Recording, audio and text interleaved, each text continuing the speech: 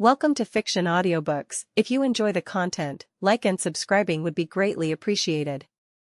If you have any recommendations for novels, comment below. Please join my Patreon at https://www.patreon.com/fictionaudiobook.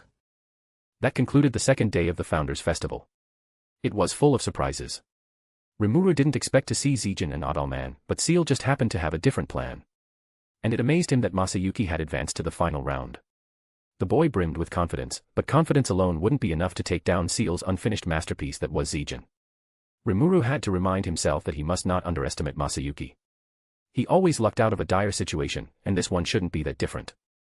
If Masayuki wins the fight, what should I give him as a reward? Wait, can Zijin be defeated in the first place? I know Seal was a little disappointed by his performance, but he is still by far my strongest unevolved subordinate. Unless a miracle happened, the odds would be in Zijin's favor. But who should I cheer for then? This question was more difficult than he initially thought. The obvious answer should be Zijin since he was Rimuru's own subordinate, but he adored Masayuki like a little brother and didn't want him to lose either. I should just wait and see it unfolds. Rimuru thought as he was making his way through the labyrinth. He was in his regular blue-haired form, and Seal had already returned to his consciousness. In addition to the tournament's final round, the dungeon was also scheduled to open tomorrow as well, so Rimuru had to make sure that everything was presentable. But when Rimuru arrived, he only saw Veldora. Ramaris and her servants were nowhere to be seen. "Hi there, Veldora-chan." "Hi." Veldora replied with an unusual awkwardness. "Why is there a chan honorific after my name?" Rimuru invited himself to the table, sitting across from Veldora who barely made any eye contact. He didn't know what had transpired, but Veldora looked quite tamed compared to his usual arrogant and boastful behavior. "Why not? I met a certain blonde-haired beauty at the Ryokan, do you want to address that?" "I don't know what you're talking about." "You know that you can't hide it from me, right?" Rimuru said. "I'm quite open-minded when it comes to relationships. I mean, look at my wife." Veldora sighed. "I know you won't mind, but it's kind of awkward when we ran into Big Sis and Guy this morning. Velzard might tease him for it, but she wasn't a bully. After all, she should be desensitized to it by now after seeing Veldanava in all those dresses Lucia made. Thinking about this makes me feel both nostalgic and terrified. Maybe we should change the topic. Where is Ramaris?" Unspecified currency. Ramaris was at the deepest floor of the dungeon, the 200th floor. A concerned expression painted over her beautiful face as she watched two beams of light clashed into each other. Their collision intensely shook the whole labyrinth. Those two were Malim and Rail. They came here after the tournament ended. They wanted to fight, but doing that in the town could lead to many casualties, so they came here to use the labyrinth as their playground instead. Ramaris wanted to call them responsible, but these two probably didn't come up with the idea by themselves. They weren't that smart. It was possibly a suggestion from one of Rimuru's subordinates, most likely to be Benimaru, too. "You might not be Rimuru, but you're as strong as him." "We wouldn't say that we are as strong as Lord, but thanks for the compliment." Rail and Malim had been fighting for hours, and it seemed like they wouldn't stop anytime soon. They were in their most powerful forms, or at least the ones that they could use without any demerit. Malim was using her true form, the form with a lone crimson horn and dragonic wings. She didn't hold back either, using her divine sword, Azura. Meanwhile, Rail was in a form simply named Pride Unleashed. Well, it wasn't a transformation in the truest sense since it didn't change how he looked. This transcended state originated from the Pride core that Seal fed to him. It allowed Rail to copy skills he saw just like Pride King Lucifer could. But why would he need that? Wasn't Rimuru already had hundreds of skills for him to borrow? The answer was yes. But Manas didn't have access to their master's skills unless he permitted it. Seal had indefinite permission to tinker with Rimuru's skills, but Rail didn't have that. If he wanted to use Rimuru's skills, he had to ask for case-by-case permission. This system was put in place a few months ago after Rail tried to cook by himself with Divine Flame King Thugga, and burnt the kitchen in his room down. After that event transpired, any usage of Rimuru's skills needed to have a valid reason. But at least he could still acquire more skills via the Pride core, and it would be his skills. Yet despite having only his own gluttony skill set and some basic skills copied by the Pride core, he still held his own against the extremely powerful Malim. Ramaris and her servants, Trainee and Beretta, were in a different room. Ramaris called it the control room, and it was used to observe those catastrophes from afar. "I'm glad that I brought them here. I couldn't imagine what kind of mess they would cause if they fought on the upper floor," she sighed. "Where is Rimuru when we need him? Dealing with those two is something only he can do. And speaking of the devil, here he arrived." You called. Rimuru entered the control room. He could feel the labyrinth shake as well. Ah, they look like they are having fun. It isn't time for that, Rimuru. Do something. They won't stop until one of them is defeated, and that's unlikely to happen. Ramiris was clearly mentally exhausted. Maintaining the dungeon's stability while those two went wild probably took a toll on her. Rimuru promised her that he would deal with the children. He talked into the mic given to him by Beretta, snack time. Those two words were powerful. Malim and Rail immediately stopped their fight and rushed into the control room where Rimuru and others were. He gave them the food he bought from shops around the town as he walked all the way here. As they settled at a table with Trainee looking after them, Rimuru and Ramiris also sat down at a separate table. As she breathed a sigh of relief, her body shrunk from a mature queen form into a smaller pixie form. She landed softly on the table and picked up a potato chip to eat. Really? That's all it took for them to stop. Ramiris grumbled. Children are easy to please, aren't they? Rimuru joked. Rimuru started questioning Ramiris about the state of the dungeon. At least half of it is ready, but the lower half of it could be better. That's fine. I don't think the challengers would even reach the 20th floor. The first floor's maze is quite difficult to traverse after all. Before leaving the dungeon, he told Rail to be prepared. Tomorrow is the last day. You have been doing a good job so far. Continue to do so. As you wish. Rail answered. And Malim, Frysan has been looking for you. Maybe you should return before she comes barging in. Oh, okay. She said that she would come back later to play again before leaving. Thankfully, Rail seemed to be a good playmate for his daughter. They were basically birds of a feather, harboring the same yearn for battle and conflict. Unspecified currency. Rimuru was back in disguise and back in the stadium with the crowd. Today's first event was the anticipated final round of the Tempest Battle Tournament. In the ring were the two participants, Zijin and Masayuki. Both were confident that they would come out of this the victor. Ladies and gentlemen, here comes the moment we have been waiting for. Now that everyone is ready, the final round to decide who is the strongest between Sir Zijin and Sir Masayuki shall begin. Zijin was the first to take action. Using spatial domination, he disappeared from sight and reappeared behind Masayuki. This move had not failed him once, not with Adalman, not with Carrion. But this time it was different. Masayuki, no, Rudra was unlike those people. As the first hero and emperor, he went through many trials and tribulations. Those tests had honed his mind into a state of awareness that even Masayuki's feeble body couldn't diminish. But just because his mind could follow didn't mean his body could react to Zijin's speed. It was still Masayuki's human body after all. But Rudra already had a plan to counter that. Come forth, Deva. The Sword of Heaven, Deva, was one of the divine constructs made by Veldanava. Among its peers, Deva possessed the most attack potency, and that legendary sword had been summoned here. Rudra reflected Zijin's punch with it. He shouted, "You are too slow." By wielding this sword, Rudra had gained the ability to move Masayuki's body with thoughts alone, or in other words, he had become a spiritual life form. His strength and speed had increased greatly. But despite the bluff, Rudra knew that a fight with Zijin wouldn't be an easy one even for the likes of him. I can still win this, but when he thought about winning, he remembered Chloe's words. Right. Don't be distracted, Rudra. Remember what your objective is. He turned to look at Rimuru, the real one, and Rudra could see the shock on his face. The sword I gave to Rudra. Why is it here? Maybe it's a counterfeit. Notice. From my analysis, the sword in the individual Hanja Masayuki's hand is most likely a real deal due to the existence value it has and the presence of the individual Veldanava found in it, Seal who sat beside him explained. And why is he looking at me like that? Rudra gave Rimuru a smirk before redirecting his attention back to Zijin. He held Deva in a firm grip, preparing himself for an onslaught of attacks. Rudra laughed and kicked the ground to send himself forward. His swordsmanship seemed to be of an expert level as he exchanged blows with Zijin. He ducked down, evading Zijin's straight punch. Deva, despite being made of pure light, shone even greater than before as Rudra was charging his ultimate move. Rudra kicked the floor again. This time to send himself upward. Take this. Nova Break. When Rudra was summoned, the ultimate skill known as Vow's King Uriel also came with him. This attack-oriented Uriel allowed him to perform Nova Break at its finest.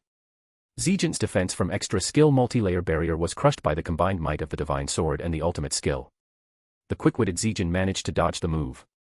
The attack generated a strong shockwave which was even more powerful than the one generated in the fight between Geld and Carrion. It was a good thing that he dodged. Rudra's art was as powerful as it was reckless. Rimuru's face was one of bewilderment. He couldn't believe what he just saw. He can't be serious, right? Did he just say Nova Break? How could he use one of Hero Rudra's signature moves? At first, Rimuru blamed it on Guy. Maybe he felt nostalgic upon seeing Masayuki's appearance and taught him that, but Deva in his hand discredited that notion. Is that really Masayuki? Rimuru muttered to himself. Despite being out of range, Zijin thrusted his punch forward. Rudra was confused by that action at first, but soon he got an answer straight in his face. Zijin punched into a small portal he made with spatial domination. The same-looking portal appeared in front of Rudra, and Zijin's heavy fist came out of it. Arg. The move which Zijin named, Illusion Punch, caught Rudra so off guard and managed to send him flying. While being airborne, Rudra's hand found the solid floor. He stopped just in time before he flew out of the ring. That's a good one. I have fought many strong enemies in the past, but none of them have a moveset as unpredictable as yours, said Rudra. I'm getting excited. Like a madman who didn't learn his reason, Rudra launched himself at Zijin again. He navigated his movement around Zijin like a seasoned fighter would. If there was a single thing he undeniably had much more than Zijin, that would be his experience. Zijin was a powerhouse in his own right, but he still lacked the experience necessary to stand tall against those who were masters of this world. And Rudra had planned to exploit it. After dodging another punch, Rudra aligned his sword with Zijin's armored chest. As he held Deva in the left hand, Rudra summoned another sword to his right. Come forth, Chi-Jin. Rudra had two swords that he received from his mentor Veldanava. Well, that was a simple explanation of it at least. In truth, he only got one sword, Earth God Deva, but through training and experimenting, he found a way to separate the sword into two to accommodate his double-wielding fighting style. The lone sword was separated into the aforementioned Heaven Sword Deva, which took an appearance of a pure light shaped into a blade, and Earth God Chi-Jin, which remained in its physical state. Rudra hit Chi-Jin, the sword as durable as the world itself, with the frail but more powerful Deva. It was as if the former was a nail and the latter was a hammer. Embrace the blade, your final moment has come. True Slash. True Slash, the move he later taught to his pupil Granbell, was extremely powerful despite its simplicity. Rimuru could use a faux version of it as seen during the Orc Lord invasion, but that one held no candle to the real deal. This was a demonstration of a pure swordsmanship honed to its theoretical limit. Rudra's True Slash, boosted by the Vows King, could easily cut through space and time. It was by all means a sure kill move. Every of Rudra's moves followed the philosophy of, you can beat anything if you hit it hard enough. As it made contact with Zijin, his body started to fall apart, not slashed, but disintegrated. Rudra immediately knew that something was off. That wasn't how his True Slash worked. Oh, I see. How long have I been fighting an illusion? He turned back to see Zijin, who was unharmed. Rudra had unleashed that sure kill move on one of Zijin's crafty tricks. Ha ha ha ha. How amusing, Rudra laughed, making Zijin prepare his fighting stance. Calm down, big guy. I don't want to fight anymore, Rudra said before voluntarily stepping out of the ring. I don't have any strength left. You can take the win. Winning wasn't his main goal. In fact, he had already accomplished his real objective. What a twist. Hiro Masayuki has forfeited. Sokka announced. That makes Sir Zijin the victor. He has become one of Demon Lord Rimuru's 4 heavenly kings. He finally joined the ranks of Benimaru, Diablo, and Cheyenne as Rimuru's elite fighters. I'm glad for Zijin. He's strong enough to stand on the same level as them. But still, Masayuki still irks me. No, that's Rudra, isn't it? Rimuru didn't want to believe it, but there wasn't a way for him to reject such a notion. Deva, Chi-Jin, Uriel, Nova Break and True Slash. It was undeniably Rudra, but how could this happen? Was he Rudra all along? That couldn't be the case, right? Masayuki's hair wasn't always blonde, it was dyed. His memories of the other world, mainly about Japan, was also legit. Or maybe it was the case of two souls inhabiting the same body. It was rare but still plausible. If that's the case, how the hell did Rudra manage to possess Masayuki in the first place? Oi. Demon Lord. What? Rael answered to Rudra. He had been on edge since the fight between Masayuki and Guy. It seemed like Rael preferred Masayuki instead of Rudra since he was less overbearing. Let's converse. Rudra made a demand. What do you want us to reply, Lord? Tell him to wait until the end of the festival. Roger that. While he was confused and wanted an answer, there was still the opening of the dungeon left to attend. The tournament concluded with Zijin as its ultimate victor. Rimuru would officially appoint him later after the festival ended. Unspecified currency. The time has finally come. I will now introduce you to the final event of the Founders Festival. We will show you a small portion of Tempest's impregnable dungeon. This is the ultimate challenge for adventurers. Sokka and Jalmile were speaking in the same ring where the tournament was held. The dungeon was planned to be Tempest's centerpiece. Furthermore, Rimuru expected it to bring more visitors and cash to the town. There was a swirl of golden winds, and a beautiful woman appeared in the middle of the ring. Taking the mic from Sokka, she said, "Hello there. My name's Ramiris. You might know me as one of the Octagram. I and Rimuru have designed this dungeon just for you." Ramiris was in her majestic and alluring queen form. If it wasn't for her overbearing and childish behavior, Rimuru probably found her to be attractive. But the general public didn't know her behavior, so it would be fine. So, let's talk about the items which you can buy in the dungeon. She introduced them to the three main items: the Resurrection Bracelet, Return Whistle, and Recording Crystal. Do remember that the bracelet only works within the wall of the dungeon. We will not take any responsibility for any death outside the confined wall of our dungeon. The Return Whistle was meant to be used as an emergency exit. By blowing it, the user and their party members could teleport back to the outside world along with the stuff they collected from their expedition. And the Recording Crystal was an item used to mark a checkpoint which they could return to in the next entry. These items are for sale. But for anyone who wants to be our beta testers, we will give one of each item for free. To demonstrate that nothing had been set up, this event would rely on the adventurers gathered here to be the participants. Thankfully, a few adventurer parties answered the challenge by participating, more than enough even. First was Team Great Lightning, a fearless group of 5 led by Bassin. Second was a group of familiar faces composed of Ellen, Kavul, and Jido. Are we really doing this? Of course we are. Ellen answered Jido. We haven't had any real adventures lately, so I've been waiting for this. Since I'm the party leader, do I have any say in this? Kavul asked. Of course you don't. The third party was not really a party, instead, it was a one-man army. So, Sir Masayuki, why do you plan to challenge the dungeon alone instead of with your trusted teammates? Sokka questioned. It's rather simple. They won't be of any help. Rudra explained that he had been trained by his brother-in-law for a situation like this. As training, he often got thrown into a cave filled with deadly monsters, so he knew well how to carry himself in an environment that the dungeon tried to replicate. The phrase, as expected from Sir Masayuki, was the general consensus as always. And the fourth was a pair of beautiful women. Here we have Shizue Izawa, also known as the Conqueror of Flame. And next to her is Hinata, the saint of the Western Holy Church. Sokka introduced them, and the crowd began to whisper among themselves. The Conqueror of Flame. You mean one of the Free Guild's legendary champions? Isn't she retired? Not only that. Doesn't she look a little bit too young to be that person of great renown? And Hinata the saint as well. Why is she there? Playing along with the Demon Lord's scheme isn't something I would expect from her. But there was also someone else who wanted to join the expedition. A beautiful young man took each of his steps slowly and deliberately, approaching Shizu and Hinata. Ladies, would you mind if we form a group for the occasion? Huh. Hinata was about to lash out until she took a better glance at him. Wait, why is he here? Isn't he? Hinata recognized him as Rimuru. That disguise didn't work on her since she had seen it before when she tried to assassinate him. She took a slight glance at where the esteemed guests were, and there he was. Rimuru, or at least that should be him, sat on the throne, barely paying attention to the event. I would love to. Shizu took it better than Hinata. She was surprised at first when Rimuru appeared with the disguise he used at Ingracia, but she wouldn't mind him. She and Hinata participated in this event together in an attempt to strengthen their bond, and Rimuru, who made it possible in the first place, would always be welcomed by her. Hinata didn't mind it either as long as her mentor was fine with it. This isn't what we planned. What are you trying to accomplish here? Ramiris contacted Rimuru directly through the secured path of the Soul Corridor. This isn't even my idea. Seal told me to participate for some reason. She just wants to see me join and isn't even with me here. Seal just wanted to watch from the crowd. It was unlike the Seal that she knew, and Ramiris instantly understood why that was the case.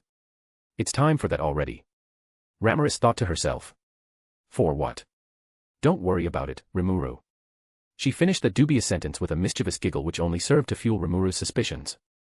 Before the event began, Rudra walked to Rimuru's group. I hope both of us do our best, old man. Though he meant to encourage them, the word old hit a little too close to home. Rude.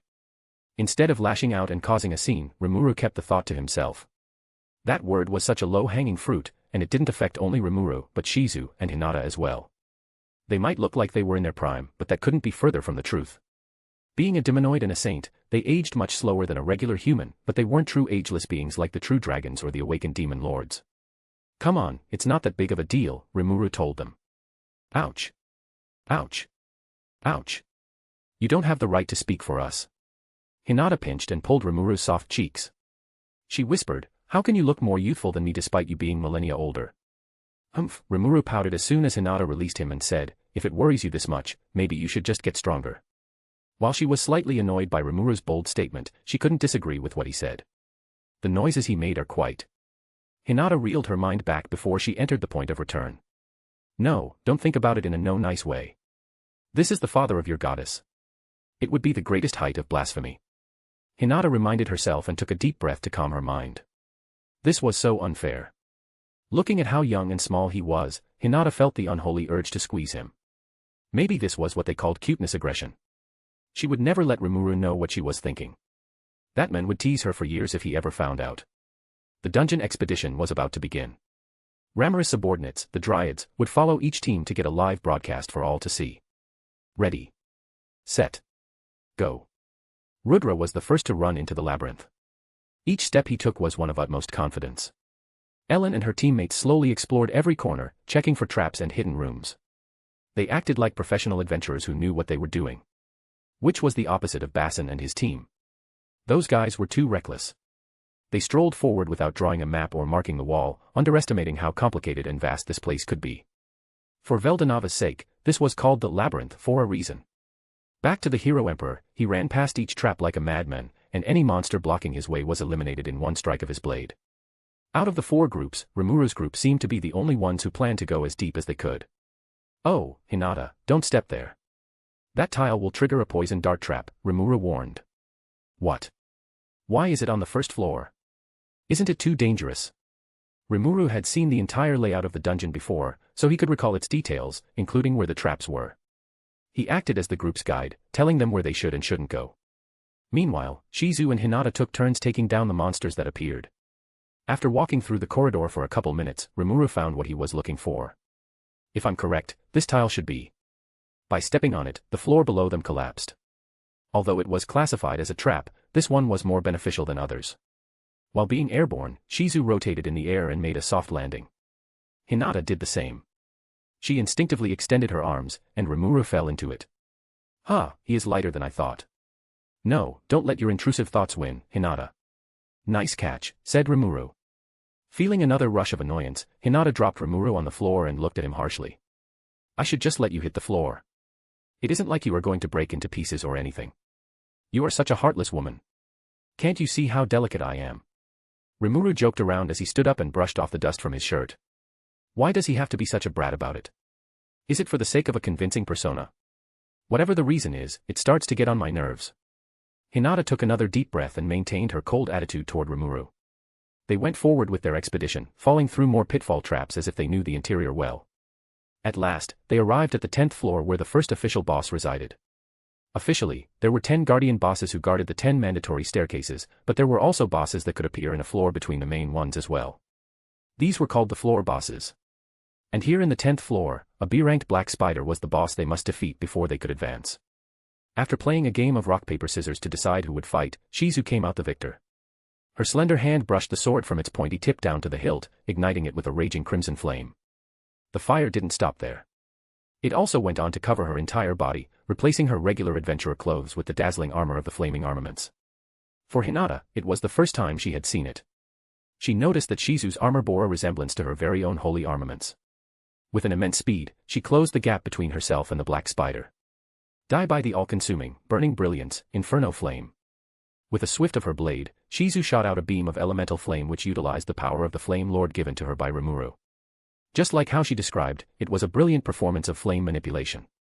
Its destructive capability might be able to give Benimaru's black flame a challenge if they were to clash. The black spider stood no chance as it was enveloped in flame. When the floor guardian was slain, a golden chest took its place. The chest was a guarantee drop for a weapon of at least the unique grade. And the one that Rimuru's group got was a Tempest sword made by Q-Robe.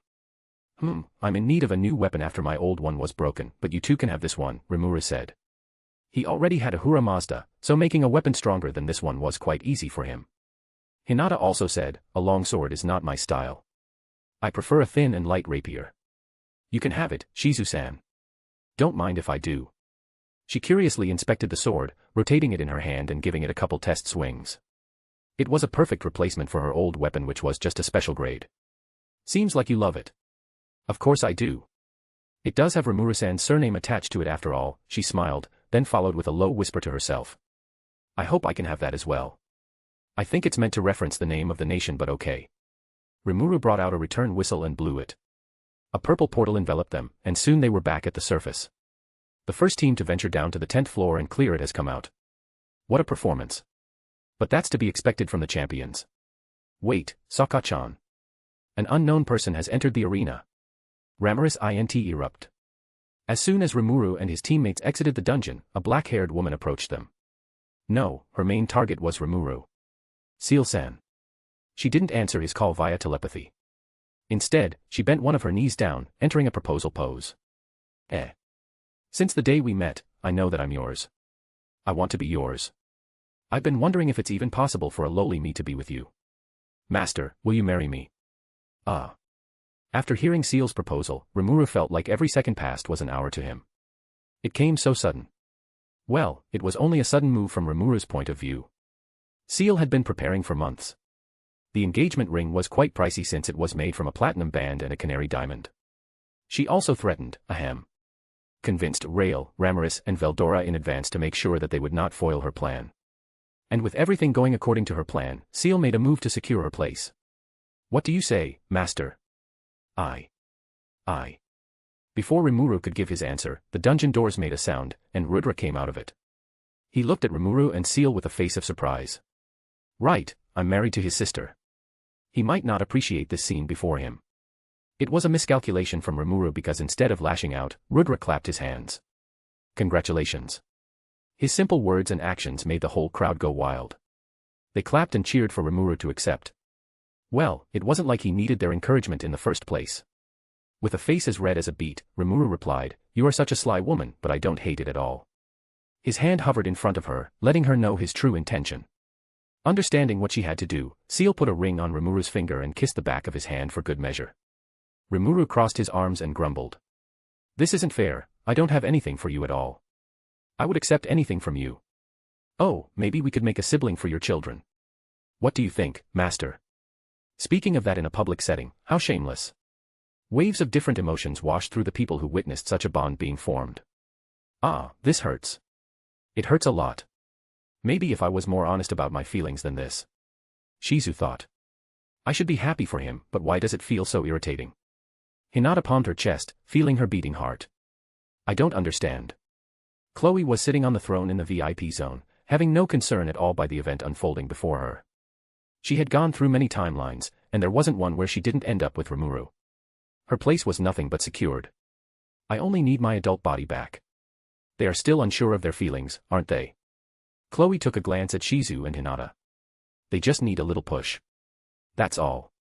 The event came to an end with Rimuru being engaged. An hour later, Rimuru found himself in the meeting room with his executives.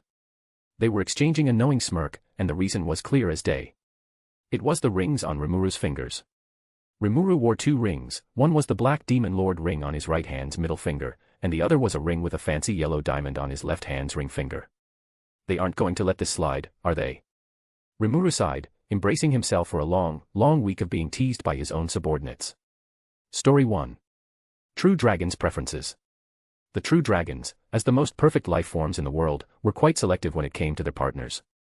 Despite being the individuals with godlike strengths, they seek to form connections with the people they deemed worthy of their recognitions. They only took interest in those who were as strong, if not stronger than them. Almost everyone and everything in existence were weaker than them, so those who went above that power threshold would stand out the most in their eyes. Veldanava had chosen Lucia as his mate. She might not be as strong as him, but she certainly knew how to assert dominance. Velgrind wanted to be with Rudra, and Velzard seeked companion in Guy's presence. That left only the youngest brother of the true dragons, Veldora, who hadn't chosen anyone to be his partner yet. But it seemed like a change was just around the corner. Why do I have to use this form in public again? Veldora was using a female form, which up to this point had only seen usages in a bedroom setting. It was Veldora's first time walking outside in this form, so there was still a lot of adjustment to be made. Don't be stupid. Your face is too well known. If I let you use your real form, it will attract people's attention. I don't like that, Luminous explained. There was nothing she wanted more than seeing this accursed dragon receiving the punishment it deserved for the crime of destroying her city. The immortal true dragon like Veldora would just incarnate again if he was killed, so that wasn't Luminous' choice of punishment. Imposing a fine on him for the collateral damage he made wouldn't be effective either, since it would be Rimuru who had to pay the price out of his pocket. Instead of punishing him physically or financially, I will attack his dignity until there is none left to defile, she thought. Still, it's quite annoying how beautiful this stupid dragon is. That's a true dragon for you. Why are you staring at me like that? Veldora asked. Nothing. Just follow me. She tried her best to squash the admiration she developed for Veldora down. It was irritating that she started to take their relationship as something more than a revenge plot. If it was a few months ago, she probably recoiled just by the idea of holding hands with Veldora. It became somewhat bearable only because Veldora was in the form of a beautiful lady. They were strolling around the town, splurging money on food, clothes, and souvenirs. Rimuru gave Veldora 100 gold coins to use, but Lumina said she would cover his expenses. As the goddess of the most influential religion in the West, rich was kind of an understatement when it came to her wealth. I will just make him owe a lot to me and reap my benefits tonight. You can eat as much as you want. Are you sure? I must warn you that if you let me start, I won't stop until I'm full. Yeah. Do as you please. I will pay for it. Luminous gestured her hand dismissively. You'll need all the energy you can get. She giggled, but Veldora didn't catch on to her plan. These true dragons could be dense at times. It makes me wonder how Lady Lucia managed to bed father in the first place. It probably took more than a sweet word, didn't it? Dishes, after dishes of conventional meals and sweets were brought to the table, all of them were for Veldora. Luminous herself was satisfied with just a cup of tea. After the opulent breakfast, they joined the main group of guests into the opera house. For some reason, Veldora could perfectly recite the anime opening when it came up. Humph. Luminous pouted. Hey. Why are you mad at me? You can't even remember my name correctly most of the time, but you can recite the song to perfection. It was as if this dragon was born specifically to annoy her. But that was fine. After all, the debts would be paid in full behind the bedroom's wall. Still, this music is so good. I should let father know about this.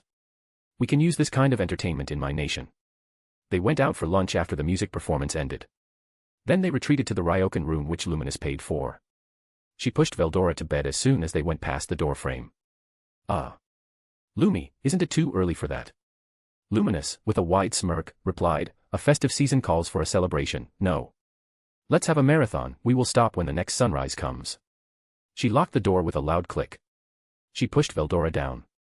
This dragon might be taller than her, but height was irrelevant in bed. Her sharp fangs pierced through Veldora's skin, and she drained his vitality and magicules to fuel herself. Be a good girl and sing for me. Despite how intense last night was, both of them exited the room with refreshed minds. For the second day, they also decided to stroll around town. Today's main event was the tournament which they had no intention of watching. Why should they watch people weaker than them fight, right? Where was the entertainment in that? While they were walking around town just like yesterday, they stumbled upon another pair of a demon lord and a true dragon. My, since when did I have another little sister? Velzard said, doing her absolute best to not burst out with laughter. And out of all people, you choose this little fruit bat. Luminous felt slightly offended, but there was nothing she could do. The frost dragon was in a different league, she wouldn't fold as easily as Veldora. Well, Lumi is emotionally volatile, but she isn't that bad. In fact, I like spending time with her. Luminous swiftly turned her head to him. How could he casually say something like that out loud? Did he have no shame? I don't care who you date or how you date someone, as long as you don't cause any problem, that is. Velzard acted high and mighty, but it failed to send the message if she continued to cling to Guy's arm like a lovesick puppy like that. Rimuru seems to do a good job educating you, so I will not interfere. But if you ever get out of line, I will have to teach you the old-fashioned way. Veldora could feel a chill run down his spine, and it wasn't just because his sister was an ice dragon. He won in a fight in Valpurgis, but a lot of puzzle pieces had to fall in place for that to happen. It took a true dragon, 3 awakened individuals and 2 whole manas combined to take her down. Veldora wouldn't stand a chance in one-on-one combat. Is there anything else you want to say, big sis? We still have a lot of places we haven't visited yet. Finding this whole interaction to be awkward, Veldora wanted to run away from it as soon as he could. Before they went out of sight, Guy gave Luminous a sympathetic look for some reason. It was as if he understood how overbearing dealing with a true dragon could be. Although comparably, Veldora and Velzard weren't as bad to deal with as Veldanava. Velzard was easy to get jealous, and Veldora was destructive, but Veldanava was a lot worse. He was like a whimsical, impulsive child with a godlike power. Dealing with his shenanigans was far from fun because anything was possible. Rudra's upbringing would read like a tragedy instead of a triumph if he wasn't a gifted man in the first place. It was that bad. So it was quite a relief when Lucia came in and supervised his actions. Luminous, huh? I guess she's not that bad, being Brother's adoptive daughter and Twilight's masterpiece out of many things. Unspecified currency. Story 2. Demon's hobbies. Other than the eve party of the festival, Diablo hadn't played a role in any event of the Founders' Festival. He had no incentive to serve Rimuru's body double, so he was unmotivated. When he asked Rael for days off, it was given without hesitation. He was lounging around in his house until there was a knock at the door. Ah, looks like my invited guest has arrived. When he opened the door, he found a girl with a middle-length deep blue hair. Her crimson-maid outfit indicated her affiliation with Demon Lord Guy. She was Rain, one of Guy's maids. Someone whom Diablo saw as a little sister in more ways than one. Just like everyone else, she was tempted by the culture that Tempest had to offer. Thanks for allowing me to stay here for a couple days. You have quite a nice house for a butler, no? It looks almost like a castle. She invited herself in without waiting for Diablo's permission and walked around the house in awe. This house was quite standard when compared to other executives' houses, but it looked impressive enough to impress Rain. Rain settled down on a plush sofa, dropping her travel bag on the floor as she enjoyed the furniture's softness. It might not be that big of a deal for anyone else, but it was for her. Life in the ice continent was far from comfortable. Velzard's aura made sure that no life form other than demon could prosper in that land, but her method also had an unseen consequence. Her aura froze everything, literally everything. The beds, frozen. The tables, frozen. The chairs, frozen. There was no hint of warm or softness anywhere in the land, only cold, harsh ice. Which was why Rain often ran to the main continent to slack off. Rain, you are not going to live rent-free in my house. Remember the promise you made? Right. Can't you just let me rest for a day or two? I'm so tired from all the travel. Rain. Diablo was having none of her excuses. The youngest of the primordials was leagues above others when it came to procrastination. Her back straightened as she felt the intense Demon Lord hockey creeping out of Diablo. I will not be freeloaded. Do your job, or I will kick you out. Rain frantically reached into her travel bag and pulled out all the art supplies she had with her. In exchange for staying here, Rain would have to make paintings for Diablo. And what she had to paint was, of course, Demon Lord Rimuru. You're lucky that I don't mind drawing Lord Rimuru. Rain said as she set up a blank canvas, prepared the color pastes and brought out her paint brushes. Just like she said, she didn't mind drawing Rimuru at all. She had drawn a few from Jalmile at this point. She had developed quite an admiration for Rimuru after listening to Cheyenne's stories, and said admiration only got amplified when she directly interacted with him. He called her a prim and proper maid.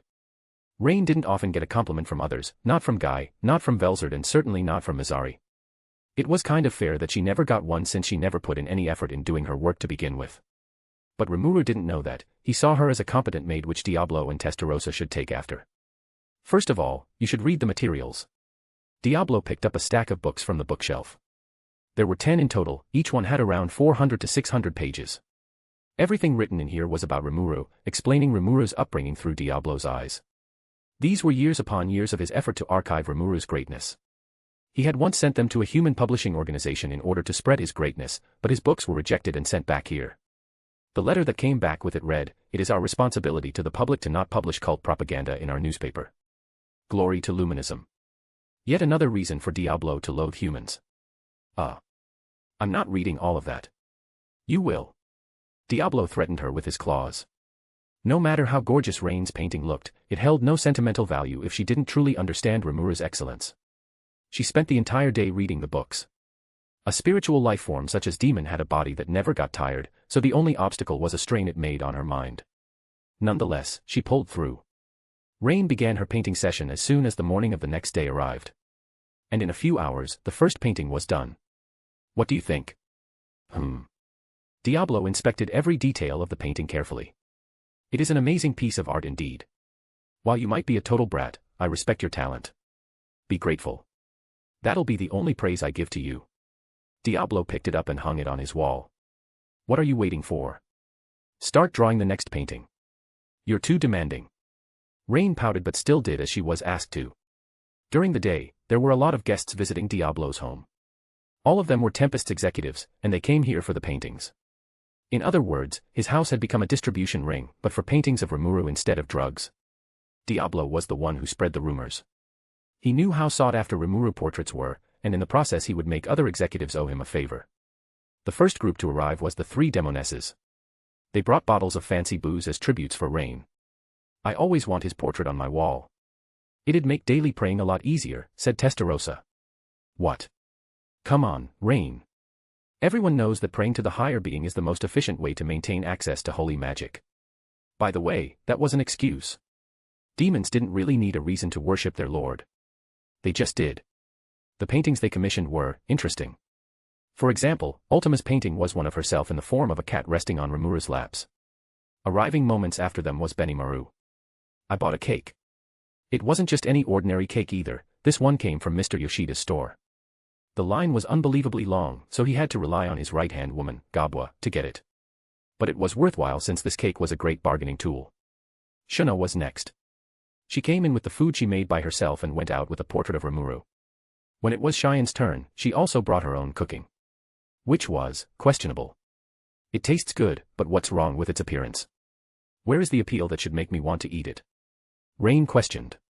Although it went smoothly most of the time, there was a moment when their operation was at risk of getting exposed as well. Should I report this to Great Rimuru? It was Sui. There might be no law against such an activity yet, but this seems borderline illegal.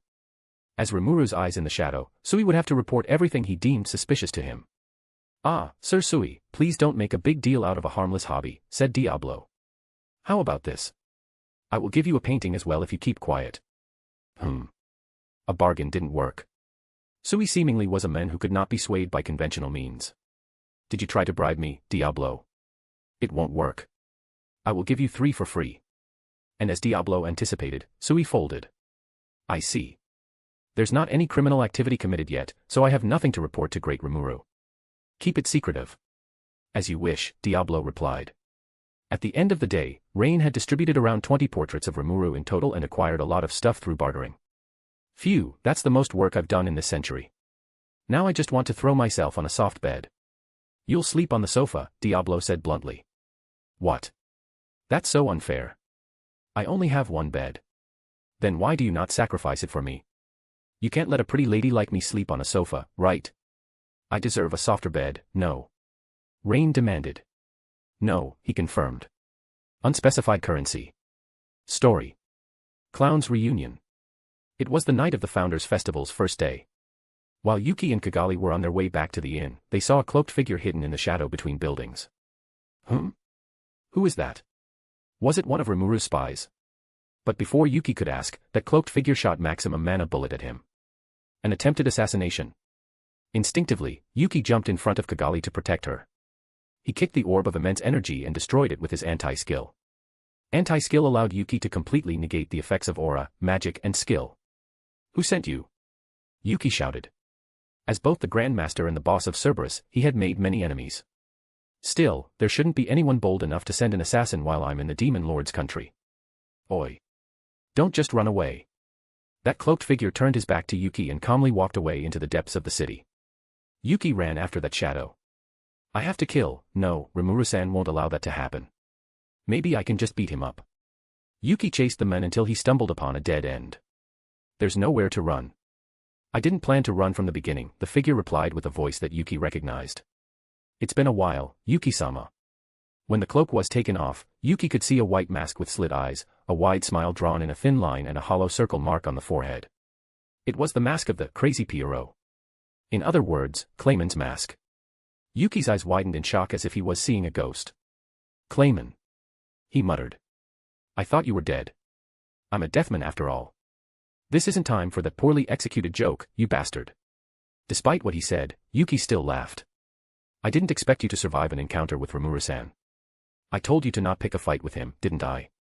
You did, and I should listen to you, yet I didn't. No, I couldn't follow your order. Clayman explained that until a few months ago, his actions weren't his own. He had been controlled. That can't be. I didn't notice it at all. Are you sure? I am.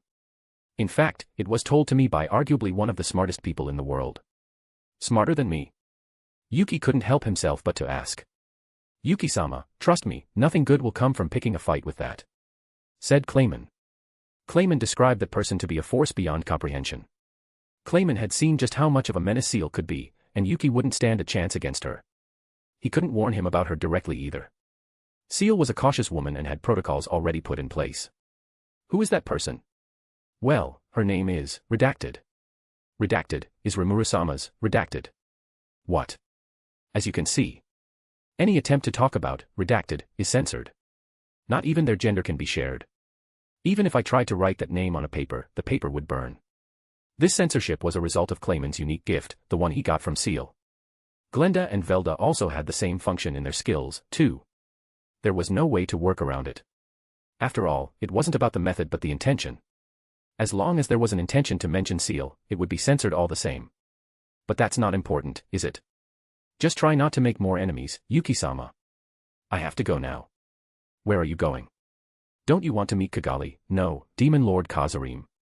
I would love to, but I'm under a contract with that, Redacted. Clayman brought a key out of his pocket. And from it, he opened a portal to imaginary space and stepped in. I can be here today because, Redacted, gives me vacation days, but I can't come out of that dimension as I please. But we will meet again, surely we will. Then he disappeared into the darkness, leaving Yuki alone in the dark alley. Though he couldn't return to the moderate Harlequin alliance, Yuki was glad that Clayman was alive to begin with. So Rimuru-san let him live but as a hostage. Maybe Rimuru knew that by having Clayman in his palm, the clowns wouldn't do anything stupid to antagonize him. Rimuru was indeed a cunning man.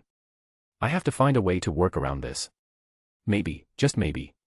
Unspecified currency. Story. Mona's ambitions. It was the morning of the second day, and Lucia just recently departed from Seal. She was sitting in the tavern nearest to her.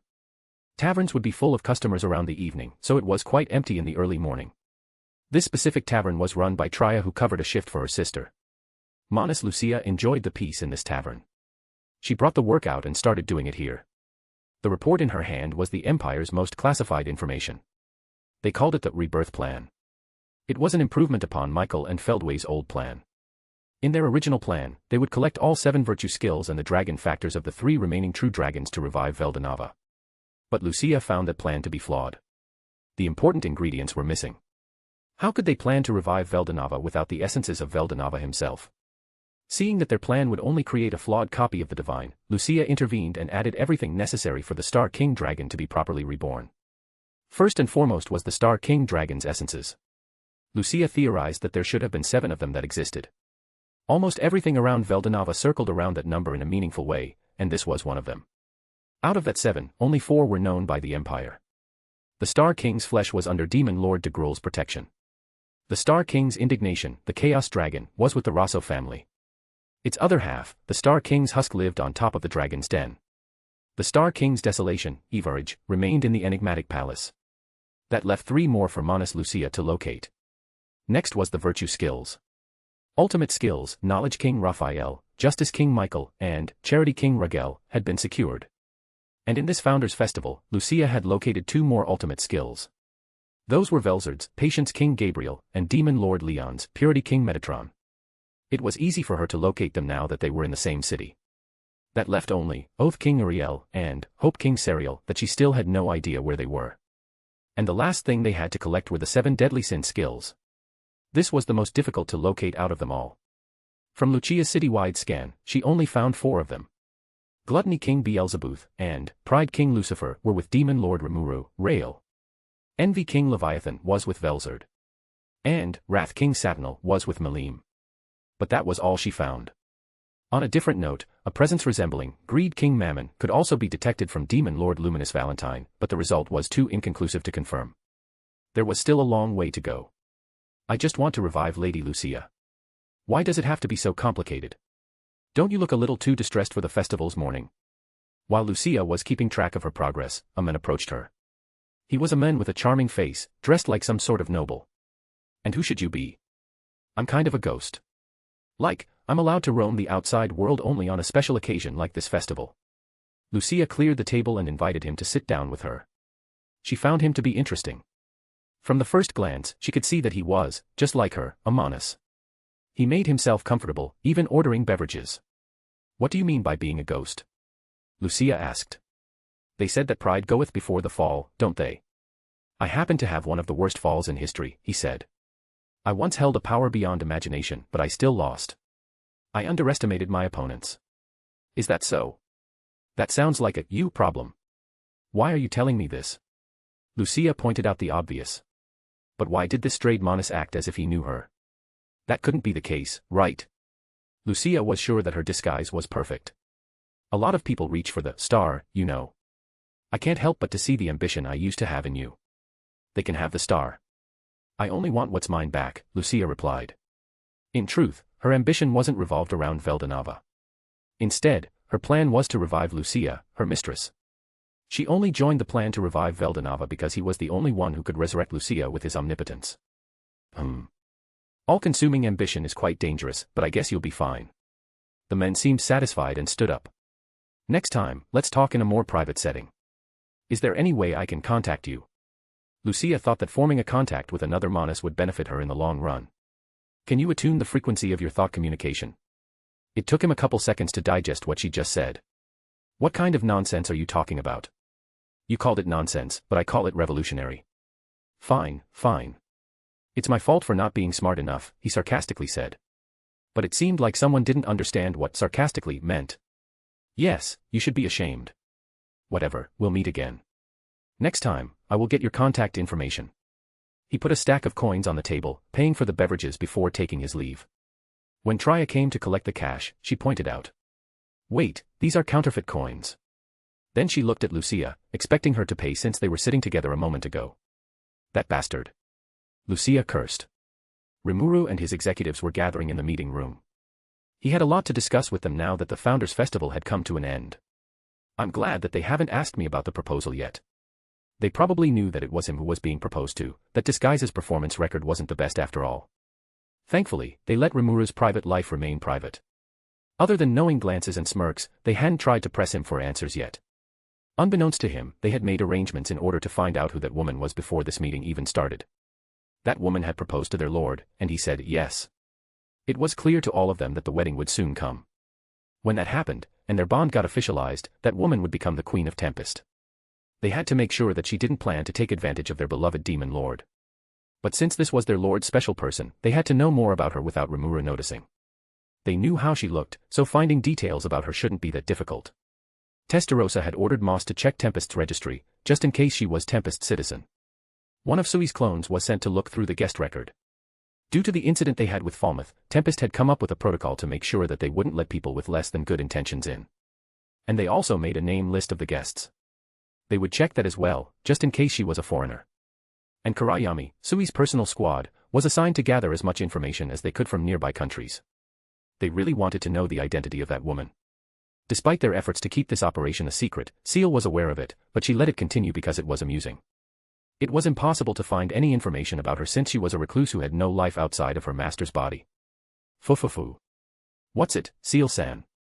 She laughed out of the blue, so he couldn't help but to ask her for the reason. Nothing, master. What's with that evil face you are making, Wisdom King? Hush, hush. As his two Monas started talking among themselves, Rimuru reeled his attention back to the meeting and swept his eyes to look at everyone. Let's start our meeting, Rimuru said, and the atmosphere in the room became more serious. Since the first day of the festival, there was a major issue looming over it. The tradesmen had been asking for their payment in cash. They wouldn't accept a payment in the form of assets or stellar gold coins either. The merchants demanded their payments in dwarven coins.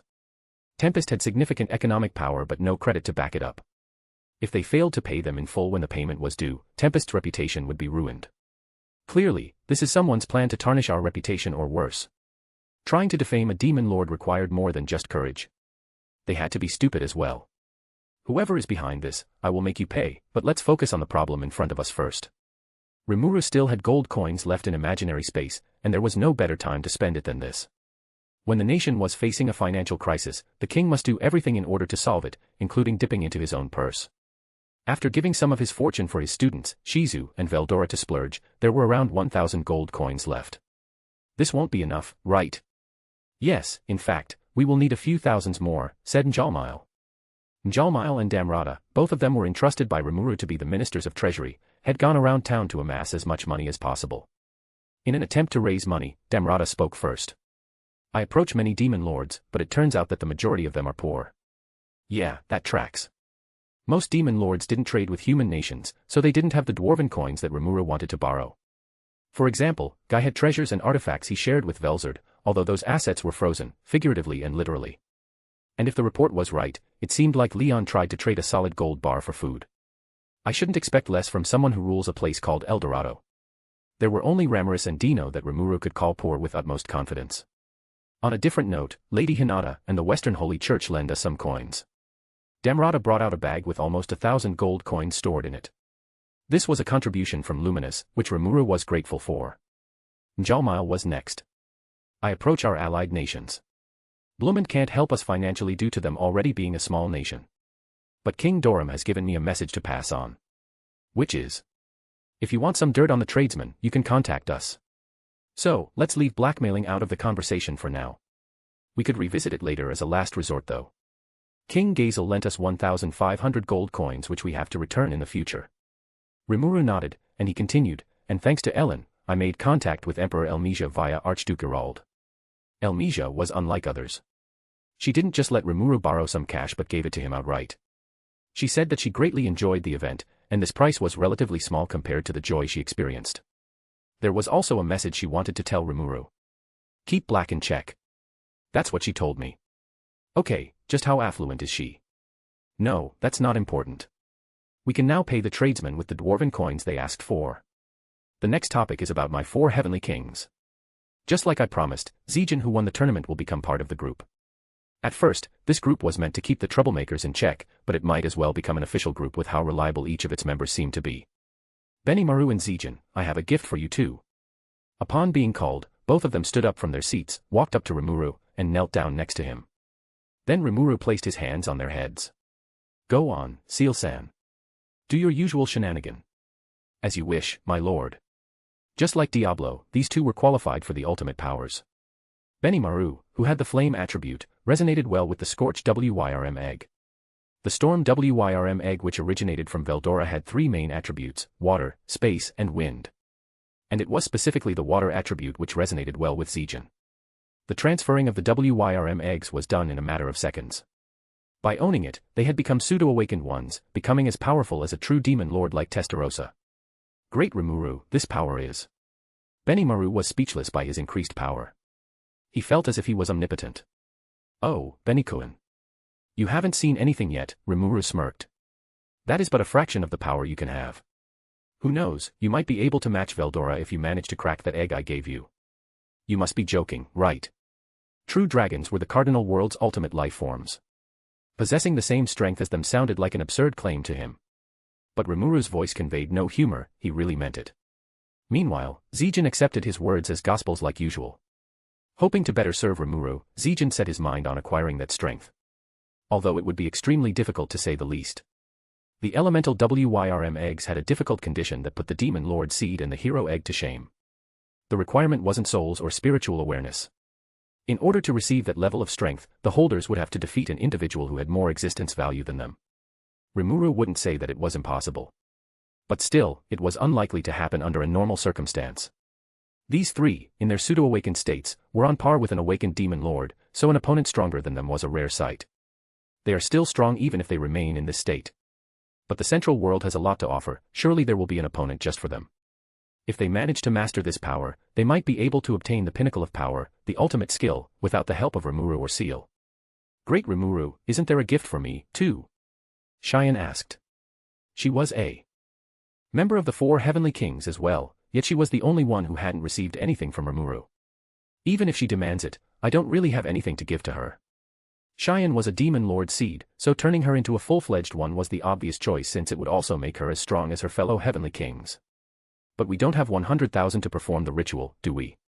Should we steal from aka Guy again? I don't think the same trick will work twice. The first time was only successful because it was done in a fight. Guy's mindset was quite simple. He lived for the sake of challenge. What happened in the fight stayed in the fight, he wouldn't hold a grudge no matter if he won or not. Stealing from him outside of a fight won't be acceptable though. That's it. We will just start a fight with him then. Please, if you like someone a lot, don't try to physically hit them. Why? Isn't that basically what Wisdom King want you to do to her? Rimuru knew that Seal would be a bad influence on children, but he did not expect it to be this bad. See. This is why we shouldn't flirt in front of him. It's not really my fault. If you don't want to be flirted with, then stop being so damn cute. Take accountability, damn it. Rimuru made a mental note that he should give Rael a proper education as well. I can't help but think that you will corrupt him someday. That's unlikely to happen. Rimuru felt like there were a few things he could talk about, but Cheyenne should be his focus for now. Cheyenne, maybe I can. There wasn't a lot he could give her, but that thing might work. You see, I have been practicing how to cook with Shuna for quite a while now. Rimuru scratched his cheek. If you don't mind, I can let you try it. You will be the first person in Tempest who gets to taste it. And she took the bait. Is that so? It's my pleasure. For some reason, Diablo seemed jealous, and Benimaru just clicked his tongue. They were not the only ones who were salty though. TCH. Don't, TCH, me. You didn't give me the alternative. You have no one to blame but yourself. Finally, they had arrived at the last topic of this meeting, and it was about other demon lords that Rimuru had invited to the festival. What do they want? If it's more problem, I swear I'm going to. For members of the Octagram want to talk with you. The list is composed of Demon Lord DeGruel, Demon Lord Luminous, Demon Lord Dino and... Demon Lord Leon is in jail right now, but he also demanded for an attendant with you. What should we do with him, Great Rimuru? Shuna was a reliable girl, wasn't she? She kept track of all the requests for Rimuru better than those who said they were his secretaries. Leon is in jail. What did he do this time? I know he doesn't have the best track record, but damn. Apparently, he had been detained because the Goblin Riders caught him following a group of kids in a suspicious manner. While he is one of the demon lords, we couldn't let that behavior continue, so we detained him, said Rigger. Thankfully, he didn't put up a fight and was very cooperative. Leon was worried of Rimuru, so he avoided causing a scene. Although he did call us family dividers and demanded to be reunited with his little sister as soon as possible. That man made less sense as he spoke, didn't he? Rimuru sighed. And what sister was he talking about? I don't think we have someone like that in our country. Rimuru gave Leon a temporary pardon so they could speak on an equal terms. If it didn't go well, they could just throw him back in jail for child endangerment. Unspecified currency. With the solutions to all of their problems found, Rimuru wrapped the meeting up, and everyone went their separate ways. These 3 days had been exhausting for almost everyone. They really deserved a good rest. And since they had to confront the merchants tomorrow, Rimuru wanted all of them to be in their best conscience. Rimuru headed home and threw himself on the bed. Although I didn't do anything other than going on a date, I still feel so tired. Despite the exhaustion, he had to admit that it was fun.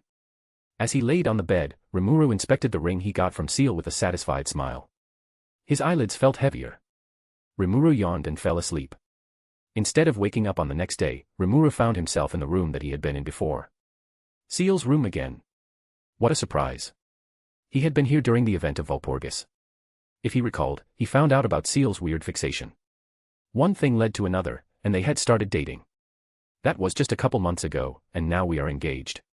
I'm not sure if we are taking things a little too fast. Later, Rimuru had to remind himself that it was fine. After all, it took him and Lucia less time to officialize their bond.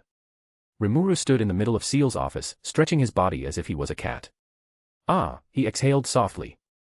Does Seal still keep those suspicious thin books around, I wonder? After checking the bookshelf, Rimuru didn't find the thin books with his nude photos in it anymore. Maybe she really did throw it away. Unbeknownst to Rimuru, the conclusion he reached was incorrect. Seal didn't have the strength to throw away anything that involved Rimuru, she just found a better way to hide it. He couldn't find it in a bookshelf anymore since those lewd collections had been relocated and hidden under the floorboards. Master, a sultry voice called him. I know you are in my office. Yeah. I somehow end up here again, Rimuru replied to Seal, who was in a different room. He put everything he touched back to their rightful places and followed Seal's voice. There was a door in her office which didn't exist the last time Rimuru came for a visit.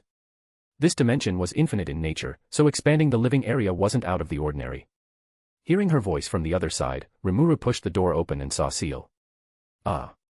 She was lounging on the opulent king-size bed. Rose petals surrounded her, and the same kind of petals were also sprinkled on the floor. Seal-san, isn't it a little too early for a honeymoon? Rimuru's attempt to mask his embarrassment failed miserably. His face was beet red as he knew the connotation of what was unfolding before him. Seal couldn't care less if it was too soon. An ambitious woman like her always got what she wanted, and there was no dancing around the topic. She really wanted Rimuru. Master, your Manas is in need of attention right now. You won't leave your devoted partner like this, right?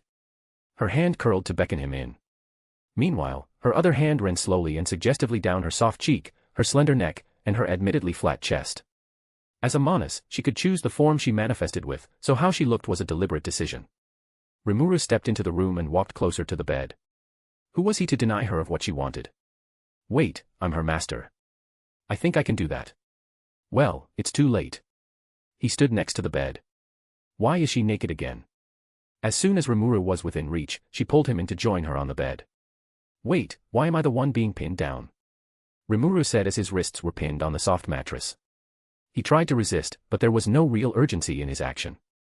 After analyzing your memories, I've realized that nothing will happen if I just wait. I have to get your engine going first, so to speak. And also, if I can't eat the food you make, I will just eat you up. She was nuzzling with Rimuru's neck and dousing it with affectionate kisses. MHM. Rimuru let out a low, satisfied groan. Despite her less than acceptable hobby, she was still his wife-to-be, and he loved her dearly. Master. She retreated from the allure of Rimuru's delicate neck. I ask for your consent. Be honest with me, do you want to continue? I don't mind if you want to stop here. Humph. Rimuru pouted. You're such a pervert, Seal-san. That isn't a decline, is it? Seal smiled as she hovering over her dear master and husband-to-be. Of course it isn't. Not long after, Seal dealt with his clothes and threw them off the bed. She eyed her master with adoration and awe. He was as perfect as she anticipated him to be. This was far from the first time she had seen Rimuru's bare form. In fact, she had snapped many photos of it in the past. But to have him in a range she could touch and appreciate was a new experience. Unspecified currency. The next morning, Shuna and Benimaru were standing in front of the doors. The tradesmen were waiting for their payments behind these doors. Sorry, we are a little late. The Onis took a simple glance and recognized him as Great Rimuru's body double. Why are you here? Benimaru asked. Great Rimuru told us that he'll oversee this exchange by himself. That was the plan, but there is a little problem rearing its head this morning. Rael told them that Rimuru didn't come out of the bed when Rael tried to wake him up. And so, as his confidant, we do the right thing and take matters into our own hands, Rael said smugly. Benimaru had worries written all over his face. Shuna wasn't much different, she was shocked. Has Great Rimuru fallen ill? Where is he now? Is it possible for him to fall ill in the first place? Benimaru inquired. And the answer was no. Rimuru had many resistances and nullifications to prevent all kinds of illness from happening. If you ask us, we think that he's tired because of the fight they had last night. Rael said. The fight. Rael told the Onis that he had heard screams from the room next to him. There were words like, hit me, and, you will be punished for all of the troubles, being thrown around as well. Although their groans sounded a little enthusiastic. Oh, my. Shuna gasped. What's the problem? And nothing. Question mark. Rael couldn't understand what Shuna's deal was, but being an empty-headed individual that he was, he just ignored it completely. And since Rimuru needed time to recover from that fight, Seal sent him to be a stand-in. It seemed like they would have to get comfortable with seeing this body double more often. Great Rimuru loathes working in his office, so I have no doubt that he will take advantage of this as much as he can, Benimaru sighed. And this body double was quite effective as well. Other than his rather eccentric personality, he looked just like Rimuru. People who didn't know better would not be able to spot the difference. Benimaru tapped Rael on the shoulder. Just stand there, be a pretty face, and let Njalmile handle the rest. That's all you have to do, understand? Crystal. In Njalmile's office were the merchants gathered. You were trying to scam us, weren't you? No, sir, we assure you that if you accept our assets as payments for now, we will exchange it for dwarven coins when we can. Njalmile tried to calm the merchants down but to no avail. They wouldn't negotiate. How can we trust that a nation can pay up the debt? After all, this nation, Tempest, is still a new country.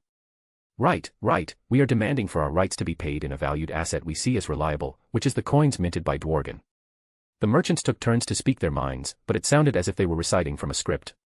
Which would make sense if this riot was, in fact, engineered by someone else. Calm down, everyone. I believe that His Majesty Rimuru didn't plan for this to happen. A mistake is bound to happen when you are inexperienced, so I don't blame him at all. A black-haired man who seemed to be in his prime, he wormed his way in this conversation and appointed himself as the representative for the merchants. Duke Muse. Njalmile, if this nation lost all of its credits just because of one failed payment, it would be such a shame, wouldn't it? Muse said. I won't mind lending you a helping hand. All you need to do is ask.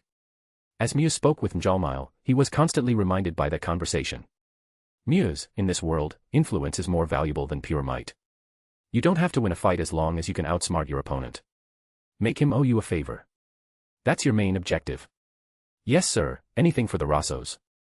Grand Bell of the Five Elder had promised Muse wealth and position if he managed to turn Rimuru, a member of the Octagram, into a pawn for the Rosso family. I expected much more from this so-called demon lord. Yet in the end, they are just monsters. And those who bend to his will such as Njalmile are also incompetent. Suddenly, the doors were wide open. Entering the room were Rael, Benimaru, Cheyenne, Shuna, and Diablo. Oh, your majesty Rimuru. Don't come any closer, Benimaru came in between Rael and Muse. I just want to properly greet the great demon lord himself. Is it so wrong to pay respect? Muse asked. That won't be necessary, great Rimuru is a busy man, and you people have been wasting enough of his time. Benimaru aimed to minimize any interaction people made with Rael. That would be the best way to keep the illusion going. Rael's disguise was at its best when he just stood still, waved, and smiled. Duke Muse, isn't it? I, as a spokesperson for Lord Rimuru, have to decline your help, Diablo said. But how will you pay these merchants then? Upon listening to the butler's cold response, Duke Muse's confidence began to crumble. Have you not considered maintaining your country's reputation? Of course we care about our reputation, which is why we plan to pay them in full. When Diablo snapped his fingers, Geld, who had been waiting outside, entered the room with a plate of dwarven gold coins. There was a clear disbelief on Muse's face. Wait, are these genuine? Oh, you mean to say that they are fake? Pardon my rudeness, but counterfeit coins are against international law, Muse said. There was no way that Demon Lord Rimuru, a newbie among his peers, managed to amass that much money in just a few days, so he bet that those were counterfeits. Under a normal circumstance, Muse would be corrected. But sadly for him, the Heavenly Emperor, Elmesia, had a lot of coins on her and wouldn't mind giving it to Rimuru's side. If you have any doubt, feel free to appraise them, said Shuna. If that is the case. Oi. Why yes. Muse signaled to one man in the crowd of merchants. Undoubtedly, they were in cahoot with each other. A man who already picked a side wasn't trustworthy, but they knew just a way to make him be. I hope I'm not too late. Damrata just arrived, he had gone out of his way to invite reporters as witnesses of the negotiation. These reporters knew Damrata. When former King Edward crowned him as his successor, he was there as a spokesperson for Ultima, rationalizing her killing of the clerics of the 7 days to the public. It was that action which brought him here in the first place. He had gained Ultima's trust, and she made it possible for him to meet with Rimuru. Your Excellency, these reporters wish to write an article about these negotiations, he said with a smirk, knowing that he had foiled Muse's scheme once and for all. These reporters also had ways to appraise coins of their own. So even if the men Muse had picked said that it was fake, his statement would be challenged by these reporters. They are real.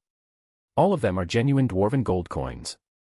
And so the payments began with Njalmile and Damrata, Tempest's ministers of finance, carried out the process. And when all was said and all was done, Tempest cut ties with these merchants and Muse himself. Trading was built on trust, so if they didn't trust Tempest enough to believe their words, they weren't good business partners to have. This is madness. These merchants were simply claiming their rights under international law. We are not part of the Council of West, Diablo pointed out. Tempest will carve her own place in this world. Under Great Demon Lord Rimuru, she will eventually become a giant economic bloc. There's no doubt about it. That is but an arrogant thought, Muse tried to throw in some dirt while Diablo was monologuing to the reporters, but it was too late. Next to Diablo's confident tone, Muse's shivering voice meant nothing. He was defeated.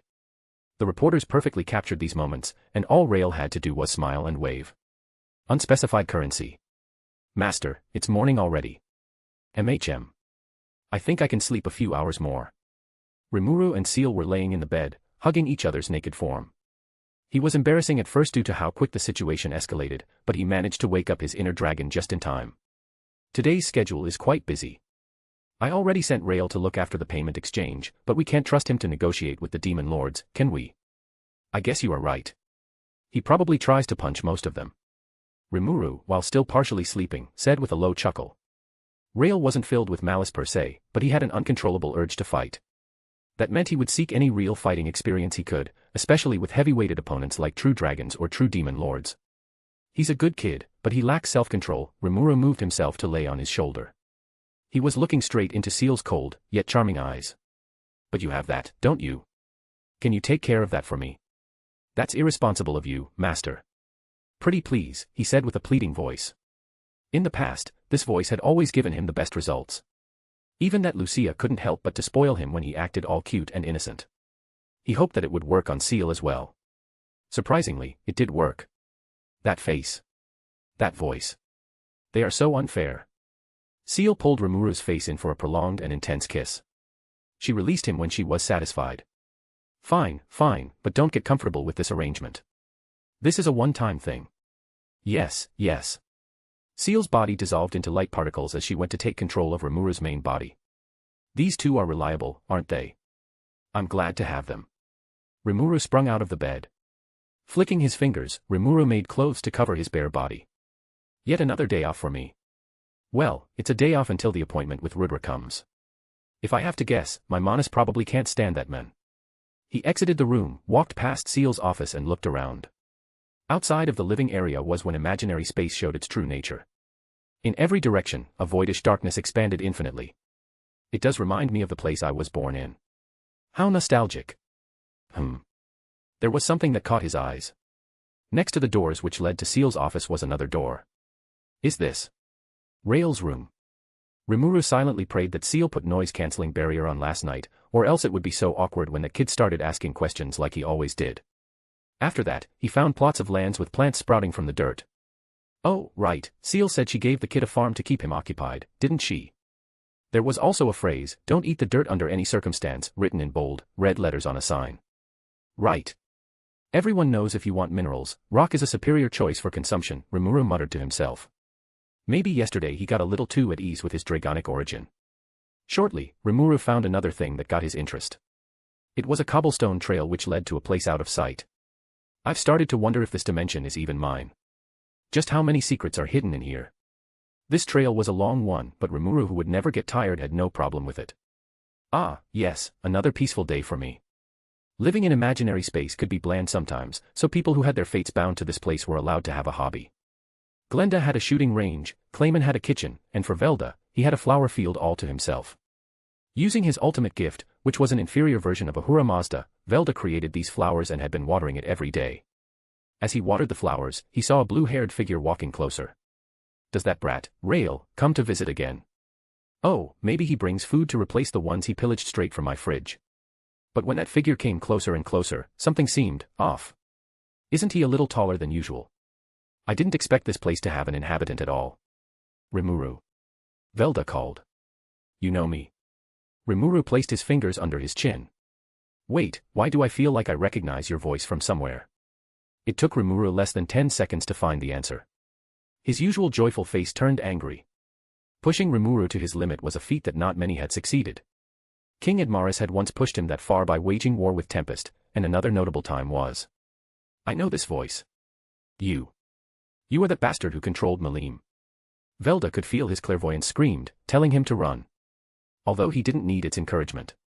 He threw the garden hose to the side and started running for his life. Rimuru, however, was not far behind him. Why are you running?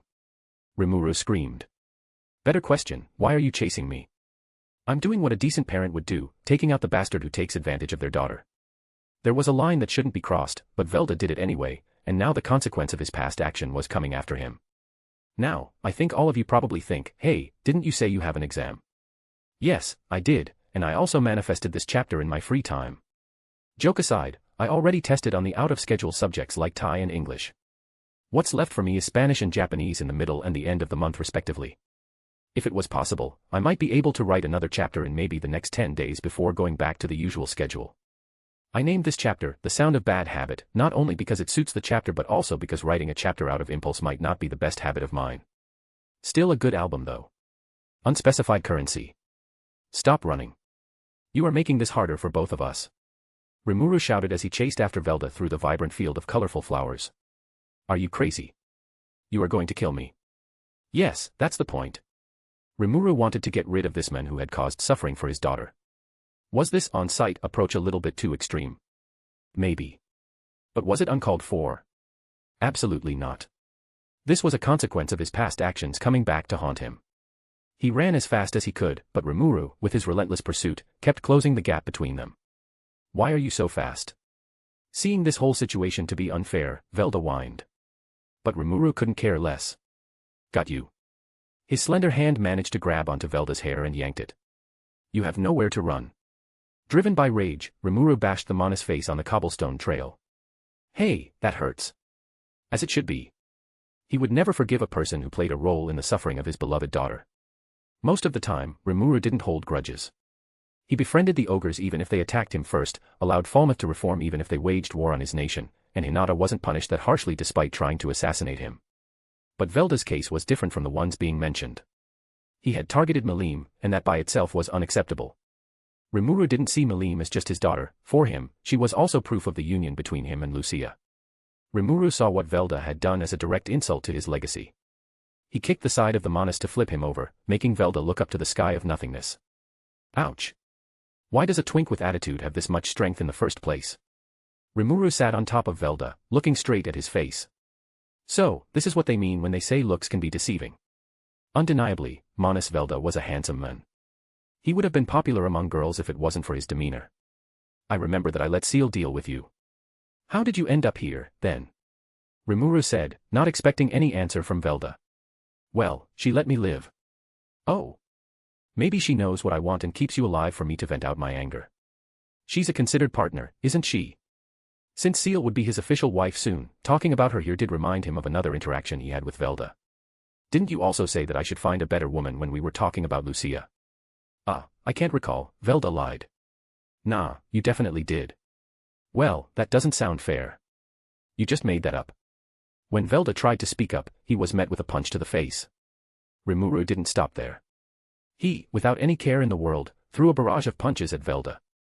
The shockwave was made every time his fists made contact.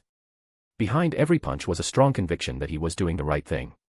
Manas Velda existed as a divine core, one of the many aspects of the Star King Dragon. He possessed some type of immortality which allowed him to take the punches from an enraged Dragonoid without dying. But maybe that was a curse rather than a blessing. It meant he had to endure this suffering without the possibility of escaping via death. Unspecified currency. Seal sat at the desk of Rimuru's office, assuming the role of her master. She had succumbed to Rimuru's plea and agreed to cover this shift for him. The demon lords have been gathering in the next room. Should I invite them in, Great Rimuru? Shuna asked Seal. Yes. Seal nodded. Shuna and others might be able to differentiate Rail from Rimuru, but it wouldn't go down the same way when Seal was the body double. Rail was too eccentric for this kind of plan, and his disguise fell apart as soon as he let out more of his true nature. Meanwhile, Seal maintained the perfect disguise. She didn't just emit the presence of Rimuru but mimicked his behavior as well. It would be impossible for anyone, not even the formidable Diablo, to recognize Seal as her own individual. Yo, Rimuru. Good morning as well, Dino. Belying his true nature as a lazy man, Demon Lord Dino was the first to arrive at Tempest's main government building and wait for Rimuru. He was here before the more responsible demon lords like Degrol and Luminous, which was a surprise. The drowsy-looking young man sat on the luxurious sofa for guests. Not everyone could make themselves comfortable in other people's domain just like Dino did. But it seemed to be a benefit of his living conditions more than anything. Since Dino had no domain of his own, everywhere he went was a stranger's domain. He had been living this nomadic life for centuries, it became a second nature to him at this point. What do you want to discuss? Seal asked, I still have more guests waiting in line. Make haste. Right. The Fallen lazily nodded. Then he pulled out an item from his spatial storage and placed it on the desk. It was a scroll of sorts. What is this? She asked. Seal remained calm, giving the scroll a cautious glance but did not touch it. She wouldn't interact with it until she could confirm its importance. That was just her nature, she was a paranoid woman. It's an invitation. My friend, Feldway, wants to invite you to a secret gathering. Dino simplified a lot, but the main message was clear. An event called the Grieving Banquet had been held every century since the Age of Lamenting Heaven began, and Rimuru was invited to the 15th iteration of the event. It wasn't Feldway's idea per se. Rimuru got the invitation because of Guy. He kept pressuring Feldway that, if Rimuru isn't there, I will not play a part in your ritual, until the Phantom Lord agreed. Feldway was volatile, but Guy knew how to convince him. Seal picked up the scroll and pulled the string. The message was written in a language so foreign. Usually, Seal's computed intellect would allow her to easily decipher any message or secret code without a hitch, but this one was different. She recalled the words written in the scroll to be of celestial origin. It was the divine language used by angels and inhabitants of heaven. This was the same language used in the utilization of ancient magic. After scanning the paper for 10 seconds, she deciphered the message. A formal invitation. To Rimuru Tempest. Hello Rimuru. You have been invited to the grieving banquet. Personally, I don't know you, and I don't want you to join us. This event has been held every century in remembrance of Lord Veldanava, the almighty Star King Dragon. It is an invitation-only event, welcoming only those who have seen and known Lord Veldanava. If it isn't for that damn demon, I won't extend this invitation to you. It'd be in your best interest to deny this letter. But if you do take interest in this banquet, you can ask about its details from Guy, Ramaris, or even the disgrace who gave you this letter. Best regards. Feldway. Feldway, huh?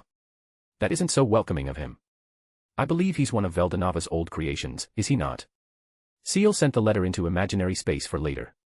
She had no authority to make a decision, only her master could. After asking Dino for more details, Seal now knew that this grieving banquet was a memorial day for Veldanava's passing. Since the Star King Dragon had directly and indirectly created many lives, a day of remembrance for him wasn't totally unexpected. I couldn't care less about Veldanava. The only important thing to me is my master, Seal thought. While Rimuru considered himself to be Veldanava, going as far as to take the Star King Dragon's responsibilities as his own, Seal couldn't help but to disagree with that notion. She differentiated them as two individuals. For her, only Rimuru held any importance in her life. Which was why she could skin and harvest Veldanava's corpse without any remorse. She didn't see him as her superior in the first place. So, is that all? She asked. Yup, I'm only here to send a message. I should have given it to you as soon as I arrived at Tempest, but you could say that I was distracted. Dino had to admit, this nation was a wonderful place. He might not have money of his own, but since he was the esteemed demon lord, he was given Tempest points to enjoy the festival. You know, I won't mind staying in this town a little longer. His normal voice later turned into a whisper. Just between you and me, I think DeGrol plans to kick me out. I've been freeloaded on him for quite a while now. People could be shameless at times, but Dino was just on another level. He found this whole ordeal to be inconvenient but didn't plan to change himself for the better. Can you let me live here until he mellows down? Of course, Seal replied. That's great. But we won't supply you with points anymore. You have to use your own money. Eh? But I don't have. How tragic, the Mana said with a voice of dismissiveness. You can now leave. I'm in a hurry. Noticing that it would be difficult to live in a country like this one without money, Dino begged and begged for Seal's mercy. Yes, it was not demon lord-like of him, but he would rather be dishonored than sleeping on the pavement like a homeless person. It wasn't like he had a reputation to uphold in the first place, so he wouldn't mind doing the good old begging. Seal's face carried a sense of annoyance. How about this? I will give you a job, so you can live on your own without relying on our direct support. Work. You might as well call it a torture. I haven't worked for 1,000 years at this point. Why are you announcing that so proudly? Whatever, do you want the money or not? That's fair, I guess. The beggar can't be a chooser, they said. If he wanted to live here, he needed to contribute. I hope it isn't a physically taxing job. I don't like to work. It's not that deep. From now, I will put you under Ramaris. You must be joking, right? Just thinking about working with that pipsqueak made Dino recoil. However, his attempt at asking for another job was met with indifference from Seal. Next in line was Demon Lord DeGrol. Seal considered him to be the most mature and level-headed of all the demon lords. Hopefully, this talk with him would go as smoothly as she expected it to be. DeGrol sat down on the sofa, looking more regal and dignified than Dino could ever be. First of all, I want to say that my sons and I enjoyed the festival a lot. We don't get an event like this often. I'm glad to hear that, but you didn't come here just to say that you're impressed, right? Of course not.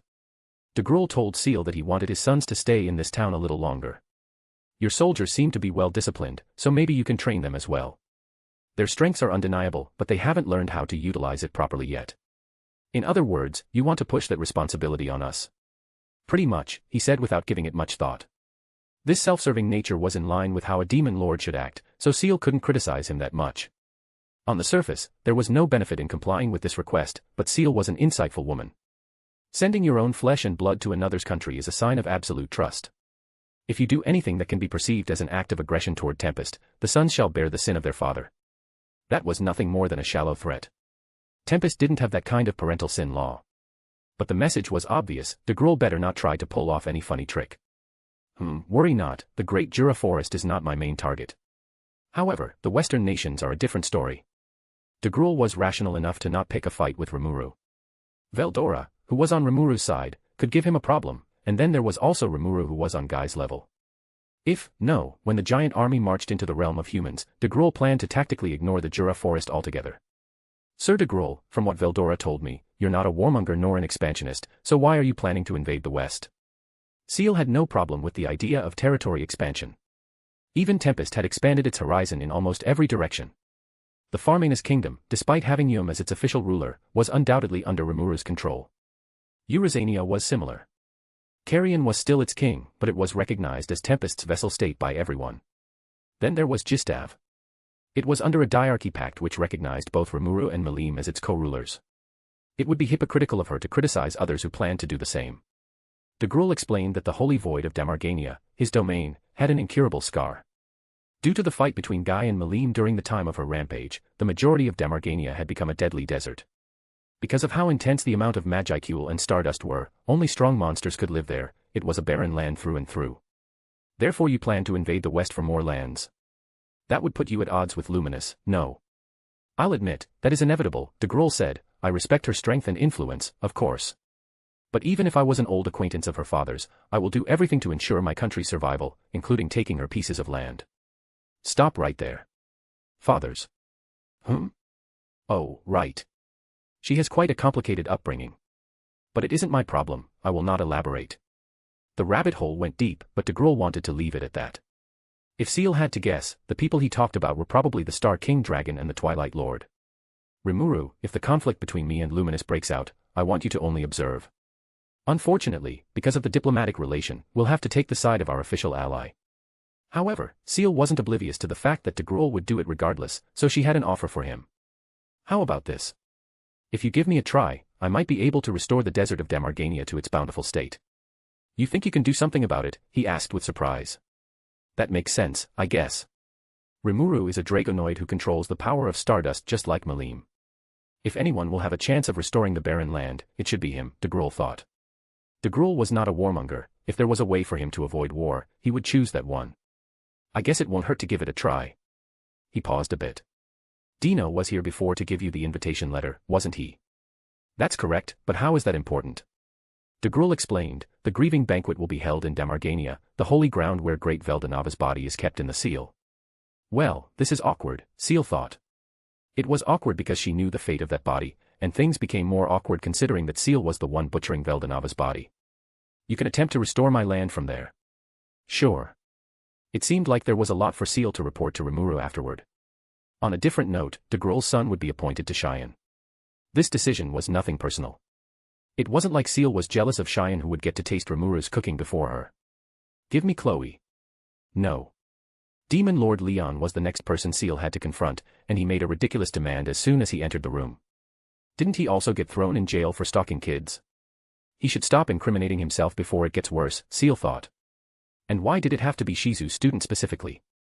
Seal's hands intertwined on top of the desk as her crimson eyes bore into his soul. It was radiant like a hero's soul, and no ill intention could be detected from it, but Seal wasn't so much of a trusting kind. Other than some depraved and twisted desire, is there any reason for you to want her?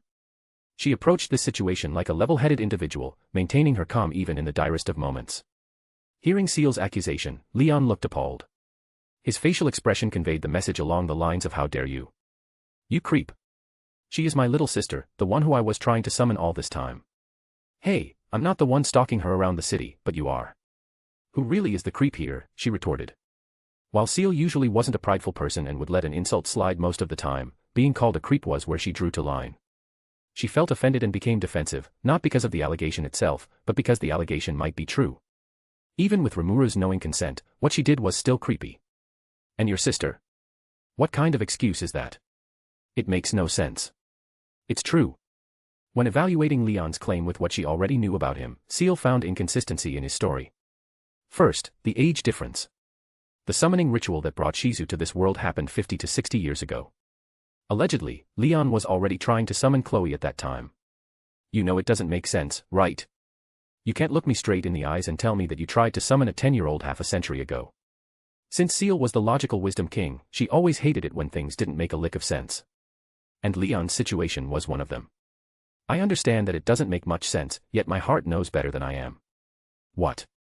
Seal's eyes bore blankly at him. You can't be serious. Just let me see her, and I will prove my point. Seal was considering throwing him back in jail, but he looked so confident. Your delusion is amusing. Seal would entertain it a bit. She told Leon to wait in the room as she went out to fetch Chloe. With spatial domination, she teleported into the ryokan room where Shizu and her students were resting after the days of festivity. She knocked on the door and waited. Rimuru-san. Can I help you? I want that girl. Suddenly, Seal turned around and extended her arms, catching a small girl in her hands. Chloe tried to stealth behind Seal just like she always did with Rimuru, but Seal wasn't such an easy prey like him. Not so fast. Humph. Chloe pouted. She held the child in her arms before turning to Shizu. I will return her before lunch, she said. Chloe didn't seem to be nervous, on the contrary, she looked excited as she hugged Seal's arms. Where are we going? Is it a date? It's a date, right? It is not, Seal replied. She almost forgot how attached this girl was to her master. Thankfully, she was just a kid and wouldn't be a real threat to Seal's position. I wonder why you are so obsessed with me, Rimuru, but I hope you grow out of this phase soon. Never. Chloe shouted, I will make you accept me, C.I., Rimuru-sensei. Oh, how naive. I'm not naive. Treat me like a grown-up. Sure, sure. Seal dismissively brushed off her words and giggled, making Chloe cross her arms and pout. In Rimuru's office, Leon was waiting patiently. While his exterior reflected a sense of calmness, his mind was a mess as he thought of the many scenarios this encounter could end in. For centuries, he had been waiting for this moment. What should I say to her? It's been a while. Will she even be able to remember me? That was what Leon feared for the most. The door creaked audibly as it opened. Then Seal walked into the room. Leon's eyes locked onto the young girl. Chloe. He muttered. She looked exactly like how he remembered her to be. Have you ever seen this man before in your life? Seal asked Chloe. Chloe took a look at Leon before bluntly replied, I have not. That simple answer made Leon jump from his chair. What, no. There must be a misunderstanding. He was flabbergasted. Chloe-chan, this is me, your big brother. Time does fly, but surely you can remember me. Chloe snuggled even deeper into Seal's embrace. Clearly, she was afraid of Leon. That's enough. You scare her. Rimuru. You have to trust me. Jay, just give me a chance. His hand was placed on Chloe's small shoulder, trying to make her look straight at him. Kia. A bad man gets a hold of me. Chloe yelped. Seal tried to slap his hand off, but that wouldn't be necessary. Ah, I think your words have petrified him. He's not responsive anymore. To get Leon out of the office, Seal had to contact Leon's knights to come in and escort him out. That reaction was quite extreme. Maybe he really did believe that Chloe was his lost sister. I'm not built to deal with a delusional man, Seal remarked. The last demon lord who had an appointment was Luminous Valentine. She was now sitting across from Seal. I wonder how I should treat her. Since she's Master's daughter, maybe I should treat her the same way I treat Malim, she thought. But then again, Rimuru didn't seem to spoil Luminous as much as he did to Malim. It was mostly because she was a responsible adult with a country and duty of her own, she didn't need to be doted over as much. Do you want anything? Such a straightforward approach, father. She giggled. But that's fine. I've seen the first day's event, the music festival, I believe that's its name. Luminous was impressed by the performance, so she wanted to see it being performed in her own city this time. We can do that, right? Put it under the guise of something. She didn't ask for Seal's opinion, instead, she demanded it to happen. She perfectly embodied what it meant to be a demon lord, regal and prideful. I will give it a thought. It shouldn't be a tough choice, right? Maybe we can mask this under the name of a diplomatic approach. There weren't any downsides to it, but Seal thought it would be better to ask for her master's opinion first. Also. Luminous, with a wide, smug grin on her face, said. I've heard from Hinata that you are now newly engaged. Who knows that you could move on from Lady Lucia this quickly? The mention of Lucia's name made Seal flinch a little. She had come across that person once, and it was memorable. Seal's first kiss was with another woman, her master's wife no less. She had tried to confess this to her master before, but he didn't seem to mind. No. Don't think about that taboo topic. She thought, reminding herself. I won't say that I, Rimuru, move on from Lucia, but there is nothing wrong in finding companionship in the arms of others. Oh.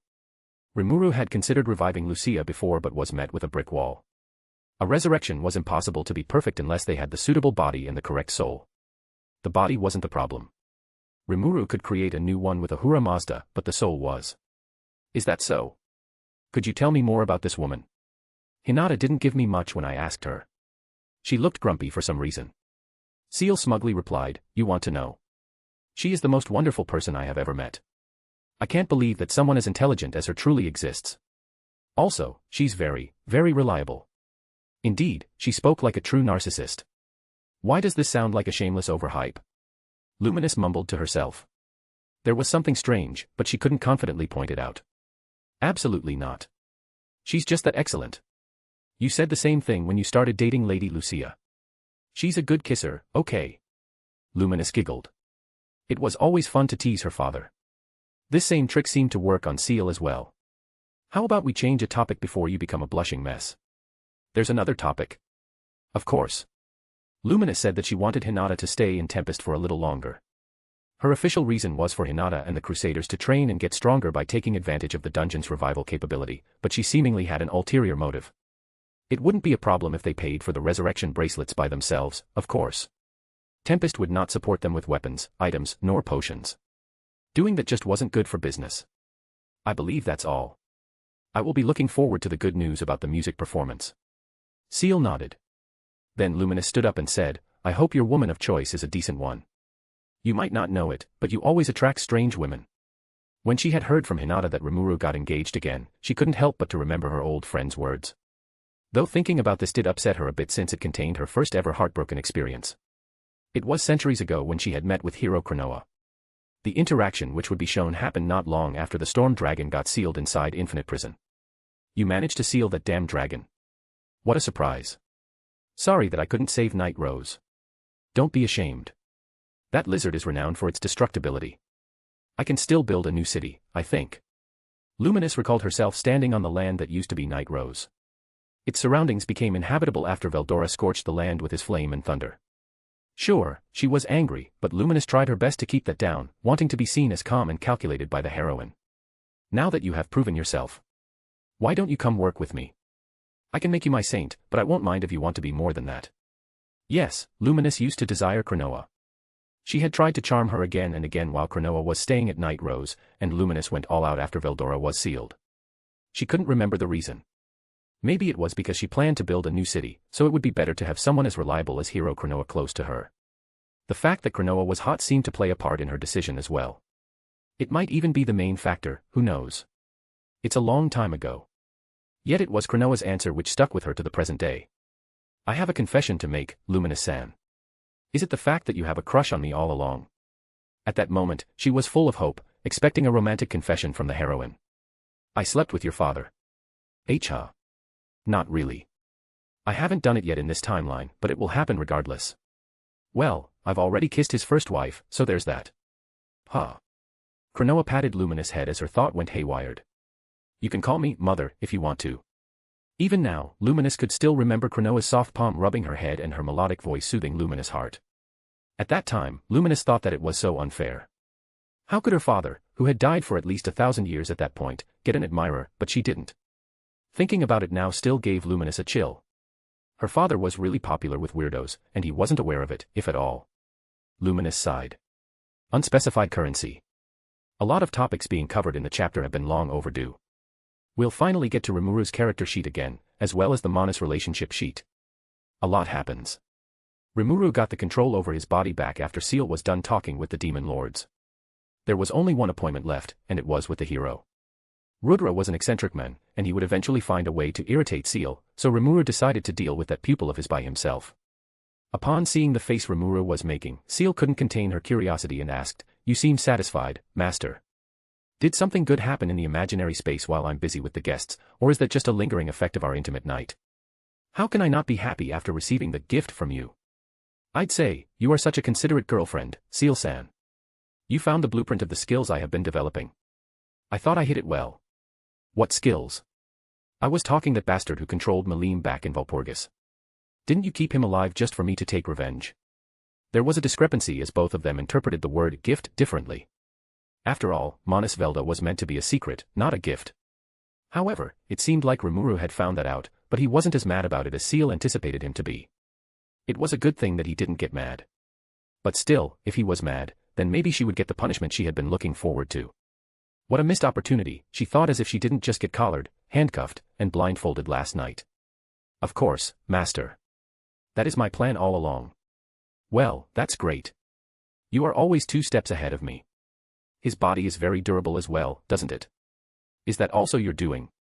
I modified him into a perfect punching bag for you. In truth, Velda had a durable, almost indestructible body even before Seal met him, but she would claim it as her doing just for a chance of Rimuru praising her. She wasn't just a masochistic pervert, she enjoyed positive words as well. As expected from Seal-san.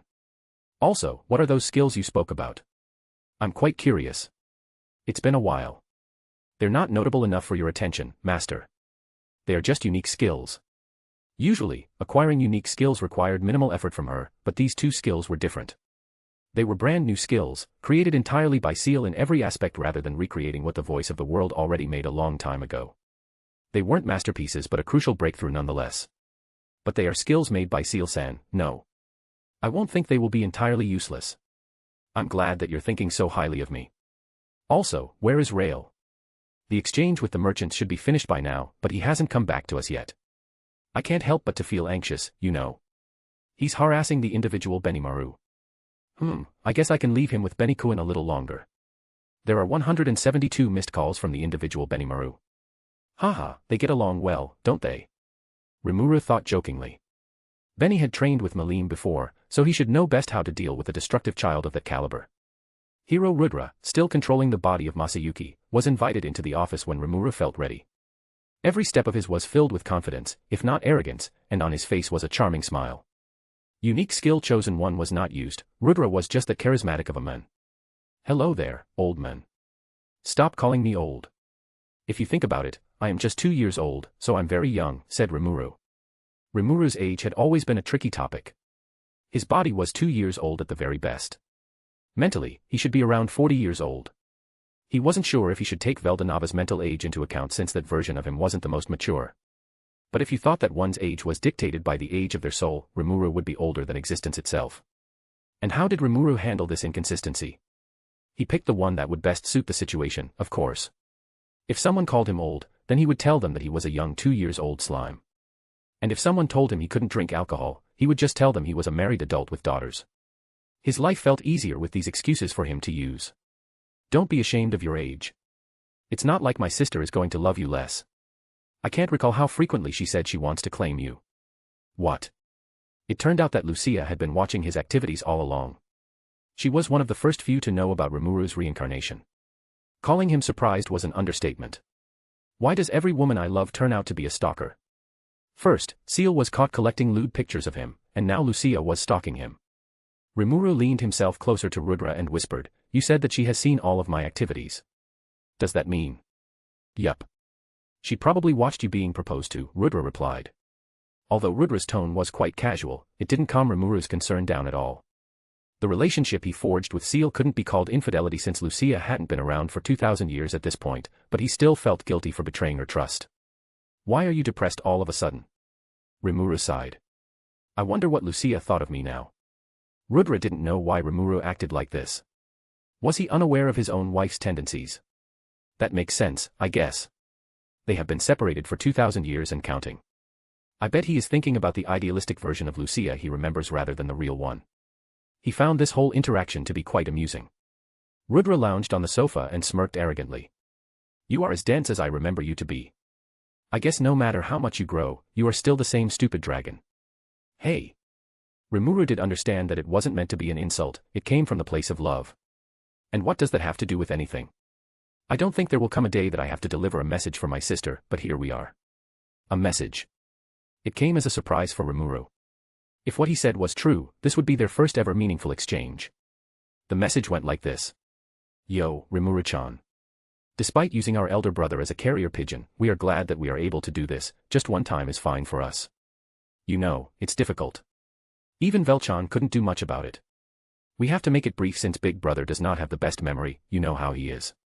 If there is one thing we want to tell you, that would be, what the hell are you doing? Where are the women? It has been 2 years, and all you have to show us is just one chick. Seal-chan is adorable, we'd admit, but it's still one woman. This rate won't cut it, young man. We want at least 5 more. Step up your game." "Huh? What the hell was that?" Rimuru muttered. "What? Are you amazed by my Lucia impression?" "No, I was wondering about the message." What was she talking about? Lucia had always been a unique and eccentric force of nature, but he could not recall her being this. Is there even a word to describe someone like her? But at least she does understand that Seal-san is cute. Hey, Rudra, don't you find this a little weird? Nah, I like an extended family. Also, I'm forced to say this or else she would smack me with a book. I have a talented pupil named Cronoa. Please, give her a chance. Question mark. This name again. Rimuru felt as if she was in every discussion. Even Guy used to mention her in Valpurgis, pointing out that Cronoa was this era's chosen one, Rudra's successor. What does he mean by giving her a chance? Maybe he thought that I'd be mad at her for sealing Veldora. Next, let's talk about Masayuki. Rudra confirmed to Rimuru that he was here due to Masayuki's unique skill, Chosen One. Rimuru knew it had a powerful effect on people but didn't expect it to be able to summon anyone, let alone the first hero. From his explanation, it seemed like heroic spirit summoning was one of the obtainable sub-skills Masayuki acquired from sheer luck. In fact, calling myself Rudra is a bit dishonest. I'm not the man himself but a replica made in his image, Rudra said. He called himself a reconstructed individuality. I have his memories, his skills, and the connections to his loved ones. What do you think? Can I still proclaim myself Rudra? Interesting. So even you aren't sure if you're Rudra or not? Rudra replied, nope. I know for a fact that I'm not the real Rudra. The real Rudra has been reincarnated. But even with the concept of fragmented souls in mind, am I really Rudra even with none of his soul? For Rimuru, that question was a lot to take in. He considered one's soul to be the best way to identify a person. He had Veldanava's soul, making him the reincarnation of Veldanava. But sitting in front of him now was an antithesis to that idea. He was hero Rudra through and through, from his speech pattern to his movement. This doesn't make any sense. I can't wrap my head around this. Ugh, what is he going to tell me next?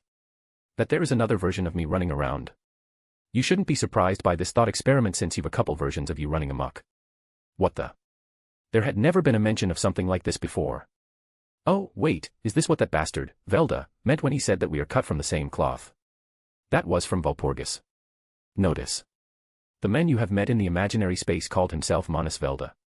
Just like the individual Rudra before you, he has claimed to be the Star King Dragon despite not having the soul of Veldanava. Velda. Is that his name? I didn't bother asking. All I did was punch. A valid reason. It was confusing at first, but Seal said she had gathered information and would inform Rimuru whenever it was needed. That aside, how was this related to Masayuki at all? As I said, I was summoned here by that boy Masayuki. I will help him as much as possible, but I can't do that forever. You see, he can only summon me 3 times, Rudra said, and after that, I will be gone for good. His existence didn't mean to last. He was not Rudra, not even one of his fragmented souls. Eh? That sounds sad, no. Really? Rudra exclaimed. I'm fine with not being here as long as our objective is completed. Objective? Nah. I can't tell you. It's a matter of principle, you know. If I tell you too much, then it will ruin the plan. But I can share this with you, there exists a dragon beyond this realm. Be aware of her and her offsprings.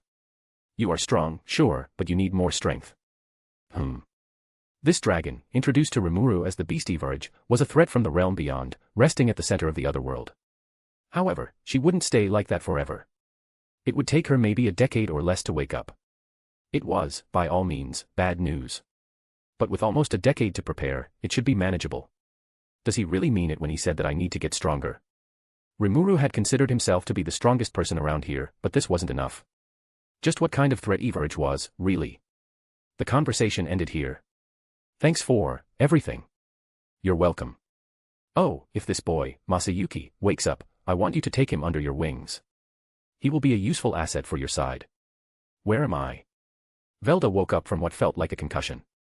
The headache was unbearable, but at least it wasn't life-threatening. He was lying on what seemed to be an operating table, all of his wounds patched up. I don't understand why it hurt so much, Velda groaned. Being a Manus, he was supposed to be durable. Yet Rimuru managed to harm him and leave a lasting effect. Rimuru's punches were infused with stardust, so they completely went through the pain nullification. And due to stardust being the complex energy it was, his infinite regeneration couldn't keep up with it. Oh, you woke up already. How was your sleep? It's the worst one yet. Fair enough, you were beaten into a pulp when I found you. It looks like your first meeting with my master didn't go so well. Seal spoke without giving him a look, focusing more on her work. From afar, it seemed like she was trying to solve a puzzle. In truth, Seal was in the process of making a new skill. The puzzle wasn't important by itself, but it was more for her to get a better focus. It was like when you did a hand gesture during a presentation. It didn't help much, but somehow made you feel confident with your speech. But really though, what did I do to deserve this? I can sum up your mistake in one word. It starts and ends with the letter M, said Seal. Take a guess. Is it misanthropism? No. Megalomanism. I'd say, that's almost correct. This is just a shot in the dark, but is it monogamism? Seal looked at Velda and let out a sigh of disappointment. Then she said, the answer is Malim. Oh. I almost forgot about her. Yeah, that's definitely a fumble if I have ever seen one. You are insufferable, Seal said before teleporting him out of her room with just a flick of her fingers. He was annoying to deal with, so Seal avoided interacting with him if possible. She would leave harassing that guy to be Rael's job. Despite that, she had her lesson to keep him around. As of now, there was no known method to kill a god like Velda. Though due to that immortality, he was a good lab rat. It still amazes me that he and Master fragmented from the same individual despite being so different. I guess that's just how things work. But it was useless to think about that. No matter how many existential shards of Veldanava there were, Seal would still think of her master as the best one among them. She reeled her mind back to the skills she was making. To keep things simple, let's use the music metaphor like the last time. Imagine a skill as an album and its sub-skills as songs. An unique gift and ultimate gift could be compared to a playlist due to it being a compilation of sub-skills. Then we had Seal's most recent attempt. Crafting a new skill by yourself was like composing your own song. It granted Seal more freedom. And, done. 2 unique skills were made. The moment of truth had come, it was finally time for her to test them. She stood in front of the mirror, taking a deep breath as she activated one of the skills. A sudden change could be seen in the mirror, another realm had come to existence. The mirror world, as she named it, was her own attempt of recreating a virtual world, like the ones owned by the primordials. She couldn't let them be the only ones with fun toys, right? This was the result of unique skill megalomania. Soon after, she used it again. A figure whose appearance was similar to that of Seal manifested in the mirror world. Her round eyes were red, which Seal found to be adorable. She looks a lot like me. I like this. Wait. When she first manifested, her hair was blue. But for some reason, it suddenly turned pink. No. Not pink. You can't do this to me. She couldn't change the shade of hair back even if she tried. She clicked her tongue discontentedly. Seal wanted the girl to look like her, but the pink hair just made her look like Lucia. As if Malim alone isn't enough. Although she didn't expect this to happen, she blamed it on herself rather than the young girl, thinking that the mistake was in the code she wrote. You know what? It's fine. Pink is my second favorite color, I can deal with this. Unbeknownst to Seal, the skill she made worked just fine. There was never a mistake, but the power that be wanted this girl to look like this. And the final step was to make the girl real. To accomplish that, Seal used another unique skill, paranoia. The mirror which the girl was in glowed and exploded. The eruption of magicules turned Seal's room into a mess. But the result was worth it, at least. Seal looked at the fantasy she turned into reality with a face of bewilderment. Why are you so small, round, and pink? Gyu. So you are a slime, but your voice is that of a baby dragon. Gyu. She lifted the slime up in her arms and smiled adoringly. You have a lot of potential. Not long after she bombed her room, Rael kicked down the door. Do you feel that massive explosion? He came to check for her safety but was met with a scene so peculiar instead. Oh, you came at the right time. Check this out. I made this. She held a pink slime firmly, extending her arms forward to present the little critter to Rael while wearing the smuggest face known to exist. What is that? A child, Seal smirked. Rimuru noticed that he had free time in his hands. He planned to hold a meeting with Tempest's allies, but that could wait until Masayuki, the real one, was capable of participating. Now that the Founders' Festival has passed, I can finally do what I want to. It's time to make a new weapon. He couldn't be unarmed forever, and now that he was aware of Evarage's existence, he had to be well prepared.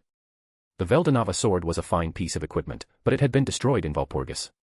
Is creating a better sword than that one even possible? Well, you won't know it unless you try. And this time, I will ask for professionals' help. Rimuru was at Kurobe's smithy. No one knew about swords better than Kurobe and Kaijin. They were masters of the craft and even had students of their own. Yo, Kurobe, Kaijin.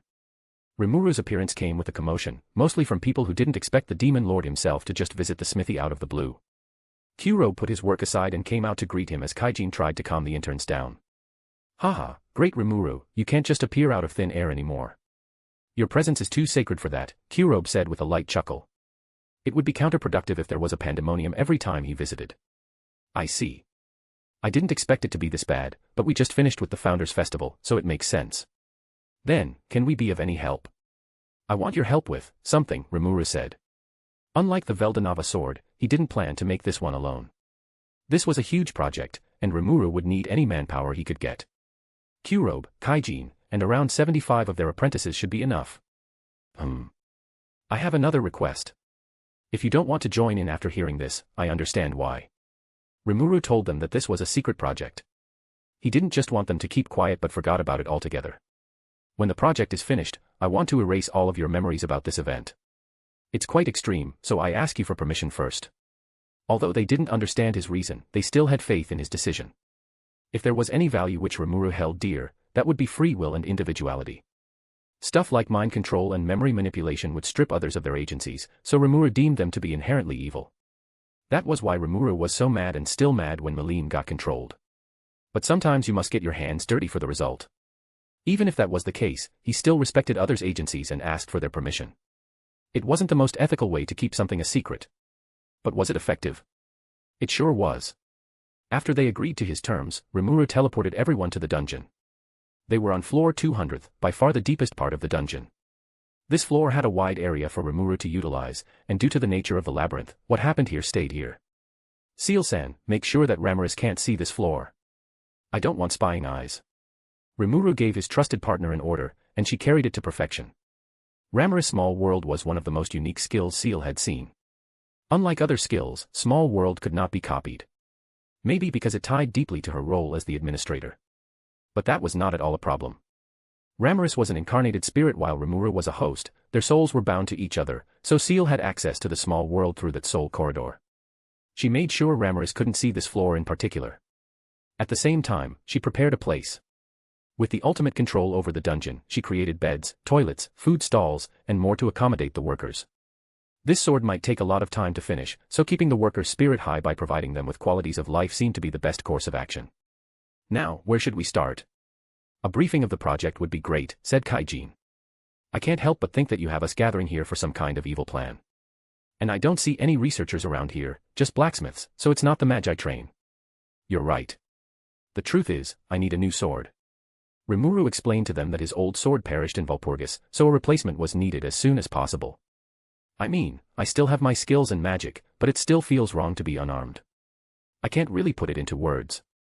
He continued, I've wanted it for a while now, but you guys are busy with your exhibition, so I thought it'd be selfish of me to pile more work on you.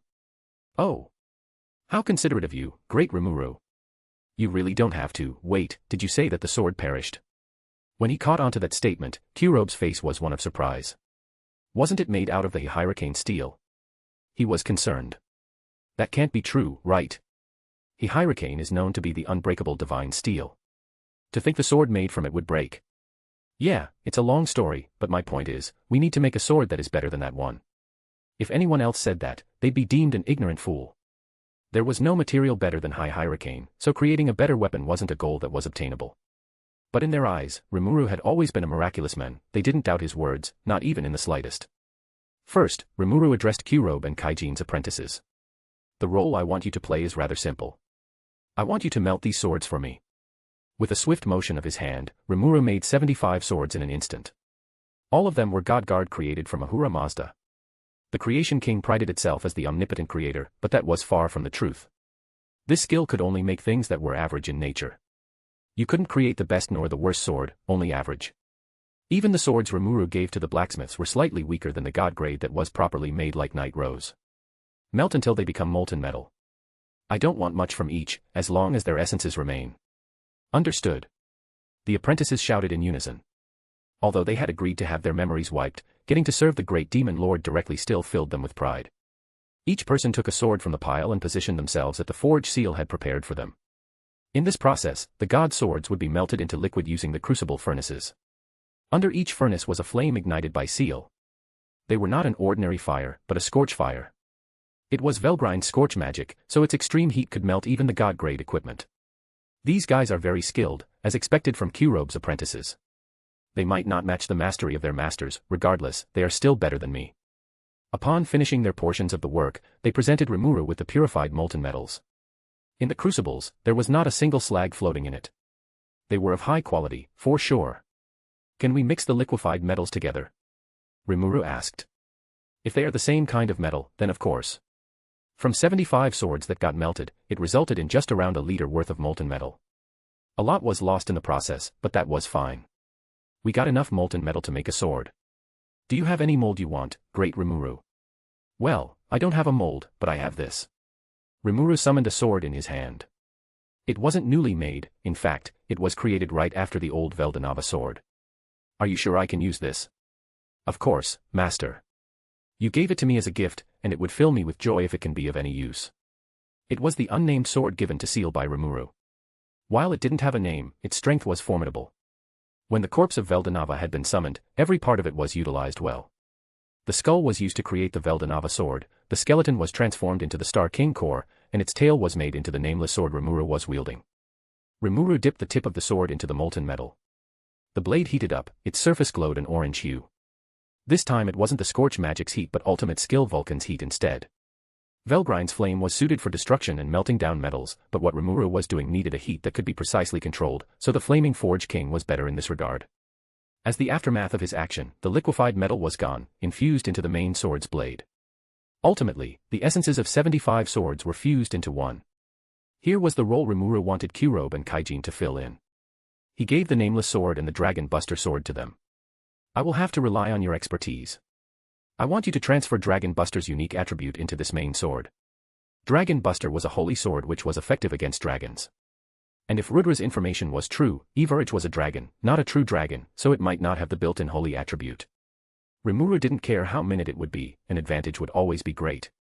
With my unique skill, it might be possible, Q-Robe said. That's great.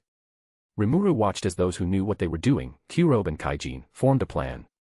Rimuru's request was an unusual one, so they had to approach it with caution. It took approximately 5 hours of non-stop working to accomplish his request. The final product was given to Rimuru. It was a sword which almost 100 people had contributed to its creation. Those accumulated efforts made it suitable to be called a national treasure. There was just one thing left to do to finalize the sword into a proper weapon. It needed a name. There were a couple ones which he liked, but he already had one name in his mind from the beginning. He reached for the hilt and held the sword firmly in front of him. I will name you after my previous sword, Veldanava. The sword basked in a rainbow light. Every piece put together blended into one. Its rank advanced. It became the sword of rectification, symbolizing the acceptance of his own tragedy. Nothing good would come from drowning in guilt. He had a chance, and with that chance, he would make things right. I have mended my relationship with Malim to some degrees, but it isn't perfect. There are people who try to sabotage my event. And then there is this whole thing with Evarage. There is a lot for me to rectify. Rimuru's information. Name, Rimuru Tempest. Titles, Newborn Star / Reincarnator / Ruler of Monsters / Throne Candidate / True Hero / True Demon Lord. Race, Dragonoid, Supreme Spirit of Chaos, Divine Reincarnation, Combined Aspect, Vicious Vessel of the Stars. Spiritual Perfection, 3/. Supreme Soul of the Star King, Supreme Might of the Star King. Supreme Flesh of the Star King. EP. Concealed Form, 77,777.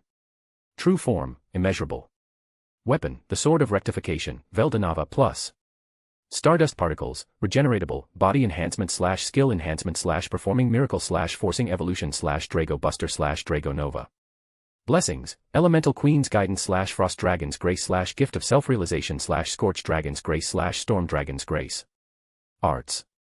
Sorrowful World, Ukiyo-e, Void Creation, Void Manipulation, Laughing Demon, Black Veil, SXYT, Singularity. Dazzling Gold Style, Faux True / Nova Break. Hazy Style, Haze Form Hide. Overblade, Holy Blade, Black Flame Lightning Blade, Void Blade, Storm Blade, Imaginary Blade. Creation Style, Gleipnir Creation, Rain of Swords, 3-line formation. Skill Tinkering, Recreation, Gift, Copy, Steal, Synthesis, Separate, Alteration, Reset. Magic. True Dragon Magic, Scorch Magic, Frost Magic, Storm Magic, Star Magic. Holy magic regeneration, disintegration. Summoning magic spiritual life form summoning, weapon summoning. Elemental magic 8 fundamental elements. Ancient magic 8 fundamental elements. Illusion magic great art of possession, secret art of revival, secret art of resurrection. Physical magic Megiddo. Aspectual magic. Barrier magic, anti-magic area, isolated battlefield. Spiritual magic, locking curse. Ice magic. Resistances, abnormal condition nullification / holy demonic resistance / natural effect nullification / pain nullification / physical nullification / spiritual attack nullification. Intrinsic skills, infinite regeneration / mark of king / true form concealment / universal perception. Common skill, thought communication. Extra skills, multidimensional barrier / parallel existence / perfect memory / universal thread. Unique skills, bewilder / investigator / luminous lust / manipulator / reversal / sniper / specialist / paranoia / megalomania. Ultimate skills, divine flame king Thugga / divine ice king Cthulhu / dragon king Kor / flaming forge king Vulcan / harvest king Shub-Niggurath / pride king Lucifer / spacetime king Yog-Sothoth. Origin skill, creation king Ahura Mazda. Manus, seal / rail / Velda. Other abilities, acceleration / deceleration / digital nature / divining / stardust particle generation. Notable things in imaginary space. Azure Dragon Blade is a god-grade sword created by Velgrine's material creation and her unique aura. Full potions created from hippocute herbs would heal any wound as long as the target was still alive. Manus relationship. Manus seal. Rimuru, beloved master and fiancé. Shinsha, why are you pink? Still adore you though. Lucia Nava, master's wife. Would respect her more if she's not a sexual deviant. Malim Nava, get along pretty well. Manus Rail, a good but unfinished project. Manus Lucia, first friend. Veldanava, don't really care about the man, but not bad-mouthing his name for Rimuru's sake. Manus Rail. Rimuru, lord whose orders are absolute. Manus Seal, smart and reliable. Malim Nava, a good playmate. Shinsha, one of Seal's strange creations. She made those a lot. Veldora, target of harassment. Guy, target of harassment. Benimaru, target of harassment. Clayman, target of harassment. Masayuki, soon-to-be target of harassment. Manus Lucia. Lucia Nava, dear mistress. Veldanava, respect him as creator and Lucia's husband, aromatically. Malim Nava, programmed to prioritize Malim's safety and well-being above all else, but cannot do it due to Michael's surveillance. Manus Seal, first friend. Accidentally manifested another chapter. Damn it. So, I know I will get a lot of questions for this. But yes, it's 0. The Veldanava swords share the name, but everything else is different. We will see how it works later. But for now, do know that it is an inversion of the Sword of Tragedy. The first one has infinite power, but in return, it will perish.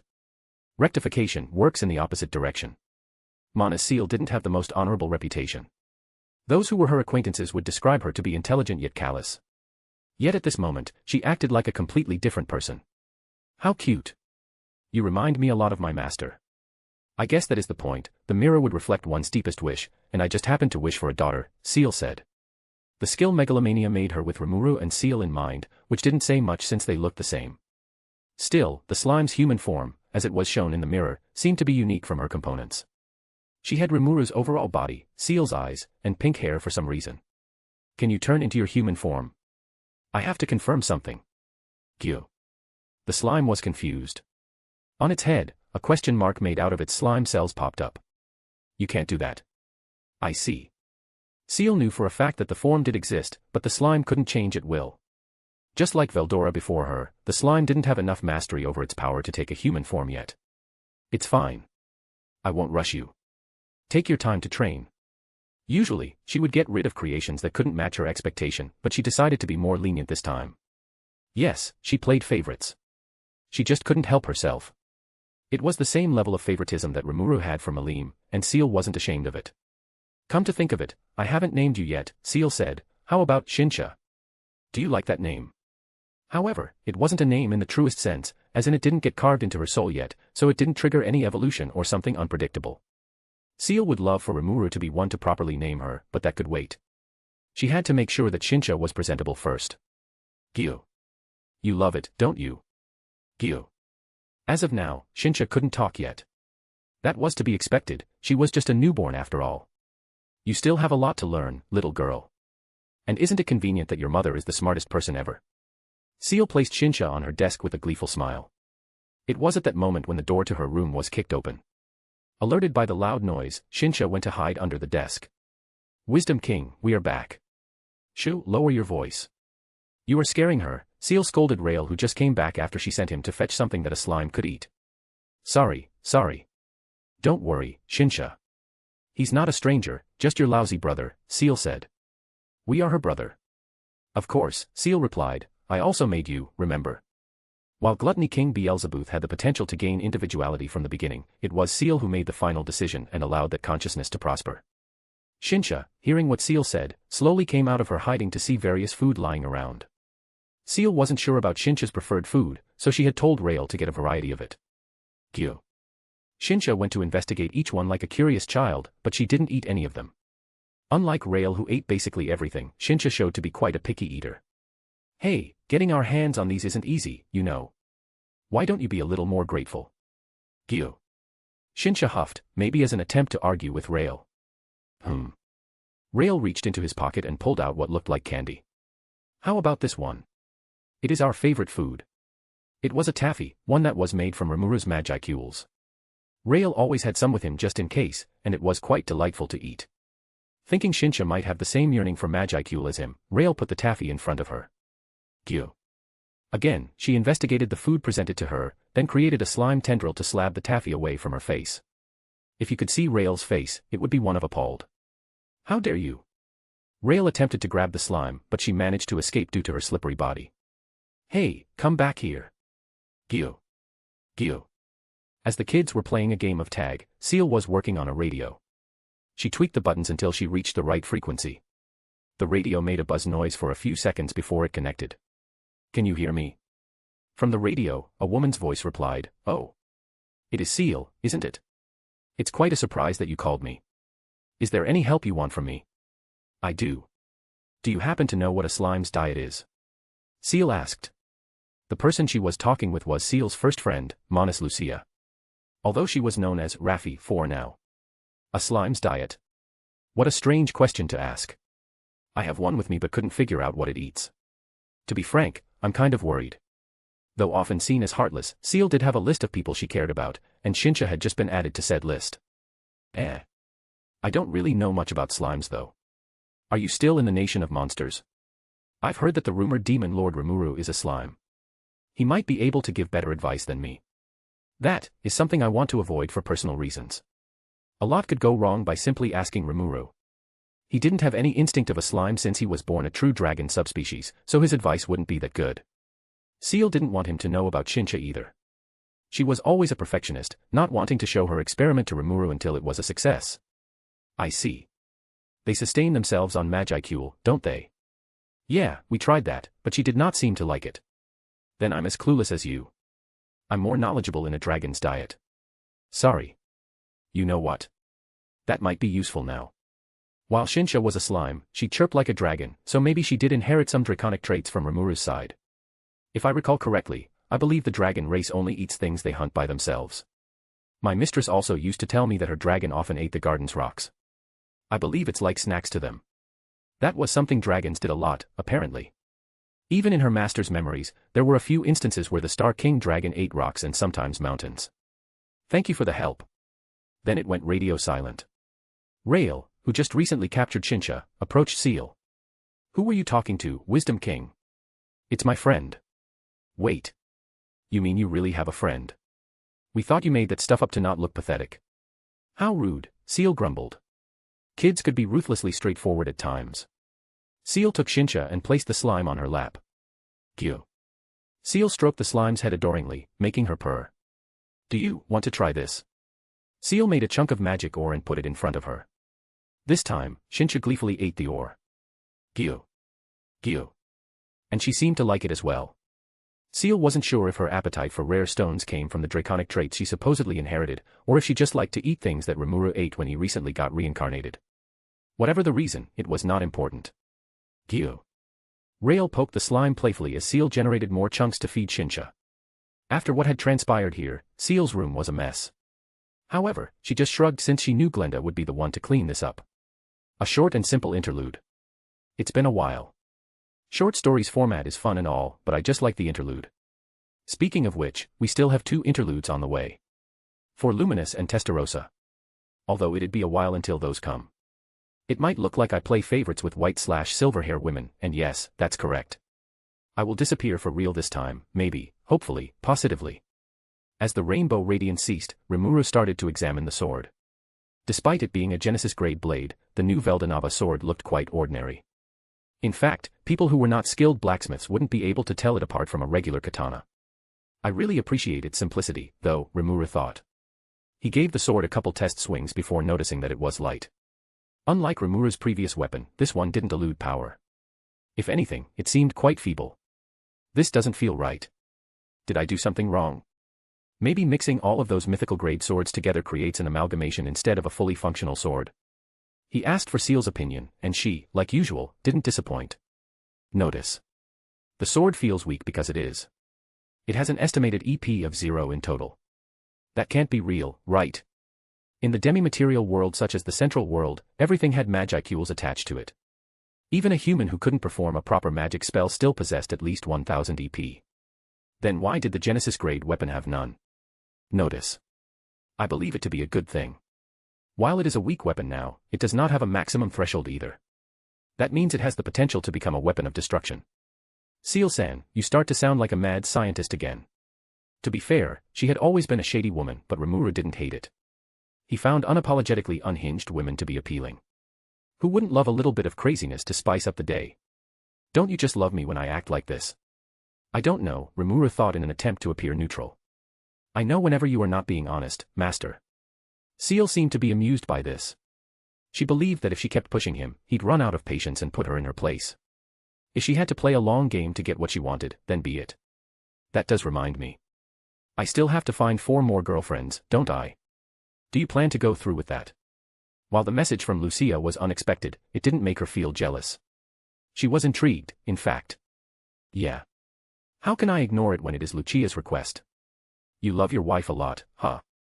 Although acquiring more wives to please your first one sounded a bit counterintuitive, Seal wasn't in a place to judge them. Hey, I think you are losing track. Explain more about the sword. As you wish, master. Although, yes, the sword did not possess any magicule, it could acquire some through fighting. Seal's explanation was no doubt an intriguing one. I have to try it out. That'll be the best way to test its potency. After Rimuru erased Kurobe and others' memories, he sent them out of the labyrinth. Rimuru traveled from the 200th floor to the 100th floor where Ramiris and Veldora were reading manga like they usually did. To his surprise, Melim was also here as well. Ramiris, who was the first to notice Rimuru's presence, flew to him. Her small pixie form floated in front of his face. What did you do down there, Rimuru-chan? You even blocked me from watching. You were having fun alone down there, weren't you? Then she hit Rimuru with her feeble arms. It looked pathetically adorable instead of threatening. What are you talking about? I was doing something very important, not just messing around, Rimuru said. You know, since my sword melted in Walpurgis, I have to make a new one. Then he pulled the katana out of its sheath, flexing its metallic gleam for Ramiris to see. She recoiled backward a little bit as pixies usually felt unnerved around a metal they weren't familiar with. She didn't have the same problem with the elemental colossus which was made from magi steels, but a hurricane was still a fairly new thing for her. Cool. She was transfixed with it, which was understandable. Right.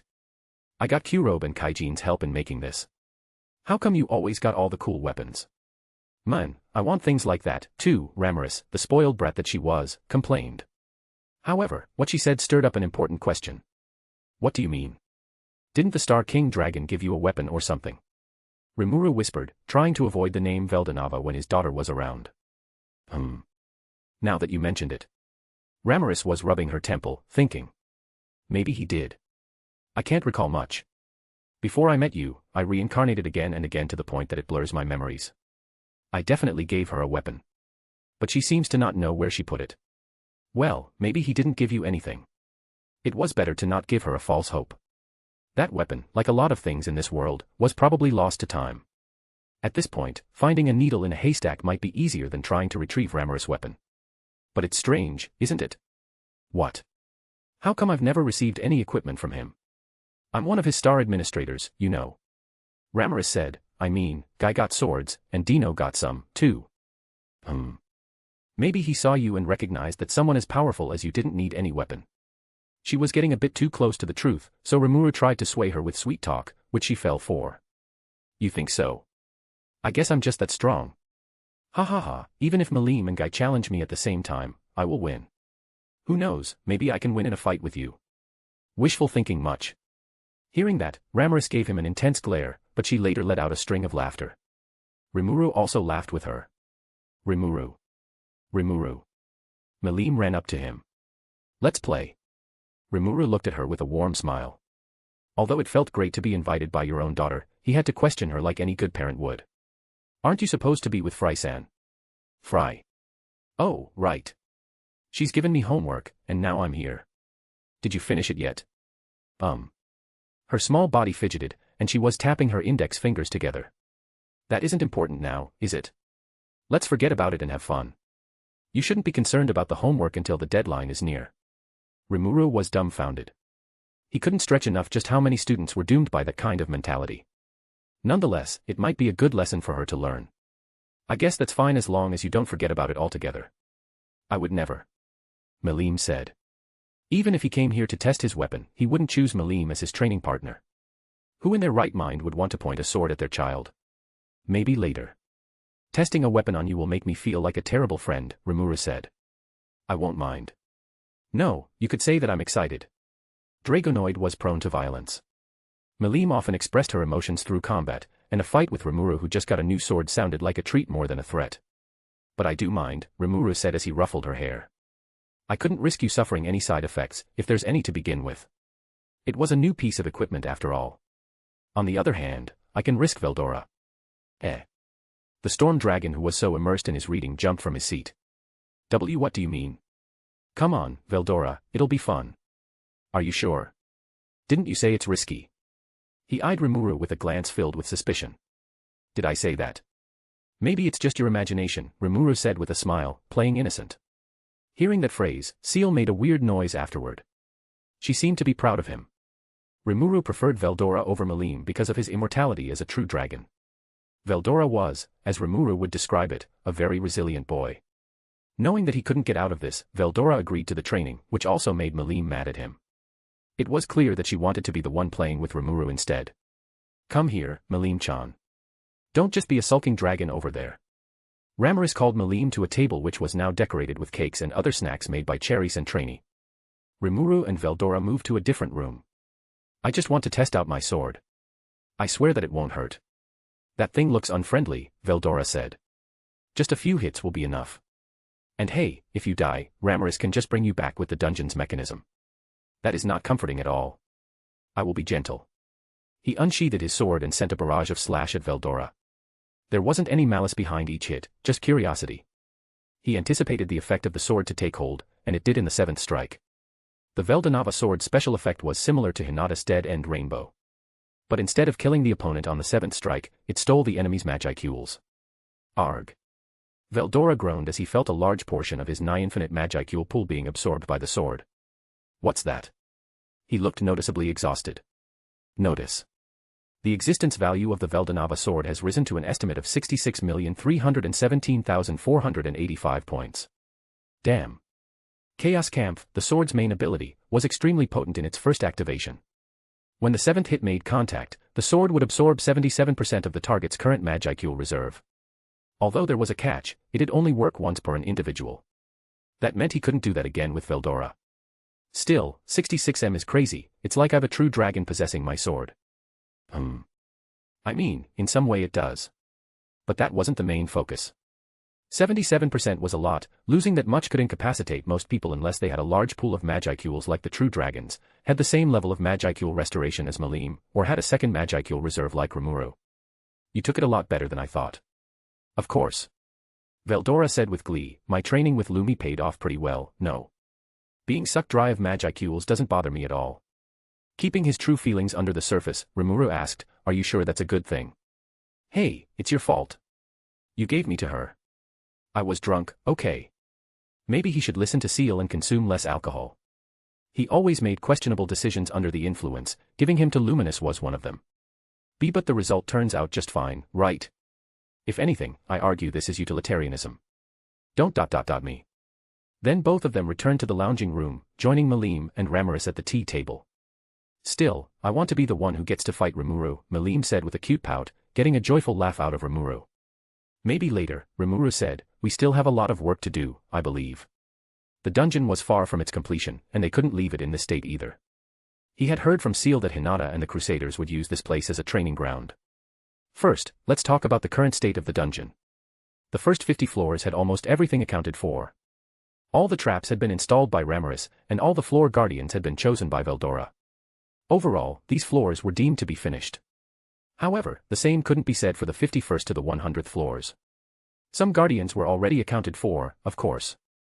Adalman at the 70th, Apito at the 80th, and Veldora at the 100th. Which meant they had to find bosses for the 60th and 90th. I've fought with Hinata before, and I'm sure that she will easily beat Gazuru and Mizuru, so the 60th floor's guardian is a must. Will Beretta-chan be sufficed? Ramiris asked. Won't it be too unfair? Beretta might be too strong. Although Rimuru had to reject that idea, her suggestion did give him an idea. What about the golem you had before Beretta? The elemental colossus? Yeah. That thing. Shizu might have destroyed the original one, but with enough material, Ramiris could just make more. That golem should have enough strength to be the floor guardian. I will give you Magi Steels, and you can start working from there. Aye, boss. Ramiris made a playful salute with her small hand. With the 60th floor's guardian chosen, they could move on to the next one, the 90th floor. I know. What is it, Malim? I can be the boss myself, she said with a clear conviction. If Veldora could be a boss, she could, too. I refuse. Veldora was the one to speak up. He knew how powerful Malim was, and if she became a floor guardian, he probably wouldn't see a challenger reaching his floor in a long while. Boo. Don't be so selfish. Malim said. She is right, Rimuru added. Seal-san, give me, 5 reasons why Malim should be the floor boss. I have to take the individual Veldora Tempest's side this time. We can't put the individual Malim Nava as a dungeon guardian. Why is that? Common sense often got thrown out of the window whenever Malim was the topic of discussion, so Seal had to be the voice of reason in times like this. Seal explained that Malim might not be suitable for the role. Being a floor guardian was a full-time job, not something one could be on a whim. Malim had her nation to run, a large patch of land at that, so she would be too busy to become a boss. Yeah. That makes sense. Seal raised a valid point, leaving no choice for Rimuru but to agree. Also, the dungeon was meant to be a place to show the Demon Lord's might, so having another Demon Lord as a boss would belie the structure's true purpose. I changed my mind. You can't be a floor guardian, Malim, Rimuru said, doing his best to suppress his overindulgent parent side. Why? Frysan would be mad, no. Ugh. That alone seemed to be a good enough reason for her. But I want to contribute, too. Since the labyrinth was built by Rimuru, Ramiris, and Veldora, Malim felt like she was left out of the fun. It wasn't like they didn't want to invite her, but when the dungeon was being developed, Malim was still not sure of how to approach Rimuru after the chaos she brought to Walpurgis. Although just like before, they could blame that on Velda instead of Malim. Contribute, you say? We can use some bosses on the floors leading up to Veldora's floor. That would be the 96th, 97th, 98th, and 99th. Having some sorts of mini-bosses there would be the best way to build up anticipation without it feeling too unfair. Dragons. That will do. Malim was the one coming up with that idea, and Rimuru had to agree with her on this. It was kind of fitting, really. You had to defeat the 4 elemental dragons before challenging the true dragon. If I want dragons, we can go to the dragon's nest. Wait, I can make them, can't I? With an idea in mind, Rimuru moved to another room, so there wouldn't be a lot of mess if he failed. He had created dragons before in Walpurgis. At the time, he used Apito's unique skill, Motherly Queen, to spawn them. They were quickly dealt with by Guy, so Rimuru still didn't know much about their abilities. This might be the best time to find out. Rimuru used Motherly Queen through Shub-Niggurath, creating a dragon egg. When he threw it on the floor, the egg cracked, and a small dragon came out of it. It remained small for a while before experiencing a growth spurt, growing into a beast which should be just a few meters shy from Veldora's size. Grr. It let out a roar that made the ground tremble. Seal-san, as usual. Understood. Like always, she ran an analysis on it. The dragon had an existence value of 3 million. In terms of raw power, it has more magicule reserve than average awakened demon lords. While it has the power needed to be a boss, its lack of complex thought might prove to be a problem. As Seal stated, it was powerful but mindless. Rimuru couldn't create ego or free will, even with the help of Ahura Mazda. It just wasn't possible. Seal-san. And nothing, master. She was acting quite strange. It made Rimuru think that she was up to something again. I'm thinking about adding these things into our force. Would that be possible? Having access to a specimen this strong and not utilizing it at all would be a waste of resources. But then again, a mindless beast which could lose control and attack its ally had no place on the battlefield. Maybe Gabiru and his men can tame this thing. No, it's too risky. We should just stick with the wyverns which are more consistent. It wasn't like Rimuru didn't have a method to control them. First of all, Diablo's Temptation King skill had a broken tier mind control, and there was also Rimuru's own skill, Dragon King Core, which he got after all of the true dragon skills melted into one. It might not be Rimuru's most powerful ultimate skill, but Rimuru argued that it deserved a spot among the top tier. Dragon King Core's sub-skills were consisted of Ghostly Apparition of Nature, Dragonkin Boost, Dragonkin Revival, and more. But specifically important for this conversation was Dragonkin Domination. Side note, Dragonkin referred to a wide range of entities which could be draconic by itself or derived from one. This set of species was composed of two main branches. The Divinity branch which had True Dragon, Dragonoid, and Ultimate Slime. The Beast branch which had Dragon, Dragonute, Basilisk, Wyvern, and Lizardman. He could easily take control of the dragon in front of him if he wasn't so against mind control in general. Rimuru hated anything that had to do with the manipulation of free will. He wouldn't want to participate in it, not even on a mindless beast. There was this method, too. Causing the dragon to experience ego death, then piloting its body using the parallel existence. At best, it was ethically dubious, and maintaining the parallel existence might require too much effort. I have no doubt that this thing will be useful someday. However, we need to get real dragons for the role of the mini-bosses. And there was just one place where he could find those dragons, atop the Great Kanet Mountains. It's been a while since I paid that guy a visit. Do I have to give him a tribute like the last time? After consulting the idea with others, they came to an agreement that Rimuru and Malim would be the ones to go out and capture those dragons. Finally. Something fun for me to do. This is 1,000 times better than those pesky homeworks. Malim said. If Fry was here, she wouldn't appreciate that. Rimuru only gave her a nervous smile before turning to the other two. Veldora, Ramaris, I will go out of town for a couple hours. Don't cause trouble for anyone. Yes, sir.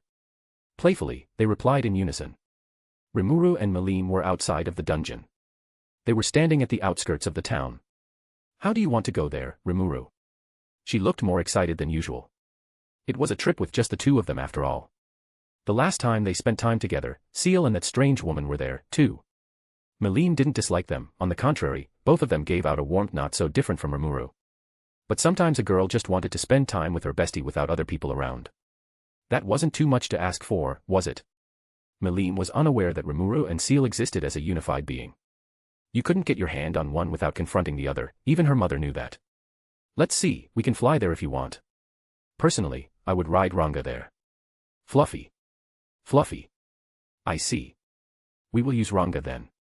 Lately, he and Gobta had been training to perfect their fusion, so he was nowhere to be seen in Rimuru's shadow. But thanks to the old reliable Shub-Niggurath, Rimuru had a good method to call him here. Ranga's unique skill, King of Mage Wolves, allowed him to summon more of his species. However, when Rimuru was the one using it, he could just summon Ranga here even when he wasn't in Rimuru's shadow. The skill had been activated, Rimuru's shadow expanded backward, and a large wolf jumped out. How can I serve you, my lord? Can you get us to Dworgen? Rimuru asked with his hands rubbing Ranga's neck. He was panting heavily, his tail swinging from side to side. It shall be done, my lord. Rimuru mounted Ranga, then Malim followed suit. To accommodate two passengers, Ranga had increased in size, he was now 4 meters tall. As a side effect of that, his fur grew longer and softer as well. Fluffy. Malim snuggled into the fur, treating Ranga like a soft pillow she could bury her face in. Just like the simpler time. He used to sleep on top of Ranga a lot in the past, but his schedule became even stricter as a demon lord. I should do this more often, he thought. Soon enough, Ranga took to the sky with his art skywalk. Back then, it took Rimuru and others a few days to reach Dworgen, but it would probably take less time now. Ranga had gotten a lot stronger and faster since then, and he was now running at the speed of a ferocious wind. His speed made him look almost invisible to the untrained eyes. Unlike traveling on land, they could head straight to Dworgen without worrying about the tough terrains. Well, we have a proper road to Dworgen now, but I want to avoid that, too. The road was still dense with carriages since today was just a day after the Founders' Festival concluded. He would rather not waste his time in traffic. Rimuru and Malim just sat there, enjoying the fresh air and having a picnic on top of Ranga. The picnic blanket, along with other stuff, had been fixed relatively to Ranga with deceleration to make sure that they wouldn't get blown away by an intense wind.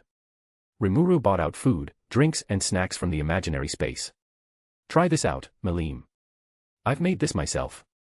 Rimuru, with a smile of expectation, gave Malim a sandwich. Rimuru wasn't much of a chef. In his former life, he always had Diablo to cover that for him, so he had never learned how to cook by himself. Diablo's effort was appreciated, but he should also be blamed for this lack of cooking ability as well. I mean, it's very convenient to have him around, but having someone doing everything for me is boring. Like, having nothing to do is as boring as having too much to do, you know. I guess balance is the key here, too. Noted. What is that, Seal-san? Nothing, master. Just a slight adjustment to the plan. You are making less sense as you speak, do you know that? Where were we again? Oh, right. Diablo was to blame, and Rimuru had to pick up cooking skills from Shuna. What do you think? It's kinda basic, Malim said, but I don't mind it at all. It's special for me because Rimuru made it. She had a bright smile on her face, which was enough to warm the heart Rimuru didn't have. Other than the sandwich, he also brought drinks, snacks, and toys with him. Ranga-chan, catch. Malim said. Then she threw a frisbee which Ranga changed his trajectory to catch, making it felt more like a roller coaster than a comfortable ride. Good boy, good boy. A few hours later, they arrived at the Great Kanat Mountains. Rimuru and Malim jumped off of Ranga's back, and the wolf went to hide in Rimuru's shadow. The dragon's den at the zenith of the mountain range still looked the same as Rimuru remembered. Oh. There are a lot of them. Malim ran around with sparkling eyes. Seeing the dragons did remind Malim a lot of her old friend. On the other hand, the dragons were trying their best to avoid her. They weren't like this when he visited the first time. These were apex predators which would fearlessly fight with a demon lord without any regret. It wasn't fear that made them act like this, instead, it was something that rooted in their instinct. Come back here. Malim chased after them. It would be her who did all the taming while Rimuru was having a conversation with this den's owner. Hello there, old man. Rimuru, no, it is Demon Lord Rimuru now, isn't it?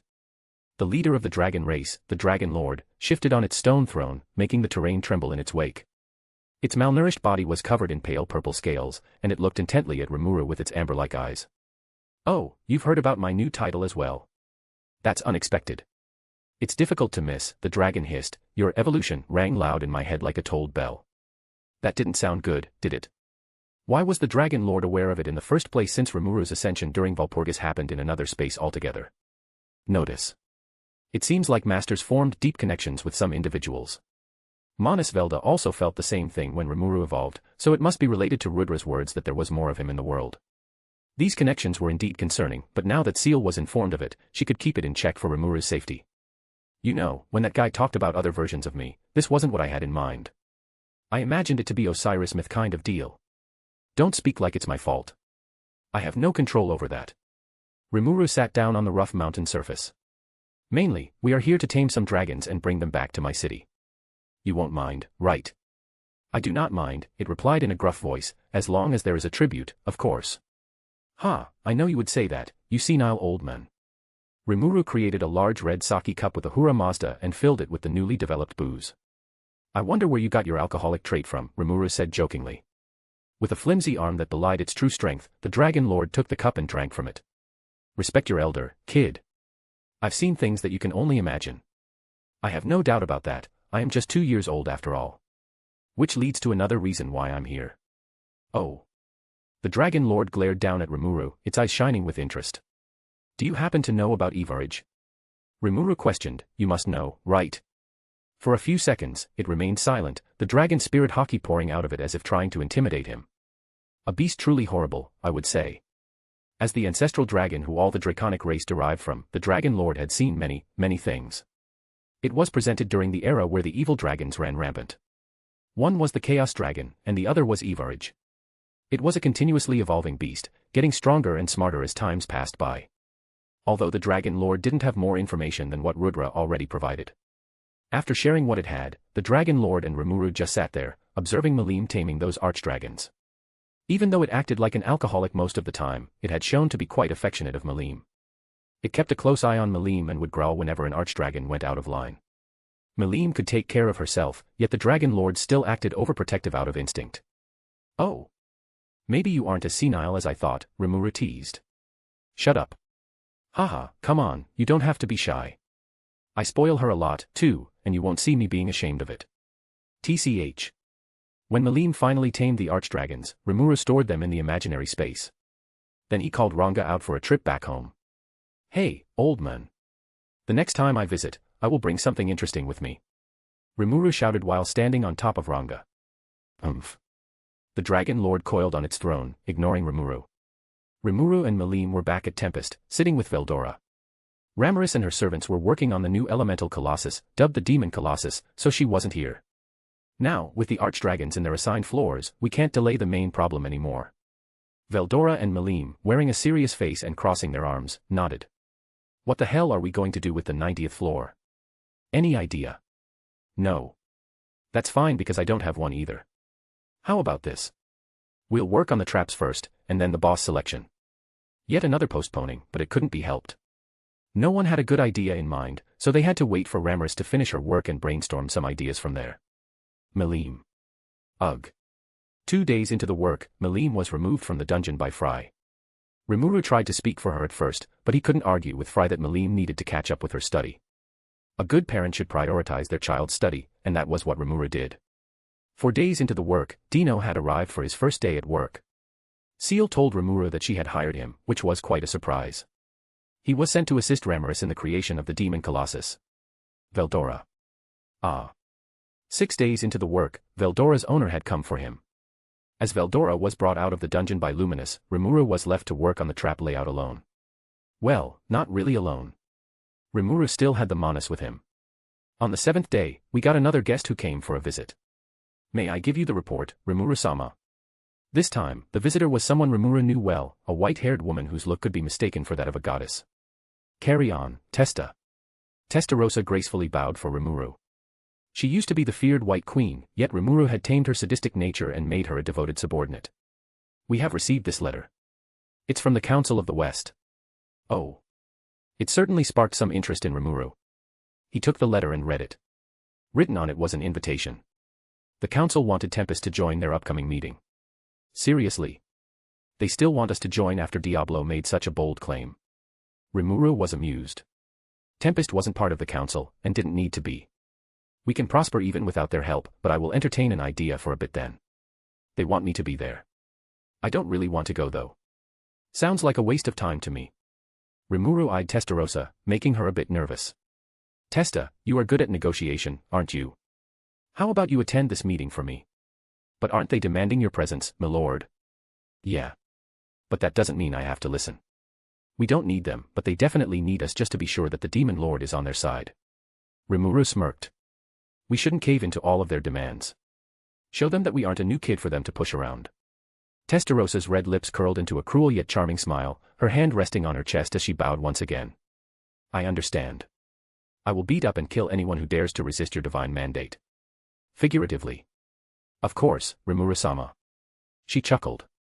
Out of desperation, Rimuru also asked Testarossa if she knew anyone who might fit the role of a boss. Surprisingly, she did. Seeing the forest layout of the 90th floor, she told Rimuru that her pet fox might work well in that environment. "You have a pet fox?" "Yes, sir. It was the 9-head, the same fox that was on Clayman's side in Valpurgis. A cryptid like her is rarely seen, so I took her back with me." "That's great, isn't it? I've been worried about finding a boss for that floor for days. Can you please bring that 9-head to me?" "With pleasure." When the fox was brought to the dungeon, Rimuru named her Kamara and was kind enough to name her other friends as well. A week had passed, and Rimuru found himself at the shore of Guy's ice continent. He was guided here by one of the maids, Mizari. Tonight was the night in which the grieving banquet would be held. Rimuru couldn't head directly to Damagarnia on his own despite the invitation from Feldway. As the event of great importance was scheduled to take place, the Holy Void had increased their security tremendously, with the barrier that prevented spacetime being activated, too. Dagura, Dagrul's eldest son, had told Rimuru that he might not know what the grand event was about, but it was surely important judging from the presences of the Seraph-class angels. Ha! Is it always this cold? Ramiris, who was resting in the pocket of Rimuru's shirt, whined. She would be at the event as well. Then there was Diablo, whom Rimuru brought as his bodyguard. Although he didn't see the importance of having one with him, the executive still pressed Rimuru to choose someone to go along with him. The grieving banquet was a secret ceremony, so Rimuru told others that he was just going to form a political partnership instead. And I ended up choosing Diablo since he already knows so much about Veldanava and will fit in well. You sure know who to choose as your attendant, huh? That snarky remark came from Guy, who had already shed his adventurer outfit. Velzard was next to him, and Rain was there as well, maintaining the 3 meters range from her bosses. As if there's a better choice. Rimuru sighed deeply while Diablo just giggled behind him. Their small talk was interrupted by a woman. She was their guide to the holy void of Damagarnia. I believe that is everyone accounted for. She was a tall, beautiful woman with wavy black hair, donning a white set of armor with golden accents and decorated with purple fabrics. Rimuru had known her before from his time as Veldanava. She was Abra, one of the original seraphims. And that includes you as well. She had a tranquil face, yet her violet eyes glaring dagger at Diablo. Kukuku. Time doesn't change you at all, Abra, still as ice-cold as ever. Diablo laughed. With that being said, I prefer this more than a hot-headed type. Unlike Garasha and Pico, Abra was a level-headed person and wouldn't fall for Diablo's taunts. Not a lot of primordial angels could do that, apparently. Most of them were annoyed by Diablo's presence as he kept taunting them. Zalario and Garasha could hold onto their composure better than the likes of Cornu and Feldway, but even they ran out of patience from time to time. Surprisingly, Diablo used to respect Dino a lot and often left him out of this. With that being said, Abra had never fallen for the Diablo before. She had and would always be this cold and detached machine in Rimuru's eyes, a trait truly admirable. Only the invited guests would be allowed to join the banquet, and those guests had to be guided in by one of the mystic angel general. Feldway went east to escort his friend Rudra and the Scorched Dragon. Zalario, who was appointed with the western area, went to escort Luminous and Sylvia. Then there was Abra, whose job was to escort Guy, Ramiris, and Velzard. Rimuru and Diablo were also added into this year's list. So this is Demon Lord Rimuru. How strange. It is as if I am standing in front of the dragon of the creation's end once again, Abra thought, still remaining calm and calculated. She had been the Void Dragon's warden for the better half of this era, so she was well acquainted with its presence. Eerily enough, this newbie Demon Lord reminded her of it. Is he an offshoot that I'm not aware of? Impossible. Other than the 4 eggs it laid a couple months ago, there hasn't been any detected activity from Everage yet. Michael had confiscated those eggs, telling Abra that he would let his royal scientist analyze it, but the result hadn't come back yet. Could it be? Abra-san, why are you staring at me like that? Rimuru, unlike the shameless Diablo, wasn't built to endure those daggering eyes. Nothing. I just thought that you're an interesting sight, she said in a calm, emotionless voice. Ha ha ha. I know, right? Kukuku. Guy's words and Diablo's laughter only served to puzzle Rimuru even more. Abra suspected Rimuru to be one of the world-destroying dragon's more stable offspring if that made any sense. It shouldn't, since Everage had ceased activity during the time Rimuru had emerged, but only a moron would underestimate a beast like Everage. She remained silent about her true intention. This body was unfitted for combat. The Phantom Generals, Cornu, Zalario, and Abra hadn't incarnated into a proper physical form yet, thus having no access to their true power from the dawn of creation. For now, they only manifested in the Cardinal World with bodies made out of magicules, which would deplete and disappear in a few days or so. It was made only for tonight's ceremony, for them to attend the event and pay respect to their fallen creator. With a swift swing of her hand, Abra tore through a fabric of space, opening a portal to Damagarnia. Due to the barrier, any teleportation to that holy site wouldn't work, be it spatial motion, spatial transfer, or even instant motion. But there was one thing that still worked just fine, the Primordial Angel's administrative authority. Walking through the portal, Rimuru found himself in an elaborately decorated dining hall. Feldway was already here, using the true form he only used in a special occasion, which this event was. Sitting next to him was the man who wasn't Rudra despite having the same look. Velgrind was with him. Hey, why did you stop all of a sudden, Rimuru was frozen in place as he looked at the pink-haired, red-eyed woman next to Rudra. Lucia. A surprised look on Ramiris and Guy's faces told Rimuru that it was their first time seeing her as well. Rimuru's information. Name, Rimuru Tempest. Titles, Newborn Star / Reincarnator / Ruler of Monsters / Throne Candidate / True Hero / True Demon Lord. Species, Dragonoid, Supreme Spirit of Chaos, Divine Reincarnation, Combined Aspect, Vicious Vessel of the Stars. Spiritual Perfection, 3/. Supreme Soul of the Star King, Supreme Might of the Star King. Supreme Flesh of the Star King. EP. Concealed Form, 77,777. True Form, Immeasurable. Weapon, the Sword of Rectification, Veldanava, plus 66,317. Stardust Particles, Regeneratable, Body Enhancement / Skill Enhancement / Performing Miracle / Forcing Evolution / Drago Buster / Drago Nova. Blessings, Elemental Queen's Guidance / Frost Dragon's Grace / Gift of Self-Realization / Scorch Dragon's Grace / Storm Dragon's Grace. Arts. Sorrowful World, Ukiyo-e, Void Creation, Void Manipulation, Laughing Demon, Black Veil, SXYT, Singularity. Dazzling Gold Style, Faux True / Nova Break. Hazy Style, Haze Form Hide. Overblade, Holy Blade, Black Flame Lightning Blade, Void Blade, Storm Blade, Imaginary Blade. Creation Style, Gleipnir Creation, Rain of Swords, 3-line formation.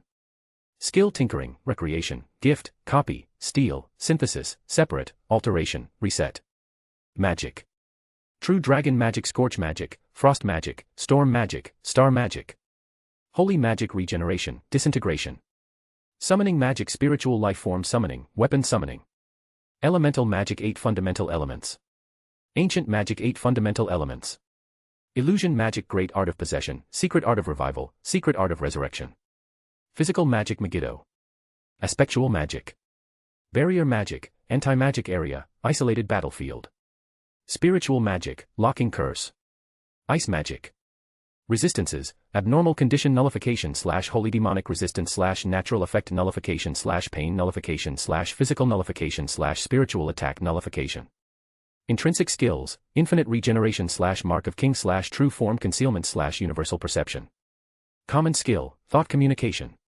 Extra Skills, Multidimensional Barrier / Parallel Existence / Perfect Memory / Universal Thread. Unique Skills, Bewilder / Investigator / Luminous Lust / Manipulator / Reversal / Sniper / Specialist / Paranoia / Megalomania. Ultimate Skills, Divine Flame King, Thugga / Divine Ice King, Cthulhu / Dragon King, Kor / Flaming Forge King, Vulcan / Harvest King, Shub-Niggurath / Pride King, Lucifer / Spacetime King, Yog-Sothoth. Origin Skill, Creation King, Ahura Mazda. Manas, Seal / Rail / Velda. Other abilities, Acceleration / Deceleration / Digital Nature / Divining / Stardust Particle Generation. Manas Lucia is not ready for what I have in store for her. Quick to take action, Seal toggled Thought Acceleration for Rimuru. His mind was enhanced a billion folds, making everything around him stop, including himself. During the skill's duration, only thoughts were allowed to move. Seal-san, is that really Lucia? He was uncertain. How could he not? Rudra, whom Rimuru had talked to before, didn't tell him a single thing about Lucia being resurrected. In fact, everything pointed to the possibility that she hadn't been revived yet. If that is the case, what do we have here then? I don't understand. Seal was running her analysis in the background. She made no rush, setting out to find the undeniable truth. Thankfully, Thought Acceleration gave her all the time she would need for her analysis. As expected, there was a tangled web of barriers around her. Typical. Because the barriers were made of infants, it would protect her from being researched by those who didn't know how to manipulate the particle. However, as a Manas, Seal didn't just know what an information particle was, her entire existence was made of it. She unraveled the barriers layer by layer as if they were clothes. In a way, she was undressing Lucia until there was nothing to protect her. If she managed to make Lucia feel even a little bit vulnerable, then it would be worth it. It served her right for being a thief who stole a girl's first kiss. Seal definitely held grudges. And look at this. It turns out you really are Lucia. She reported the information to Rimuru. This woman possessed all the attributes associated with Lucia. She was a high human who had reached the enlightened level. Her existence value was at the expected level. She had the god-grade weapon given to her by Veldanava in spatial storage, and there was nothing which could disprove her identity. She is the real Lucia then? Affirmative. Seal didn't know yet, but she had fallen for Manas Lucia's trap. Born from the original Raphael, she could manipulate infants as if they were a part of herself. What Seal saw was just mere trickery. Master, I will recommend that you do not approach her directly. We don't know how others around her will react to that. Then what should I do? Please, remain calm. Acting as if you don't know her might be the best course of action, she looks to be doing the same right now. I see. If you manage to get her away from the main group, I will be able to create an isolated space which cannot be spied on. You two can have your reunion after that. While she held some grudges, it wasn't enough to make her hostile. She would do anything for her master's happiness, and being supportive was certainly one of them. I understand. I have to suppress my feelings for now. I've done that for the last few years. I can do it. Seal-san. Yes, sir. Thank you, as always. What happened, Guy? You look speechless, the Emperor asked with a self-indulgent smile as if mocking him. This might be Rudra's body, but Manus Michael was the one in charge. Yet he still kept up the pretense of them being rivals because it made everything else easier. The rules of the game wouldn't allow Guy to meddle with the Empire's troops directly, so Michael could take advantage of that. He had nurtured the East to be his pawn, and they would do his biddings. Although he didn't like her that much, he still recognized Manus Lucia as the Empire's most useful asset. He knew Lucia was a polarized figure and would never bring her to the event. In fact, he had never invited her once in the last 2,000 years. But this year was different. Don't play dumb. Guy stood with his arms crossed and questioned Rudra. His eyes never left Lucia. Since when did she come back to life? It's a secret. Michael chuckled. Why should I expose my trump cards for you to exploit? That's fair. Guy nodded slowly. Resurrection took a lot of effort, especially a person who had been dead for a long time like Lucia. A soul didn't last that long. That meant Rudra had found a method to preserve Lucia's soul and had waited for the right opportunity to revive her. Soul preservation was extremely difficult as well. But since Lucia wasn't enlightened, her soul should be strong enough to remain intact after death. Although he was glad to see her again, he couldn't help but get nervous. He glanced at Rimuru subtly. I know for a fact that he will do anything that woman asks him to. And now that she is here, will he defect to the Empire's side? Rimuru might not be aware of the game between Guy and Rudra yet, but he probably chose the same side as Lucia. That would be a problem. No, problem was an understatement. That would be horrendous. The question is, what should I prioritize, my victory or my friend's happiness? Guy let out an out-of-character sigh, which startled Michael. However, Rimuru didn't react in a way that Guy expected him to. He looked detached and uncaring. Does he not recognize her? No, I know that look in his eyes. He is just trying to hide it. Guy was relieved. Since Feldway was here, it would be dangerous for Rimuru to reveal his true identity. That guy was opposed to the theory of the shattered gods altogether. He saw those who fragmented from Veldanava to be parodies of the divine. Their blasphemous existence should be erased or contained. Feldway saw them as profane from the beginning, so Rimuru would just create more enemies if he ever let the cat out of the bag.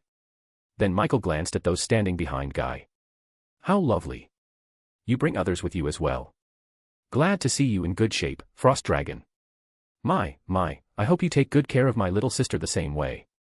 Although it seemed like an act of good faith at first, what Michael meant to say was this: I am glad that you are in good health. It would be a shame if your dragon factor is damaged. Michael needed hers, as well as Veldora and Velgrine's dragon factors for his goal. And also a rat. Rimuru yelped. Are you talking about me? Please, tell me that the insult is meant for Ramaris. Why me? Ramaris attempted to protest but was promptly ignored. Michael, however, didn't answer Rimuru's question. He just shrugged with an infuriating knowing smirk. Notice. It seems to be an insult aimed at Rael. Why did he cuss us for? You bombed his palace. Isn't that whole operation your idea, Wisdom King?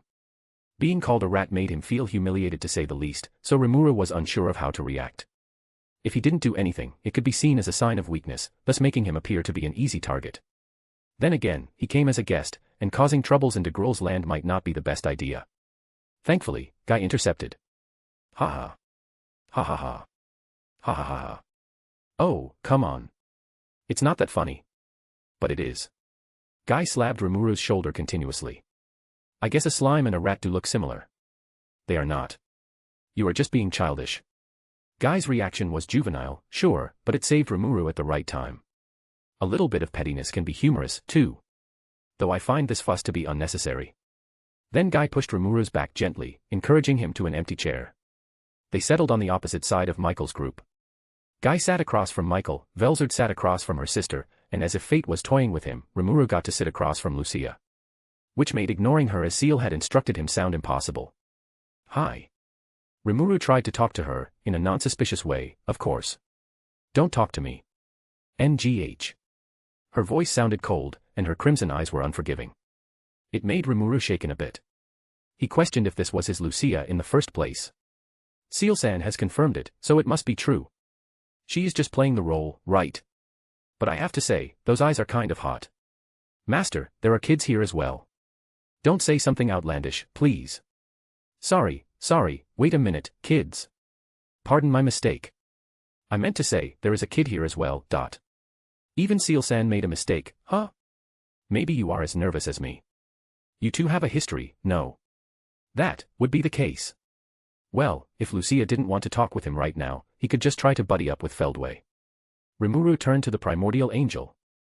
Feldway, using the form which could be called a reflection of the Star King Dragon, was beautiful, feminine even. Hi. Shut up. You disgust me. NGH. The plan to get along with Feldway also failed before the first word could be completely spoken. Since when did this guy become so bitter? Lord, can we? No, you can't punch him. Are we that predictable? To a certain extent, yes. Being rejected twice, Rimuru had no choice but to sit silently in his seat. Don't give me the pity look, Rimuru said to Guy. Which he just shrugged. Then don't like an abandoned pup. Guy was having the time of his life, it seemed.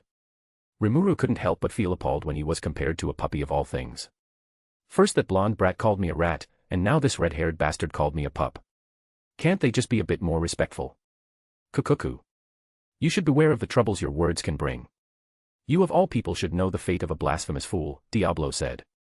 His voice was one of unyielding rage. He couldn't believe what this fool, Feldway, just said. Learn to respect a higher being, fool. Diablo held Rimuru highly, and he wouldn't let anyone disrespect him. Clearly annoyed by the presence of Diablo, Feldway clicked his tongue. Blasphemous. There is nothing more blasphemous than abandoning your god to serve a mere slime. He was equally enraged, feeling as if the holy site had been ridiculed. You were once a man who turned his claws at God, and now you're turning your back at him, betraying him. Take those words back. Diablo grunted. What? You are mad because I spoke the truth. Admit it, no matter how much you shed that skin, you are still the same sinner underneath.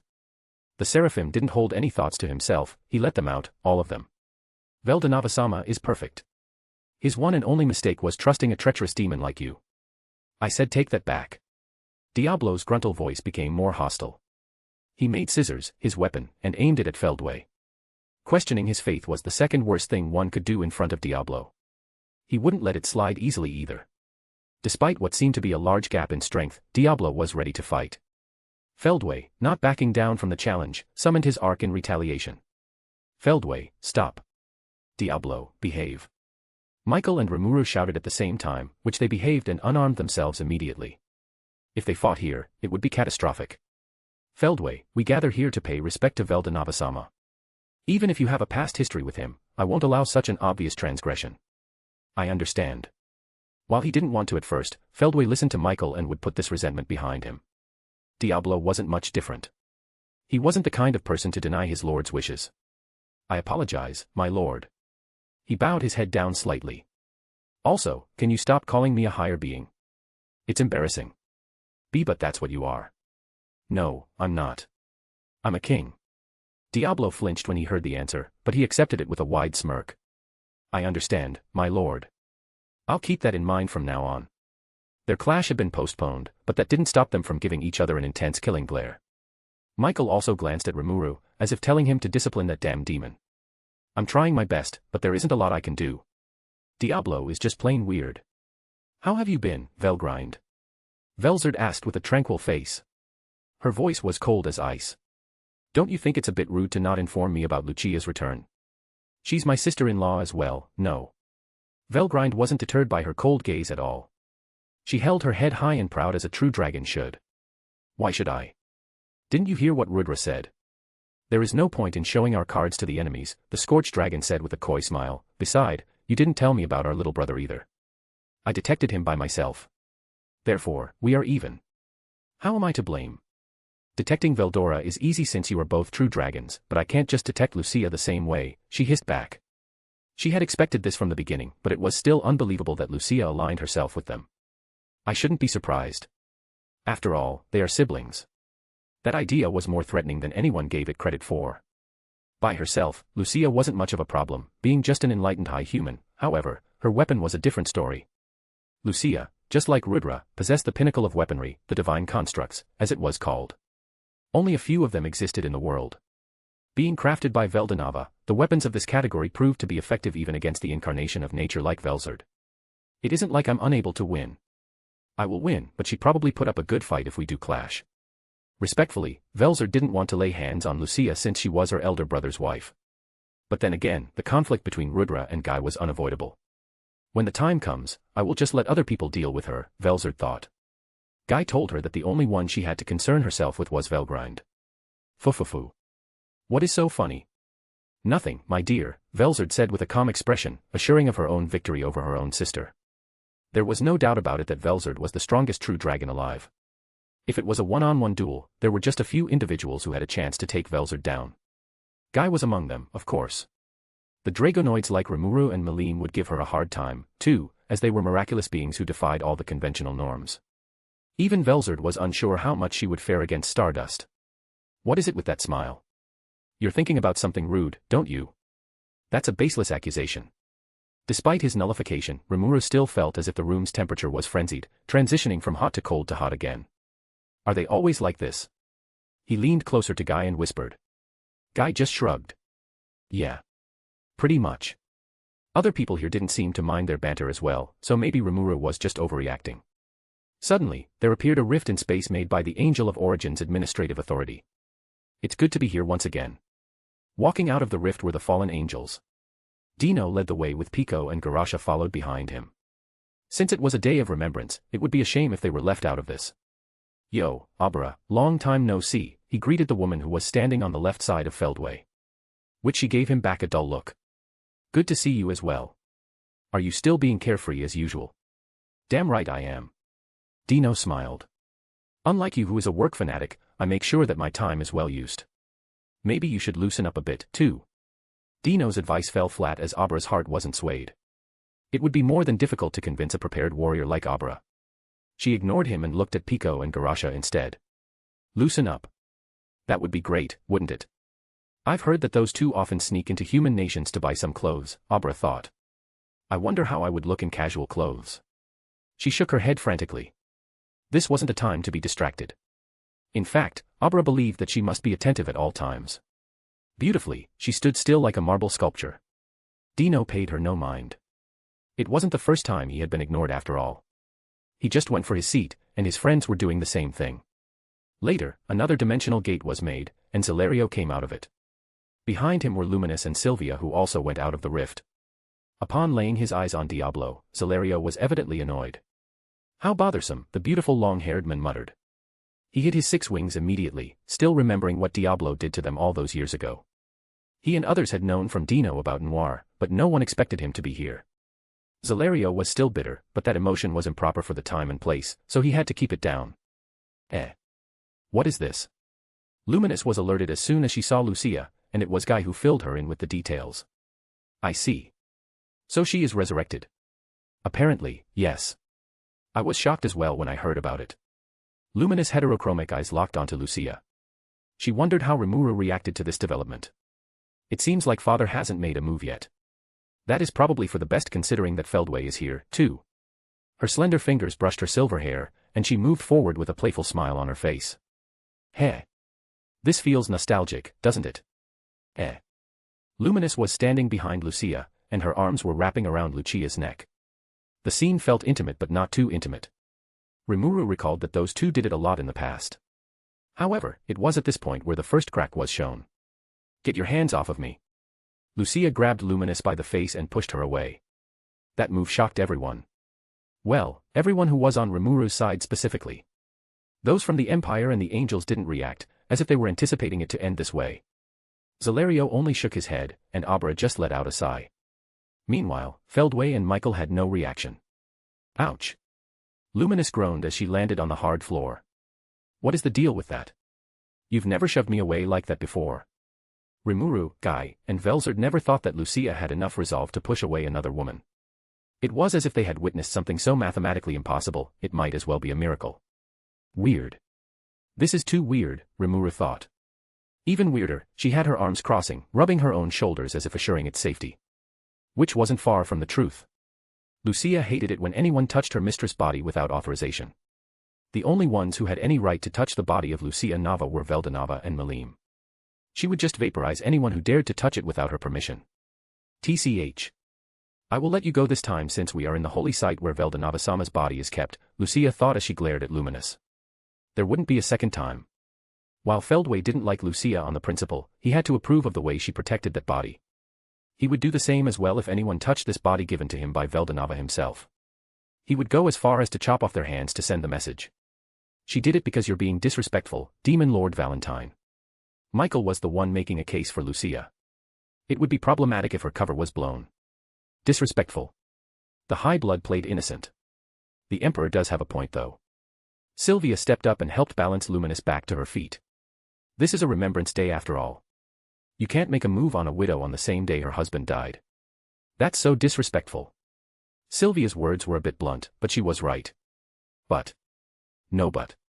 She placed her index finger on Luminous' lips, silencing her. Luminous gritted her teeth and walked to her seat. She had never won against those high elves. It was just plain unfair. Being easily swayed by a beautiful woman happened to be her one and only weakness. After she was done lecturing Luminous, Sylvia approached Rimuru. She eyed him from top to bottom. It's uncomfortable. Notice. Do you want me to deploy Drago Nova? Talk about overreacting. No. Punch. Don't. Maybe if I ignore her, she will just lose her interest, he thought. Her emerald eyes locked onto Rimuru, her nimble fingers traced the outline of her cheek, and her lips widened into a smirk. Fascinating. So you really are an intelligent slime just like Elchan told me. Ah. Sylvia-san. Oh. So you know my name as well. Did my daughter tell you about her accomplished mother, too? She asked Rimuru with sparkling eyes. It was overwhelmingly shining, making Rimuru want to turn away, but he maintained eye contact just to not come out as rude. Ah. Fufufu. Don't be nervous. I am not a bad person. With that being said, would you mind helping me with my experiment? That did get Rimuru interested. How can I help you? Sylvia grabbed Rimuru's hand. Can you be my test subject? Test subject. Like, the kind I can run some experiments on. No, I didn't ask what it means. I'm just a bit shocked, Rimuru said. At this point, dealing with a whimsical woman was just another aspect of his life. Politely, he replied, sorry, I can't do that. I already have someone who uses me as a test subject. That will lead to contaminated results or things of that nature, right? Sylvia nodded. True, true. What a shame. It means I can't experiment on you when you're taken. Taken. Your choice of words is kind of. It does remind me a lot of my past. Being youthful is great, no. I'm a little envious. Sylvia tapped him on his shoulder and went to her seat. He sighed after that exchange. She was as much of a handful as Elmesia, maybe a lot more even. What is it this time, Seal-san? What do you mean when you said, someone who uses me as a test subject? Is that supposed to be me? Absolutely. But I didn't use you like that. Ah, I'll love you nonetheless. Everyone has gathered, I see. De Gruel, who was the last to arrive at the dining hall, said, as the host of the grieving banquet, it shall begin now. Although Feldway was the one sending out the invitations, this event was officially de Gruel's. It took place in his domain after all. When the event started, the music started playing as well. It was melancholic, suiting the atmosphere of the Remembrance Day. Composed and played by throne-class angels, it was sorrowful yet also soulful. Even Rimuru found it to be quite soothing. I didn't know they could play it this well, he thought. Meanwhile, the power-class and virtue-class angels, who were lower in terms of strength and ego, brought out dishes after dishes of food, lining them neatly on the dining table. And no banquet was complete without a beverage. Give me that. Instead of letting a low-ranked angel pour wine for Rimuru, Diablo snatched the bottle. It wasn't like this angels with weak egos would put up a fight anyway. Let me pour you a drink, Lord Rimuru, Diablo said with a smile. Sure, sure. As usual, Diablo had the face of the happiest man in the world, which annoyed Feldway greatly. That damn double-crossing demon. How can he be so happy? I hate him. I hate him. I hate him. I hate him. I hate him. Feldway felt abandoned. He was left behind as a resentful man. Yet he had to keep those emotions hidden. There was no point in showing them now. The world would feel him when the Tenma War began. Rimuru was enjoying the wine, oblivious to Feldway's thoughts which were destructive in nature. So sweet. It was a wine fermented from apples. These apples were grown in heaven, and it tasted so divine. Seal-san, can we recreate this? I can easily do it, of course. But didn't you say that you will consume less alcohol from now on? Come on, wine isn't as bad as other alcohol, so it's an exception, silly Seal. Rimuru got what he wanted in the end. Having a loving girlfriend sure was beneficial. Why don't you pour some wine for me as well, butler? Guy said with a voice full of amusement, swaying the glass in front of Diablo as if taunting. Diablo, as anyone would expect, was not amused. I'm not your butler, Guy. If you want to be serviced that much, you should bring your maids. TCH. TCH. TCH. Guy fidgeted his index finger with a face of superiority. That's not adorable. You've been gone for so long and have forgotten who I am. What do you? I'm your master's equal. Ugh. Diablo was met with a clear sense of realization. He became restless. Here is your wine. Something is missing. Here is your wine, sir. Diablo looked visibly in pain as he said that. But it sure was a humorous scene to witness as a spectator. Even Rimuru couldn't help but be amused by it. I should have tried this a long time ago, Guy thought while wearing an arrogant smirk on his face. Although he doubted it would work the same. It only worked now because he and Rimuru were truly equal, being members of Octagram and all, so Diablo was obligated to treat Guy with the same formality he gave to Rimuru. What about me? Could you do it for me as well? Not wanting to miss this golden opportunity, Luminous decided to join in as well. Although unlike Guy's attempt, hers turned sour pretty quick. What about you? His voice was formal, but that glare was not. I've reconsidered. Maybe you don't have to, Luminous said. I'm a demon lord, too, you know. Those latter words were just a soft murmur as she didn't want Diablo to hear it. While Rimuru was eating, he used this opportunity to observe the guests more thoroughly. Feldway, Zalerio, Abara, Pico, Garasha, and Dino. That's only added up to 6. Where is the last one? The only primordial angel who wasn't here was Cornu. Where is that guy, I wonder? It was perplexing since all other primordial angels were here, but this wasn't a raise for concern just yet. You aren't touching the meal at all, Lucia-san. Rimuru attempted to start another conversation with Lucia again. Food is just a mere distraction, she replied. She was just holding a fork and fidgeting it with her hand with no real intention to eat. Her response was cold, almost heartless. This is a waste of my time. Time that can be used for research. The pink-haired woman stood up. I'll go to pay respect to the burial. Call me only if you need me. Then she went on her own way, heading toward the burial, or in other words, the place where the Star King Dragon's corpse was kept. Can't you just be less obvious? You really are an abandoned pup, huh? As soon as Lucia walked out of the room, Rimuru got visibly sad. Come to think of it, this is your first time here, right? Why don't you go check it out as well, Guy told Rimuru, gesturing to the same door that Lucia just walked through. It would be a shame if Rimuru changed sides, but Guy chose to be a good friend instead of focusing on his victory. The point of the game is to find a person who can rule in Veldanava's place. But since you are here, that isn't important anymore, Guy thought. He let out a soft chuckle as he watched Rimuru run after Lucia. To be honest, chasing after a widow on the day of her husband's death is something else. I'm at loss for words. Yet you managed to speak that disturbing sentence. The first elf, Sylvia, was fanciful in her own right. She often said wild things out of the blue. It was as if she was incapable of reading the room. This one wasn't much different. What do you think, Emperor? She queried Michael. Would you mind having a new brother-in-law? Personally, I don't mind. That means Rimuru will automatically affiliate with the East, doesn't it? Michael only saw Manus Lucia as an asset, so he wouldn't mind using her as a tool for more political power. If a wench bewitches a man, then it's just in her nature. I might as well take advantage of it when I can. Michael wasn't sure just how powerful that Rimuru was. But seeing how Guy treated him, he probably was an invaluable asset. Convincing him to this side might give them tremendous advantage over the game, thus, making their plan easier to execute. Now, don't run with any narrative on your own, Guy said. Those two, eh? What is it, Feldway? I support it. Really? Guy's face showed a genuine surprise. That guy was more accepting than he initially thought. Of course. Feldway smiled.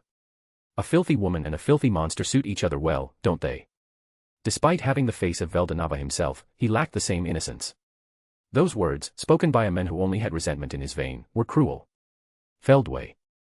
It was Michael who called him out. All right, Those words have no place in the holy site. I apologize. At some point, another man had entered the dining hall. The pure white wings revealed him to be an angel. Because there were 6 of those, there was no doubt that he ranked himself among the seraph class. Guy, Feldway, Cornu of the primordial angels called out names. The heaven tower is ready. If you have had enough with the feast, we can continue with the next phase of the banquet. Guy and Feldway, quite literally the most powerful men this world had to offer, departed from the dining hall. Rimuru followed Lucia down a well-decorated corridor. According to Guy, this pathway would lead to where Veldanava's corpse was kept. He wanted to call it morbid, but then he remembered, he had already summoned that corpse and turned it into the first Veldanava sword. If anything, what he had done was even more morbid than seeing his own grave.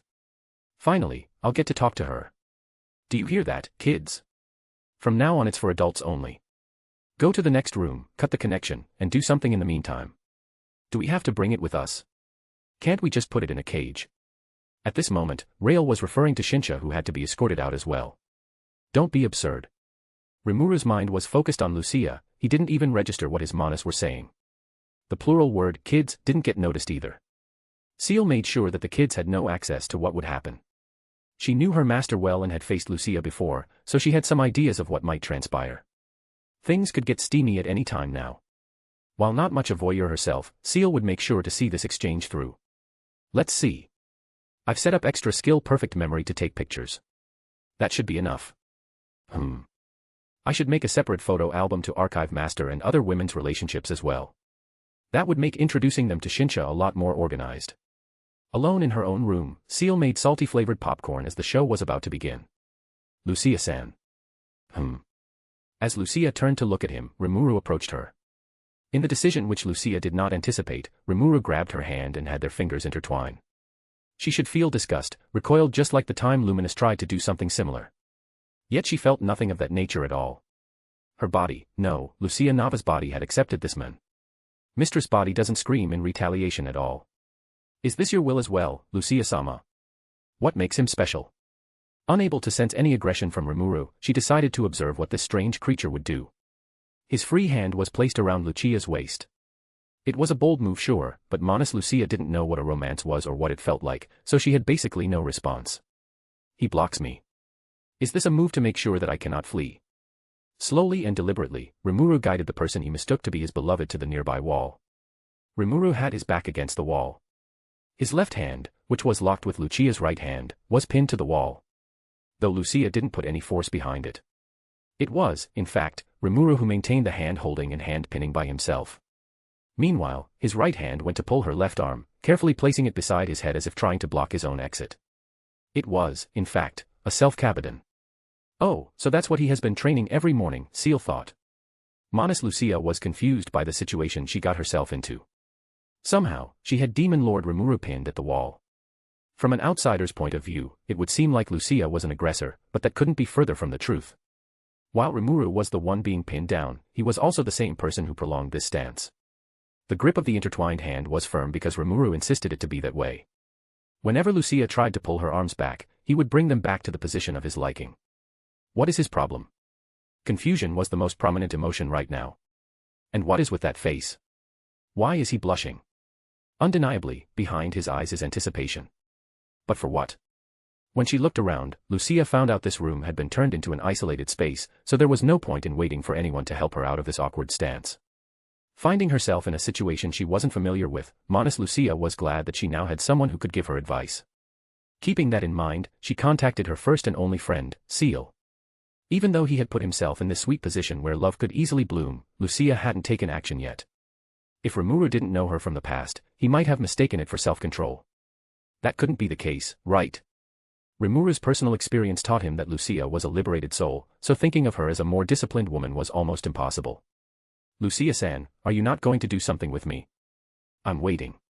I have been waiting for this since I was reincarnated, and you should feel the same, too, right? Rimuru said meekly. Rimuru's cheeks were beet red, his eyes were averting away from hers, and his hand, the unpinned one, was twirling the tip of his long blue hair. There was a strange atmosphere around him which Manas Lucia couldn't explain. Perhaps you are mad because I offered myself too easily. Despite the weight of that question, Rimuru acted as if it was normal. Or is it because I don't have the collar on me? Bewildered, Lucia replied with a confused, huh? What he said made zero sense to Manas Lucia. Even though she derived from the all-knowing Raphael, she still found this situation to be complicated. I can't read his intention. Even worse, I don't understand what he was talking about. Collar. Rimuru, after reminiscing about the past, remembered questionable yet intimate aspects of their relationship. She used to say something along the lines of, "I like it when you resist." Maybe that was why she hadn't made any move yet.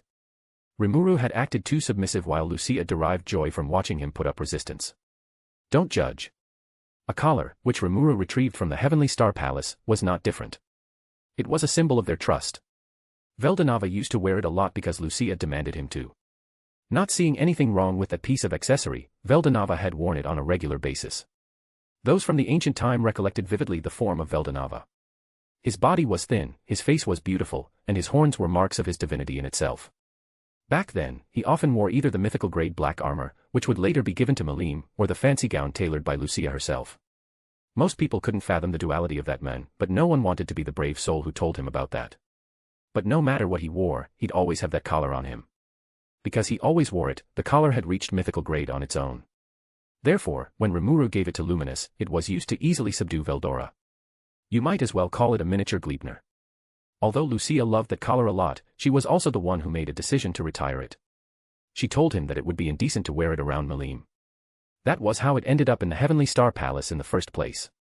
Say, do you want me to bring it out? Rimuru, who was shorter, looked up to Lucia with a smile. I'm so confused right now. And when in doubt, you should rely on your friend. Lucia activated her thought communication. Attuning the common skill's frequency, Lucia made contact with Seal. Seal-san, can you hear me? Hello, Raffi-san. I am in the middle of something right now. Is this call important? Seal was contacted by her friend as she was watching the scene unfold. Desiring to maintain their friendship, Seal would never ignore the call. It's important, very important. Oh, I've never heard you being that nervous before. Not that we have known each other for long. It's been just a week, isn't it? That's true, but this is the most vicious plight I've ever faced. Outside of Seal, Manas Lucia had no friends. Therefore, she didn't know how to interact with others, let alone an individual as strange as Rimuru. Because of that, she needed Seal, who had a boyfriend, to bail her out. I'm pinning a man on the wall right now. Damn girl. Seal was playful in her reply. Maybe it was in an attempt to make them feel more like friends. Don't say that. It isn't my fault entirely. I mean, I did let him do what he wants until we end up like this, but I need a way out. Aren't you the one doing the pinning though? Yeah. But as I said before, this is more complicated than that. I'm the one being held hostage here. Then Manas Lucia explained in full detail about the situation she found herself in. However, those details both intrigued and scared Seal. He has seemingly mistaken me for someone else. To be specific, he's confusing me for my mistress who isn't around anymore. Listening to her statement, Seal suddenly had a hunch, a premonition of sorts. That sounded awfully familiar, didn't it? At first, she wanted to label it as coincidence. The world was truly a vast place, but it was difficult for Seal to believe in this unlikely odd. Her analytical mind recalled the time of their first meeting. During the time she spent in Tempest, Raffi had always been wearing a face mask. And when she took it off, her face reminded both Rimuru and Seal of Lucia. They had dismissed the idea as it was unusual of Lucia Nava to use a disguise and be that passive. Raffi was also a royal scientist, working closely with Emperor Rudra. She had also mentioned Rudra in a rude manner akin to sibling rivalry. It should be noted that Rimuru had never mentioned Lucia as an academically gifted person before. She was a cunning woman, sure, but that wasn't the same as being a scientist on the same level as Seal. Raffi-san, where are you? That question isn't important. I just want to know what to do. You have mistaken it. It is very important. Different places have different cultures and norms, no. I can't advise you accurately if I don't know your current location. Seal's voice was confident as she made a sound argument. You have a point. Manas Lucia listened and agreed. Finding comfort in Seal's confidence, she replied, I'm at an important event with my boss.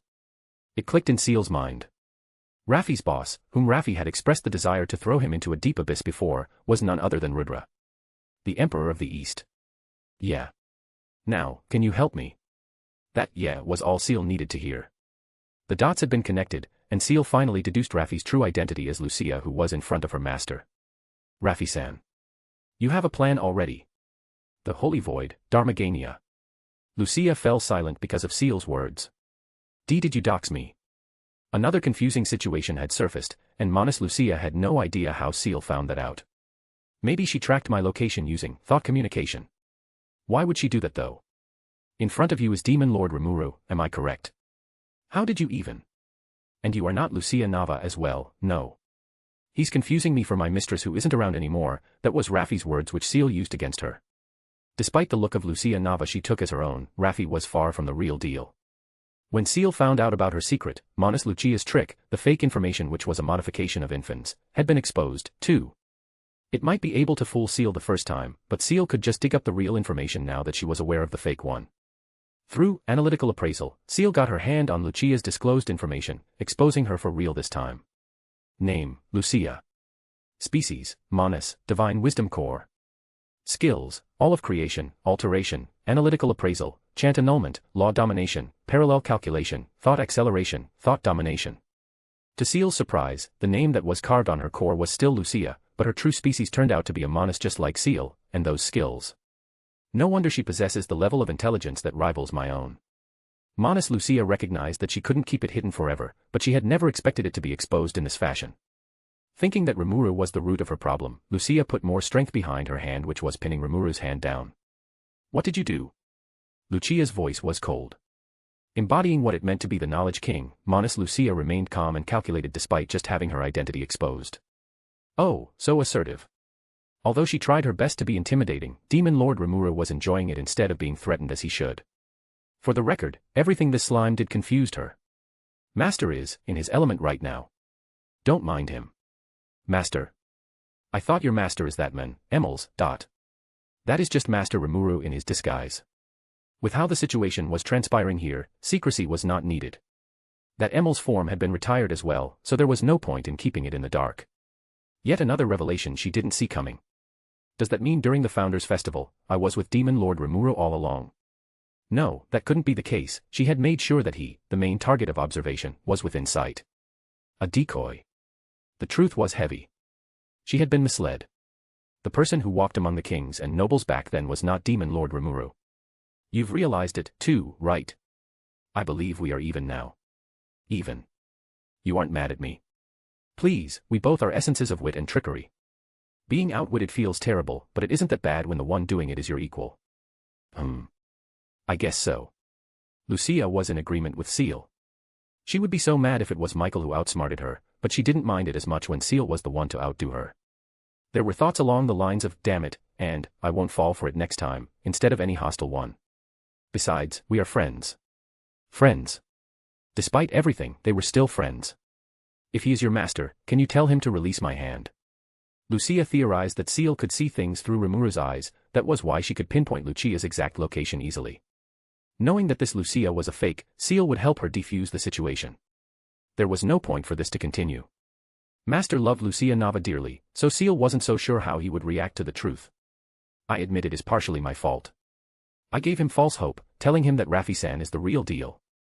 It was a miscalculation. But just like how Manas Lucia reacted to being tricked, Seal was the same. There won't be next time, she thought. Prided themselves as the most intelligent people around, they had never been played like this before.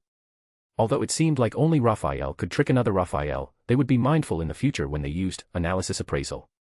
Ever the analytical mind, Seal came up with a plan, explaining it in vivid details.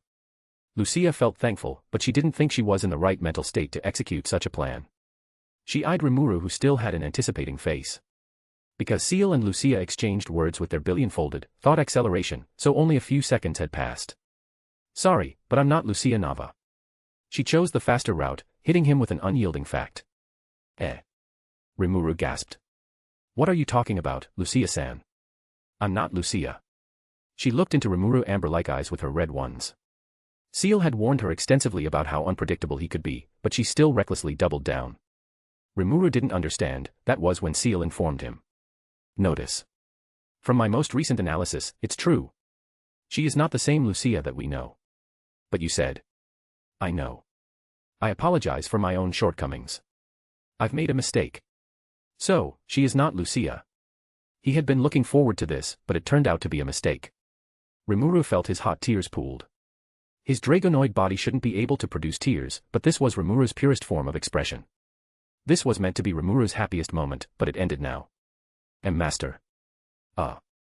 Even Lucia felt worried. For some reason, seeing those tears made her feel hot. It was not a good kind of hot, but the kind that caused pain. Once again, Lucia-sama's body reacts strongly to him. What is it with these unexplainable phenomena? As expected, Rimuru pushed Manas Lucia away and curled against the wall, both sad and embarrassed. At least I am free now, Lucia thought as she stood up after being pushed away. Meanwhile, Seal was doing her best to comfort Rimuru. Thanks to Seal, Rimuru came to his senses not long after. Whenever he felt like having an outburst of emotion, he would rely on Seal.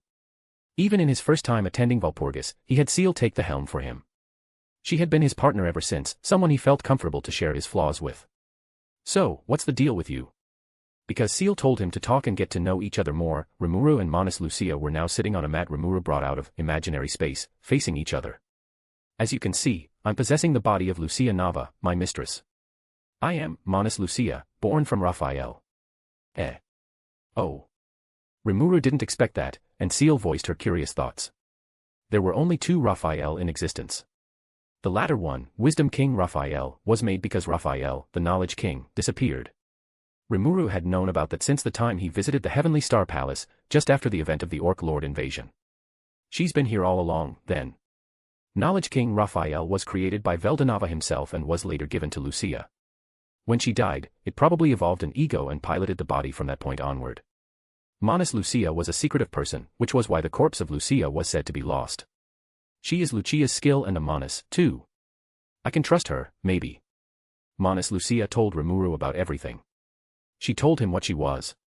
Seal had dug that information up. She either disclosed Rimuru by herself, or else Seal would do it for her. I have a question.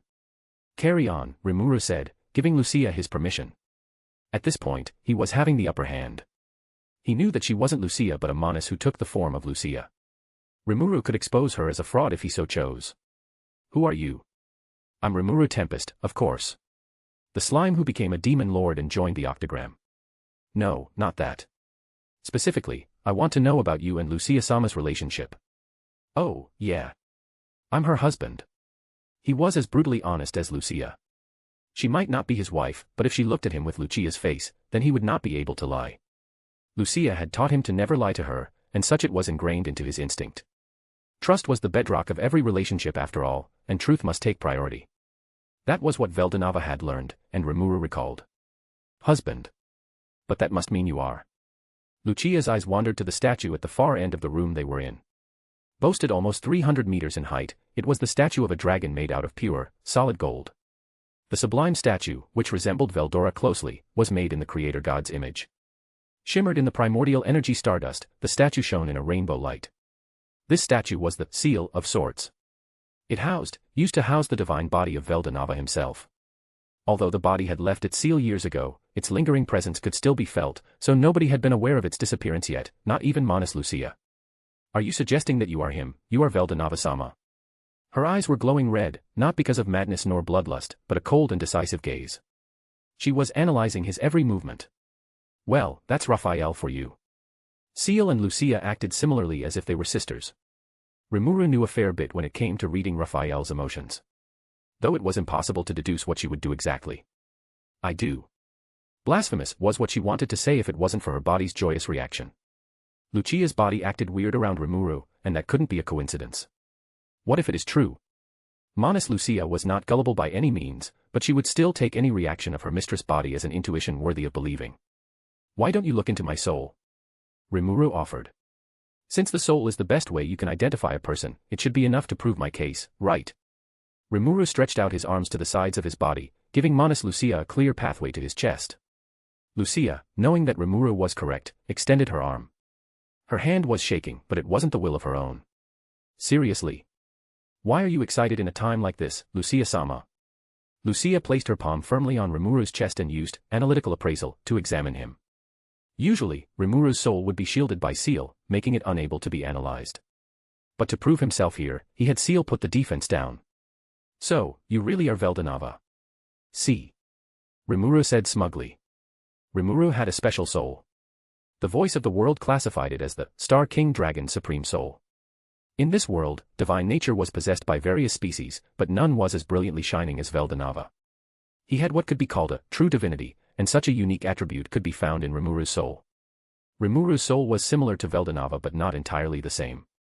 It was separated into 3 unique sections. The largest part, which composited 50% of his soul, was that of Veldanava, glowing in a calm 7-colored light. Meanwhile, the other 50% were made out of foreign essences. One was that of an awakened demon lord, and the other resembled a divine human. Rimuru's essence was that of a god, man and monster, a harmonious entity in his own right. I would say that it's weird. Well, it used to be a full soul, but I have to modify it to serve a greater purpose, Rimuru replied. His divine soul used to be whole, but that changed after Rimuru killed himself. Following his resurrection via Yog-Sothoth, his main and pseudo-souls fused into one. Of course, it would look weird for someone who didn't know of its origin. Believing her gut feeling, Manas Lucia chose to trust him. Fair enough. She bowed her head slightly. I recognize you, who has his soul as his reincarnation. Peeking through her long eyelashes, the Manas continued, your sacred command, the plan you have in mind. Let me know, Veldanava-sama. I don't like that formality, especially when you look like Lucia. He chuckled. We are in the same boat now, so just call me Rimuru. The advantage he had over her was gone now. He knew that she was a Manas, and she knew that he was a reincarnated Veldanava.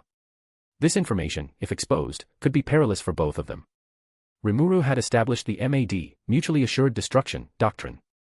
They would hold on to each other's critical information in order to protect their safety. This created a balance of power, allowing Rimuru and Manas Lucia to talk on an equal ground. And about my plan. I have a lot I want to do, really. I want to revive Lucia, as well as making sure my nation will continue to prosper. Reviving Lucia-sama. Manas Lucia felt validated. That had been her goal for almost 2,000 years, but Michael and Feldway had never approved of her. They told her that there was no place for that woman, which enraged Lucia greatly.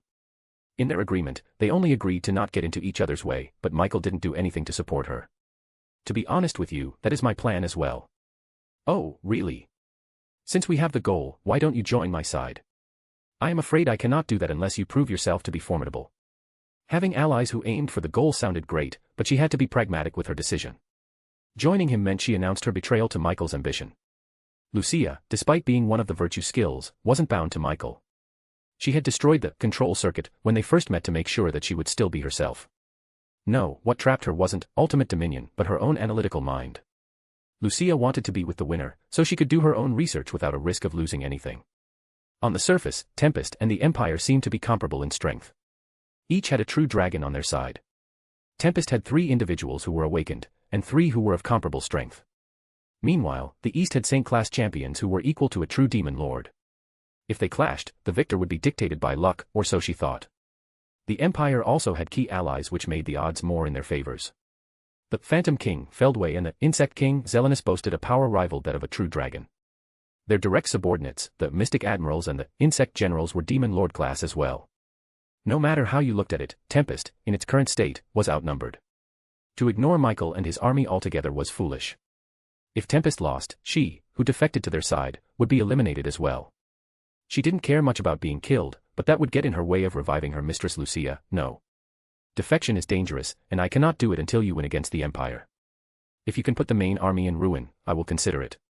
Understanding her reason well, he nodded. I see. So they will invade us. They will. Those expansionists will start with Tempest and Dworgen before moving on to attack the West. Lucia had decided to remain in the Empire. But she wouldn't be their ally anymore. Instead, Lucia would take the role of a spy, giving Rimuru information for him to win. I will be looking forward to the good news. You better be, because I won't lose, Rimuru replied smugly as if the victory was certain. Interesting. Turns out you're not just a crybaby. NGH. His body tensed up, and he blushed a little. Please forget about that. No. Rimuru had told her to drop the formality, but wasn't this too far? In conclusion, Rimuru and Lucia formed an alliance with 3 agreements in total. That would be: 1. They must support each other with information and assist each other to ensure the revival of Lucia Nava. This is our shared goal, so there is no problem. 2. Malim Nava's safety must take priority over anything else. It's good to know that she sees Malim the same way as me. Come to think of it, she did glance at Malim a lot when she was disguising herself as Raffi, too. 3. Rimuru must win against the Empire, and Manas Lucia must provide him with the enemy's classified information. After they had that conversation, Rimuru and Manas Lucia decided to take a little break before going back to the main group. He made her a cup of black coffee, which she seemed to enjoy. Meanwhile, Rimuru brought out a cake he stored in imaginary space. So, Raffi-san, what do you think about Lucia? Rimuru wasn't comfortable with just calling her Lucia, so he would stick with Raffi for now. You want me to say? We can be here for days if you let me start. Lucia-sama is kind, innocent, witty, and... Are you sure we are talking about the same woman here? Rimuru couldn't help but speak his mind. Of course. As her husband, how can you miss that? She continued to list more good qualities of Lucia, some Rimuru didn't even know they existed. Oh, dear. She wasn't lying when she said she could go on for days, Rimuru thought as he ate the cake and kept listening to what sounded like the rambling of a mad woman. Manas was biased toward their owner, Rimuru should have known it better than anyone. In the Promised Land, the real Lucia was watching the event that transpired down there. Ah, it makes us pretty sad, too. Seeing Rimuru in tears just didn't sit right with her. That's rich coming from you. Sitting at the same tea table with Lucia was her colleague who went with the name Emils for the time being. He didn't have a name, so any would do it for him. But since he had been using Emils' form to express himself, he might as well take its name as his epithet. Are you suggesting that we like to make him cry? Emils just nodded. There is a difference between sorrowful tears and joyful tears, you know. I don't. You are too innocent for your own good. Emils blinked continuously at her with a blanked face. Please, we are stuck here until he comes letting us out. There is no one here that'll take advantage of me. In contrast to Rimuru's the reincarnator and Manas Velda's the clairvoyant, Emils' epithet was the prisoner as he was bound to this place. Visiting the central world using Manas Velda, his counterpart, as an anchor was possible, but he couldn't prolong his presence down there. The only shady person here is you, and I'm not your type anyway, no. True, true. Lucia nodded. Still though, seeing him like that does make us down a bit, and it isn't like those two are going to make out any time soon. Raphael was attached to Lucia and not Veldanava, so she shouldn't expect anything. Unhinged as she might be, Lucia wouldn't force a skill she adored to participate in something it didn't want to. Maybe the voice of the world was right. Oi. Did no one teach you that bad-mouthing should be done behind a person's back, not in front of them? Lucia said. No. You have never taught me that. Emils replied bluntly while brushing strains of pinkish silver hair off of his face. His blood-red eyes locked on Lucia as if blaming her. He never had any mentor. He was born into this realm when it was just a blank void. When his ego developed, he had made contact with the great holy spirits and crafted the promised land by himself. He had never experienced the real world before, so what he knew came from the voice of the world, which he shared a database with, and Lucia, who arrived later. Clearly, both were far from being good teachers. How about we do something to lighten up the mood? Lucia asked with a wide smirk, leaving no room for Emils to reject. I don't like that idea.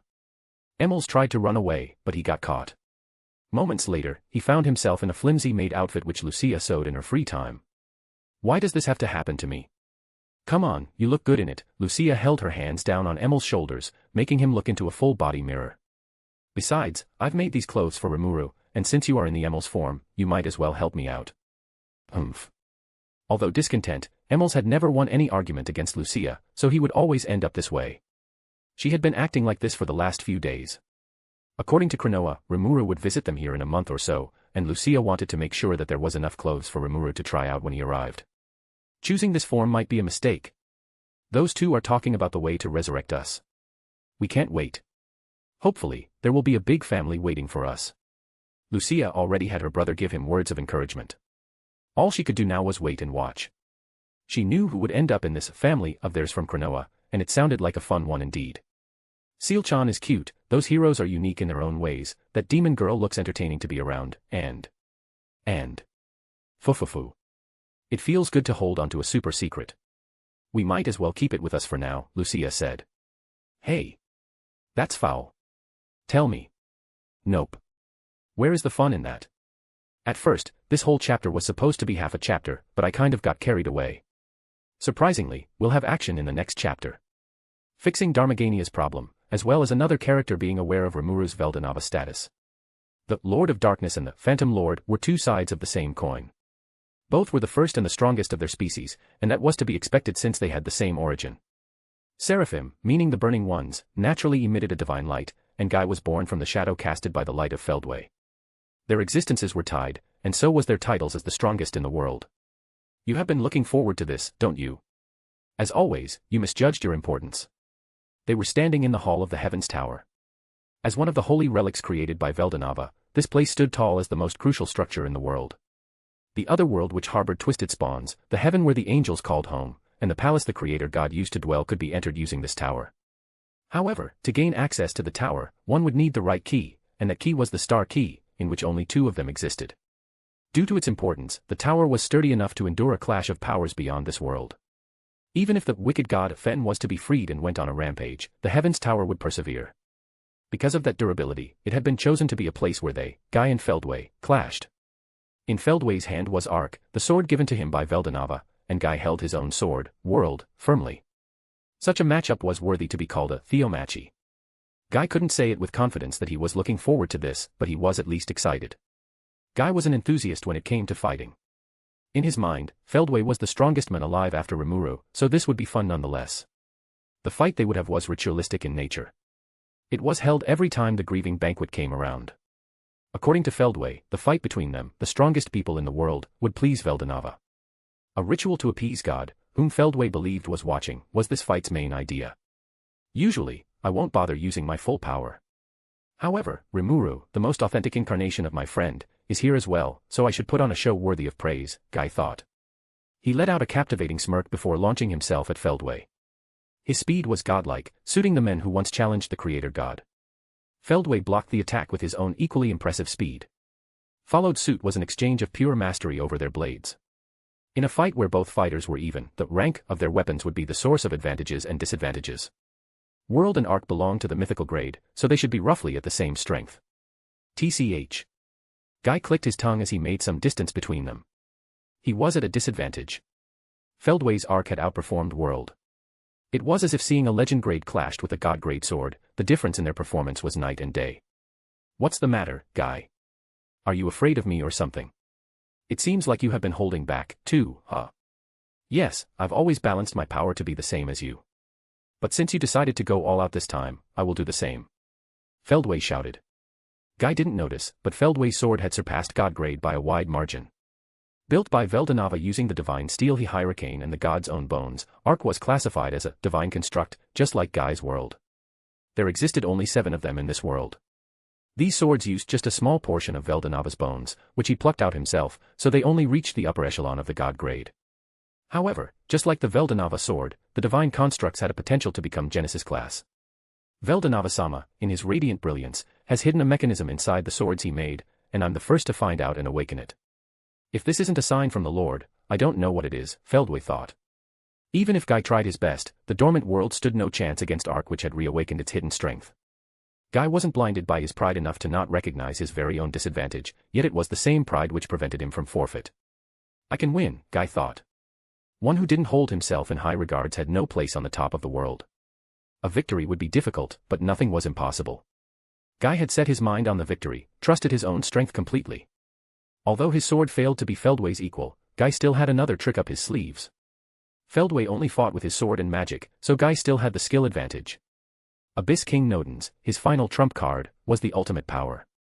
Nodens allowed Guy to copy any skill to perfection as it was the direct upgrade of Pride King Lucifer. And Guy had many skills of the ultimate level he had copied, and they would be his key to victory. In an instant Ark was swung, a pure white beam of light was launched out from it. The beam ran toward Guy with an instantaneous speed. If it wasn't for Guy's experience and extensive training, he wouldn't be able to react to it. TCH. That's so unfair. Using time stop, Guy managed to barely dodge the hit, only his arm took damage and got blown away. Demon Lord Guy possessed an invulnerable vessel, not a lot of things could scratch him, let alone cut him so effortlessly. His body was as hardened as a diamond. Even in his recent defeat, Rimuru's Nova Break only knocked him out and not cut him in half. He had become much stronger than that version of himself, yet it seemed like his growth into a night-transcended being was not enough. When the light beam hit the wall of the Heavens Tower, tremors could be felt around the continent. It was a gentle quake around the world rather than an earthquake. Feldway's attack could blow a planet away if it made any direct hit. Thankfully, this fight took place in the confined space of the Heavens Tower, which helped minimize Feldway's influence to the world at large. Only a stardust-based attack like Malim's Dragon Nova could truly topple this tower, so it was the right place for monsters like these two, who could end the world if their power were to be misused, to duel. Feldway rushed in to capitalize on the damaged Guy. His martial arts and sword techniques were excellent. And because Guy had one arm less at the moment, Feldway easily gained the upper hand. Guy had to fend off a barrage of sword slashes with his non-dominant left hand while waiting for his other arm to regenerate. And sure enough, his godlike regeneration took effect and he got his dominant hand, so he could fight with Feldway on a more equal term. However, Feldway still got an advantage due to his weapon. Heh. Feldway had a cold smirk on his beautiful face. Now that I've used my full power, even the likes of you will be disintegrated. He laughed maniacally. His voice filled with apparent madness. You won't mind it, right? Demons like you are tougher than cockroaches, you will just reincarnate again in no time. Arc, which had been charging up from the start, was about to unleash the extent of its power, the power of the Genesis-grade weapon. He kicked the marble floor below him, sending himself backward. Creating a space between them was the most strategic move. Power radiated from Feldway's divine form. Glowing yellowish light shone behind him. Suiting to be called the Burning One, Feldway looked as if he was a second sun. His sword moved in a manner faster than thought and created an air slash which could cleave the surface of the planet clean off. It was even more powerful than the attack used before. If the first move could harm Guy, this one should be able to kill him altogether. This was a fight to appease Veldanava-sama, and Guy Crimson, this detestable demon, will be a great sacrifice, Feldway thought. Despite facing the attack which could spell the end of the world, Guy looked serene. He sent his sword back to his spatial storage. That's more like it. You don't stand a chance against the power bestowed to me by Veldanava-sama, all you can do is accept your fate. But Guy's face wasn't the face of someone who had accepted his fate. Instead, it showed a smirk of someone who truly enjoyed what happened. His hands extended forward. Is he going to block it with his bare hands? Is he crazy? Crazy, he might be. What he was about to do had a chance to greatly backfire, but there was no better time than this to try it out. Swallow everything. Gluttony King Belzebuth. What followed was an all-consuming darkness. Ultimate skill Abyss King Nodens bore its fangs at last. Beelzebuth. This must be a joke, no, this is plagiarism. Clearly, Rael wasn't pleased with Guy using what was his signature. Back in the dining hall, Rimuru and Manas Lucia had returned. They and others had been watching the fight between those two. Usually, the fight would be left unseen, its result was only known by the two participants because no one wanted to risk their life trying to see what happened behind the sturdy wall of the Heavens Tower. But Rimuru had found a way to do it without risking anyone. Personally, I don't really take interest in what they are up to. But since Velzard-san and Ramaris want to see, I was pressured into helping them. The fight between Feldway and Guy was projected onto the wall. The methodology used was an adaptation of Rimuru's physical magic, Megiddo. He had developed it for quite a while now, and this was the first time it had been used officially. This magic was given the name Argos. Inside the tower, there were water lenses which transferred every information to Rimuru. Everyone was seemingly intrigued by it, especially Sylvia. This magic will see a lot of use in warfare, will it not, was what Rudra said. It was a shame to reveal this in front of him who was an enemy, but he rather did this instead of listening to Velzard and Ramaris' complaints. Beelzebuth, eh? Rimuru addressed Rael. I don't think you should be mad though. After all, our skills are others as well. It's an eye for an eye, right? But Lord, it's okay when we are the one committing it. It is, however, unacceptable when someone flips the script on us. Oh, you really are shameless, he thought to himself amusingly. Rimuru wouldn't mind it when someone used his skills. He believed he had no right to be mad since most of his skills were acquired from others. Harvest King Shub-Niggurath embodied the essence of what Rimuru was talking about perfectly. Rimuru could share a skill with his subordinates and also gain access to their skills. It was beneficial for both sides, wasn't it? However, Rael's discontent came from the simple fact that Guy wasn't Rimuru's subordinate. This is unacceptable, we will go have a talk with AKA. What the hell does that mean? Rimuru asked, but there was no answer. Notice. He's gone. What do you mean, he's gone? Seal explained to Rimuru in full detail. Because a Manas was born from an ultimate skill, they naturally had authority to the skill associated with them. For example, Seal had authority over Great Sage, Degenerate, and Wisdom King Raphael. Meanwhile, Rael had authority over all of his components, which consisted of Predator, Starved, Gluttony, Merciless, and lastly, Gluttony King Belzebuth. These skills were parts of them, that statement was true across time and space. To simplify it, the skills, no matter what it was or who was its owner, would act as an anchor for the Manas. It was their parallel existence, basically. Which meant just like Rimuru's parallel existence, they could relocate their consciousness at will as long as they were aware of that parallel state and location. Therefore, when Seal said Rael was gone, there existed only one place he could be. He sure is impulsive. I've been ignoring it up until this point, but we ought to teach him a lesson. I'm not good with children, but if you want me to rearrange his brain then. Oi. Oi. Don't do something of that nature. Notice. I'm just joking. I know how much Master despises mind manipulation. But the truth stands, I am not good with children. That was to be expected. Thankfully, Rimuru had a really good idea. While he was just a few months old as of now, his actions and speeches reflected that of a somewhat ordinary teenager. It was a good thing that Manas didn't go through a rebellious phase, or else there would be a lot of mess for Rimuru to clean up by now. I might as well just introduce him to someone around his mental age. Everyone needs a friend, right? Even Seal-san has one. Rimuru already had a plan in mind, and he would act on it as soon as they returned to Tempest. They said hanging out with a proper crowd would make you a proper man. Hopefully, they were right. Rimuru would be looking forward to Rael's change in behavior soon. Back to the fight, Guy was trying his best to resist the world-cleaving slash, but the situation was more dire than he anticipated. That guy wasn't joking. He really planned to kill me. Guy's hands were cloaked in a black essence, Beelzebub's power. It helped him to be able to touch the air slash without being cut to pieces. As he held it in place, the same power was used to absorb the slash of its potency. But at this rate, it wouldn't be enough. There was a way out, of course, but it came with a risk. Beelzebub wasn't a power he could handle in its full glory, as it had a potential to get out of control and shallow the world like a black hole. Rimuru, who was its original owner, couldn't handle it on his own either. He had Raphael help him with a fragile topic that was Beelzebub. It became a lot easier to command after he became a Manas though. But for an average man like Guy who didn't have Raphael nor a Manas, fully controlling the Gluttony King would require a lot of concentration. Hey, stop doing that. What? Suddenly, a voice, which he had heard several times now, echoed in his head. He had run into Rael both in Walpurgis and while spending time as a part of Masayuki's party, but this invasion of the mind was unexpected. How did you even come here? Was this also Rimuru's doing? Did he send you as a support? That's so considerate of him. You misinterpreted your own importance. AKA, you have a skill that is ours in nature. Get rid of it. Because Rael was associated deeply with Rimuru, Guy knew immediately that he was talking about Beelzebub. How about no? Play stupid games, win stupid prizes. Lord used to tell us that. How about this? Soon enough, Guy's face turned pale as he felt his energy reserve deplete greatly in just a short time. Rael had retaliated, activating the copied Beelzebub to consume Guy's Magicule. Are you trying to kill me? Magicule reserve was crucial to Guy's survival. While he was pushing the air slash, he needed to use infinite regeneration to keep going. If Rael continued with this antic, it would end badly for Guy. Oh, we haven't eaten it for a while, we almost forgot how delicious your Magicule is. Rael sounded happier. Kids were notorious for their mood swings, and it was also the case here.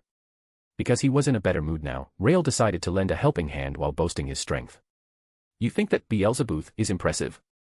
We will show you that it's nothing but a copycat. One cannot truly imitate true greatness. From Guy's palm, the darkness that consumed all was replaced by a voidish mist. The earth-shattering slash was entirely eaten. It shocked Guy, and Feldway probably felt the same. How? What did you do? Don't say it like it's my fault. Feldway was absolutely livid. He then sent a barrage of air slash at Guy. They weren't as strong as the previous one, but the amount made it difficult to manage. Hey, AKA, how do you plan to counter that? These attacks are quite tricky, but they are weak enough for me to overpower it. The real question is, what should I do to take down Feldway himself down? Want to hear our proposal? Carry on. Guy used thought acceleration to have a conversation with Rael. Everything around him stopped with only thoughts allowed to run at a regular speed. If you let us eat all of your Magicule reserve, we'll let you borrow an energy that might be able to turn the tide. Sacrificing my Magicules for a power I don't know. That's not a good strategy. Too late, we are working on that. As soon as Rael finished that sentence, Guy could feel himself being drained of energy. Guy boasted the amount of existence value which rivaled that of a true dragon. He innately had 40M within himself, and the total amount rose to 44M with world equipped. Yet the amount which was nigh infinite got drained to almost nothing. It was truly madness, and it was clear that Rael was messing around with him. Ah, this is great. Even Lord doesn't let us eat this much at once. Now, it's time to hold our end of the bargain. Rael, who was in a state akin to a magical equivalent of a sugar rush, activated his sub-skill, Imaginary Collapse, to generate Nihility. When Nihility was pumped into his body, Guy felt a distinct surge of pain. Being an energy of creation and destruction, Nihility was naturally not easy to wield. Their understanding of Nihility was still in an infancy phase though. Rael could produce it, and Seal had been working on it. Rimuru's current body, which was reconstructed in Valpurgis, should be enough to handle Nihilite since it was made with a purpose in mind. They had followed the lead left to them in a form of quests, which made Rimuru end up as a Dragonoid. It was a body made to house all the fragments of Veldanava. After his consumption of the dragon cores, the reconstructed vessel bore essences of the true dragons, the dragon factors, making it invulnerable. However, one could not be too cautious. Nihilite was used to create existence itself after all, you simply shouldn't overlook its potency. I know this energy. Guy wielded it with familiarity, he had never used it, but he had felt it before. It was the same kind of energy resting at the abyss of hell. It might even come from the place before hell was born. This great power came with great drawbacks. If misused, it could spell his own doom. To counter the primordial energy's destructive nature, Guy was using Metatron to optimize the power, Beelzebub to eat the damaged parts, and Nodens to reconstruct his body constantly. These actions would take a lot of energy, but Nihilite itself provided more, so the positive and negative even out while leaving some profits. In a movement which bordered instantaneous speed, Guy cut all of Feldway's attacks with the world sword he resummoned. Nihilite could amp an awakened demon lord to the level of a god, true dragon. And for Guy who was already at the highest level, he would become truly transcendent. Hey, Feldway, this is a lot of fun, but I will have to end it now, Guy said. Unlike Rimuru and Malim's Stardust amplification which could enhance them without any drawback, Nihilite amplification was stronger yet riskier, so every second here mattered. Don't be ridiculous. I mean it, Guy said with a firm voice, I would win. Finishing declaration of his own victory, Guy was gone from sight and appeared again in front of Feldway. It was as if he was using instant motion, the most advanced teleportation art. Guy raised the sword above his head.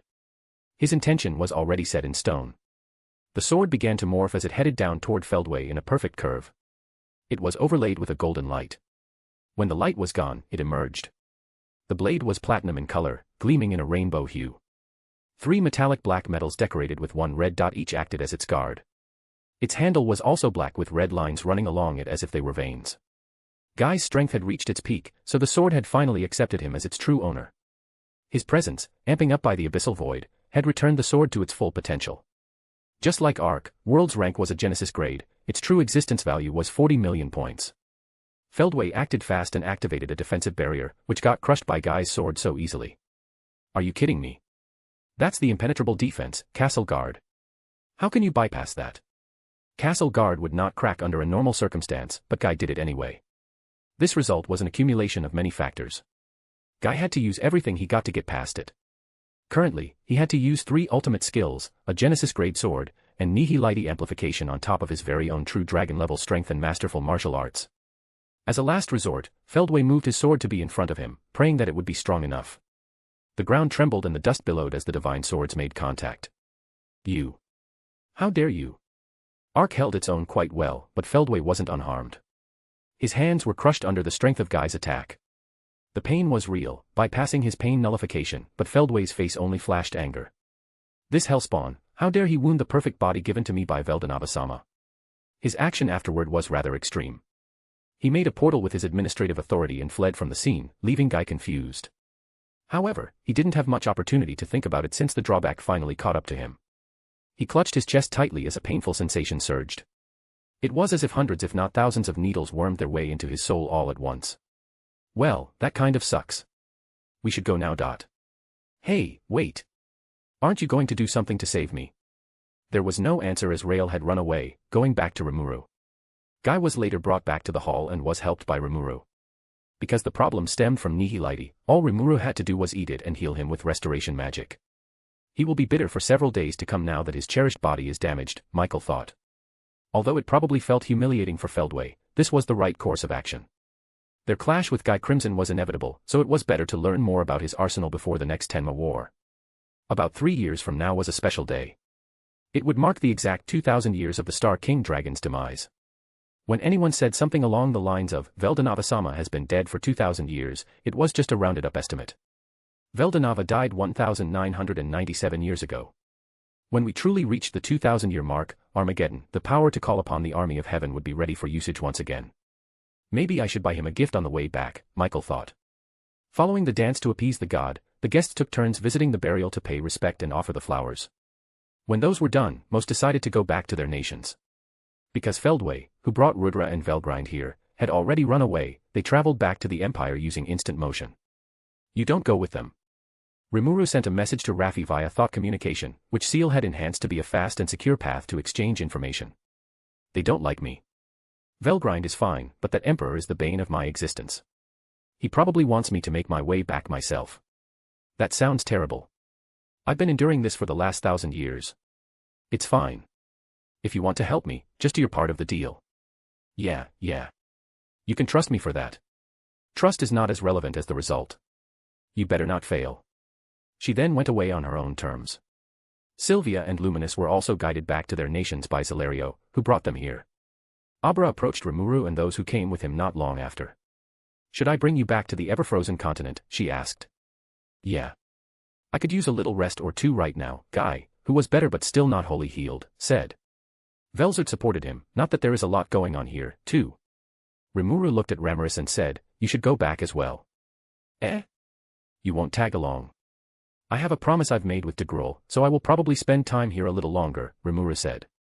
Restoring the barren land was the promise Seal had made to Degrol. He wouldn't want Ramaris to wait for him, so he advised her the way he did. Don't you need Angel's ability to get out of this land quickly? Well, I can help with that. Dino raised his hand and offered to stay here with Rimuru. With administrative authority, he could bring Rimuru back to Tempest in just a swing of his hand. With that being said, Ramaris, Velzard, Guy went with Abra. Pico and Garasha were also dismissed. Dino told them to make themselves comfortable in the holy city while they were waiting. Are you sure you won't go back with them, Diablo? I dare not to, Rimuru-sama. I've sworn to be by your side and protect you. Leaving you behind would go against everything I believe in, he said dramatically. Ignoring Diablo, Rimuru turned to Degrol. We can start now, he said. Degrol nodded and led the way with Rimuru, and Dino followed him closely. Dino himself wasn't much of a participant. He stayed here not for the sake of escorting Rimuru. Instead, he just wanted to avoid returning to Tempest because Ramaris would force him to continue working on the Demon Colossus. Even just an hour worth of not working could be seen as invaluable by Dino's standard. Degrol led them out of the protecting effect of the Heavenward Pavilion. The pavilion was a structure that speared above the cloud. It wasn't as tall as the Heavens Tower. The area around the pavilion served as the only livable zone known as the Holy Void, while other parts of Degrol's land was a desert. The Desert of Death was its name. Whenever the wind blew, there would come a blade of sand dust that could cut through steels. The monsters who lived within this barren land were also of high ranks. Even though giants have one of most impressive restoration rates, they couldn't survive in this environment, Degrol explained. Moreover, we can't grow any plant in this harsh land, making food supply one of the most sought-after resources. Although Rimuru could transfer goods from the nearby sea to Tempest using the high orc stomach skill, it was common sense in this world that supply couldn't be transferred via magic. Speaking of orcs, the situation here was dire. If I don't do anything, history will definitely repeat itself. It was this kind of harshness which pushed the kingdom of orcs, Orbic, to invade the Great Jura Forest. Yes, Clayman and the clowns played a part in that, but they were just the ones who nurtured the flame, not the arsonists themselves. The lack of food and natural resources gave birth to the Orc Lord and the deaths of many. The same would happen if nothing was done. Rest assured. I have a plan. If you would allow it, I want to observe the process. Fine by me, Rimuru replied. The three of them arrived at the heart of the barren land where nature was at its most volatile. At this spot, an individual below an awakened demon lord class would succumb instantly. Rimuru told Degrol and Dino to create some distance as things could get a little crazy when he performed a miracle. Seal already had the plan, so all Rimuru had to do was follow it. The unconventional method he was about to perform couldn't be done in his concealed form, so he had to transform. His true form looked evidently more mature and donned a pure white, saint-like robe. The exuded aura felt different as well. It felt more tranquil, more divine. That horn. Degrol and Dino, with shocked expressions on their faces, spotted the unique draconic horn on Rimuru. They knew he was a Dragonoid, and Dragonoid had a horn. That was understandable. However, Rimuru's horn just looked the same as Feldway's horn. Because Feldway existed, that kind of horn wasn't associated with Veldanava himself but Veldanava-like divinity. Rimuru, who held Stardust and evolved into a Dragonoid, had some connections to the Star King Dragon, but how deep did it really go remained unknown. Another creation of his. His disciple. A fragment. And considering how similar he was to Malim, Rimuru being another child of Veldanava was not out of the picture either. Whatever he was, their guess was as good as everyone else.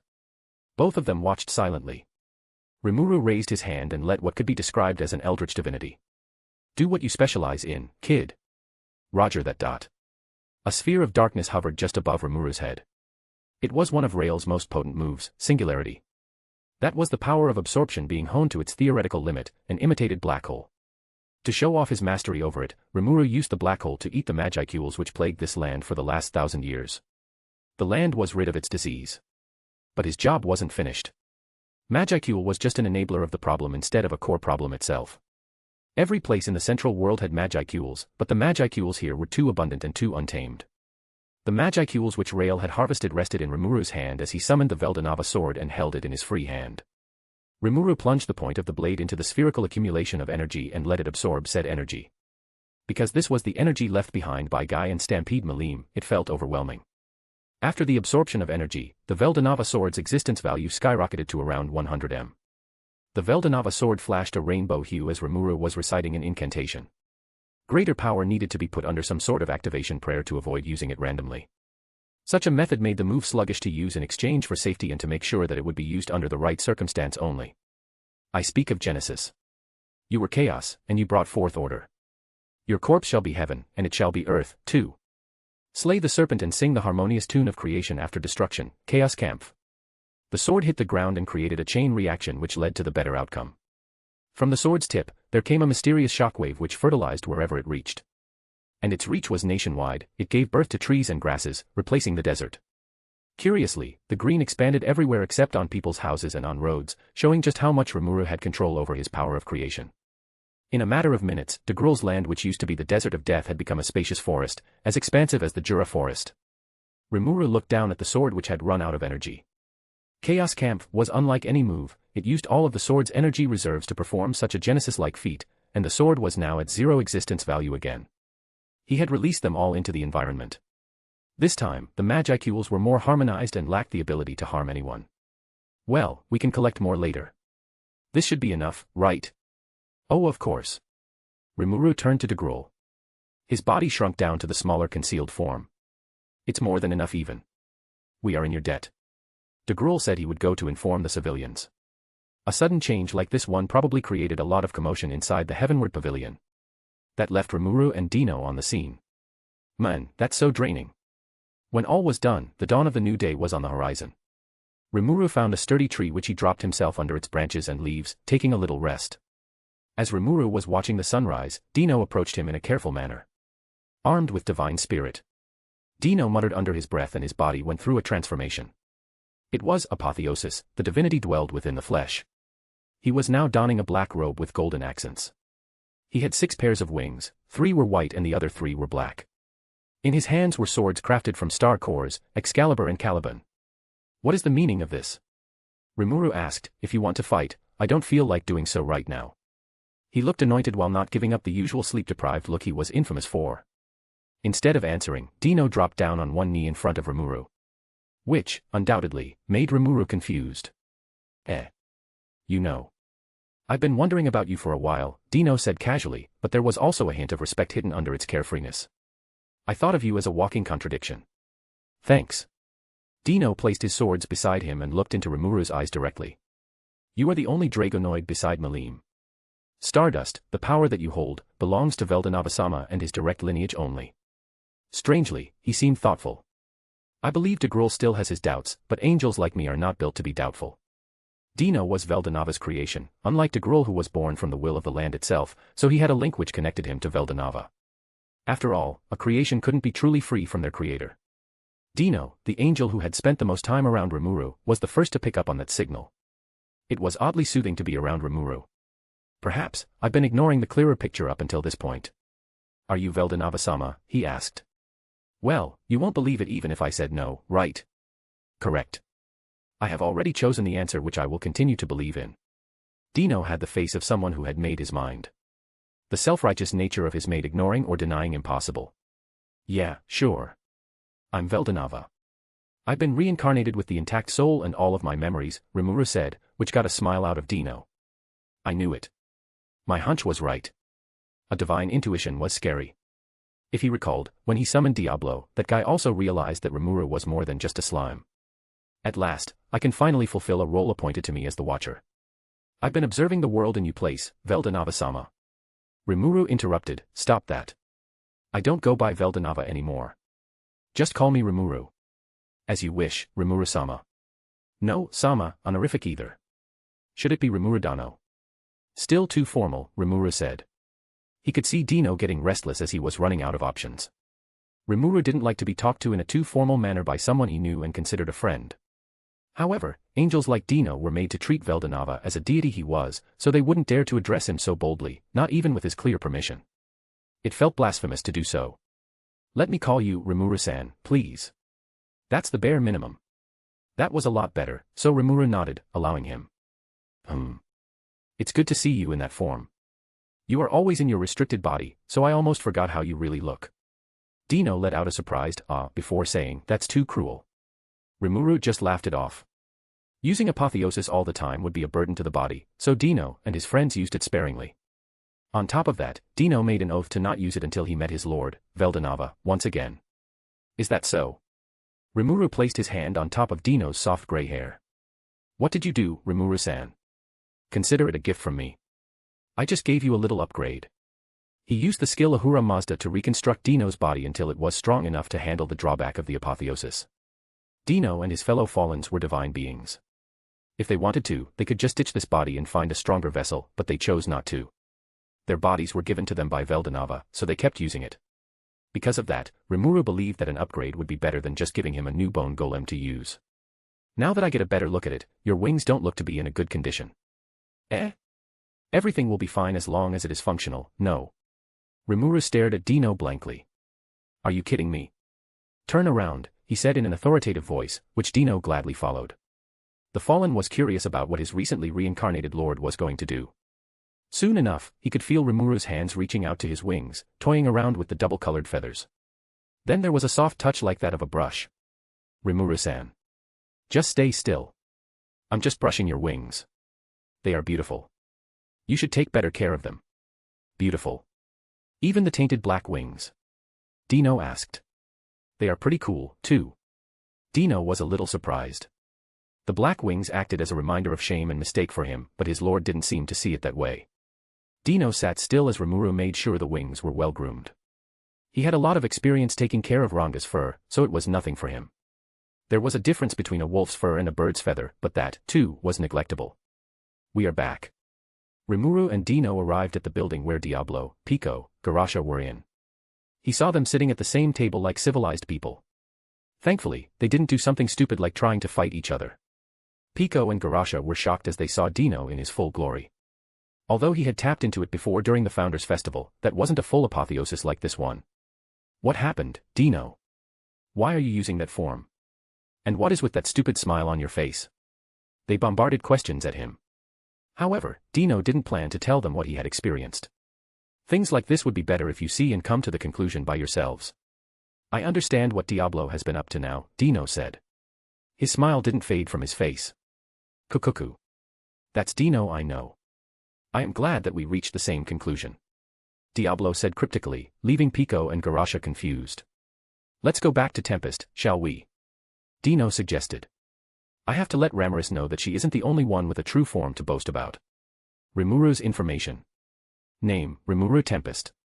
Titles, Newborn Star / Reincarnator / Ruler of Monsters / Throne Candidate / True Hero / True Demon Lord. Species, Dragonoid, Supreme Spirit of Chaos, Divine Reincarnation, Combined Aspect, Vicious Vessel of the Stars. Spiritual Perfection, 3/. Supreme Soul of the Star King, Supreme Might of the Star King. Supreme Flesh of the Star King. EP. Concealed Form, 77,777. True Form, Immeasurable. Weapon, the Sword of Rectification, Veldanava Plus. Chaos Kampf, the ability to accumulate and release Spirit Rons. The higher the existence value the sword has, the more powerful this attack becomes.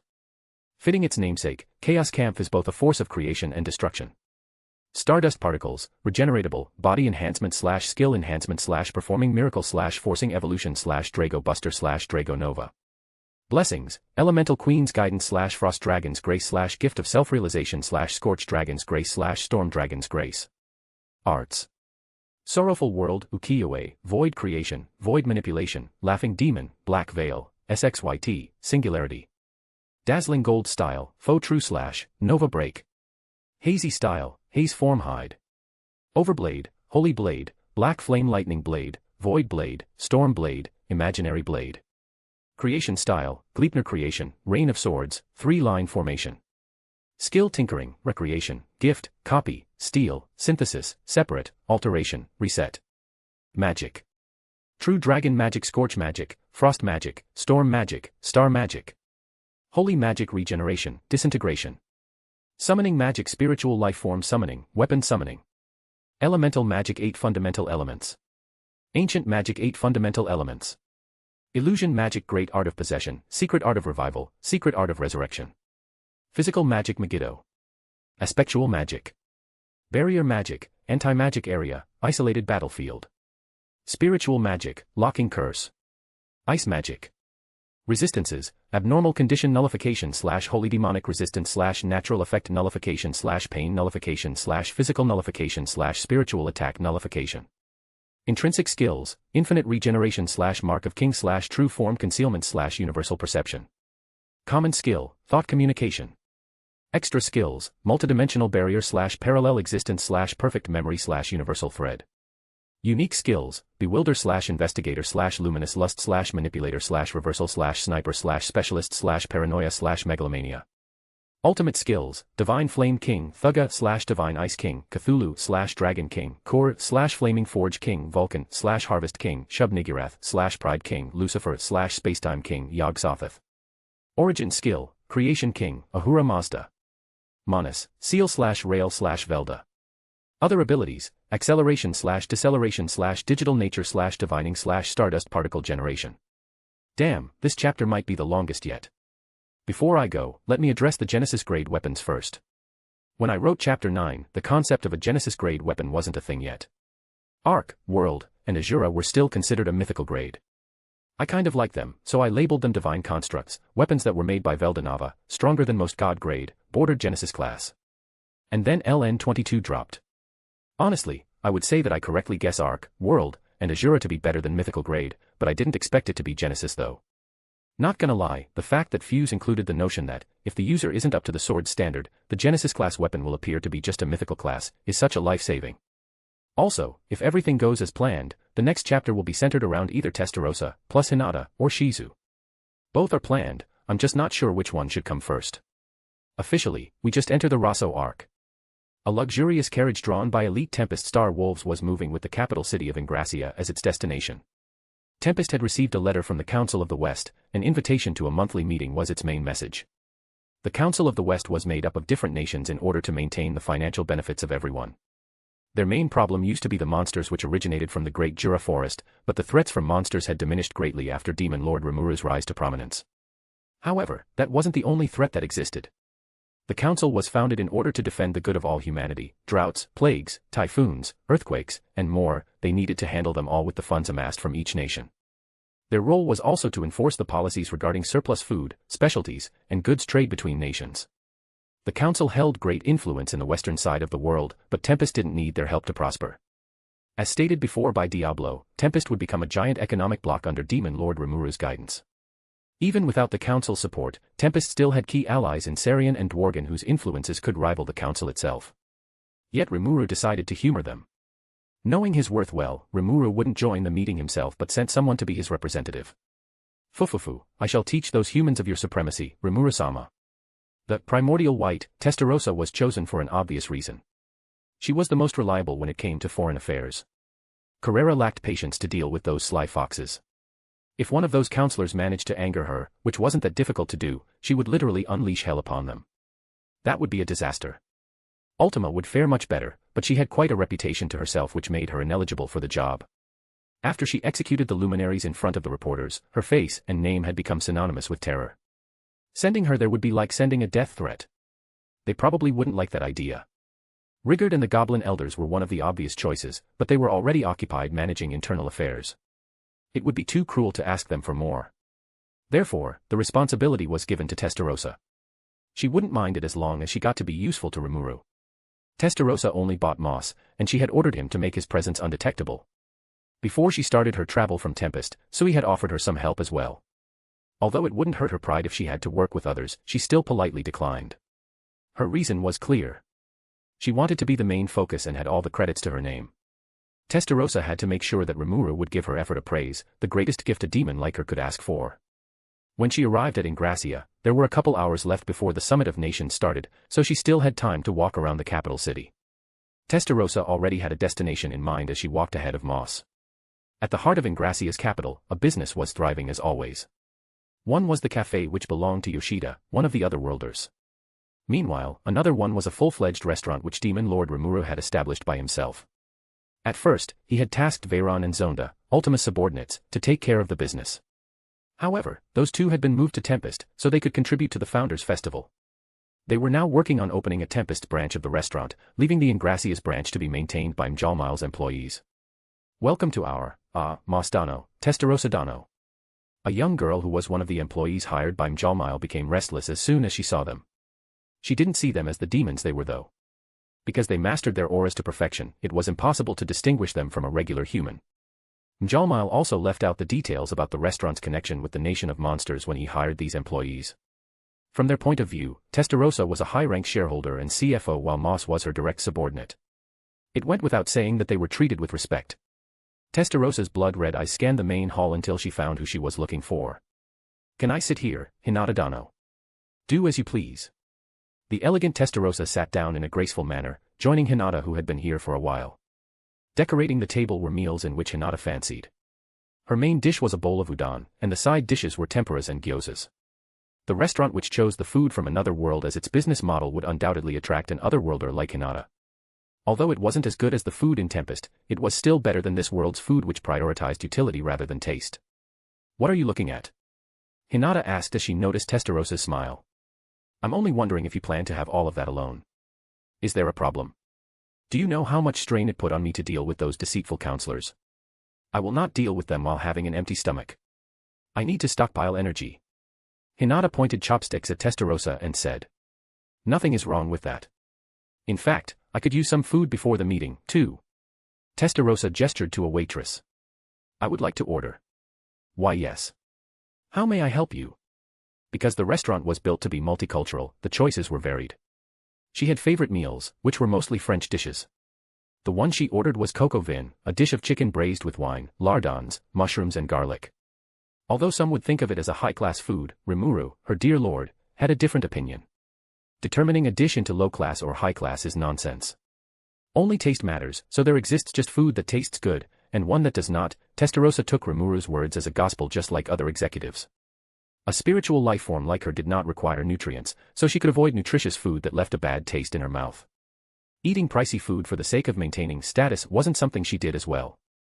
After all, she was the famed White Queen. Well, not so much in the West, but the East feared her as much as the West feared Guy, so there was that. Because she would always stand at the hierarchy's top, there was no point in doubling down. Due to those reasons, Testarossa could just eat whatever she fancied. She held the silverwares with great deals of elegance, her movement was fluid, and her mannerism looked as if it belonged to a noblewoman, which she certainly was. And then there was Hinata. She did not hold herself to the same standard, acting without the elaborated mannerism. Of course, a well-mannered gesture would suit a high-ranked gathering like in the Summit of Nations, but Hinata wouldn't uphold it in a casual and relaxed place like a restaurant. "So, how is Rim?" "Pardon me for a moment." Testarossa gestured to Hinata before stealing a glance at Moss, who also joined them at the table. Usually, Moss would avoid doing this since it implied that he and the Queen were equal, a heresy which would lead to a painful death. However, standing next to her like he often did would draw more eyes from the customers than necessary. Not that it would help much since the table they were at had already drawn many pairs of eyes. Hinata Sagakuchi, the leader of the Night Order, was easy to recognize due to her fame and association with the church. Testarossa, while not as infamous here as she was in her homeland, was still a woman with an otherworldly beauty. She was donning a pure white gown with pink accents. The collar of her gown adorned a blood jewel encased in a golden pendant. The famous paladin Hinata and the noble lady Testarossa, their presences were bound to attract attention. It would be inconvenient to consult what she wanted while there were spying eyes and ears focusing on them, so she had given Moss a command with just a glance. Knowing what he had to do, Moss nodded and created an invisible barrier that could cancel all sounds from getting out. "Good," she complimented Moss before reeling her mind back to Hinata. "Please continue the sentence from before, Hinata Dano. I just want to know what Rimuru has been up to." "His Majesty has been focusing on his kingly duty as usual." He should have returned from the diplomatic meeting with Darmagania, Demon Lord de Grul's domain, by now." "What? He just got proposed to not long ago, yet he's already traveling around again. Typical of that man, I would say. Fufufu. If you weren't in my lord's good grace, I'd have cut your tongue off, Testarossa said cheerfully with a charming smile which made Hinata uncomfortable. Honestly, that was the scariest smile she ever had a misfortune to experience. Worse yet, what Testarossa said was by no means a threat, it was truly meant to be a legit joke, but demons just happen to have a twisted sense of humor. That's not funny. Hinata said. What a shame. I love talking with you though. There is fear, there is anxiety, and more. All of them are sweet emotions which make the soul taste better, she said with a devilish smirk. Forget about that. Sensing that it could go very, very wrong, Hinata changed the topic. So, he has been to Dharmagania. Funnily enough, our patrolman reported to me the sudden appearance of a vast forest which replaced the desert. Do you think it was his doing? Interesting. I'm not sure either, but I have no doubt Rimuru-sama is capable of performing such feats, she replied. Testarossa, who had lived for much longer than anyone else, was aware of the Desert of Death, the battlefield which bore the scars of Malim and Guy's fight.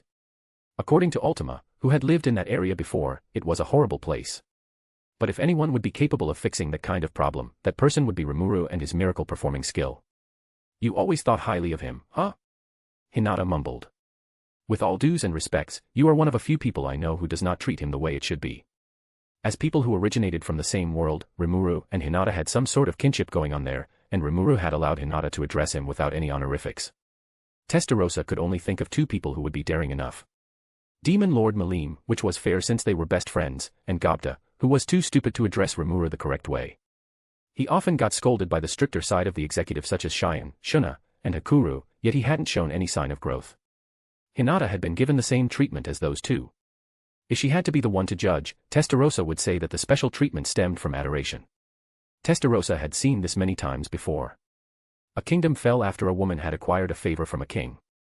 Hinata had gained Rimuru's favor, but she wouldn't lead us to doom, right? No, it would be too reckless of me to reach the conclusion of my own. After all, they are not in a relationship. Let me ask you this, Hinata Dano. Do you feel jealous, perhaps? Hinata's hand stopped in its place, hovering over the bowl of udon. She raised her eyebrow and looked at Testarossa with appallment. Jealous? What do you mean? She was acting tough, not wanting to show a sly demon like Testarossa any kind of weakness. Rimuru-sama is currently engaged, and the wedding should come in maybe a few years. Do you feel jealous of that? Why should I get jealous? You're not making any sense. As a friend, I should feel glad for him, she said, but her voice was shaken. There were conflicts, many of them, in her eyes. Testarossa found those conflicts in Hinata's heart to be delectable. Wondering just how far she could push the famous Hinata, Testarossa continued, humans are easier to read than you think, Hinata Dano. Are you sure you really think of our Lord as just a friend? Of course. Hinata shouted as she was running out of patience.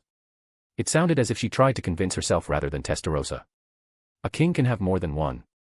I'm not interested. While Hinata was doing her best to not have an emotional burst in the middle of a restaurant, Testarossa just giggled joyfully. She found teasing Hinata to be a riveting experience. The naive Hinata wasn't aware at all that there was more teasing waiting for her in the future. But since we are on this topic, can you answer me? Who is the woman that proposed to Rimuru? You look absolutely compromised, Hinata Dano. The unknown woman who seeked the demon lord's hand was quite a juicy topic among Tempest's executives, and the Western Holy Church also whispered the same rumors. Luminous had attempted to use the influence of the church to see who would be her new stepmother, but the result came back as nothing. It was strange. How could anyone hide so perfectly? It's as if we are living in a different plane of existence, what Luminous said made Hinata curious, and she wondered if Tempest's executives had managed to find the identity of that person yet. That's a good question. Is there an update, Moss? Moss, who suddenly got called out, straightened his back out of fear. There is none, Testarossa-sama. Suidano and I have searched everywhere we could. We went through our nation's civil registry, but nothing came up. We also combed through other nations' censuses, yet the same result appeared once again. Moss sighed deeply. He and Sui had agreed that they were seeking a ghost, an impossible job. They concluded that it was Rimuru-sama's will which prevented from finding the truth. As expected from Rimuru-sama. I thought of myself as a proficient spy, but I cannot match his excellence at all, they came to the same conclusion. How useless of you, Testarossa commented on Moss' incompetence. I believe Suidano did his best, and I commend him for it. However, I would not give you the same praise. What is with that double standard? Moss' fate was a tragic one, serving under the most sadistic of the primordials. Guy Crimson, the primordial red, was a reasonable man despite his larger-than-life reputation. On the other hand, Testarossa was tyranny manifested. She acted malice for the sake of malice itself. He embraced himself for a quick punishment, but nothing happened. Because they were in the middle of a restaurant, a punishment that drew blood should be avoided. I don't want to tarnish the reputation of this place either, as it is Rimuru-sama's franchise. Surprisingly, Moss' quality of life was about to experience a positive change. Because of her usual antics, Rimuru had spoken to Testarossa about the way she treated her subordinates. Apparently, torturing did not lead to the best result, so he had given her a direct command to find a more humane method of punishment when she felt displeased. She waved her hand in order to call a waitress. Then she ordered a kid meal for Moss. Testarossa-sama, that is. I didn't allow you to talk, she cut him off, leaving no room for Moss to make his case. All he could do was to accept his fate. Humiliation stung deep, especially for a ruler-class demon like Moss. However, I would rather have this instead of getting beaten, Moss thought, fully accepting his fate. Testarossa returned her attention to Hinata. Although the answer still remains unknown, I think I might have a lead. Hinata was surprised, and that was to be expected, but even Moss was equally shocked. Wait, you had the lead all along and didn't tell me or Suidano. He'd have screamed that if it wasn't for the fear which stood taller than any emotion. The audacity of Her Majesty to hold onto that information and then call me useless, Moss thought as he looked blankly at the kid meal the waitress had brought for him. Testarossa and Diablo had started their own investigation. Because they were always with Rimuru wherever he went, it was impossible for Rimuru-sama to meet with any woman without them knowing. With that in mind, the two decided to share their memories and try to spot anything that could be seen as unordinary. They had noticed something truly fascinating when they combed through the memories they had about Walpurgis. When they and Veldora joined forces to come up with a plan to defeat Velzard, there was another person there, a woman. Rimuru-sama has, and this is according to Veldora-sama's statement, a stalker. What? Are you suggesting that? Yes, I believe that Rimuru-sama is engaged to his stalker. Veldora-sama and Ramurus-sama are aware of her, apparently, but they refuse to give us any information of substance when asked. That person somehow helped them evolve, and the fact that she was presented in Walpurgis, an invited-only event, was also suspicious. This might sound like something a madman would say, but hear me out. I believe that woman.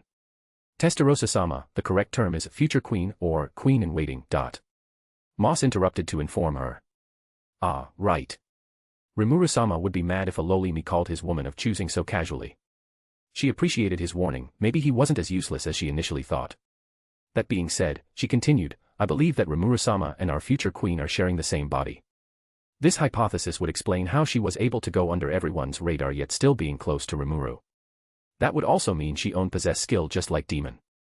They knew Rimuru could also make an additional body for, whatever Rail was, to possess.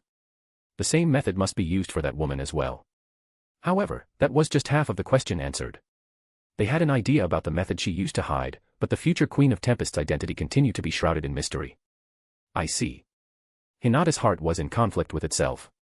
It felt weird for her to be irritated despite Rimuru and her not sharing any sort of deep connection at all.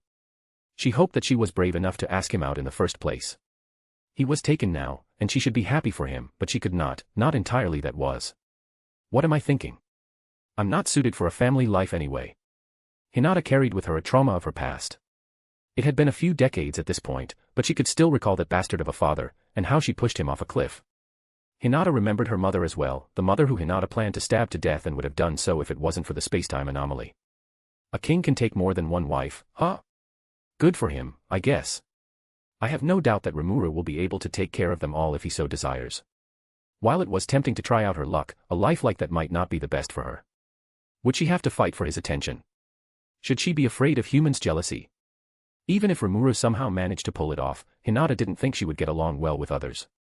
Her violet eyes were naturally cold and calculated, which often scared away those who didn't know her. Her stubborn mannerism also didn't help her case. Then there was this thing Luminous told her, oh, your cold gaze. It's kind of hot, but I'm aware that it is not for everyone.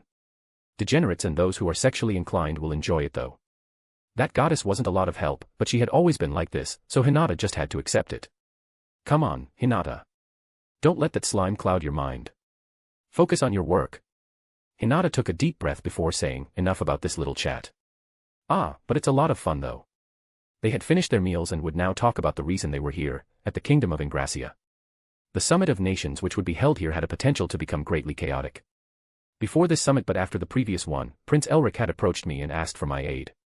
That doesn't sound so bad. They want to defeat and control you, the representative from Tempest. Hearing what Hinata had to say, Testarosa's eyes gleamed dangerously. Is that so? Control me, you say? Do those fools not fear the depth of hell I can unleash upon them? Testarossa was a truly horrible individual, and an attempt to anger her might lead to the destruction of the capital itself. She giggled. Fear not, Hinata Dano. Rimuru-sama has ordered me to not take any life. Still, I have more than one way to educate fools.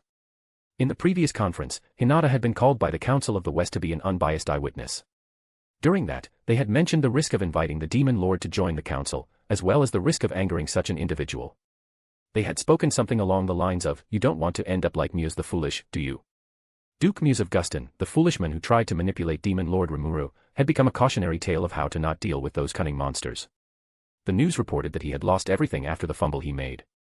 The wealth his family had accumulated through generations was gone, his connections with fellow noblemen were cut as well, and his reputation would suffer for at least a year. Muse the Foolish, I couldn't think of a more suitable moniker for him, Testarossa mused. His life may be in ruin, but he should at least be grateful that His Majesty has allowed him to live on. If she was the one making the final decision, she would have deemed what he did to be blasphemy punishable by death. Rimuru-sama's generosity is broader than the sea itself. Testarossa could also see Rimuru's hidden attention. His generosity was like a rose, hidden under its beauty was harmful thorns. Death would be too merciful, so he was left to live a life in ruin instead. Live on. Oh, so you haven't heard of it yet? He was found dead in his manor not long after he was exposed.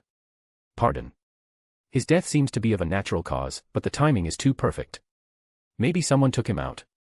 He is a pawn with no usefulness left after all, Hinata said. Indeed, it sounded suspicious even though there was no evidence of foul play.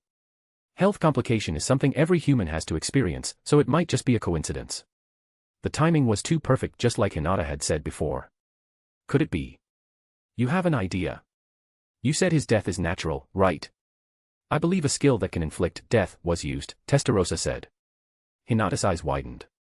She thought that the proposed explanation sounded too absurd. A skill that could inflict death on others, did it truly exist?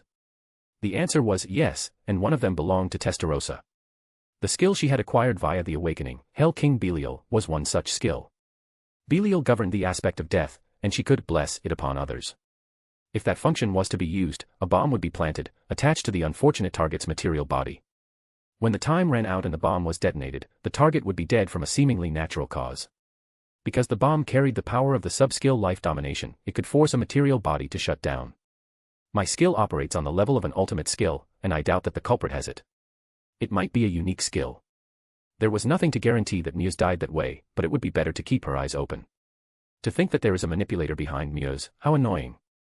I don't think the mastermind will show up here, so I'll just report their existence to Rimuru-sama later, Testarossa said with a self-assuring nod to herself.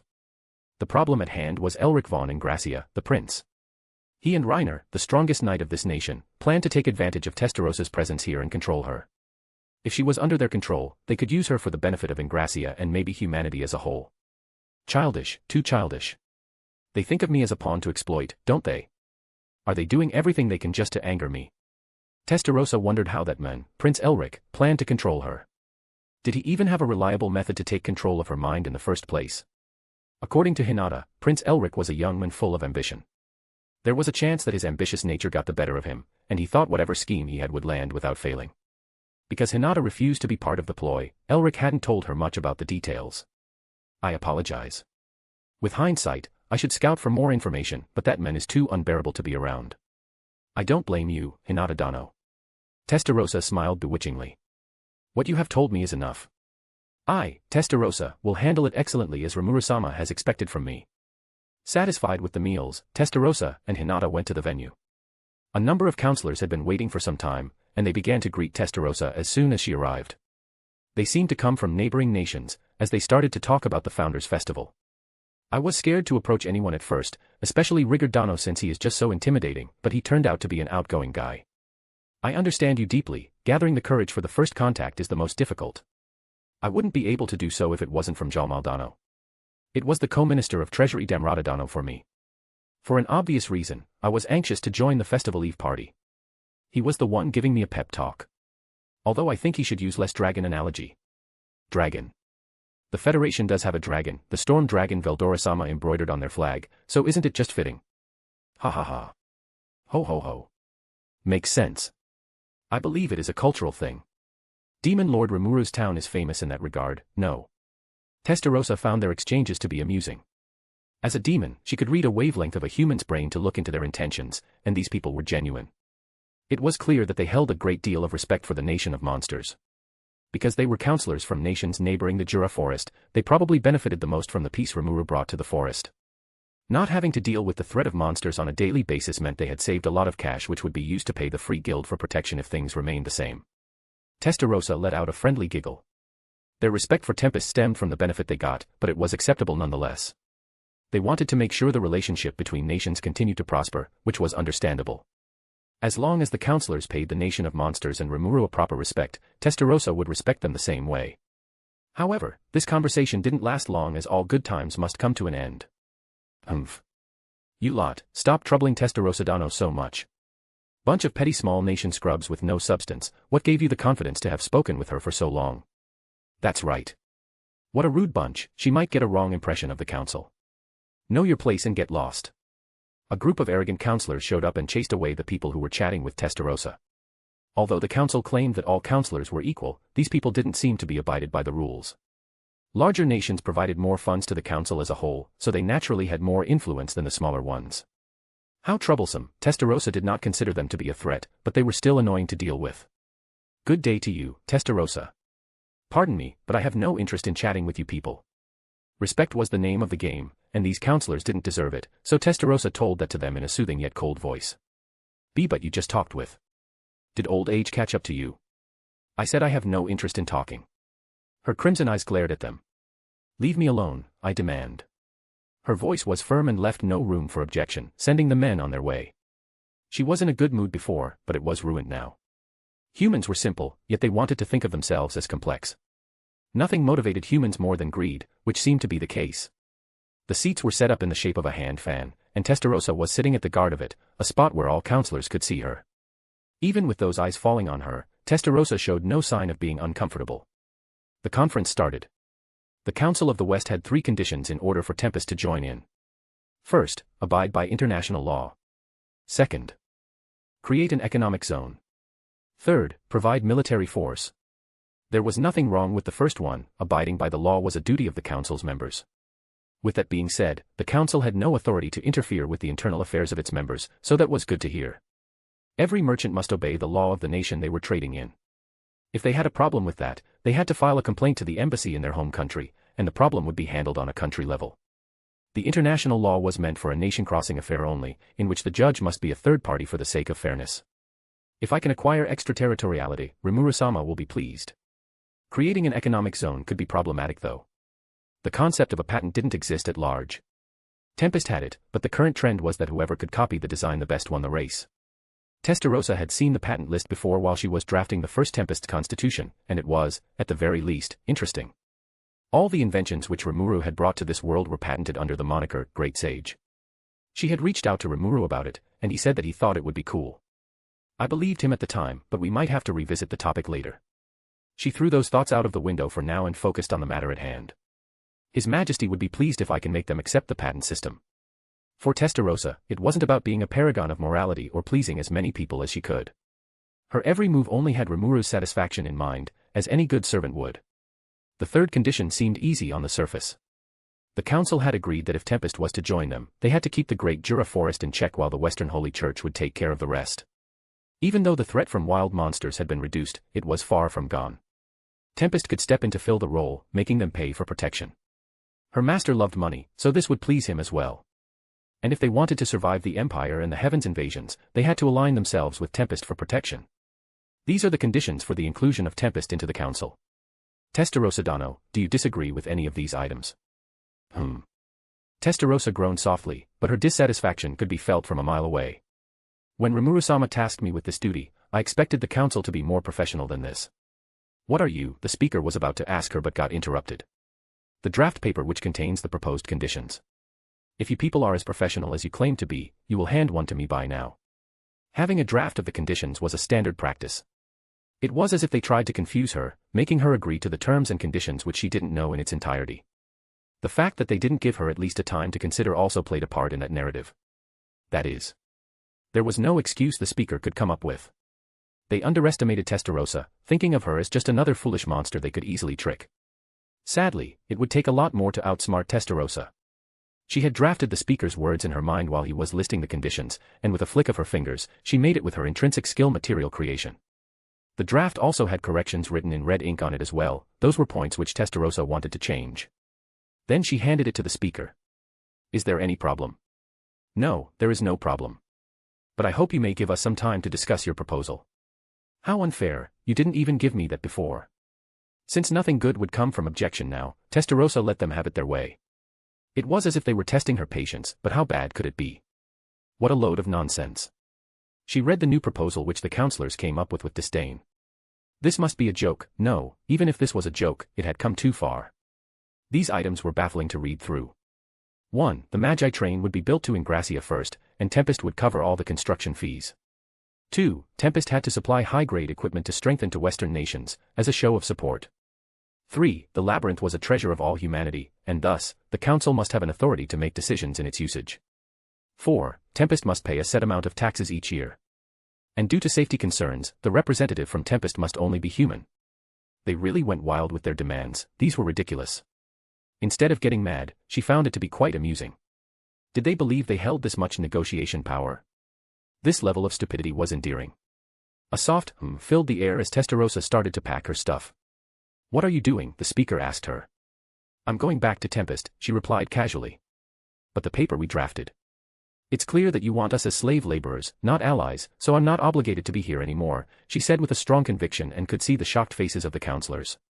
They misjudged their importance, they misjudged it greatly, in fact. Please wait. You can't just leave the venue out of the blue. That's right. It's considered rude to the other participants. If you walk out of the venue now, no one would want to work with you in your nation again. We hope that you are aware of the consequences. They were trying their best to keep Testarossa in the room. Those bluffs would have been effective if they had anything of substance to offer to begin it. Shut up. Her body radiated a faint demon lord hockey to make them shaken. You see the script in reverse and don't even know it. Do you really think we will agree on a term which puts us in a tough spot, she said in a mocking tone. What? Tempest doesn't need the council.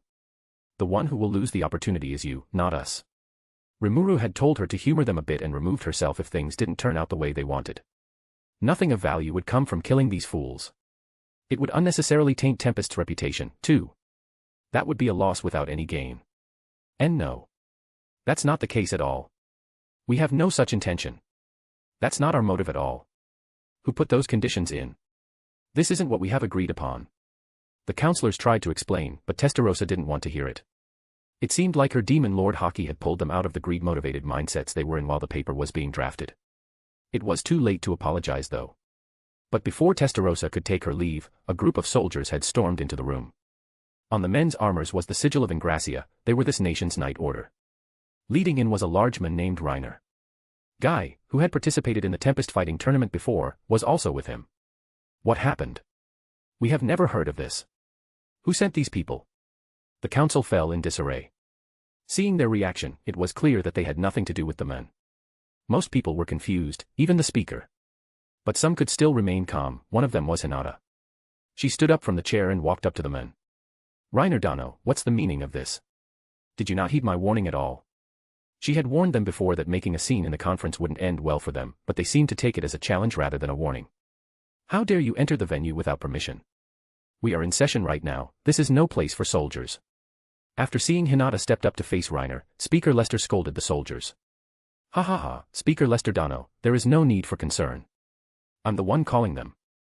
We can't let this woman disrespect and threaten us after all, Gabon stood up and said. As far as Testarossa was concerned, there was no attempt of calling the soldiers in the first place, and Moss confirmed it to her. This whole operation was most likely staged. Calm down, everyone. Speaking of the one behind all of this, a blonde-haired man entered the venue. He clearly wasn't a counselor, yet he was as arrogant as one. Prince Elric, what did I warn you about? Are you begging to be killed? That's not nice, Hinata-san. We are just doing our best to ensure the safety of everyone here. That woman has threatened you all, hasn't she? She did nothing wrong. Hinata argued on Testarossa's behalf. This is why I'm disappointed in you. You got tangled up in the demon lord's charm and couldn't differentiate righteousness from wickedness anymore. When Elric brought up the being charmed by the demon lord part, Hinata just wanted to bluntly ask him, which one, but that could end up becoming a scandalous rumor, so she refrained herself. Elric-sama is right. People might call you the protector of humanity, but that is a load of bullshit. I'm the strongest knight in Ingracia. You're no match for me, Reiner praised himself, as well as pushing down Hinata. But you're not all bad-looking. If you are willing to be my woman, I could take you as my concubine. A certain line was crossed, and Hinata snapped. She grabbed Reiner's large arm and threw him on the floor with minimal effort. The sound being made as Reiner made contact with the floor was nasty. There was no doubt that some of his bones were damaged. Ah. You bitch. What do you think you're doing, Ack? He groaned in pain again as Hinata stomped his broad chest, and there was another set of bones being cracked. Hinata didn't do it because she was malicious, she just forgot to hold back her strength. Reiner didn't expect this level of power from a woman like her. But this was to be expected. Hinata was a saint, even if Reiner was, above Ranka, as he claimed, he would never be able to overpower her. Take me as your concubine, huh? Are you kidding me? Do you know how much I already struggle with that topic? Hinata kept stomping Reiner. During her outburst, Hinata had also destroyed the orb of domination which Reiner was holding. The trigger word, for some reason, was concubine. And you know what? You're not even my type anyway. I prefer a smaller type who I can just pick up and run away with. She could rant as she pleased only because the man himself wasn't here. Oh, I wonder who that alludes to. Testarossa giggled. Her voice, which was as harmonious as it was cruel, managed to halt Hinata's rampage. When she stopped, Reiner was already out of commission, leaving Elric speechless. Hinata averted her eyes from him and acted as if nothing happened. That can't be. Reiner Dano, you are the strongest in Ingracia. Please, stand up and defeat that witch Hinata. Gaban demanded. Idiots who couldn't read the flow of the situation were the scariest, they could make the most ridiculous demand without the slightest of shame. Jigai-san. I will leave the rest to you. We have given you the holy sword. Use it to its full potential. That goes without saying. I will never lose. Guy, who looked undeterred, was about to challenge Hinata. With this power, I can defeat her easily. This might be enough to defeat that fraud Masayuki and coward Rimuru. Guy's need to validate himself in front of everyone was the end of him. As soon as Rimuru's name came out of his mouth, Guy's fate was sealed. In the speed faster than eyes could see, Guy was slammed into the nearby wall. He was still alive but just barely. Elric was in disbelief. Yet another A-ranked individual had failed. Hinata was as shocked as him. The culprit behind this wasn't Hinata herself but Testarossa, who still stood at her table, far from where Guy, her target, was. She didn't hit him with a physical blow, instead, it was a condensation of aura which hit as hard as a physical one. The Green Rebellion. Where are they? I have hired them just for a situation like this. Sadly for Elric, those people, who he had hired to be bodyguards, would never come to his rescue. Testarossa-sama. Moss suddenly appeared next to the White Queen in a kneeling position. You dealt with them, Moss. The Green Rebellion that clown was talking about. Yes, Your Majesty. I've convinced them to abandon their clients. When the chaos broke out, Moss naturally went to dismantle the strongest of the enemy force first. It wasn't Reiner as Prince Elric claimed to be, instead, it was the Green Rebellion who had made a name for themselves by challenging the Tempest dungeon. All Moss had to tell them was, I'm an Archduke-class demon, and awaiting you is my mistress. Do you still want to march forward? The Green Rebellion was a smaller group within the Apostles of Vert, so they had knowledge of demon beyond the rest of the West.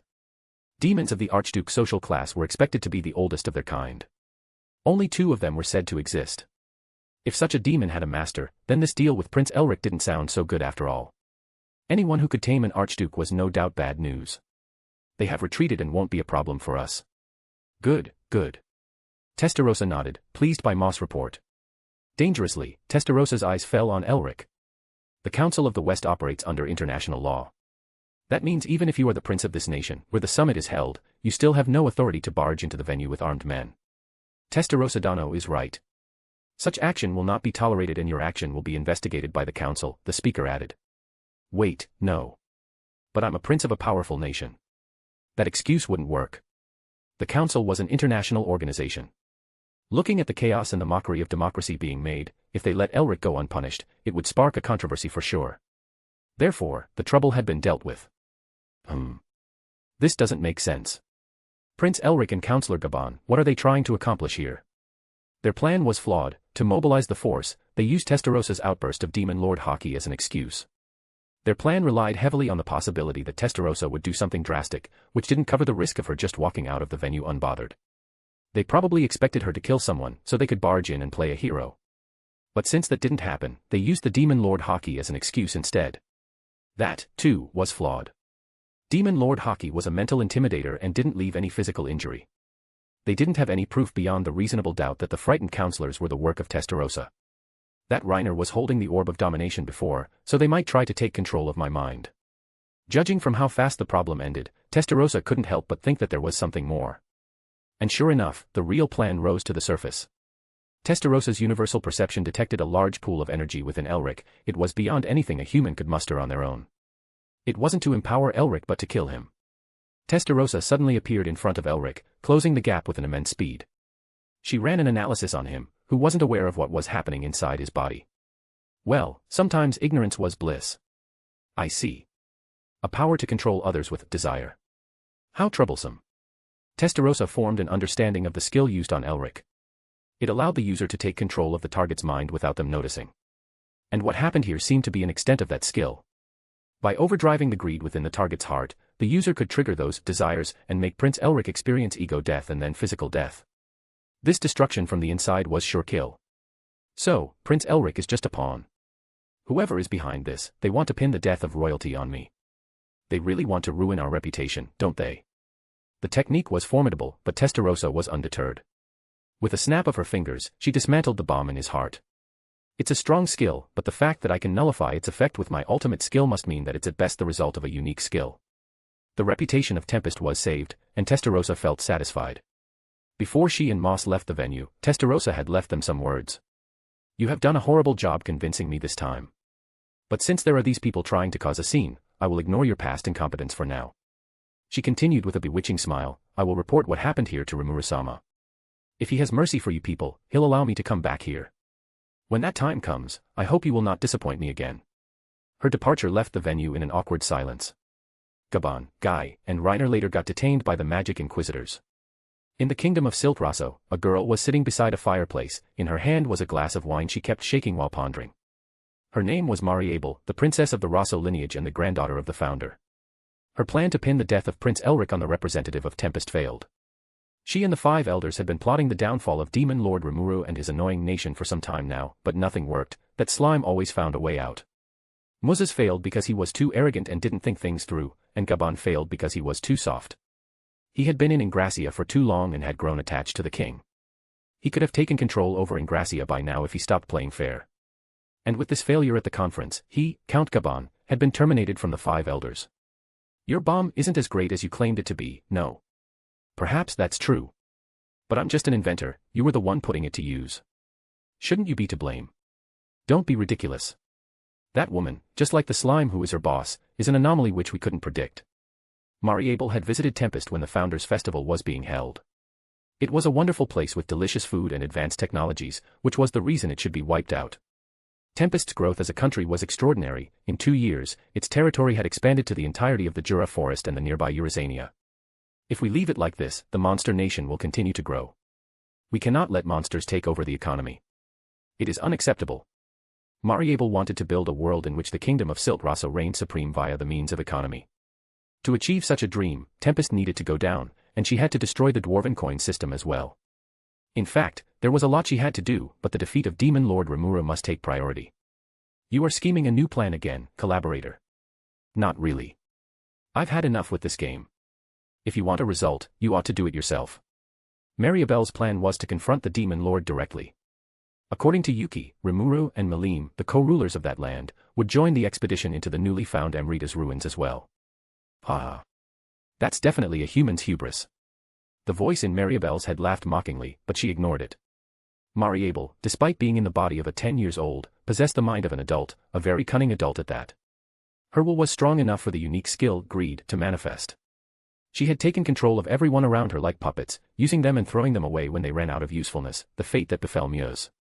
She was born with greed, and the voice came with it as a bonus. Although it seemed to not be a part of the skill itself. I'm an imitation of a great man. The real me is still dormant inside that girl, that was what he said when Mariable demanded him to introduce himself. Which girl he was talking about was still unknown to Mariable, but it wasn't like she cared to begin with. Also, a man who deliberately called himself great could not be trusted either. Their partnership was entirely beneficial. The reincarnator, Demon Lord Rimuru aside, the Dragon Princess, Melim is a divine wrath worthy of the title the Destroyer. Do you really want to challenge her? Is that really a question? We have to strike when he isn't protected by the might of an entire country. And about Demon Lord Melim, we can just use that thing grandfather keeps in the basement. The divine indignation. You must be kidding, right? You are not the first who tried to control it. This will be the greatest height of arrogance. Mariable believed that her greed, which was abundant enough to manifest a unique skill, would be able to control Rimuru. And to distract Melim, Mariable would use the Chaos Dragon. Since it was hers to begin with, it would be like returning a pet to an owner, right? Shut up, greed. I will win because I have a stronger will. The world belongs to the Raso, and I shall demonstrate. You are strong-willed as always, collaborator. Do as you please, it isn't like you will listen to my warning anyway. It'll go down as yet another human who toys around with divinity and finds out about a consequence. It doesn't matter to me if you win or lose, you will contribute to my research nonetheless. Rimuru only went out of town for a few hours, from midnight to the dawn of a new day. He had advised Dino to open the portal directly to the labyrinth in order to not alert any of his subordinates. There were only Rimuru, Diablo, and Dino. Pico and Garasha couldn't enter this area because they didn't work for Tempest, so they would just go on with their lives as usual. According to Dino, those two would disguise and blend in with humans in order to observe the world, as well as buying any clothes they liked. Wait, if they can buy clothes, that means they have money, right? How come you're the only poor one? To be honest with you, they aren't as lazy as me. Since you are working for Ramaris now, you'll be paid as well, so you don't have to worry about being poor again. If I can choose, I will work under Rimuru-san directly, but that's not feasible at the moment, Dino said with noticeable sadness. His loyalty belonged to Veldanava, as well as Rimuru, who was the Star King Dragon's reincarnation. He wanted nothing more than to submit to Rimuru's reign and support him as his sword on the battlefield. But he was unable to do that. Dino belonged to the group which ran the world, the Octagram. Other demon lords would never allow him to relinquish his title, they probably didn't want to come up with a name for a group of 7. Another reason was brought up by Diablo, because the demon lords are supposed to be equal in status, it will draw too much attention if he resigned from the position to serve Rimuru-sama. His smugness could be annoying at times, yet his message was reasonable. Rimuru didn't want anyone to know about his status as Veldanava's reincarnation, and that might be the best decision. Feldway will accuse him of being a false idol, and Guy is too unpredictable. If I have to, I might be able to trade blows with them, but I doubt I will win. Making sure such a clash won't happen in the first place is the most logical. In a time like this, Dino felt envious of Diablo. The primordial black had been an enigma since ancient times. The demon whose rampage led to the creation of the awakening system, that was more the progenitor or Diablo as he was named by Rimuru. Because he was born weird, no one really questioned him when he changed his master. Diablo could serve Rimuru without exposing him because none wanted to ask a reason from a man who didn't abide by any demonic code. He was an exception. Whenever he did something drastic, the phrase, "that is Diablo for you," or, "he is just weird," was enough to stop anyone from asking further questions. Dino really envied that aspect of him. Speaking of which, can you list me the name of those who are aware of your secret identity, Rimuru-san? I don't want to accidentally expose you. Yeah. That makes sense, Rimuru nodded in agreement. There's a lot more than I thought. Maybe I'm not good with keeping secrets. As usual, Rimuru had Seal make a list for him. Veldora is the first person I've met after reincarnating, and I told him who I am. He excluded Seal, who was still Great Sage at the time, of course, since she was meant to be a secret. Cheris might have known about it from Veldora as well. That little brother of mine just doesn't know how to shut up. Veldora said he would keep an eye on Cheris, and he had done an excellent job so far. And because Cheris was mainly Veldora's servant, the worry that the secret would leak to Ramaris was unfounded. Diablo knows about me, that goes without saying. He is also the one who told Luminous about my return. In addition to that, Hinata, Louis, Roy and Gunther also knew from Diablo. There are those guys, Lucia, and Lucia. Why did you list her name twice? Well, to put it simply, there are 2 of them now. Diablo and Dino looked confused, justifiably so. Rimuru had to fill them in that the one they met in the banquet wasn't the real one. You remember Rael, right? Was he the one switching places with you in the Founders Festival? He left quite a strong impression. Even though I didn't follow him around, I've heard about the harassment of Benimaru, Diablo answered. It wasn't the first time he had heard that Benimaru was harassed, but was it really that bad? What the hell did you do to him, boy? Rimuru questioned telepathically. He just looked like an easy prey, and he still is. That doesn't sound good. Don't go around harassing my executives. Manas might act rather predictable, yet they were not at the same time. Rimuru felt like sometimes he could read their next move, but sometimes they just did things for no further reason than they just felt like it. Yup, Rimuru said to Diablo, he is what I called a Manas, basically a skill with an attitude. Lucia, the one we have met, is also a Manas. I found out after having a conversation with her. Rimuru felt comfortable to share it with Diablo and Dino, his trusted friends. Diablo held his chin and tilted his head down as he pondered. It was the first time he had heard of something like this, and he felt fascinated by it. So, he somehow found a way to make his skill sapient. It's only natural for Rimuru-sama, proudly, Diablo thought. Wait, what are we talking about? I feel a bit lost, Dino said. A skill that acquired the sense of self. That sounded like something out of a fantasy. Although he had no doubt that Rimuru could pull off such a miracle, it was still too much to take in all of a sudden. All you have to know is this, Lucia is not here with us. The one we saw is a Manas controlling her body, and I've made an agreement to cooperate with her. There were a few more, but Rimuru didn't think it was necessary for both of them to know. There is Manas Velda, too. Damn it, just mentioning that guy makes me mad already. Testarossa is also on the right track as well. In fact, she has been questioning your origin for a while now, Diablo told Rimuru. You aren't subtle with your words and actions, Rimuru-sama. Even if he wanted his past to remain unknown, Rimuru's carefree nature often got the best of him and made him share classified information. Most of them were mentioned in passing by, and most of his subordinates wouldn't be able to connect the dots. However, Testarossa, who was more intelligent and more experienced than Rimuru's other subordinates, was on the right path to unravel his secret. Will it be a problem for me? I doubt it, Diablo said. Even if she finds out, her loyalty to you is still absolute. If she figured out on her own with the clues Rimuru unwittingly dropped in the conversations, it would be a testament to her intelligence, but that was it.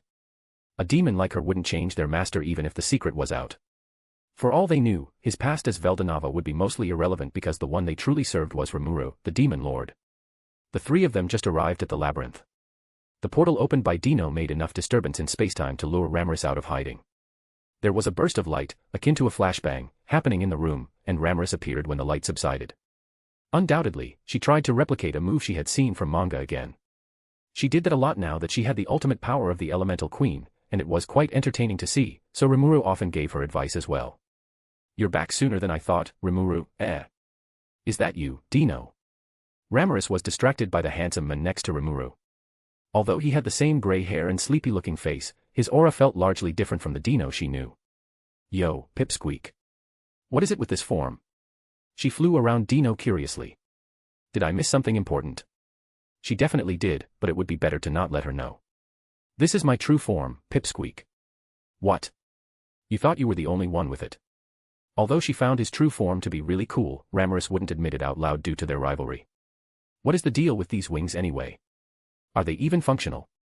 Of course, they are. All 12 of them. 12. That's a lot. Why do you need that much while you can only fly with just 2?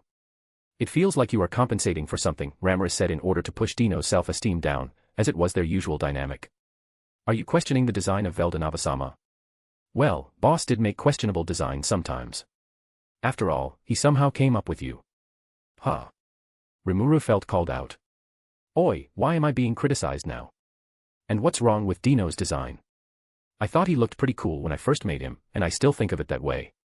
Rimuru had to stop their bickering before it turned into a full-blown battle.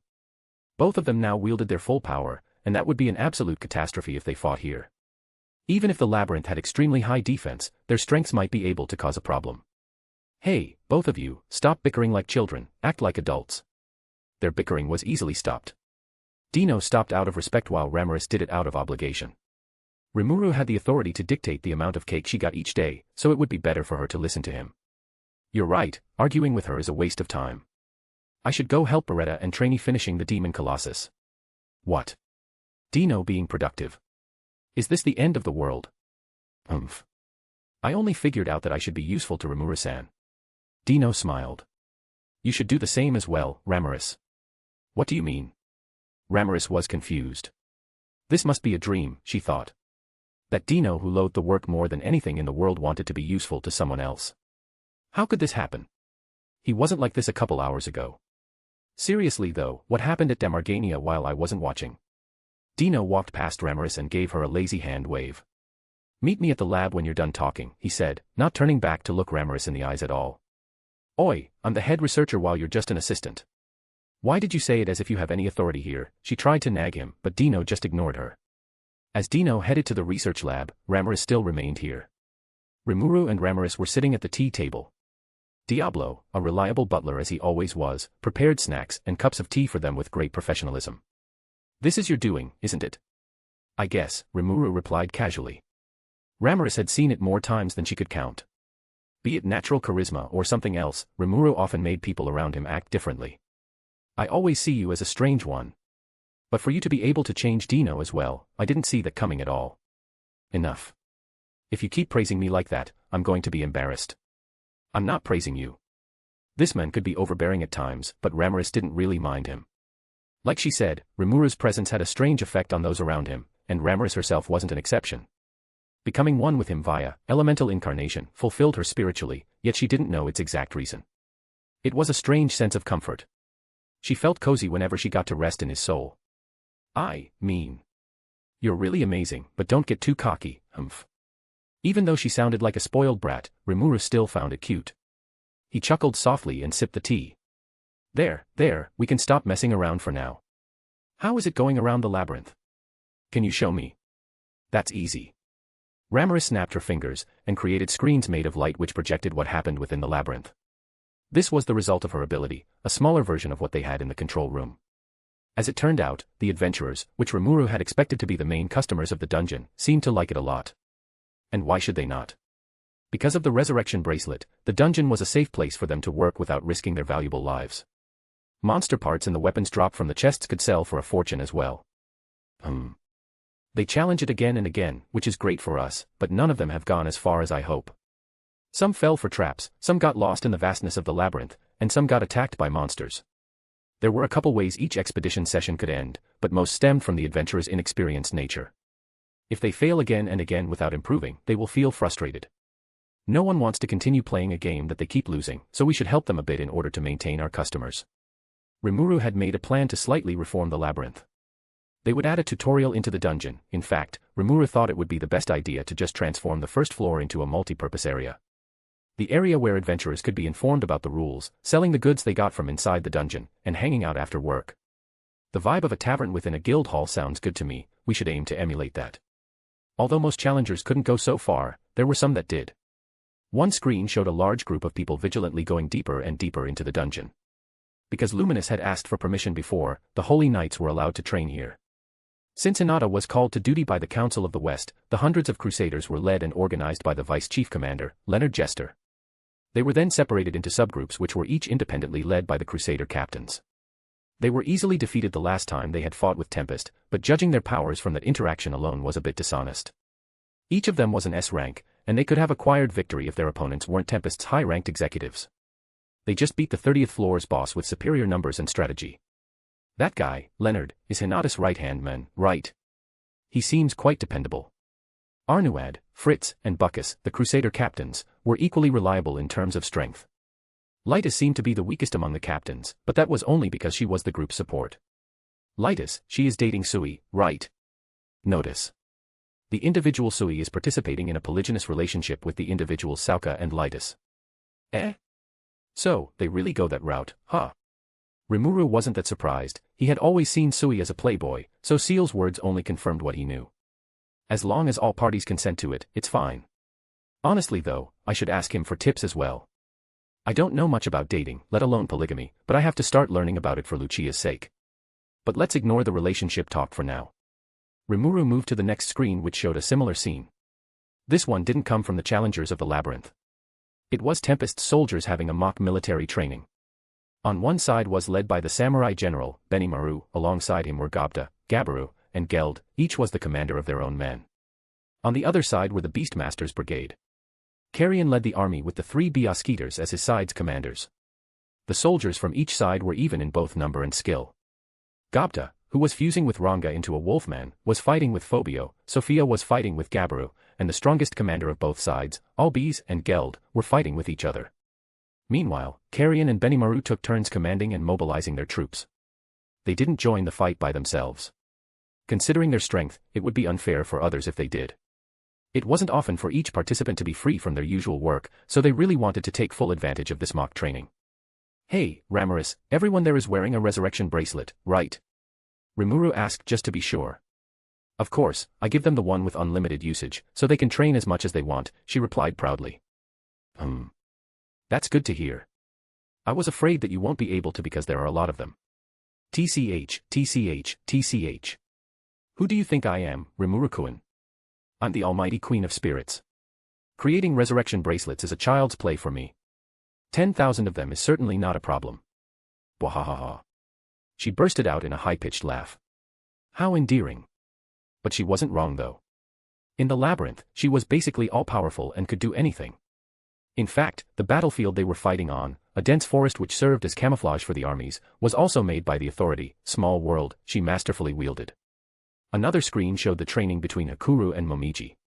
It seemed like Hakuru was helping his daughter to master the hazy-style sword arts. Hakuru isn't an overindulgent parent, is he? Well, at least he's not one during the training. His title as the Oni instructor is based on the truth.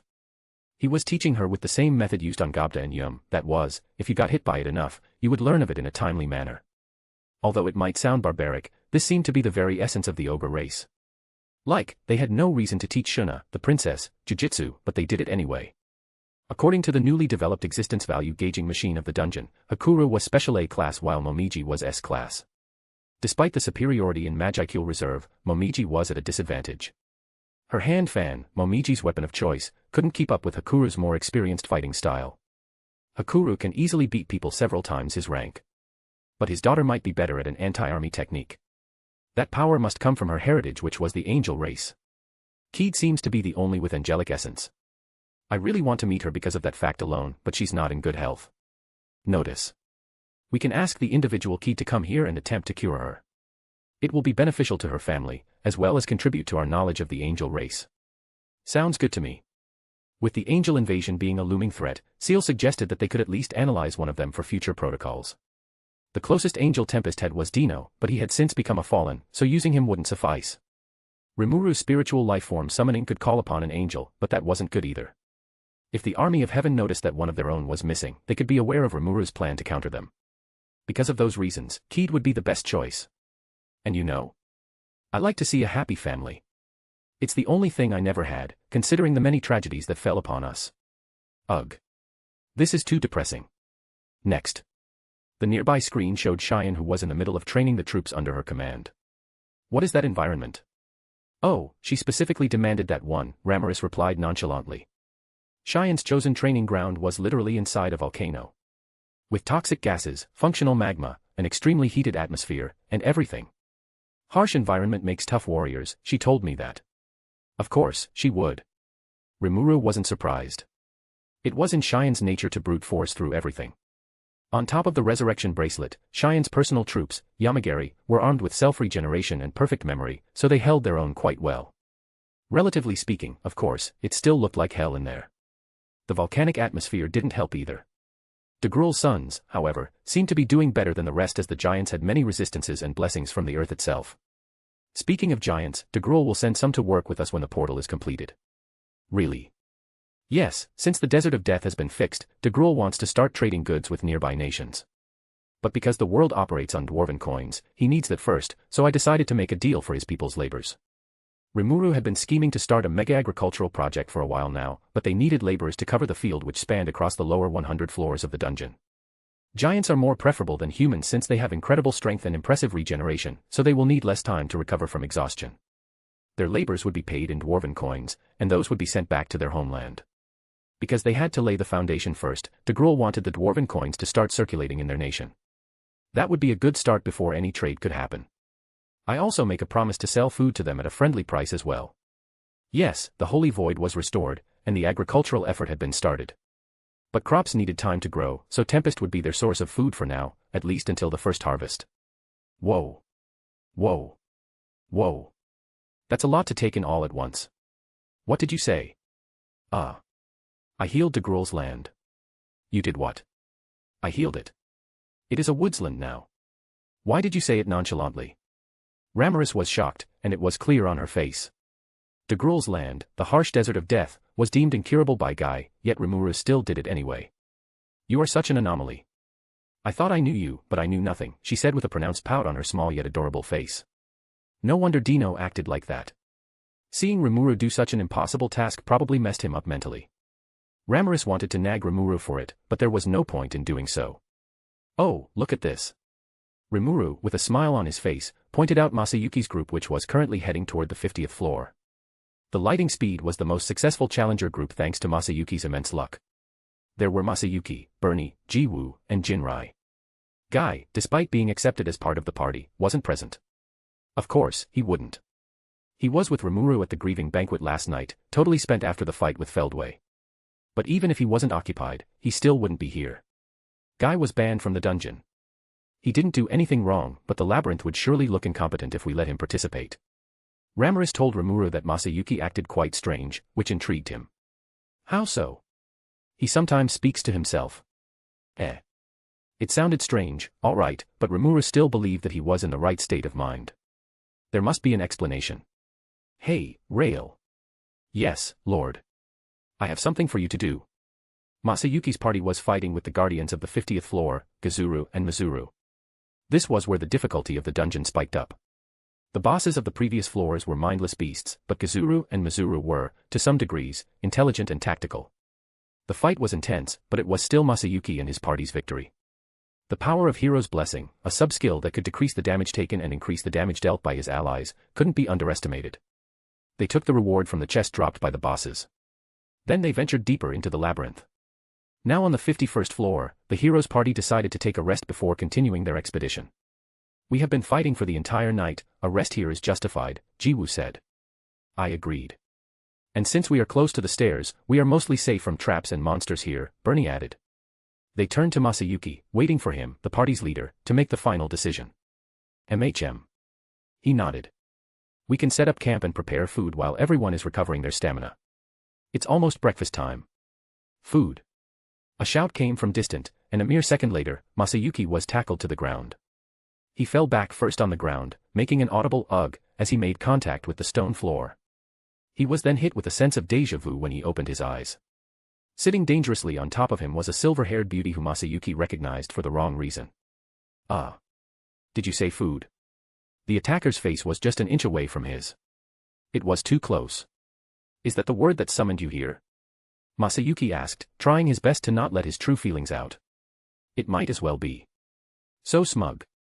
I'm irritated, but I don't really hate it. Masayuki thought. He had seen this form before when he recently arrived in this world, it was Rimuru-san's disguise. Although he wasn't sure why Rimuru kept tackling him down. Oi, that's not him. Get yourself together, boy. There was another shout, this one came from the inside of his head. Oh, shut up, Masayuki mumbled. Even after the control of the body was given back to Masayuki, Rudra didn't go anywhere. It would be better to say that he had nowhere to go, so he occupied the space within unique skill, chosen one, instead.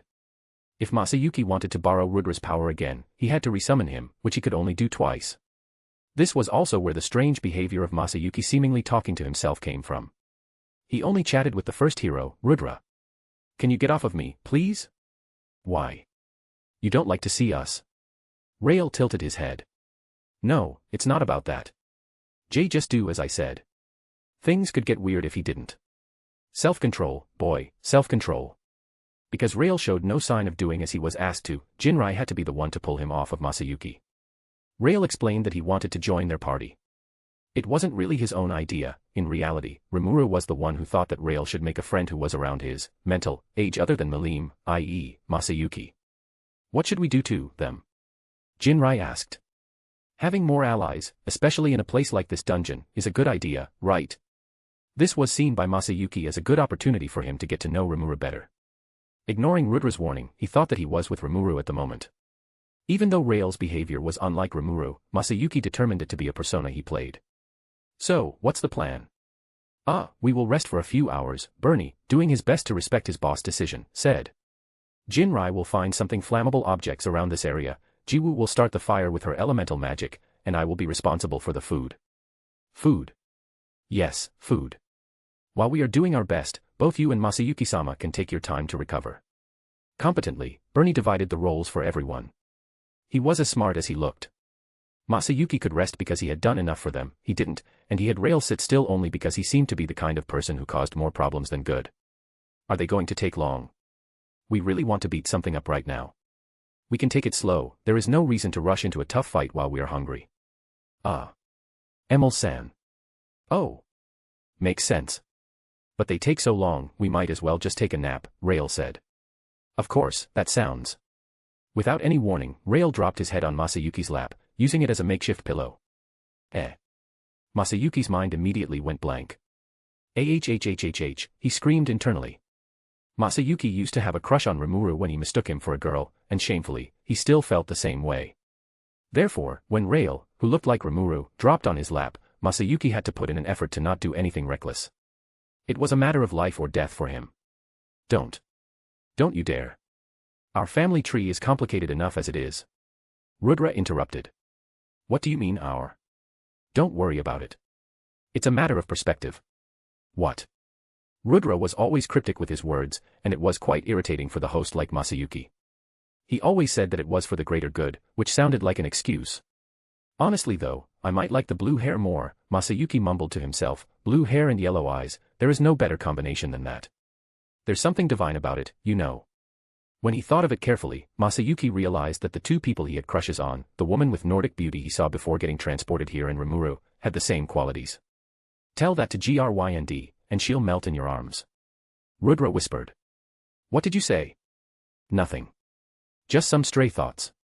As it was the morning of a new day, children were preparing themselves for a day at school. While Tempest had a local school for monsters before, the school we were talking about was different, as it was opened after the Founders' Festival. It was the first of its kind, a school for both humans and monsters.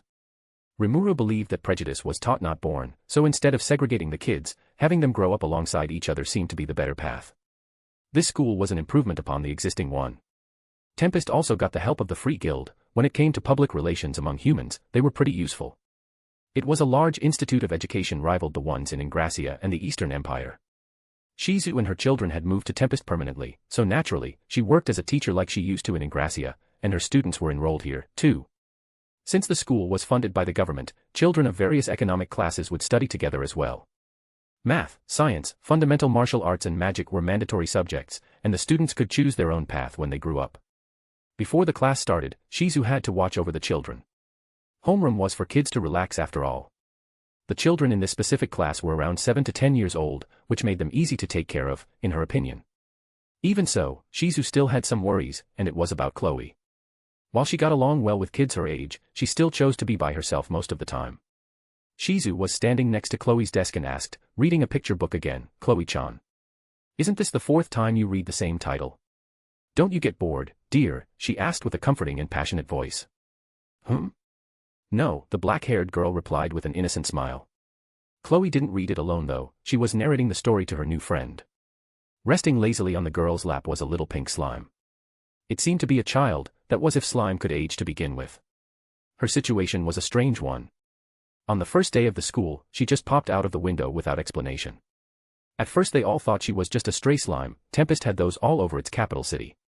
But for some inexplicable reason, this little one was sentient, unlike other slimes. Oh, how intriguing.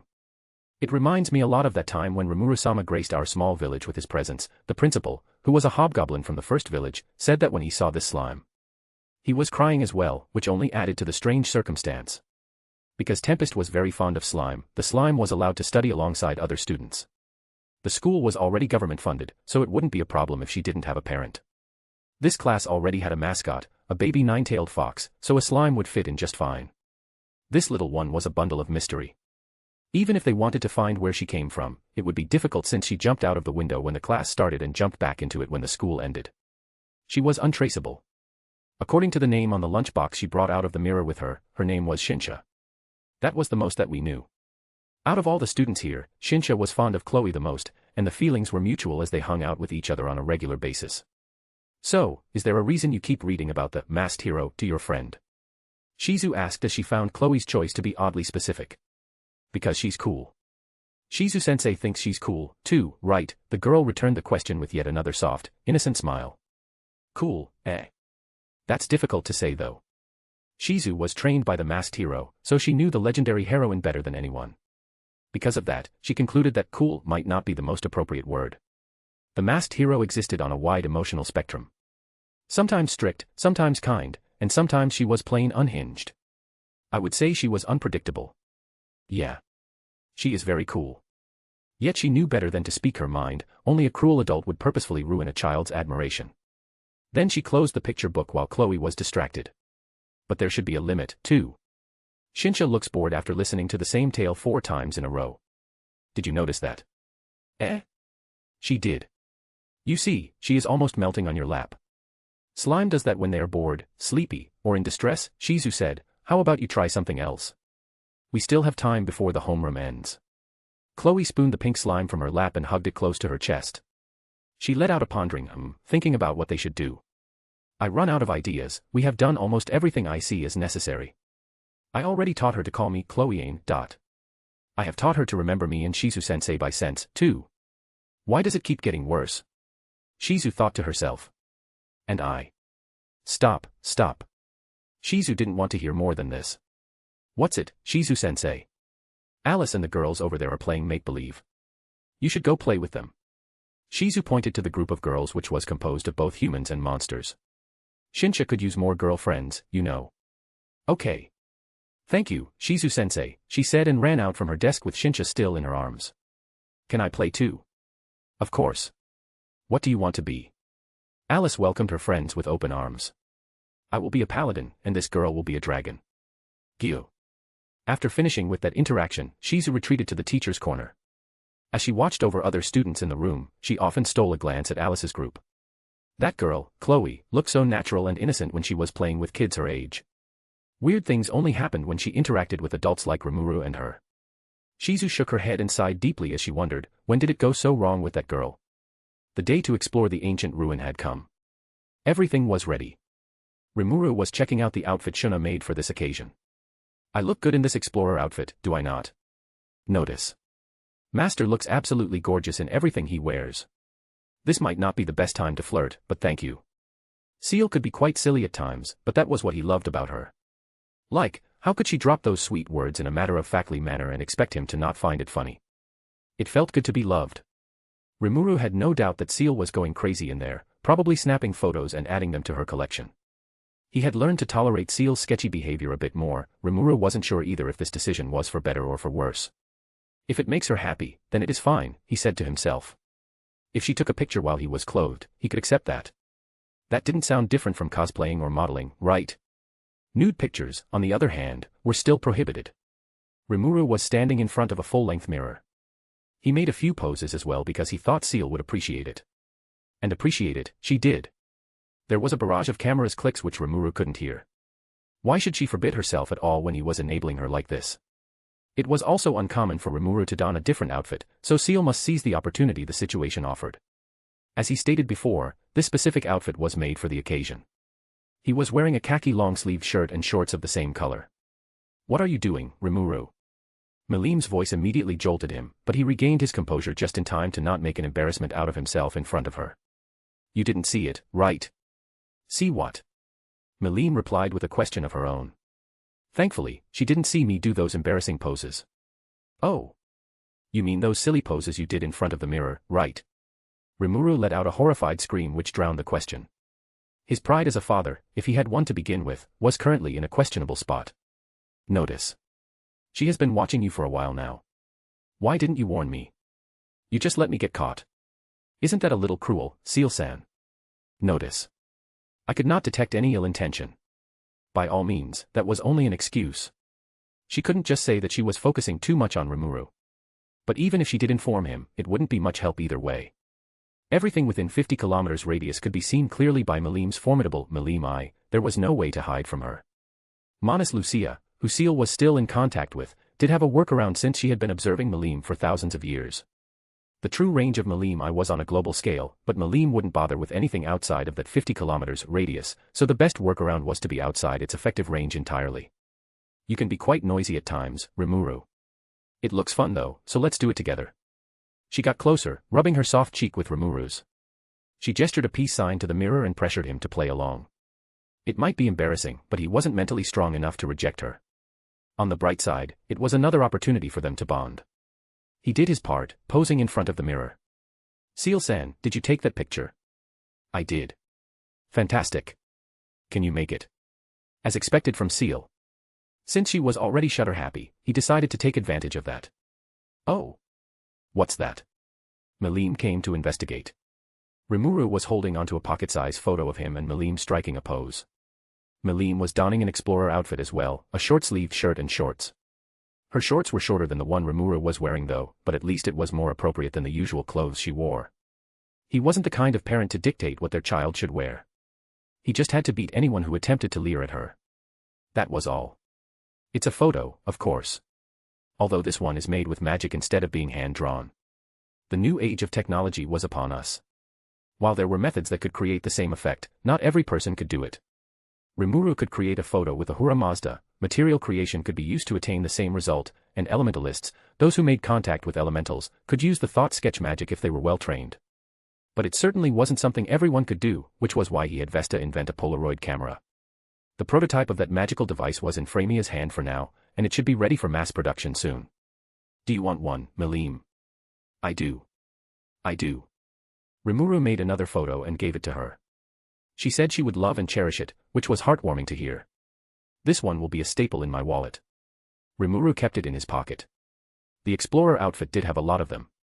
Let's not waste time here. They are probably waiting for us, he said. Ah, right. I'm here to tell you that the others are ready. I got carried away again.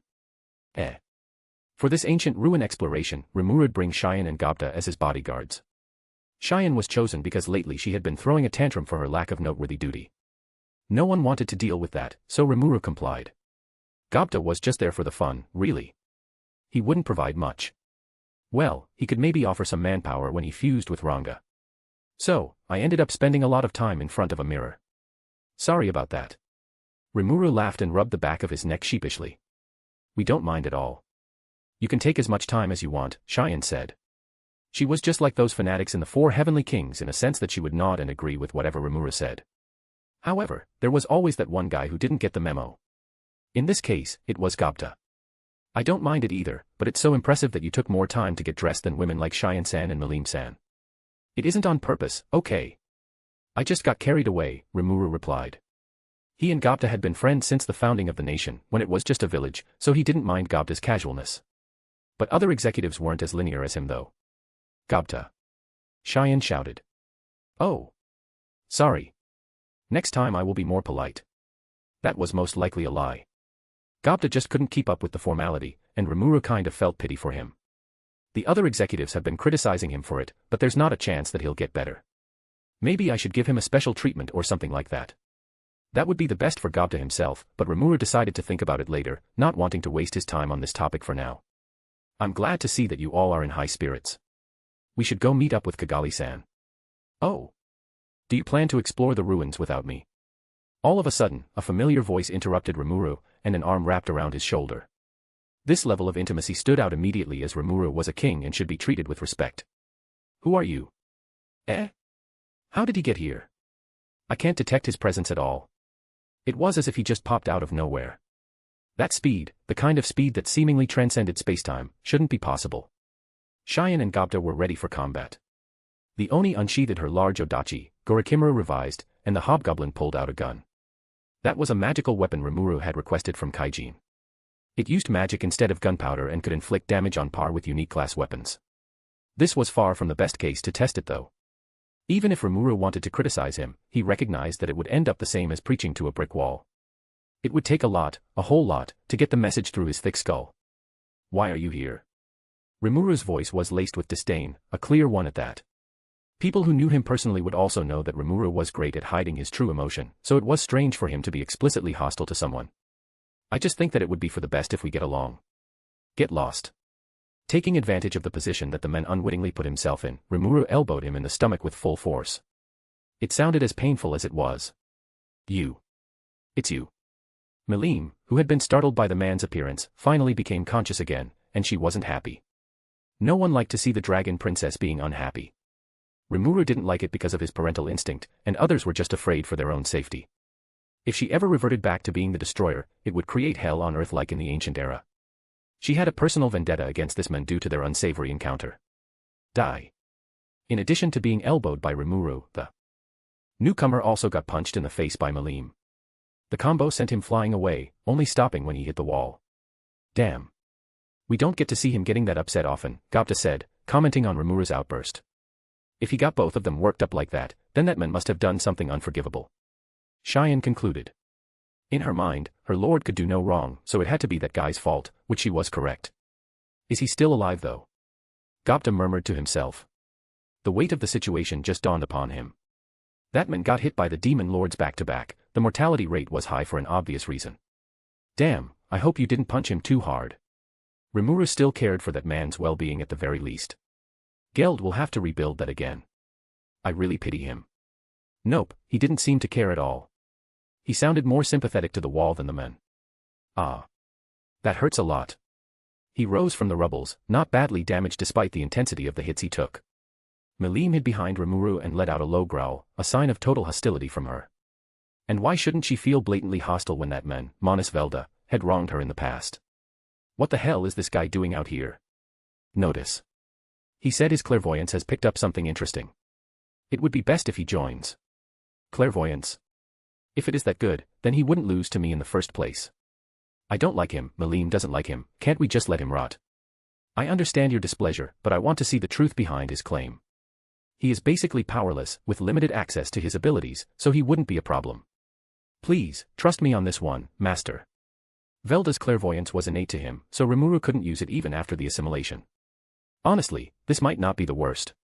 If I happen to run into harm, I will just use this bastard as a sacrifice. Rimuru thought and nodded to himself. At least he wasn't entirely useless. So. What do you say, Rimuru? Do I get to join you in this pursuit of ancient knowledge? The circumstances might be a bit different, but something never changed. Even after being Depo word, this guy still manages to get on my nerves. Rimuru, I don't trust this guy at all, he's a shady character. I know. Malim wouldn't trust him, and it was understandable. She still growled at him with animosity as well. But fine. You can join us, but if you try to do anything funny like the last time again, I will. Yeah. Let's cut the part where you threaten me. You have done that enough times already. Although the decision he made was strange, Malim believed in Rimuru enough to let Velda join, as long as he stayed away from her. I'll tell you this, you won't catch me off guard like the last time, Malim proclaimed.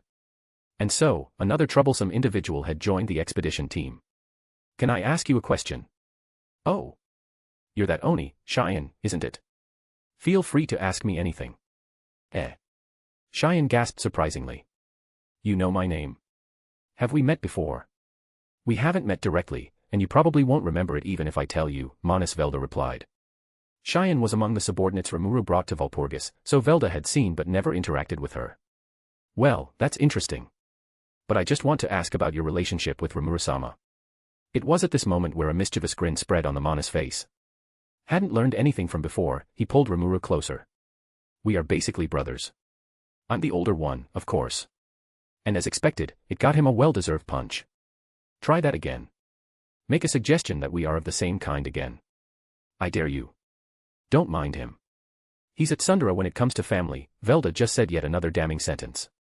It was as if he was testing Rimuru's limit at this point. Even if Rimuru tried to reject such a notion, it was too late. The rumor had been started, and Tempest's high-ranking executives finally had another topic about their lord that they could discuss. On the bright side, this one was more excusable than the daughter thing. Since Rimuru already had Veldora as a sworn brother, they could explain Velda the same way as well. Rimuru-sama has quite a strange family, doesn't he?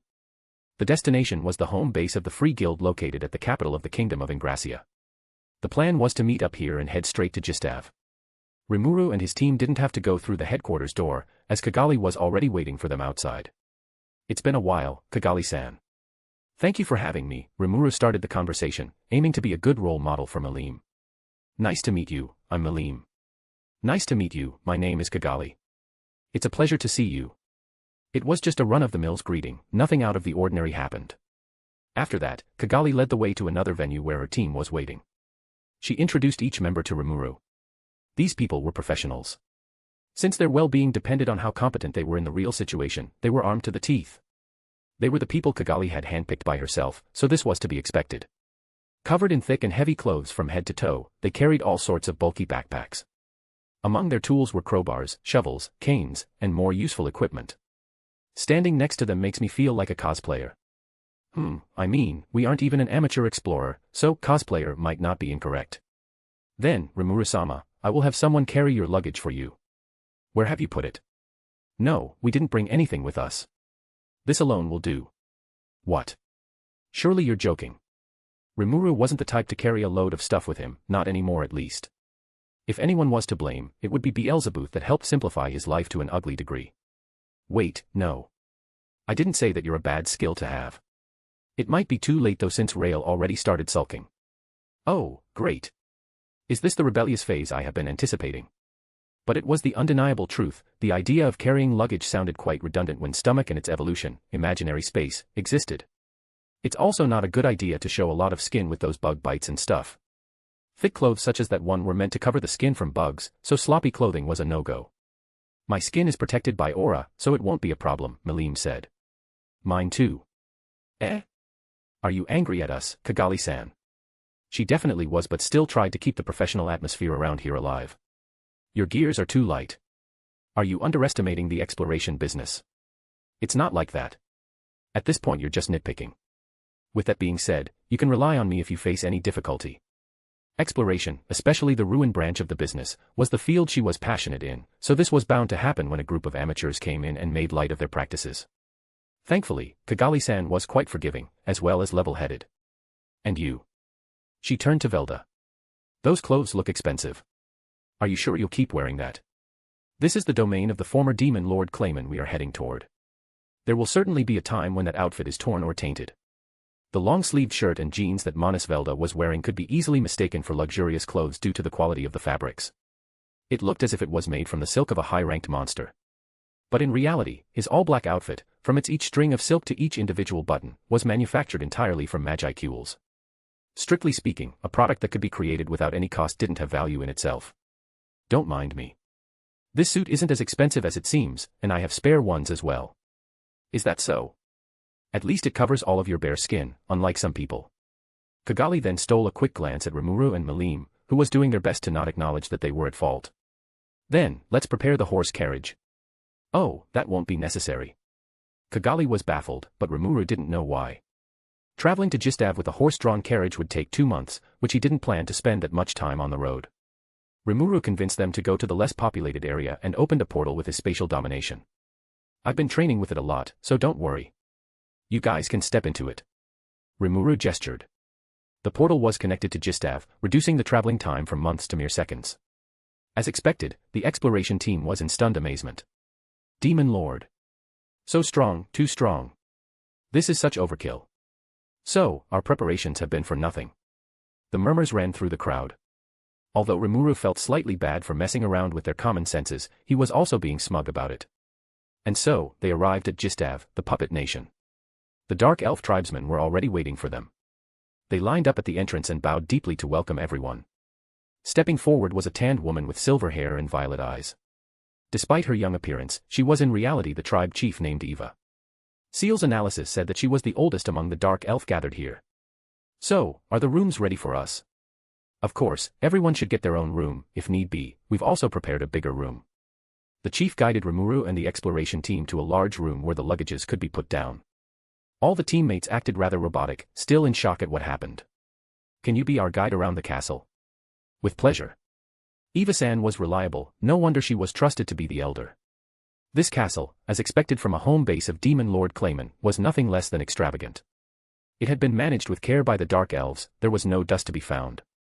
The castle was connected to the underground ruin, which had 3 layers. Currently, the upper layer was used as inhabitable space for the Dark Elves, but the other 2 layers hadn't been touched by anyone yet. Eva led Rimuru and others down the stairs. In spite of this place being underground, the hallway was filled with a gentle glow. This light is... Your Majesty, this is an effect of magic creation. It seems to work in tandem with the orbit of the sun, so it also gets dimmer at night. Oh. This kind of light also existed in the lower layers as well. The team was getting excited already, and Gobta was as well. During the walk along the upper floor's corridor, Rimuru couldn't help but ask about the Dark Elves. Eva-san was kind enough to answer it all, too. Your Majesty does take great interest in race, no? You could say it that way. Specifically, I'm intrigued by the new-aged races. Dark Elf is also one of them, right?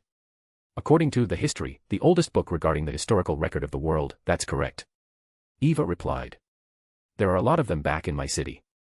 Dragons, Dragonutes, Tengus, and more. As a person from an old era, I can't help but want to learn more, Rimuru explained. The phrase, a person from an old era, managed to raise some eyebrows. Kigali and Eva were intrigued despite not showing it on the surface. Rimuru-san comes from an old era. Kigali thought quietly to herself. She knew Rimuru might be older than he let them know, but she wouldn't be able to guess that he came from the previous era. The Cardinal World's entire understanding of the past came from just one book that survived the Great Calamity. The history, written by the legendary author Gadra, was the holy grail among the scholars. If Rimuru's claim as a person from the old era was based on reality, he would be, at the very least, 1,500 years old, which Kigali couldn't bring herself to believe it for a fact. This door leads down to the middle layer of the underground. It has been sealed by magic, as you can see. Then, step back, I will slash it open. Cheyenne readied her greatsword Gorikimaru. Whoa. Whoa. Whoa.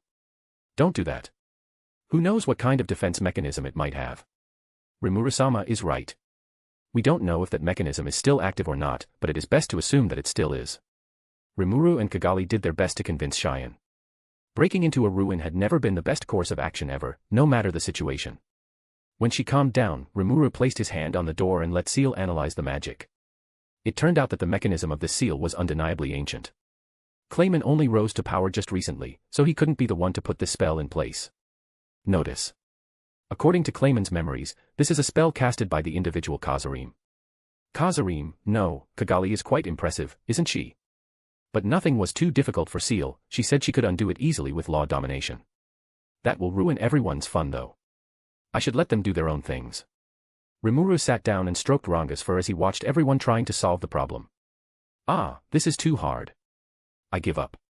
I want to solve it as well. Gobta backed down from the challenge while Malim started shouting excitedly. This seemed to cheer up the exploration team as they discussed the method to break the seal. Let me help you with it, Dragon Princess. Die. Velda approached in an attempt to assist her. But predictably, he was sent flying away by a strong punch and crashed into the wall. The expedition teammates gave him a worried look, but Rimuru assured them. Don't mind him, he's extremely resilient despite looking like that. Let's forget about that pitiful man and focus on the door, shall we? Yes, sir. When they asked for his input, Rimuru taught them how to solve the puzzle. It wasn't at all difficult, Malim could open the gate immediately, and after some meddling, a couple of the teammates could open the doors as well. Everyone, we have prepared the meals. That was when Eva called them, bringing today's expedition to an end. Day 2. Rimuru and the team went down the gates they opened yesterday, entering the middle layer of the underground. The atmosphere here was wildly different. It felt rather oppressing, its narrow path and low ceiling might be the culprits. We don't know what's waiting ahead of us, so I will have everyone stay on guard. As the most powerful people in the group, Rimuru and Malim would walk at the front, so they could deal with any threat that might emerge from the unknown depth of the underground. Kigali and her team walked after them, Cheyenne and Gobta were at the back of the line, and Ranga was hiding in the shadows. Rimuru used his universal perception to confirm the status ahead. Occasionally, there would be murals painted on the wall. They are so beautiful. These murals on their own are valuable art pieces. Is that so? Indeed. Looks like they are depictions of the living conditions in ancient times. We might be able to gain some understanding of the ancient civilization from it. Kigali was ecstatic, and her team was joyful as well. Malim seemed to be reminded of the bygone past by the murals. Ah, I always treat her like a child and often forget that she has seen many things that are now buried under the sand of time, Rimuru thought to himself, feeling a little depressed that he couldn't be by her side during that time. Eh? Why are you hugging me all of a sudden? Malim asked as Rimuru hugged her from behind out of the blue. Nothing. I just feel like it. You are being weird again, in front of these strangers no less. Malim let out her signature laughs. Wow. But I don't mind it though. She flipped in his embrace and returned the hug warmly before turning to Velda, giving him a look as if telling that he was wrong. Eh? She doesn't forget what I told her when we first met. Dragonoids really love to hold grudges, don't they? Admittedly, that encounter was his fault. He didn't know what he was talking about back then, he just wanted to make sure his control over her was absolute. They continued the expedition, and it went smoothly. Even if there was a trap, it didn't get triggered. Then they decided to rest when it was already noon. Rimuru brought out sandwiches for everyone. Because they were stored in imaginary space, the eggs, bacon, and vegetables were still fresh. It really was a convenient skill to have. In addition to the sandwiches, we also have a sauce and soup. The sauce, which tasted a lot like mayonnaise, was part of the Dark Elf's cuisine while the soup was the one Rimuru brought. Its broth was drawn from chicken bones, and the vegetables added the savory taste and aroma to the soup. No need to hold back, there's more soup for everyone.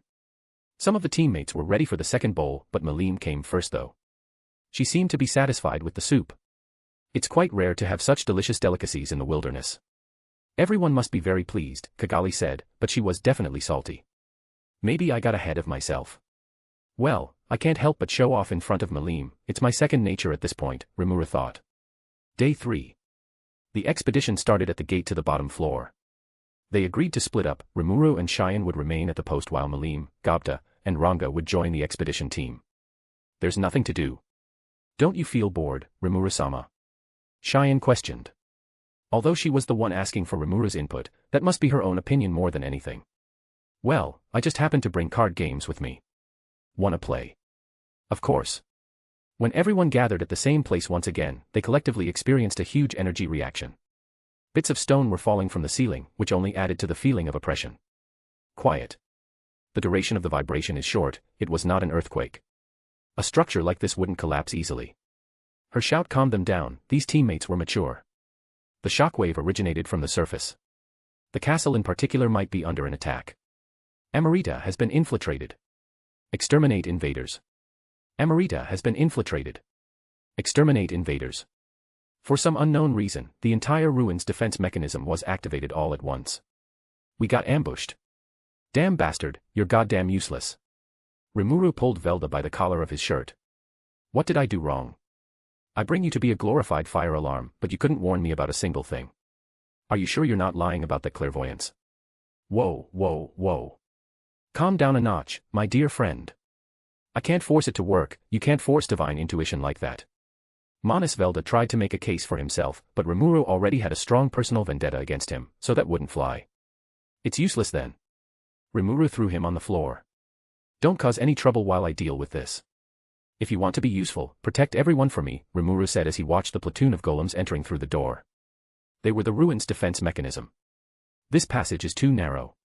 Cheyenne, Gobta. We'll make a run into the deeper part of this layer and hope there is a room for us to fight freely. Yes, sir. Understood, Rimuru-sama. Then Rimuru, this time with a voice as cold as ice, said, Velda, if anyone got even a slight scratch, I will make sure that you suffer. Damn. You can at least fake a compassionate voice, Velda replied. But since it was an order, he had to archive it no matter the method. You heard the Demon Lord, right? Gather around me, and I will provide you with protection. When the teammates did as they were asked to, Velda created a cocoon of stardust which should give the much-needed defense. Do you see that, Greed? That oh-so-confident Demon Lord and his entourage are fleeing like cowards. Is there still any doubt left in you? I have more of it than you could anticipate, collaborator. Mariable Rosso, the culprit who poked the hornet's nest and activated the ruin's defense mechanism, had Demon Lord Rimuru where she wanted him to be. He was cornered, a sitting duck for her to claim and control. With the help from Rosso's elder, Mariable got everything that might be needed to defeat a newly crowned Demon Lord like Rimuru. The Blood Shadows, Rosso's personal assassins, were outside of the castle, waiting for her input so they could deploy the ultimate magic against monsters. To confront the Demon Lord directly, Mariable brought with her the powerhouses. These were Grandmaster Yuki, ex-Battlesage Rama, and Flowing Swordsman Guy. All of them were puppets controlled by Mariabelle's desire, as well as fortified by it. Their biggest obstacle was, of course, Demon Lord Malim, and Mariable had quite a plan for her. A gigantic dragon clung onto the top of the castle. Its scales were black as void, absorbing the moon's light instead of reflecting it. When it roared, the foundation of the castle shook.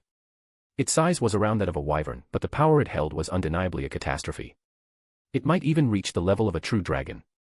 Against their better judgment, the humans of ancient time killed the baby dragon who was Malim's friend. When she ascended to the rank of a demon lord, the dragon came back to life as the Chaos Dragon, the Divine Indignation. Although it was killed and corrupted by humans' greed, its objective remained pure. It aimed to protect Malim and would do everything to achieve such a goal. This world, the world which had brought insurmountable sorrows and griefs to Malim, its one and only friend. Such a sinful world must be burned to cinder. The perfect world shall rise from the ashes.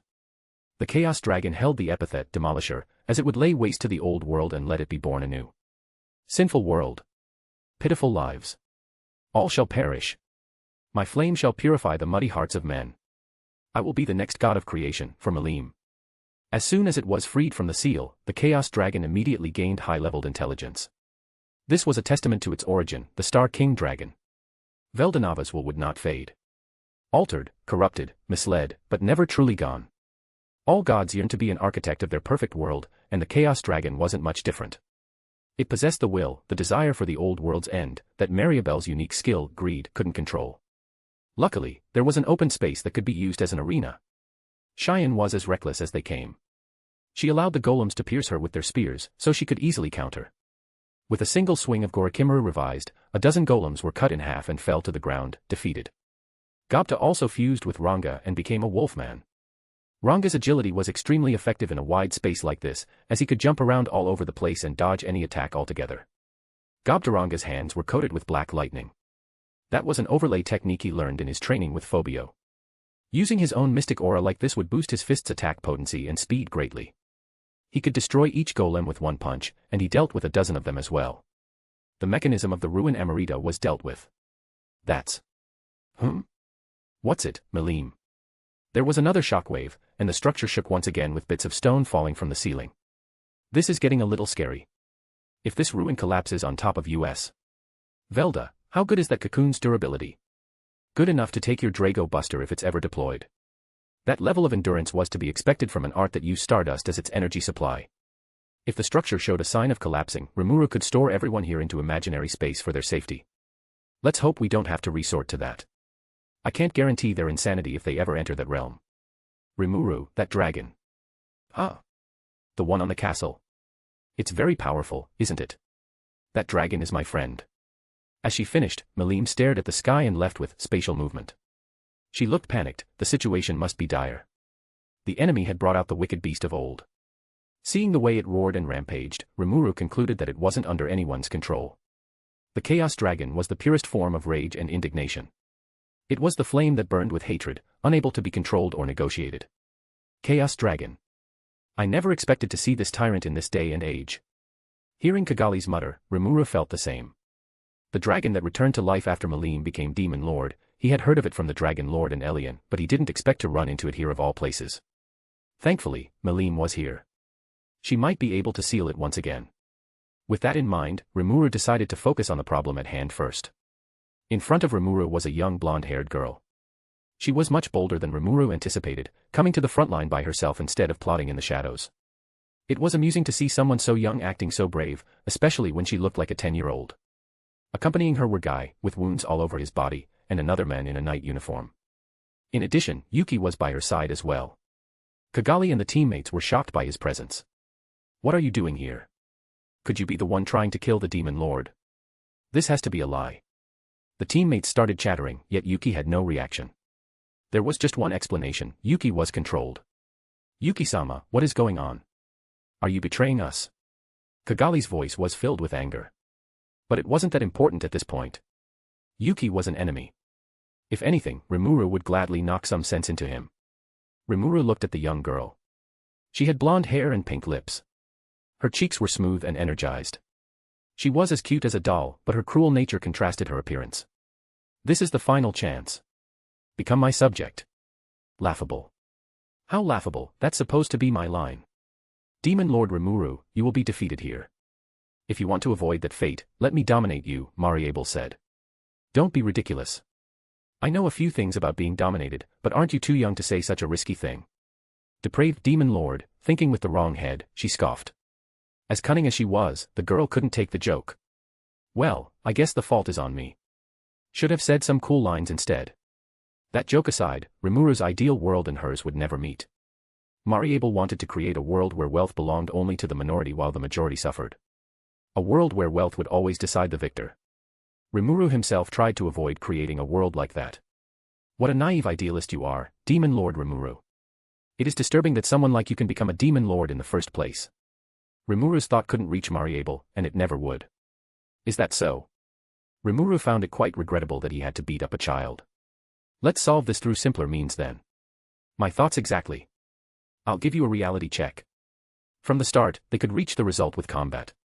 Perhaps the day when humans understand each other would never come, but that did prove the diversity of humanity. Only the winner's claim was correct. Rimuru and Mariable were two opposing forms of justice, and one must fall for the other to rise. Go get him. On Mariabelle's order, Guy struck first. He charged first at Rimuru with deranged eyes. Humph. Someone like you dares to challenge Rimuru-sama. Cheyenne was about to disrupt Guy, but Yuki blocked her. Gobdaranga was fighting with the men who donned paladin armor. He looked even stronger than the Crusaders. In fact, those on Mariabelle's side seemed to be boosted by her desire. You want to fight me? Fine, I'll give you what you want before you die. The corruption of greed made Guy stronger than his actual ability, but even that wouldn't be enough. Rimuru summoned the Veldanava sword and killed Guy in 7 slashes. The wounds inflicted by Rimuru's sword glowed in a rainbow hue as Guy's body slowly crumbled, disintegrated. What is this? What is this? How can there be a power like this? This is me when I'm serious. You lost. Hopefully, you will leave the anger and resentment here, not bringing it with you to the next life. Guy, at the moment of his death, possessed an existence value of 200,000 in total, making him almost as strong as those in the enlightened class. The Veldanava sword's ability to absorb the enemy's energy reserve was used here. Notice. The Veldanava sword's current existence point, 154,000. Mariable suddenly realized who she was confronting, one of the strongest people in the world, the Octagram. Guy, who had been enhanced to the point that the former demon lords like Fry and Carrion would find him difficult to deal with, was effortlessly killed. By burning through his life force and soul, Guy was allowed to wield that incredible power. But alas, Demon Lord Rimuru sent Guy to the afterlife easily. She had seen him in the Founders' Festival and had heard his proposal to the crowd. An idealistic man who seek to live in harmony with everyone, that was how Mariable perceived him. Mariable didn't take him that seriously at first because he was soft and mild-natured. But he was still a demon lord, and she must keep in mind that the members of the Octagram held incredible power she couldn't underestimate. That was why she laid down her trump card, the ultimate weapon against monsters. Mariable had arranged the blood shadows on the outskirts of the castles. Before you start gloating, you better know your weight. Know the difference between the intellect of a human and a monster, she shouted at Rimuru. As she finished, she gave out an order through telepathy. My body feels so heavy. It's even stronger than back then. Is this the true power of the barrier? Gobdaranga was confused while Cheyenne laughed arrogantly. What they felt was the oppressive presence of the Holy Field, the same barrier used by Falmouth during the war to depower monsters. But later, the Holy Field shattered. What did you do? That's a good question. What did I do? Rimuru was confused, but at least this development favored him and his allies. On the outskirts of the castle, the Blood Shadows, receiving an order from Mariable, just activated the Holy Field. Their duty here should be over. In due time, Mariable would defeat Demon Lord Rimuru and gain dominance over him, ensuring the Rasso's reign. But that was not the case. All of a sudden, their group got attacked. 2 of the Blood Shadows fell on the ground, the attacks that took them out were unseen. What happened? Because they couldn't find where the culprit was, they couldn't prepare for the counterattack either. They were panicking until a voice familiar to them shouted loudly. Damn fools. Did you forget what I've taught you? Compose yourself. You will die if you show weakness. The voice was that of a woman, an assertive one at that. Ah. That voice. I remember it. It's our boss. Stepping out of the shadow was a red-haired woman in a dress that exposed her cleavage and her thigh. It was Glenda Attlee who was sent by Seal to deal with these people. In her hand was a smoking gun. It was a Walther PPQ, a direct replacement to her old Walther P99 she often used in the past. It's Glenda Dono. But how? Wasn't she supposed to be killed by the Demon Lord? Glenda Attlee, the former leader of the Blood Shadow, perished alongside the Falmouth army. At least that was what the Rasso had told them. Seeing her here of all places was an unexpected miracle. Oi, you two, how long are you planning to lay down on the floor? She kicked the Blood Shadows she shot before. They weren't dead yet since the bullets she used were non-lethal. These bullets were ones she got from her colleague Monisvelda. Their notable attribute was magic dissolution. This attribute was very useful on its own as it could counter any magic by dispelling it completely, which was why it came in handy now. We aren't dead. I thought we got shot. The 2 that Glenda had attacked before said. Of course not. The bullets only destroyed the spell that bound you to the Rasso family, Glenda explained. The Blood Shadow, despite being the Rasso family's shadow force, was made mostly of the Otherworlders who were summoned and cursed to obey. Glenda pitied them and didn't want to take their lives. She used to be in their shoes after all. It would be a shame to not give them a second chance the same way Rimuru/Seal gave her. With the help of her unique gift, Glenda shot every member of the Blood Shadow with the magic-dispelling bullet.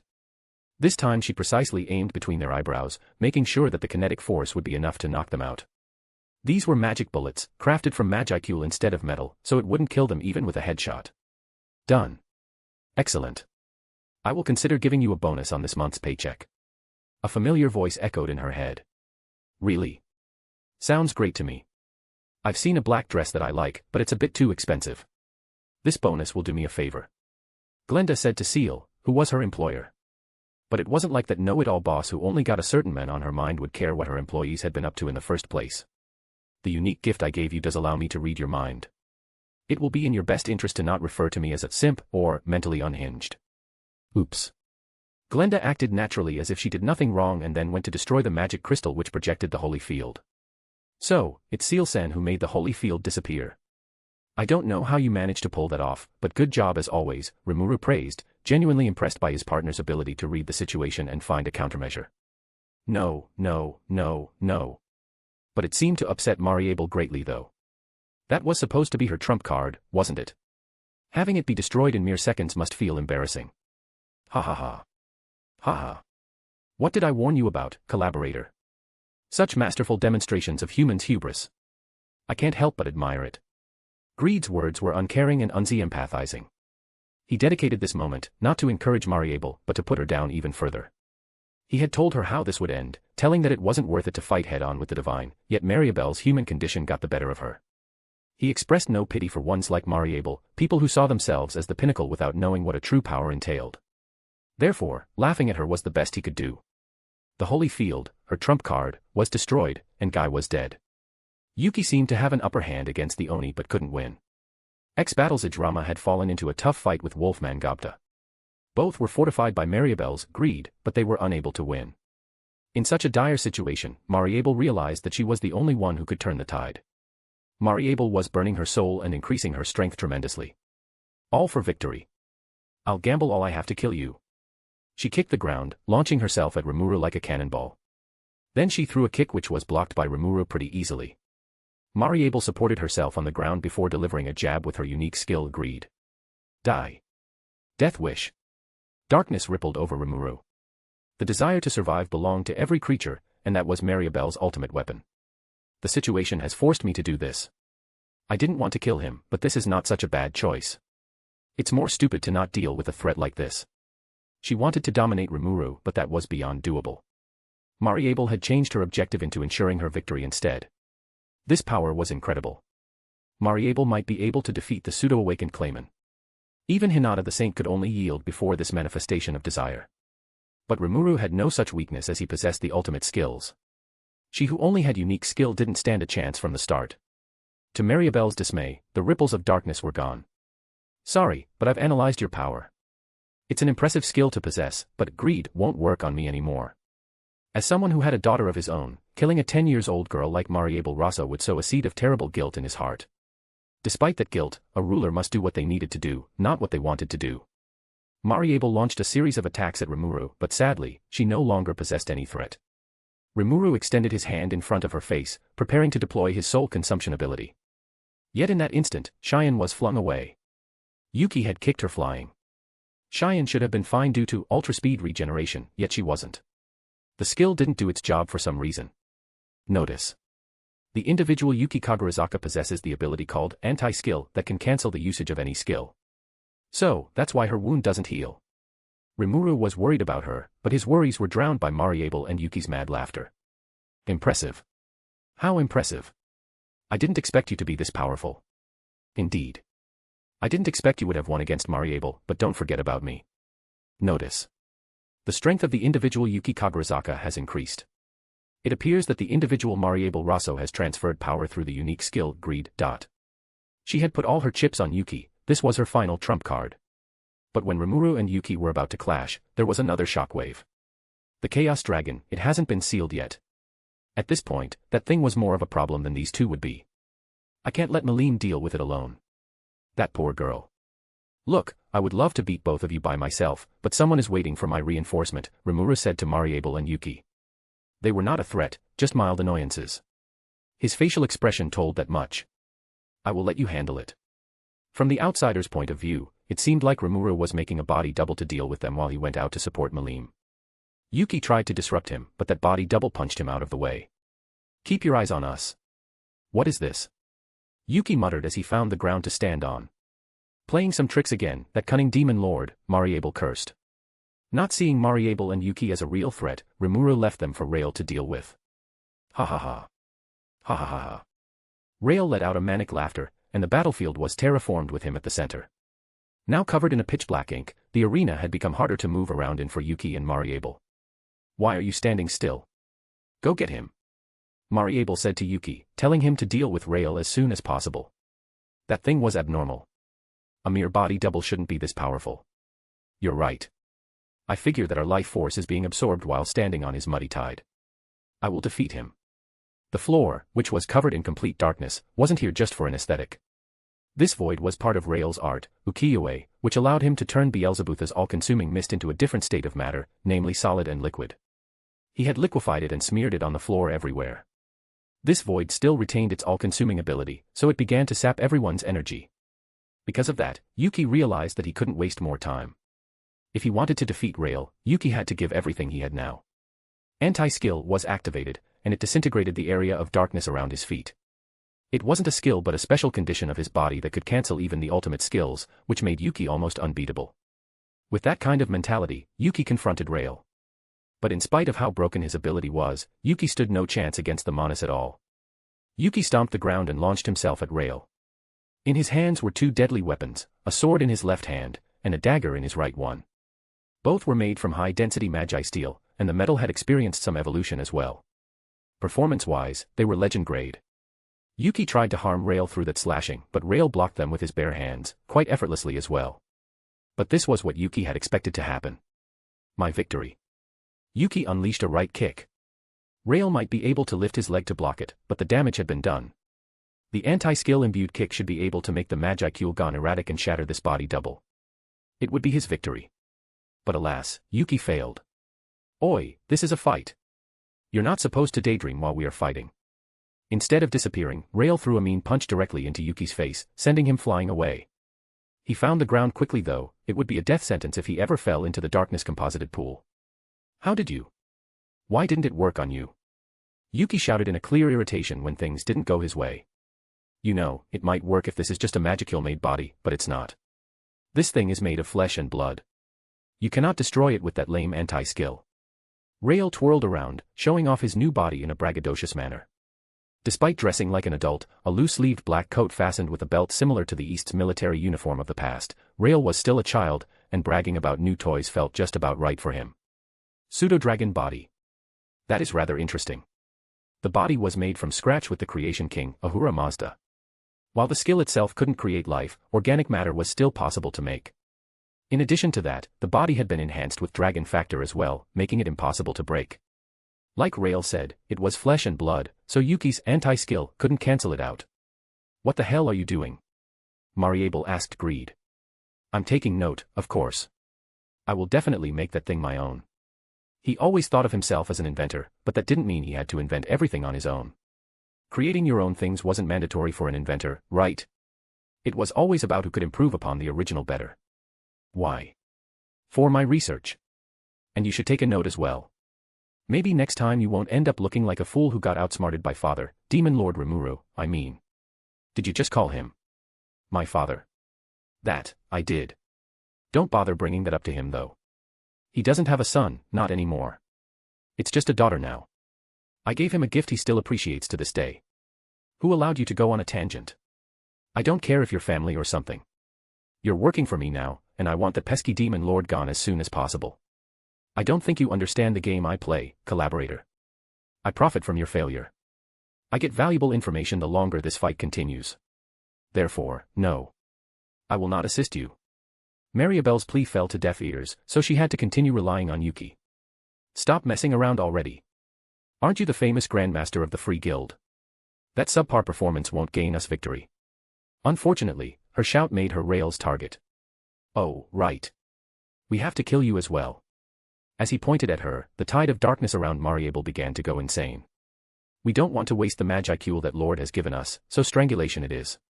From it, several tendrils, around 8 of them, sprouted and captured the girl, binding her in an inescapable grip.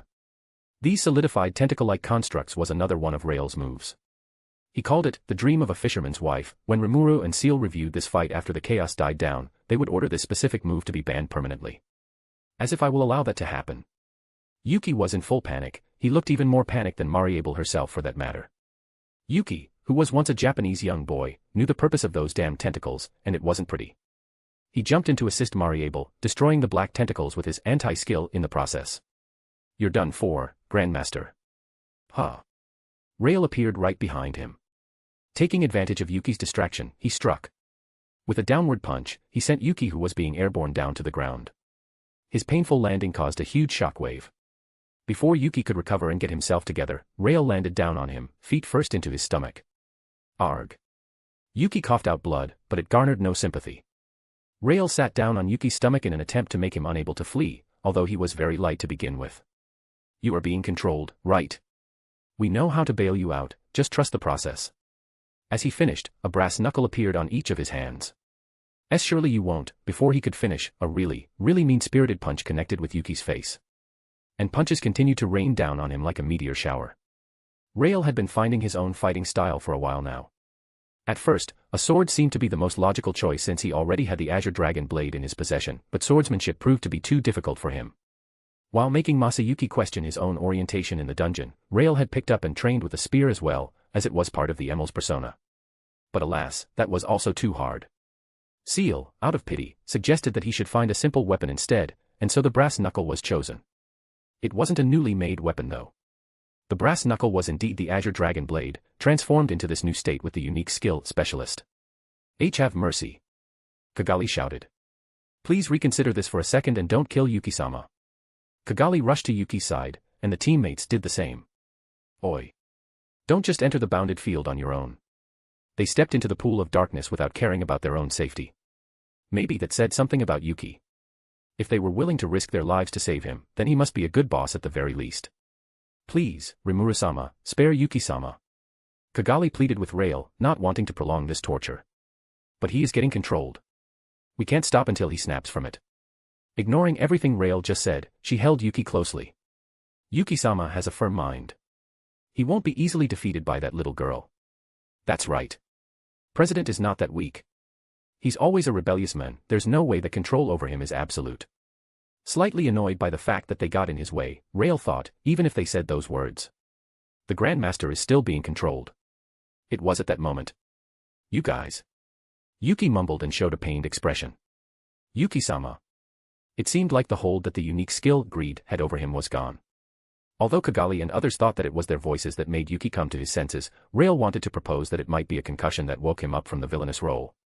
Yuki was no longer a threat to anyone, and ex-Battles Ijirama was already subdued by Gobtaranga. Cheyenne, who was harmed by Yuki, also healed herself up as well. Things turned out in the way that was expected. Now, only Mariable Rosso and the Chaos Dragon remained. We will go after that girl. Please leave it to me. This time I won't get controlled by her again. I want some revenge, you know. When Rael was about to chase after Mariable, who ran deep into the ruin, Yuki interrupted. He wanted to make Mariable pay the price of controlling him. That reason was sounded, and others on his side also agreed that he should be the one to stop her. Even if Rael wanted to kill and take that girl's power for himself, he lost to the majority's voice. Fine. Then we will go to the surface and assist in a fight with that dragon. Ah, sorry. Manas Velda placed his hand on Rael's shoulder. The Chaos Dragon is why I came here in the first place. So, can you protect these people while I go up to the surface? That's such a selfish thing to ask. What purpose will you serve up there anyway? You're powerless, Rael asked in a tone that wasn't for mockery but a genuine curiosity. That is uncalled for. True, I'm not as powerful as I once was, but I still have an ultimate gift to work with. With what I'm about to do, that alone is enough. True to his divine nature, Manas Velda didn't want to hear any kind of rejection. And so, Rael was left to guard the exploration team. He felt salty about it as well, just sitting there with his back against the stone wall and sulking. There, fake Rimuru-sama. Cheyenne tried to comfort him, but it only irritated him even more. Rimuru's information. Name, Rimuru Tempest. Titles: Newborn Star, Reincarnator, Ruler of Monsters, Throne Candidate, True Hero, True Demon Lord. Species: Dragonoid, Supreme Spirit of Chaos, Divine Reincarnation, Combined Aspect, Vicious Vessel of the Stars. Spiritual Perfection, 3/. Supreme Soul of the Star King, Supreme Might of the Star King. Supreme Flesh of the Star King. EP. Concealed Form, 77,777. True Form, Immeasurable. Weapon: the Sword of Rectification, Veldanava plus 154. Chaos Kampf, the ability to accumulate and release spirit runs. The higher the existence value the sword has, the more powerful this attack becomes. Fitting its namesake, Chaos Kampf is both a force of creation and destruction. Stardust Particles, Regeneratable. Body Enhancement, Skill Enhancement, Performing Miracle, Forcing Evolution, Drago Buster, Drago Nova. Blessings: Elemental Queen's Guidance, Frost Dragon's Grace, Gift of Self-Realization, Scorch Dragon's Grace, Storm Dragon's Grace. Arts: Sorrowful World, Ukiyo-e, Void Creation, Void Manipulation, Laughing Demon, Black Veil, SXYT, Singularity, The Dream of a Fisherman's Wife. Dazzling Gold Style, Faux True / Nova Break. Hazy Style, Haze Form Hide. Overblade, Holy Blade, Black Flame Lightning Blade, Void Blade, Storm Blade, Imaginary Blade. Creation Style, Gleipnir Creation, Rain of Swords, 3-line formation. Skill Tinkering, Recreation, Gift, Copy, Steal, Synthesis, Separate, Alteration, Reset. Magic: True Dragon Magic, Scorch Magic, Frost Magic, Storm Magic, Star Magic. Holy Magic, Regeneration, Disintegration. Summoning Magic, Spiritual Life Form Summoning, Weapon Summoning. Elemental Magic, 8 Fundamental Elements. Ancient Magic, 8 Fundamental Elements. Illusion Magic, Great Art of Possession, Secret Art of Revival, Secret Art of Resurrection. Physical Magic, Megiddo. Aspectual Magic. Barrier Magic, Anti-Magic Area, Isolated Battlefield. Spiritual Magic, Locking Curse. Ice Magic. Resistances: Abnormal Condition Nullification, Holy Demonic Resistance, Natural Effect Nullification, Pain Nullification, Physical Nullification, Spiritual Attack Nullification. Intrinsic Skills: Infinite Regeneration, Mark of King, True Form Concealment, Universal Perception. Common Skill: Thought Communication. Extra Skills: Multidimensional Barrier, Parallel Existence, Perfect Memory, Universal Thread. Unique Skills: Bewilder, Investigator, Luminous Lust, Manipulator, Reversal, Sniper, Specialist, Paranoia, Megalomania. Ultimate Skills: Divine Flame King, Thugga, Divine Ice King, Cthulhu, Dragon King, Kor, Flaming Forge King, Vulcan, Harvest King, Shub-Niggurath, Pride King, Lucifer, Spacetime King, Yog-Sothoth. Origin Skill: Creation King, Ahura Mazda. Manus, Seal, Rail, Velda. Other abilities: Acceleration, Deceleration, Digital Nature, Divining, Stardust Particle Generation. Mariable was on the run. She had to admit that a miscalculation had put her in a dire situation, but she hadn't given up hope yet. Mariable thought she could win, which was the reason she ran deep into the catacomb. Mariabelle's strongest pawn, Yuki, was doing his best to distract that body double. Meanwhile, the Chaos Dragon was keeping Demon Lord Rimuru and Demon Lord Malim occupied. This circumstance would give her enough time to pull out her final option. Yuki's report included information about the ancient ruin, Soma. Assuming that Amrita was built by the same elven civilization, it must have a magic core that she could overload. A large-scale destruction from the magic reactor core would kill Rimuru. He wouldn't have a chance to resist it. She arrived at the center of this tomb, yet there was no device mentioned in the report. The entire place was empty. The graves were empty, and there weren't even any jewels or decorations. Actually, there were some treasures on the ground, but the real valuables, the magic reactor cores, were missing. Strange, how strange. How is this possible? Mariable couldn't help but ask. Ah. There was never such a thing as a central control of a reactor in this ruin. Neither was there anything like that in Soma. Yuki, is that you? It is me. Yuki stepped out of the shadows with Kigali by his side. Aren't you fighting that accursed body double? We are done fighting. I can't win, so I forfeit. What can I say? Rimuru-san is a force of nature rather than a person. No wonder the infamous Storm Dragon listens to whatever he says. Yuki had been aware of Rimuru's absolute power. Since their first meeting, even before Rimuru took the title Demon Lord for himself, Yuki knew he couldn't win against that kind of strength. He had tried his best to avoid any direct conflict with Rimuru, yet Clayman always went against his order. Yuki only knew just recently that Clayman was influenced by some external force. At first he thought it was pride as a demon lord that made him act reckless, but this revelation helped explain a lot. But he could spend time thinking about that later. A bigger problem existed, and he had to deal with it now. There was no doubt about it, Rimuru already knew that Yuki had a connection to Clayman. To clear himself of every suspicion, Yuki joined Mariable in this plan. They, however, weren't on the same side. Yuki was just using her. I was almost sweating watching it happen. I was seriously worried that you had truly betrayed us. Ha ha ha. I'm a good actor, ain't I? I figured it would be more authentic if I can trick my own allies as well, Yuki replied to Kagali's statement. I suppose, it doesn't matter now. Although Yuki-sama was severely beaten, he had executed the plan perfectly. Yuki and Kagali chatted happily. Seeing this, Mariable realized that she had been deceived by him. Lying. You are lying. How did you manage to crack my greed? It was unbelievable, but Mariable could only accept this reality. At this point, she was more interested as to how and when he overcame her greed. How? Are you that curious? Get to the point. Answer the damn question. Mariable shouted, irritated by the way he toyed with her. Hee hee, okay then. I will tell you. He demonstrated the answer before her. Yuki's intention had been extremely pure just now, yet suddenly it was clouded by a layer of dark fog. What she saw startled her. This can't be true, can't be. Ahahaha. Are you really that surprised? Unfortunately, that's the reality. I have never been under your control. Her unique skill, greed, was one of the strongest skills ever, crafted by the creator god even before the dawn of life itself. She should have won, yet she didn't. Yuki had outdone her. She called herself Mariable of Greed, yet Yuki's desire had proven to be stronger than hers. Your desire was pretty strong, but too bad that my greed is stronger. I want to become the king of this world and have it as my plaything. I didn't even need to use my anti-skill to crack your pathetic greed. Yuki laughed mockingly. It was Mariabelle's death sentence, and she was aware of it as well. Becoming even more desperate, she shouted, "Don't look down on me. I'm Mariable. Mariable of Greed. People like you are no match for me." She began to burn through her soul to attack Yuki. Greed flare, a physical force formed from her strong will, struck at Yuki. However, it did nothing to him. Yuki took Mariabelle's attack. He mocked her as the dark fog she generated dissipated. It's useless. As long as your power is derived from a skill, my anti-skill will always triumph. The next second. Cough. He pierced Mariabelle's heart with his hand. When her power began to leak out, Yuki started to absorb it. Guha. Could it be that you want my power? Bingo. No, no, no. I don't want to lose. Help me, help me. Mariable screamed at the top of her lungs, but it fell to deaf ears once again. However, her final moment wasn't one of silence. Ha ha ha. Ha ha ha ha ha. Ha ha ha ha. It belongs to me now. Yuki and Greed's voices haunted her consciousness until her final breath. The light in her eyes began to fade away. Her hand that held onto Yuki's arm also lost its strength. Mariable could have been a real threat if she was born 10 years earlier.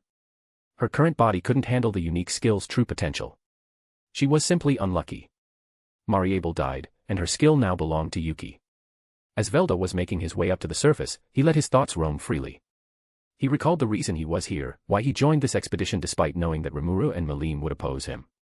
While he was tending to his flower field a few days ago, he got contacted by a certain someone he would never want to meet or interact with again.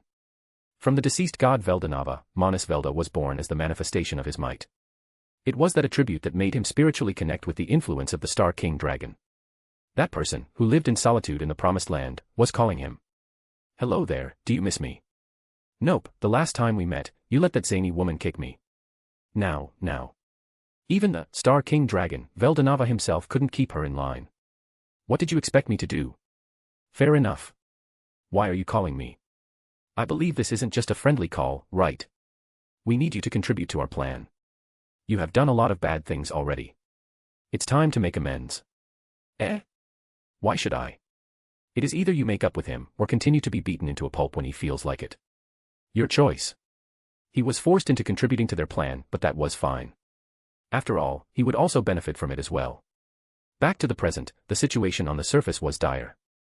Rimuru was gazing upon the Chaos Dragon. It was excessively large. Isn't it bigger than when it first appeared? Notice. The Chaos Dragon seems to absorb the magicule in its surroundings and gradually grow in size. It was some tyrant, indeed. At this point it might be able to decimate a whole mountain in just one breath. The Chaos Dragon was a walking calamity, and the fact that it was a beast with only destruction in mind made it even more difficult to deal with. Melim was using her ultra-large pool of Magicule to restrain it in place and prevent it from attacking. Sorry to have kept you waiting. There you are, Rimuru. I've been waiting for you.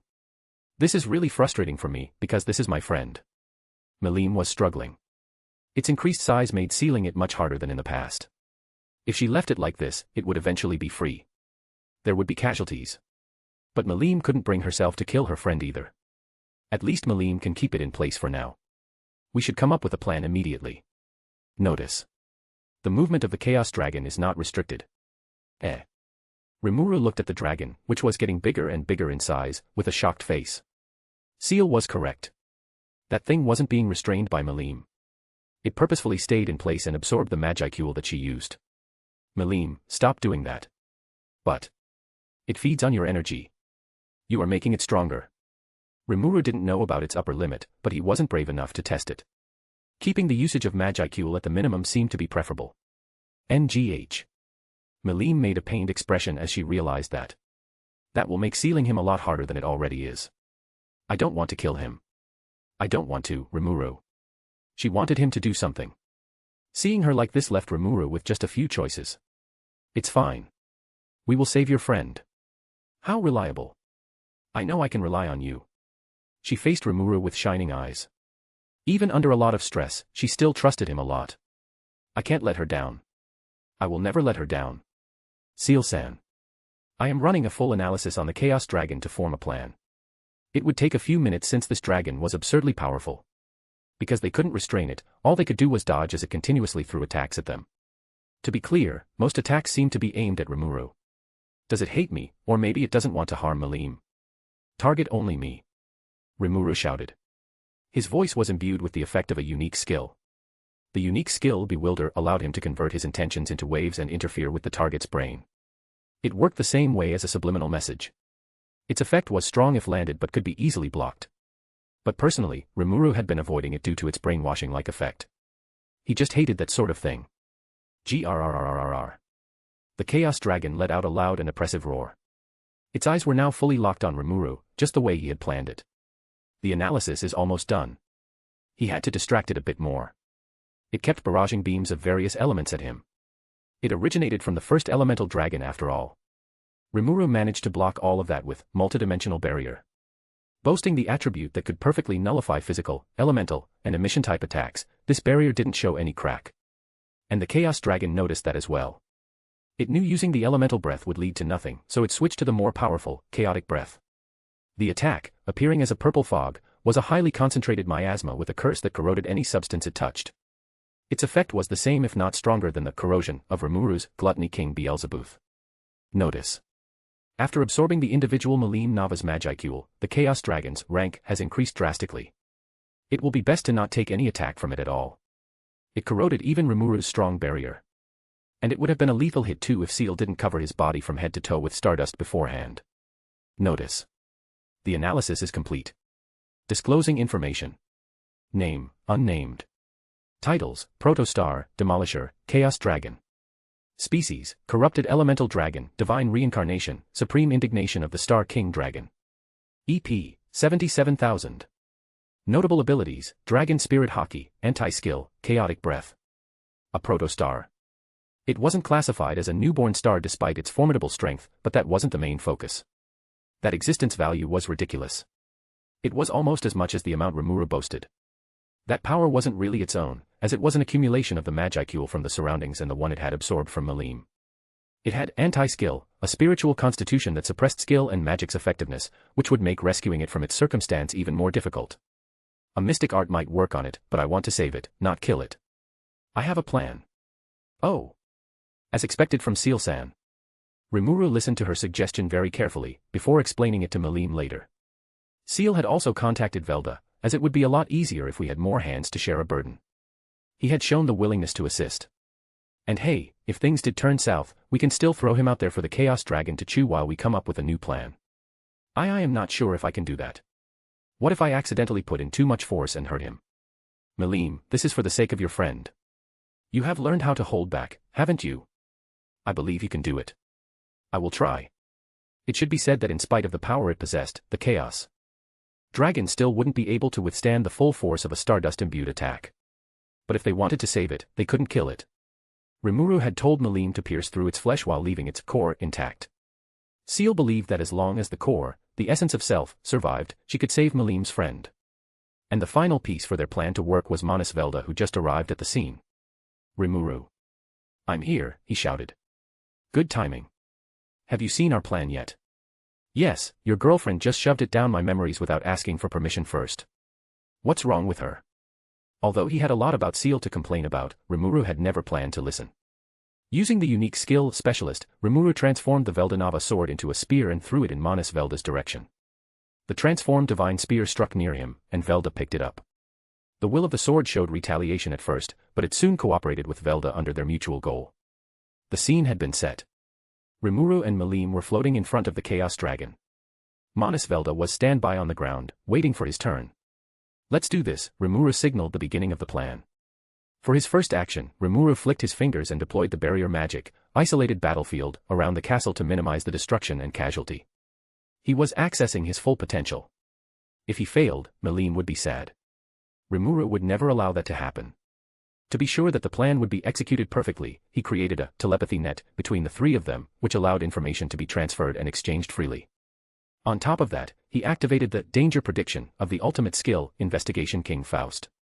With that skill activated for all of them, the probability of being caught off guard had been reduced to none. Rimuru sensed another wave of its chaotic breath coming in his direction, which went according to his plan. He teleported to be a few meters in front of the Chaos Dragon, then created a disposable mythical grade sword with Creation King Ahura Mazda. In a blink of an eye, Rimuru dished out the destructive art, Nova Break, that shattered the dragon's barrier immediately, leaving it vulnerable. His free left hand shifted forward and shot out strings of universal thread. The thread tied around its snout, working as an occlusion muzzle which prevented it from shooting out the curse-filled miasma. The thread shared the same amount of resistances as Rimuru, so it could resist the dragon's strength and aura for a while. That was good enough. Melim and Velda added in Drago Buster to displace it even more. And now that its defensive barrier is gone, we can start for real this time. He spent more stardust to create swords and transmuted them into a metal bullet with the unique skill, Craftsman. The bullet must be a real material since a Magicule bullet would evaporate when it came in contact with anti-skill. I have included the Necrosis attribute from the individual Carrera's unique skill, Executioner, in the bullet. That meant if the bullet struck, it would destroy the Chaos Dragon's mana circuits, preventing it from using magic and Magicule-based healing altogether. The bullet was positioned on the tip of Rimuru's index finger as he pointed at his target. Instead of a gunpowder, Rimuru used an explosion of Hell Flare to propel the bullet forward. To mitigate the chance of the Chaos Dragon evading, he connected the spaces with the unique skill, Sniper, which led the bullet straight to its head, staggering it. Velda, it's your turn now. Yeah. Manas Velda tightened his grip on the Veldanava sword, which was now in the form of a spear. Rimuru had exhausted most of his stardust in that previous maneuver to stun it. Although his stardust reserve could be regenerated, it was by no means infinite. He could still run out of it and had to wait for it to be replenished. This was where Manas Velda, who had a separate stardust reserve, came in. He pointed the tip of the spear at the Chaos Dragon, and it shot out the ultimate sealing tool, the binding chain, Gleipnir. Veldanava had lost Ahura Mazda to Rimuru, but in return, Seal gave him the ultimate gift, Ormazd. It retained most of the Creation King's abilities but was now strictly under Seal's control. The red chains wrapped around the dragon's body, completely binding it in place. The chains weren't easy to destroy. Now we have to wear it down. After Velda did his job, Rimuru summoned the Veldanava sword back to him. His momentum was increased with the ultra-acceleration of the unique skill, Martial Master. As he closed the gap between him and it, he dished out the always effective 7 slashes. It did its job and drastically weakened Chaos Dragon. Notice. 59,290,000 units of energy absorbed. The current existence value of the Veldanava sword, 59,444,000. In every slash, Rimuru used the art, Chaotic Fate, a combination of Shian's, certain outcome, and optimal action. The Chaos Dragon had become the weakest it could be. Melim. I know. Drago Nova. Melim, who had been charging up all this time, finally unleashed her strongest move. With its movement sealed away and its power weakened, it couldn't retaliate as the blast pierced through. Before its body disintegrated, the core was exposed. This was the moment Rimuru had been waiting for. Ignoring space and time, Rimuru successfully obtained the Chaos Dragon's broken core with Beelzebuth. It was now in his hand. Suddenly, the world around Rimuru stopped. It seemed like the effect akin to thought acceleration had been used. Why? Why did you stop me? You are the Chaos Dragon. This world. We should destroy it for Malim. Then why? Look, I'm glad that you are mad for Malim's sake, but destroying the world isn't going to solve anything.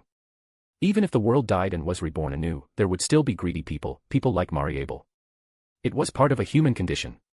The world, no matter how you tear it apart and put it back together, would never be perfect. But despite its flaws, Rimuru still found it to be worth saving. The thought acceleration was deactivated, and Rimuru regained full control of his body. What now? Malim shouted. I will figure it out. Wait for a bit, he said in a confident voice to not upset Malim, but mentally, he was screaming for Seal's help. Notice. The ultimate skill, Spacetime King Yog-Sothoth, has become active again. The skill he had acquired under an unconventional means. It wasn't truly his, as he couldn't use it as he pleased. It activated when it felt like it, like when it revived him in Walpurgis. No. I think I'm starting to see a pattern. It always works when I'm on the right path. Use it, Seal-san. Understood. Activate, Reverse Fate. With its authority over the law of time, the skill accelerated the rotation in the opposite direction of the clock. This was a decisive move which revealed all things as it should be. The core in Rimuru's hand glowed before reverting back in time. It became what Rimuru thought it should be. And as for the Chaos Dragon, its broken core had transformed into an egg. It worked. This is a brand new Cha. It isn't the Chaos Dragon anymore, is it? Rimuru gave the egg to Malim, who looked curious. As you can see, it hasn't been born yet. I know everything will work out if I leave it to you. Thank you. Luckily, he didn't fail this time. But more importantly, getting to see Malim's happy smile made him happy too. Let's head back, surely everyone is worried. The castle was on the horizon. He could see his companions waiting. Yuki was there too. It seemed like he had been freed from Mariabelle's control already. Deep in the depth of the catacomb where the corpse of Mariable was left to rot, a man was leaning his back against the wall, sitting down nonchalantly next to the macabre site of Mariabelle's demise. He was a man, but his appearance lacked sexual characteristics. His short hair shone a lustrous silver, and his eyes were glowing in a red-blue heterochromia. He was wearing an unbuttoned red business suit, with a blue turtleneck in place of a shirt. The man whom Mariable called Greed was in fact Twilight Valentine, the originator of all races. Well, not really. The real Twilight Lord was hiding somewhere safe, and the one here was just a parallel existence he planted inside the unique skill Greed. For all intents and purposes, he was still Twilight, just not the Twilight Valentine. As he sat silently, his hand scribbled on the note. Mariabelle's demise held no emotional value for him whatsoever. On the contrary, the means to an end that was Mariable Rosso had fulfilled her purpose excellently. Twilight had been scheming for one specific thing, and he finally got his hand on it. Therefore, she had no use for him anymore. So, you finally got it. Yes, the anti-skill, I've analyzed it just like you demand. The information's been sent to my main consciousness, and we can recreate it now. His main target all this time had been Yuki's special attribute. Other than it being the result of his own curiosity, it was also a commission work from them. Twilight's true dream had been accomplished a long time ago when he was killed and eaten. He was satisfied, no longer a man whose desire for knowledge was so strong it manifested in the form of a unique skill. He only returned because those people who operated beyond the veil of this realm asked him to. Twilight was a self-serving man. They had promised him a challenge, and he couldn't help but want to test where his limit was at. If he, as the unique skill Greed, incarnated in Yuki Kagurazaka's soul from the beginning, this would be a lot easier. But he couldn't do that. Until recently, Yuki had Manus Velda dwelled in him, and it prevented Twilight to incarnate. So, he incarnated in Mariabelle's soul when she was born instead. Her desire was only second to Yuki, so the skill was compatible with her. From there, Twilight made himself seem like a part of Greed. Mariable, not knowing better, tried to control Yuki. Whenever Yuki was near, Twilight would analyze him, and the fruit of his work was realized at last. The information of the spiritual constitution, anti-skill, fully learned and ready to be recreated when that event arrived. I have planted a new, parallel existence in the Greed that Yuki stole, so I will continue to exist. So, how much would you rate my service? Don't be ridiculous, your job isn't over yet. Even for a young god, you are very demanding. At least you aren't as spoiled as Veldanava-sama was, Twilight said in a rather nostalgic tone. Is he really a brat? Absolutely. He is difficult to look after. I have to prevent him from creating. Let's call it balance breakers, if you know what I mean. I don't know what you mean. Too bad, because I'm not in a mood to explain stuff. Why don't you ask the woman next to you? Haha. Twilight chuckled. He kept the note down the pocket of his trousers and stood up. Looking closer, his body was dissipating, emitting white smoke as it did so. This parallel existence had done its job. It would disappear and return to the main Valentine. I guess my time is running out. It's kind of fun. Not just anti-skill, he had analyzed even more skills for the sake of his pure curiosity as well. In the end, he was still a man who yearned for knowledge. Just acquiring knowledge for knowledge's sake. When the goddess descended into the world, the anti-skill would come in handy, which was why those people seeked it out in the first place. Chloe. Ugh. Shizu had caught her student doing something weird to Shinsha again. What did she do this time? It looked like she was feeding the slime her own magicules. She explained that a slime needed to absorb magicule on a regular basis to maintain their existence. So, Chloe chose to sacrifice part of hers to keep Shinsha satisfied. But let's be honest here, Shizu knew that Chloe was just making an excuse. Chloe Aubert. For the first time, Shizu felt like she had to set the record straight. She couldn't just let this young girl get the better of her forever. It was a job for an adult like her to make sure that children wouldn't grow up to be deviants, after all. Chloe's body tensed up as it was her first time getting the full name treatment. I just want us to get along. Slimes remember the taste of what they ate, you know. Chloe mumbled. Since when did you know so much about them? As far as the general consensus was concerned, there wasn't much information about slimes. In most parts of the world, slimes were seen as nothing more than pests. With it being the weakest monster, there was no reason to learn more about them. Even the most hysterical among the scholars around the world wouldn't want to waste the time and resources to study them. In Shizu's adventurer's logbook, she only recorded the taste of the slime, so. As you could see, the world at large didn't know much about slime's anatomy, nor did they care to learn more. So, where did she learn all of that information from? Did she just make it up? No, Chloe isn't that kind of girl. It's just intuition, of course. You cannot be serious. Shizu put her hand on her hips. Her voice was stern as she was about to start lecturing Chloe. Chloe's eyes widened, and her back straightened. At the same time, Shinsha's antennas also fidgeted from side to side. Their delightful attitude came from the fact that they could detect something or someone that brought them joy. Shizu, with her trained perception, could feel him arriving as well. But unlike the children, she had a troubled expression. Shizu-sensei. I'm fine. Nothing to worry about. Shizu let out a small sigh which she kept hidden to herself, not wanting the children to be concerned about her. A few months had passed since the Founders' Festival ended, but the event of that day, the way that woman proposed to Rimuru, was burned into her mind. She couldn't help but think about it whenever her mind wasn't occupied. I still cannot believe that someone else got to him before me. I only realized what that emotion I felt was when it was too late. Again, I failed. Cursed by Ifrit for most of her life, Shizu was struggling to comprehend more mundane emotions, as she had to keep her mental state strengthened all the time. Love felt like a foreign concept to her. Shizu still remembered her mother, whom she loved dearly, and tried to be that sort of figure in her students' lives. It was love, it was affection, but not the same affection she felt for Rimuru. It is too late for me. I should feel happy for him. Don't be that sort of loser, Shizue, she thought to herself. When she turned her attention back to Chloe, Shizu noticed that the girl was giving her an enchanted look. What is it this time? Chloe smiled innocently. Then she said, I think Shizu-sensei still has a fair chance. I'm supportive of that. Supportive of, what? Did this girl just read her mind? It sounded unlikely, but it would be best to not underestimate Chloe. Since Rimuru saved her, Chloe had become an enigma due to the goddess-like spirit inhabiting her body. Her odd behaviors might come from that spirit as well for all she knew. It doesn't matter, Shizu whispered to make sure other students wouldn't hear her words. Rimuru was literally engaged. I don't see the problem at all, she said in an innocent voice, but the message was far from that. Just charm them both and insert yourself into their relationship. Chloe. Shizu shouted with a deep blush on her face. That sounded so dirty, so indecent. I'm just suggesting. She flashed an innocent smile as if she didn't say the most appalling sentence ever. That might work though, Shizu snapped out of it just in time. She almost fell for an indecent thought. Who taught you that? You are interested, right? She is a girlfriend of mine, Chloe replied sweetly. A girlfriend, eh? How old is she? She looks to be in her 30s but is a whole lot older. I ought to give her a lesson. Shizu was at her scariest when she assumed her role as a teacher. The Caval's party often said that you wouldn't want to be on her bad side when she was serious. What kind of degenerate taught it to a child? This can't continue. She had set her eyes on finding that person, but Chloe interrupted her. You won't be able to find her. She lives in a place far, far away. Then how did you meet her?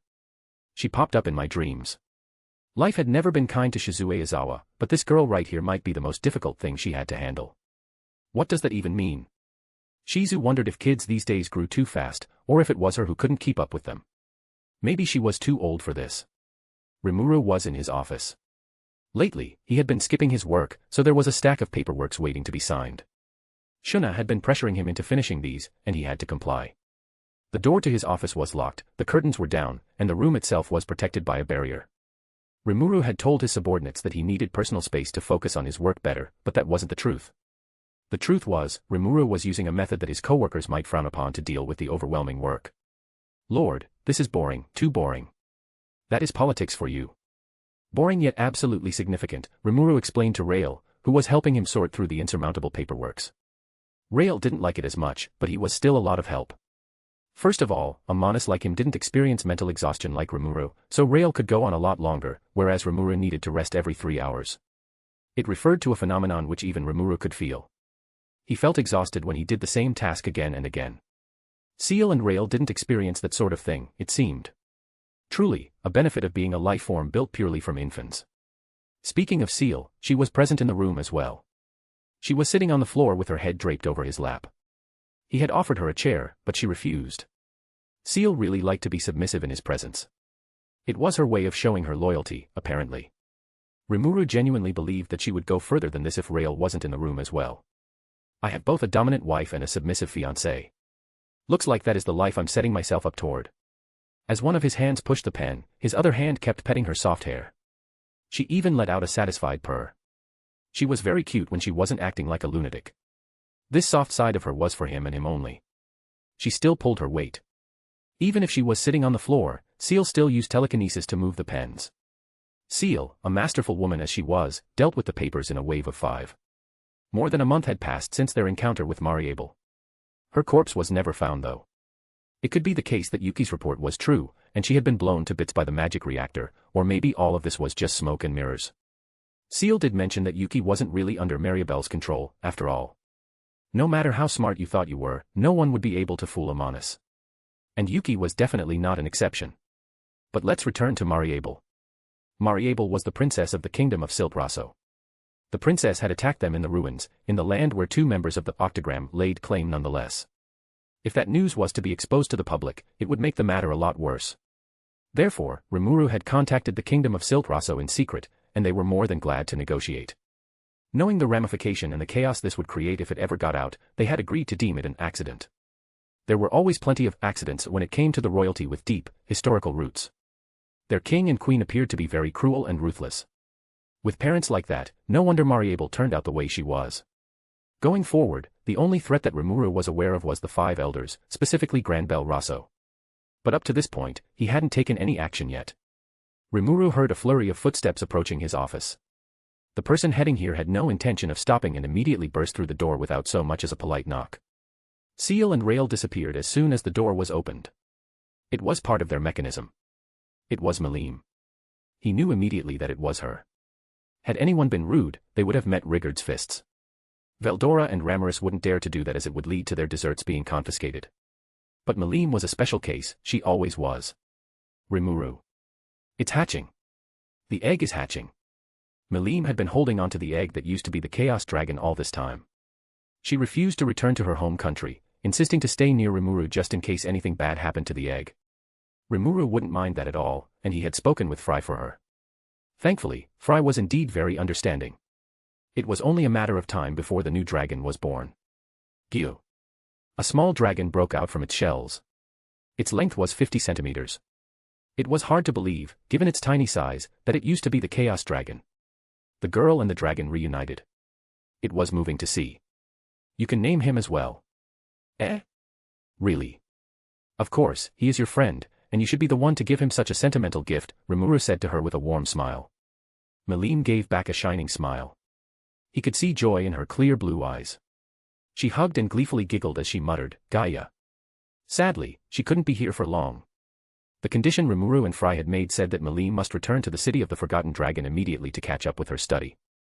Gaia would remain here for Rimuru to raise. Make sure he is well fed, okay? You can trust me on that. I know. Melee smiled widely. I will deal with what Fry has in store for me and come back. 3 days at most. Await for my return. She then launched herself out of his office, breaking the window of his room in the process. I would prefer it more if she used the door. Rimuru watched carefully as Gaia climbed up on his desk. Oh. You can't eat that. I will give you proper food later. He pulled the paperwork out of its mouth. These are classified documents, you know. Gyo, it chirped. Huh. This little guy reminds me a lot of my siblings. Hopefully, he is not a problem child like they were back then. Not long after, Seal came up with an unexpected revelation. Translate. Selfish. You can understand what he said. Seal explained that it was allowed by the effect of the ultimate skill, Dragon King Core. That meant although Rimuru would hear a chirp, Seal could translate it for him. Who do you call selfish? Rimuru poked its head playfully, nudging Gaia backward, which it retaliated with small nibbles on his finger. Gyo. It chirped again. This time it seemed more serious. Translate. Don't make light of me just because I'm smaller now. I'm still a god in my own right. Rimuru wondered how that single chirp conveyed that many words in itself. No offense, but it sounded like Seal just made that up.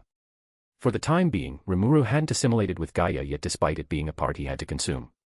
Gaia was a protostar. So, what was a protostar to begin with? Scientifically speaking, a protostar was an early formation of a star which occurred when a nebula collapsed under its own gravity. Protostars, unlike a main sequence star, didn't shine as the nuclear fusion process hadn't started yet. Its density and heat was also less than a full-fledged star. Rimuru was a newborn star, a fully realized star that shone brightly. Gaia was not. What makes us different? Rimuru mumbled to himself. Gyo. Gyo. Translate. Who knows? Where is food? Rimuru sighed and put Gaia on his shoulder. Fine, fine.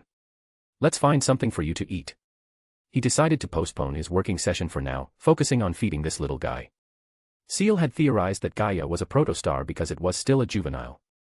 Protostars would eventually become full-fledged stars when the nuclear fusion process was ignited.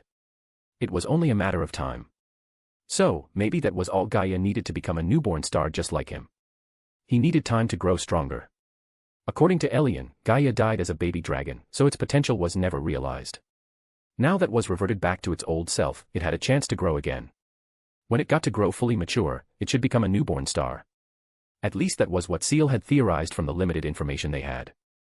Rimuru was about to head for the labyrinth as it could serve as an excellent hunting ground for Gaia. Dragons only ate what they hunted by themselves, after all. But before that, Rimuru decided to visit the school first. It was an evening already, and most classes would probably be near its end, but it was worthy to inspect nonetheless. From what he had heard from the principal, the children were excelling in their studies. To boost their eagerness to learn, Rimuru had translated manga into this world's language and let it circulate in the school secretly as well. No doubt, it was a huge success. Apparently, it had become a symbol of status among the students. Kenya, who was both adept at combat and a holder of manga, became the boss of the school. You boys. Stop playing all the time and help clean the classroom. Huh? Why do we have to bother with that? Kids sure are naive, aren't they? Rimuru thought as he heard Kenya and Alice's banter. The faces of the other kids in the room suggested that this kind of scene was a normal occurrence. I mean, Shizu-san is in there too. Won't Kenya just incriminate himself with the way he speaks? Well, kids would be kids, and there was nothing he could do. They would learn as they grew, or at least he hoped that they would. What do you think? Who will win today? It has to be the Empress. I suppose so. She's our Empress. The youngest and strongest. While Kenya is strong, he's no match for her. It's because he's in love with her, that's why he can't win. The students were all adding their 2 cents. Rimuru chuckled softly. Oh, to be young and pure again. It would be quite entertaining to watch, but today wasn't the day for that. All right, that's it. No fighting in the classroom. Rimuru scolded as he entered the room to greet the kids. At that moment, Chloe jumped in from the side and latched onto him. Sensei, she gleefully said. Chloe somehow sneaked under his universal perception once again. Or maybe Seal just didn't see her as a threat. Moreover, it looked as if she had been waiting for him early on. Gyo. Gyo. Gyo. Oh. What's this? Rimuru felt something moving on his head, so he caught it with his hands and brought it in front of him. How intriguing. It was a slime. How cute, Rimuru giggled as he held onto the pink slime. I didn't know you guys had slime as a classmate too. She's new, Chloe told him. Is that so? Rimuru felt a strange connection to this slime. Maybe because it wasn't often that he got to meet another slime that was as sentient as he once was. This is weird. I feel more, much more than just that surface connection. What is this? So, who is going to tell him? Sho. Seal tried to silence Rail, but it was too late as Rimuru caught onto it this time. Tell me what? Both of them immediately thought that they were done for. Unlike Seal who could expertly remain calm, Rail folded under literally no pressure. Wisdom King has made. This was the first time Rimuru had ever heard Seal screaming like that. Was it something that serious? He got curious, so he pressed her for an answer. What did you make, Seal-san? I made another lewd picture album of you. Again. Wow. This is just, wow. Rail didn't expect her to go that far. How long was she going to keep Shinsha's identity a secret? Rimuru told her that he would go in there to confiscate that thing later. In her eyes, she had made the ultimate sacrifice to keep her worst secret in the shadows. What happened in the dark would eventually come up to the light. Seal would have to face the ramification of her action in the future, but that wasn't today. Gyo. Gyo. The slime chirped as her antennas moved out of delight. She seemed to like Rimuru a lot, and who would not, right? Seal-san, her chirp is just like Gaia's. Can you translate this as well? I cannot. I guess that makes sense. She is still a slime while the ultimate skill only translates a dragon's words. Seal was glad that Rimuru couldn't see her right now as she was sweating bullets. Of course, she could also translate Shinsha's words since she was draconic in nature. And she was chanting, Mom, Mom, Mom. The best explanation here was Shinsha mistaking Rimuru for Seal, which was understandable. Both of them looked the same, and Shinsha's mind hadn't developed to the point that she could differentiate the two just yet. With that being said, Shinsha's growth was exponential, and she probably learned more soon. Rimuru-sensei. Chloe, Shinsha, that's cheating and cunning. Alice protested. Not the one to be outdone, she ran to Rimuru and hugged him. Cuteness is the best. Rimuru had a satisfied expression. Someone emerged from behind them, exclaiming, Rimuru-sama, long time no see Arinsu. A girl with a bob haircut jumped in front of him. She was wearing a kimono and appeared to be a little girl around the same age as Alice. But her most eye-catching features were the fox ears. Oh. It's Kamara, right? It is me Arinsu. Kamara had been attending school alongside the other kids. It wasn't like there would be a lot of guests visiting the 90th floor, which Kamara claimed as her domain, to begin with, so Rimuru had no problem with her being here. She studied and socialized, which Rimuru saw as a good thing. Notice. The individual Kamara has left her mystic beasts in the dungeon, and they are currently training. An experience that the tailed beasts acquired would be transferred to Kamara. Therefore, she could study here and get stronger at the same time. That's just cheating. And indeed it was. Even among the cryptids, the nine-head was the rarest for a reason. Their strength and their mystic beasts made them one of the most capable species around. Their potential could not be underestimated. Rimuru-sensei has come. Kenya and Ryota's reactions were slower than the girls as they only noticed Rimuru's presence just now. But their reactions drowned in the cheer of other children. The crowd of students and teachers started to form around him. It was almost pandemonium. Hello there, Shizu-san. Good evening to you as well. You look extremely tired. Are the children that much of a handful? I would prefer it more if they are just a handful, Shizu sighed. Shizu was a woman whose beauty was peerless, yet her face showed a clear sign of exhaustion. Kids these days grow so fast, it's rather terrifying, she said before glancing subtly at Chloe. Rimuru knew personally that Chloe could be a bit strange at times, but what kind of shenanigan she pulled to get Shizu looking like this? Rimuru and others went inside the labyrinth. Shizu had said that she wanted to show students growth, so the group here consisted of Shizu, the 5 children, Shinsha, and Kamara. As soon as Rimuru entered the labyrinth, he could feel that something was off. Usually, when he visited the dungeon, Dino would rush to welcome him. But he was nowhere to be seen. That's kind of strange. Out of the blue, Gaia, who was on Rimuru's shoulder, flew off. It seemed to understand the intention of the dungeon and accepted it as its hunting ground. So, Gaia went on a wild hunt. That seemed to be a good sign for a race known for taking pride in what they could do. He tried to contact Veldora, but it was unavailable for some reason. He is probably busy. Rimuru brushed it off and focused on the group he brought with him. He led them to the training ground, the same place that Hinata used to train the holy knights.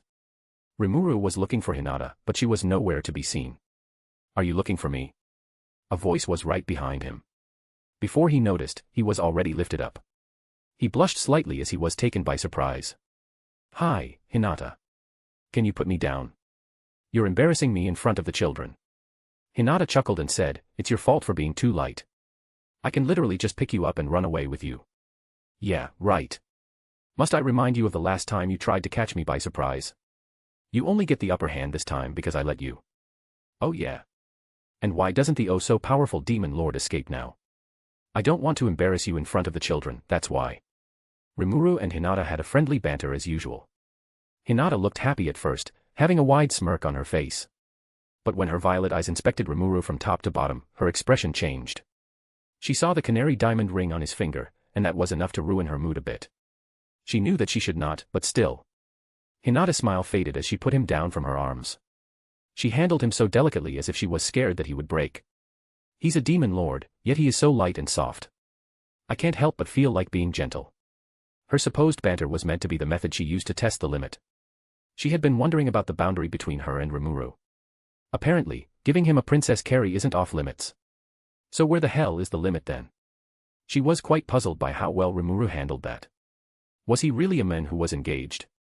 Hinata didn't think that he should let other women hold him like that. What would his fiancée think if they saw that? But really, there was no need for speculation. If Lucia was here, she would say, damn. That's hot. Do it again. For Seal, surprisingly, she didn't mind Hinata at all. Her relationship with Rimuru existed on Lucia's whims as she was the one to allow such a thing to happen. Therefore, Seal realized that if she wanted to maintain this relationship, she had to please Lucia. If the term of condition was allowing Rimuru to have 4 more wives, then so be it. However, Seal wanted to make sure that these people who came after her were someone who genuinely cared for him, not just trying to take advantage of his status. The likes of Shizu and Hinata were within her criteria. If they tried to propose to him, Seal wouldn't act up. But it wasn't like she would go out of her way to recruit them either. It was their job if they wanted him, not hers. So, let's see how you guys have improved. Let's try something we haven't done before, a mock fight, all of you children against me. The children were excited. They started to warm up for the fight. Then I shall go first, Arinsu. Rimuru-sensei, make sure to keep an eye on me. I want you to see how much I have grown, said Chloe. Her voice was cute, but that smile was unnerving. Chloe was an unhinged little girl. She would totally be his type if she was a grown-up. 1 hour later. Haven't you gotten a little too strong? Rimuru's voice echoed through the labyrinth. Kenya had become stronger than an average holy knight. He synergized with the light elemental beautifully. And he was using a strange stance that you would only see in manga. Ryota kept switching between a sword and a bow. And as he held both water and wind, elemental magic, the variety he had made him quite tricky to deal with. Gale focused more on defense as he cooperated his fighting style with earth elemental magic, making him almost invulnerable. The boys were impressive, but the girls were the real deal here. First, Alice. No wonder other kids called her the Empress. She pulled out a number of dolls, all of them were made from magi steels. These were very troublesome. And her trump card was even more foul. She could puppet the swords to float midair and target Rimuru constantly throughout the battlefield. And then there was Kamara. Come out and demonstrate your strength in front of Rimuru-sama Rinsu. She summoned the 8 mystic beasts all at once. These were her tails, with the 9th being her own. Each of them was on par with the Holy Knight, and there were literally 8 of them here. They shared thought and combat experience, so their coordination looked so flawless. She could have become a monster suiting to rule the 90th floor for real someday. If this exponential growth continued, of course. Next was Chloe. Hi-ya. Her yell was very cute, but her sword wasn't. In fact, she proved to be the most formidable among the students. Bad news, she is bad news, and she is just a 10-year-old. If she grew older and stronger, she might be better than some of Rimuru's executives, Gobta, ahem. I can understand your feelings. I feel the same. Even I might have lost if I didn't go all out against her. Shizu and Hinata commented. Even someone like them was pushed that far by Chloe. It was a terrifying thought. And what about that slime? What is her deal? Rimuru questioned. Shinsha had been avoiding getting close to him, but the magicule around her suggested that she was preparing a magic spell. An orange orb spawned between her antennas, and it was heading toward Rimuru with an immense speed. A nuclear magic. With his improved reflect, Rimuru slabbed to attack upward, making it hit the ceiling. Its explosion was very powerful as well. That thing could kill an archdemon in one hit. Pretty scary stuff. How? What? Why does a kid need that kind of destructive magic? Who taught her that? It's so unnecessary. Counterargument. Every kid needs a way to protect themselves from bad people. I definitely won't give my children a nuke. Rimuru replied, which was ironic considering he had given Malim stardust when she was born. They are good, aren't they? They are. These children are very adept and will only get stronger as they grow up, Hinata commented. To confirm that they will stay on the right path, I want you to be aware of their current states. Rimuru and Hinata stood on the side as Shizu lectured the children, giving them advice and a way to improve. She definitely had dealt with kids more than Rimuru and Hinata combined, so letting her be the one teaching was the correct choice, after all. As they were standing side by side, it turned silently awkward real quick. So. Hinata tried to break the awkwardness. Getting engaged, huh? It was the first time she had ever brought it up in their conversation. Yeah. It must feel great, doesn't it? To be able to start a family like this. Family is a blessing to have, you know. Rimuru said with a faint smile. Debatable. Hinata wasn't so sure about that statement. Her own family from the previous world. Let's say the way it ended wasn't pretty. She was too scared to even start thinking about creating her own at this point. A family can be both a blessing and a curse. I can't look at it with a rose-tinted glass after what I have gone through, what I have done. Is someone being petty? Rimuru teased. As if that would ever happen. Even if she replied like that, there was still a hint of regret in her voice. And regret was a powerful thing. But maybe, just maybe. Hinata mumbled under her breath. Question mark. Rimuru, I like. It would feel better to be outright rejected rather than leaving her feeling unheard. She couldn't look him in the eyes, averting her head to the opposite side. Like. She wanted to get the final word out. Just let it out, and this would be done. She wouldn't have to let it gnaw on her heart forever. But alas, she chickened out at the last minute. I'd like to get my unique skills back.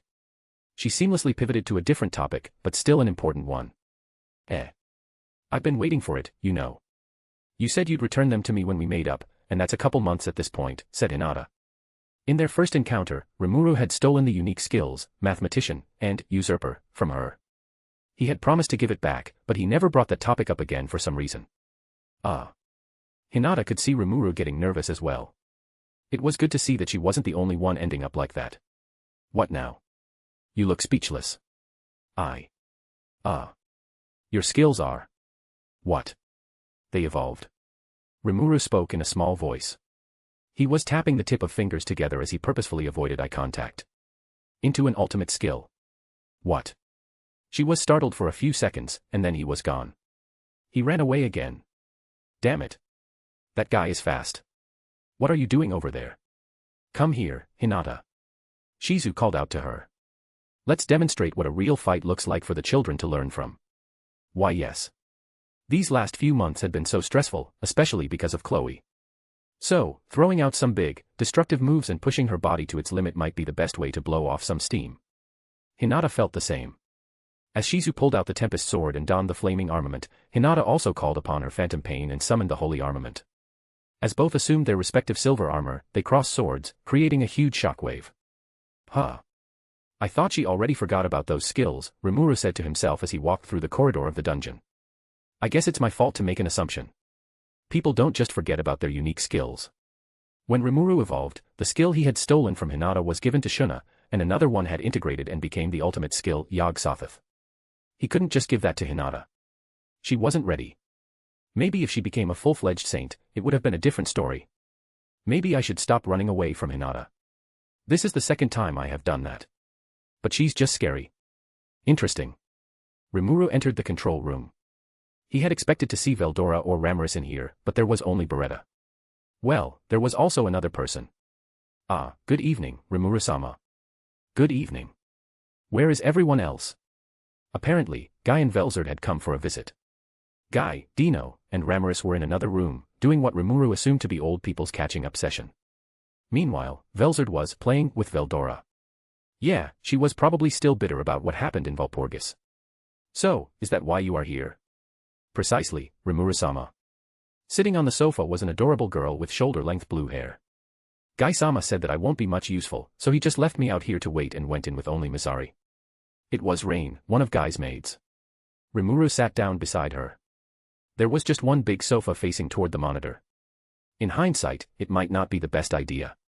Thankfully, it wasn't so awkward since Beretta was presented in the room. I will go get the drink for you. Beretta, you traitor, he cursed the metal doll silently. But it seemed like they had been waiting for the right time to escape for a while now. Beretta possessed a lot of strength, standing as one of the most powerful demons, excluding the primordials, of course. Even so, it would be awkward for them to stay in the same room as the Pillar of Demons. Oh. Carrera-sama will be here to take the result of her training soon. They left those words for Rimuru and went out, probably not going to come back for a long while. I went from one awkward situation to another. Great. That's just great. Rimuru prayed that Carrera would arrive soon. Being alone in the same room with someone you weren't familiar with could be tough at times. To quell those feelings, Rimuru started a small talk. So, Guy just left you out here because you won't be useful. Exactly. See, that's what I don't understand. I think Rain-chan is quite reliable. More than Diablo even. Eh?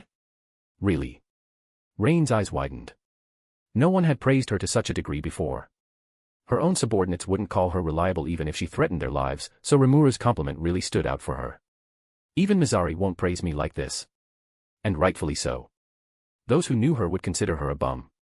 She was lazy, unmotivated, and unproductive. But Rimuru didn't know all of that. With that little interaction he had with Rain in Valpurgis, he saw her as a prim and proper maid.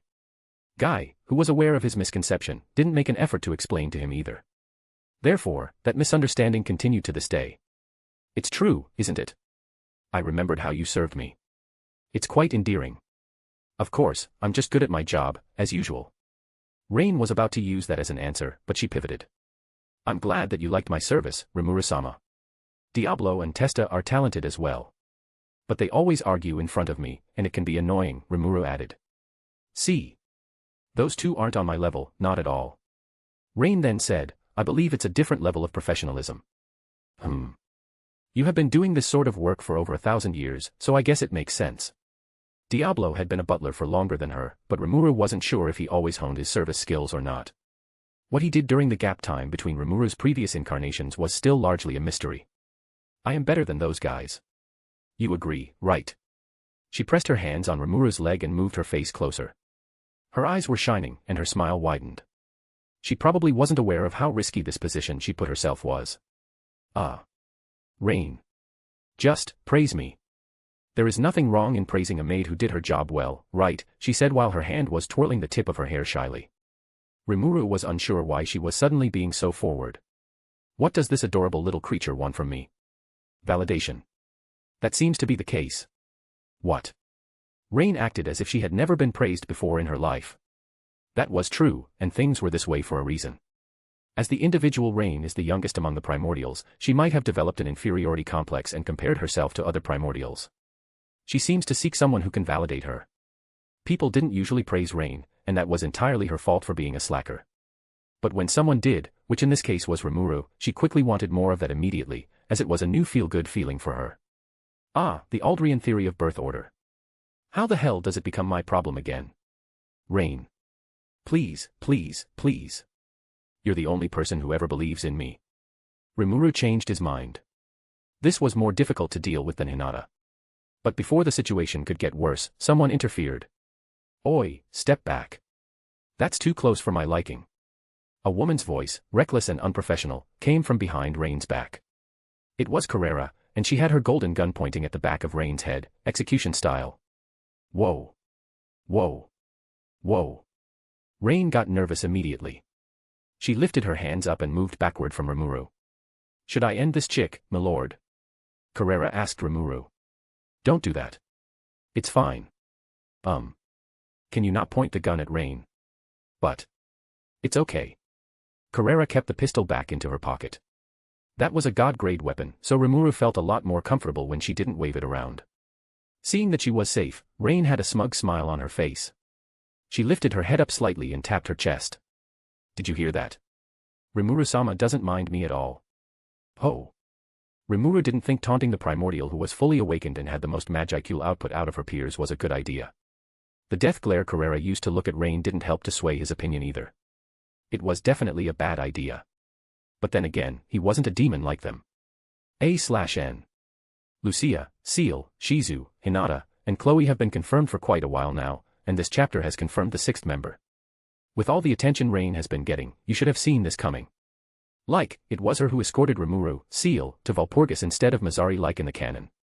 And she literally got a shared short story with Diablo during the Founders Festival. And when I said, I like Rain. She's cute, I really mean that. Just trust me and let me cook. We still have the seventh person left. This one is kind of tricky since there are two ways this can be revealed depending on how fast I can write a chapter. Being revealed during the awakening of the Chosen Hero arc. Being revealed in the 1-year special. With this pace, I think it will be the first option, but it will be funny either way, smiley face. The room was filled with tension as the primordial girls bluffed each other with their auras. Meanwhile, Rimuru just sat there. They were strong, but not enough to bother him. However, he still had to stop them before it devolved into a full-blown fight. It would be stupid of him if he let the primordials clash. After all, they were pretty destructive, especially Carrera who was an awakened demon lord. Oi, you two, have some manners.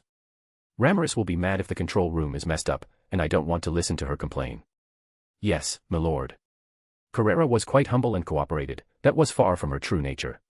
Her infamous reputation, Rimuru had heard about it from the demon lords, mostly from Leon who seemed to have a bone to pick with her. But who cared about that guy, right? Rimuru, for instance, didn't care what that man had to say. Let's return to Carrera. She was very obedient to Rimuru's order, just like other primordials on his side. There was something about having a delinquent-looking JK schoolgirl acting according to his whims that made his heart go doki doki. The contrast between her delinquent look and precious move made it endearing, so endearing. A rude girl acted all cutesy was just too much for this poor man's heart. A Gapmo was a wonderful thing, wasn't it? But I didn't do anything wrong. That rude woman threatened me first. You are on my side, right, Rimuru-sama? Rain protested. Realizing that she would be safe as long as she stayed close to Rimuru, Rain hugged his arm. Oi, didn't I tell you to not get too close? You are nothing but a bad omen. Rain let out an exaggerated squeal and hugged his arm tighter. Kaya. That wild beast is threatening this poor Rain again. Please protect me, Rimuru-sama. Who do you call a wild beast? You're an unsophisticated brute. It is you, Rain taunted and got even closer to Rimuru. He could feel every draw of her breath, they were that close now. The maid he had praised just a few minutes ago was acting pretty childish. In fact, Rimuru thought he could even label her as a brat. A proper maid acting like this was a Gapmo as well, wasn't it? Let's be honest here, he didn't mind her at all. The primordials were roughly the same age, being born during the dawn of creation, but the way they look and carry themselves played a large role in how they were treated by Rimuru. He expected a lot from Diablo and Testarossa as they looked like adults. So, he wouldn't mince his words when he had to criticize them. Guy and Mazari would also get the same treatment. Meanwhile, Ultima could get away with a lot more shenanigans since she looked like a child. Rimuru, for an obvious reason, associated children with chaos. When he caught her being the reason behind Raja's turmoil, Ultima got off basically with just a slab on her wrist. Yes, he had ordered her to take care of the mess she made, but that was the equivalent of telling a child to clean up a broken vase. It was the right thing to do, but that was about it. She didn't get scolded or punished afterward, whereas if it was Diablo or Testa who caused that problem, they would definitely be. Realistically, Ultima shouldn't get any special treatment, but there was a part of him that thought a child wouldn't know better. Rain and Carrera were a special case. They didn't look like a full-grown adult, but not a child either. By the looks alone, they should be at least teenagers, which instigated a whole different feeling entirely. While he wouldn't hold them to the same level of accountability as the adults, he wouldn't be as forgiving either. In short, he would be more laxed, but would call them out on their bullshits if needed be. And the scene in front of him was certainly one of them. I might enjoy their bickering a bit too much. It's time to stop them before this gets any worse. When Beretta finally returned to the control room, the situation had died down a bit. Rimuru was sitting in the middle with the blue-haired maid to his left and the yellow-haired high school girl to his right. It was truly a bizarre scene to walk into. Rimuru had thought that it would be a good idea to put himself between them, which worked wonderfully. They didn't dare to bicker when he came in between. Although Rain still remained smug about this whole thing, which seemed to only irritated Carrera even more. Is it safe to enter? It's always safe here. What are you talking about? Rimuru said sarcastically, still a bit mad at Beretta for leaving him to deal with this predicament alone. I doubt that is the case. Beretta's glowing red eyes subtly glanced at Rain and Carrera. Who would want to be in the same room as them? Beretta might come from the black lineage and didn't care much about the social class, but even Beretta recognized that they were weaker than those two. Seeing that Rimuru had everything under control, Beretta made their way into the room and placed a tray filled with cups of tea and snacks for them. "Oi, Beretta, get a status report for me already," Carrera said in a tone that felt almost like an order. It felt as if there would be a dire consequence if Beretta didn't give her what she wanted immediately. Right away, Beretta replied and went to the machine, the control panel, pressing a combination of colorful buttons for something. I guess that is what an interaction between demons truly looks like. And a status report. Notice. The labyrinth provides more benefits for those who train within it than just avoiding death. For example, the dungeon can read, record, and analyze any individual's combat level. When compiling that information into a status report, it can be used as a guideline for improvement. Oh. Hinata and Rimuru's executives had been using that feature for a while, but it was Rimuru's first time hearing about this. It was obvious why. Rimuru rarely trained. And even if he did train with his skills and fighting styles, he would have relied on Seal to make a file report for his improvement. The current technology used in the dungeon wouldn't be able to read his true form's output anyway. Can I see that? Rimuru showed interest in Carrera's performance. Out of the 3 demonesses, she was the most recent addition and only had 1 or 2 fights under her belt, so Rimuru just wanted to see how she fared. She handed it to him, having a face of expectation as she did. From what he could see, Carrera had been training with a sword as of late. In fact, the training partners included in the report were Hakuru and Ajra. Hakuru, whose skill exceeded his own rank, and Ajra, who was a rare type of demon, one that relied on a sword rather than magic. It was clear that she was trying to hone her swordsmanship sharp. But for what reason? The answer came from an unexpected place. Maybe she is still bitter about that Mandat. You know something? Yeah. When Lord sent us and Kiro to infiltrate the Eastern Empire, she met her match there. Kiro? Wait, that is your own way of calling Carrera, isn't it? Seal, who had reviewed all of the fights that involved Rimuru and his many subordinates, was the one to fill him in with the details. Apparently, Carrera had run into a man named Tatsuya Kondo, and he had proven to be a huge problem as well. Kondo was extremely powerful enough to give Carrera, who at the time was an unawakened individual, a tough fight. No, Carrera would have lost then and there if it wasn't for Rail, who applied his Black Veil technique to provide her with some protection. She was outpowered and outskilled by him. It wasn't even funny.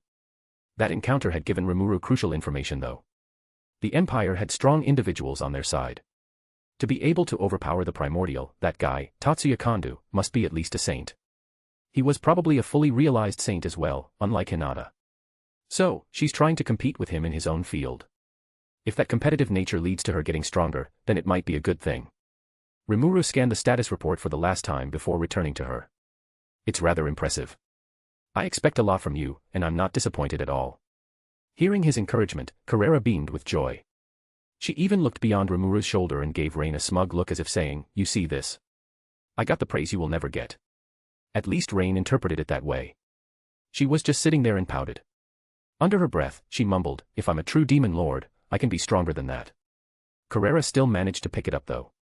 "Oh yeah," she said sarcastically. "I don't think your sorry ass is going to evolve anyway. Your master is too sloppy, unlike Rimuru-sama. Gai-sama might be a prick, but he isn't sloppy." Rain retorted. Was that supposed to uphold Gai's reputation? It didn't sound like it at all. And hearing a maid calling her lord a prick was kind of amusing. If he can really evolve you, he would have done it ages ago. Let me be frank here, you unevolved bum is useless. What did you say? She was about to argue, but then she got a better idea. Wah. Carrera is bullying me again. She faked her crying and latched tightly to him. What is this lovely little creature? Rimuru thought and sat silently. Crocodile tears won't work. My lord isn't going to fall for that. He's my master anyway. Why the hell do you think he will side with you instead of me? Carrera did have a point. How could Rain be so sure that Rimuru would side with her? Well, maybe if she wanted some protection, she was successful. Rimuru sat them down and rubbed under their chins. If there was anything Rimuru had learned, it was the fact that primordials were a lot like cats. You gave them some attention, and they would melt in your arms. Only Rimuru could pull it off though. If anyone else tried to do this, they would literally die. These were some fierce cats. MHM. This is good too. No wonder ULT likes to disguise as a pet so much. Carrera and Rain let out a satisfied purr. At least this was a whole lot better than them bickering. He could notice Beretta glancing this way a couple times, probably amazed. Rimuru babysat them until the more responsible adults came in. The adult in question was Guy. Ramiris and Dino came into the control room alongside him, but they weren't as responsible if Rimuru had to be honest. What is happening here? Seeing his maid, for the lack of a better word, getting domesticated surprised him. Guh. Gai-sama.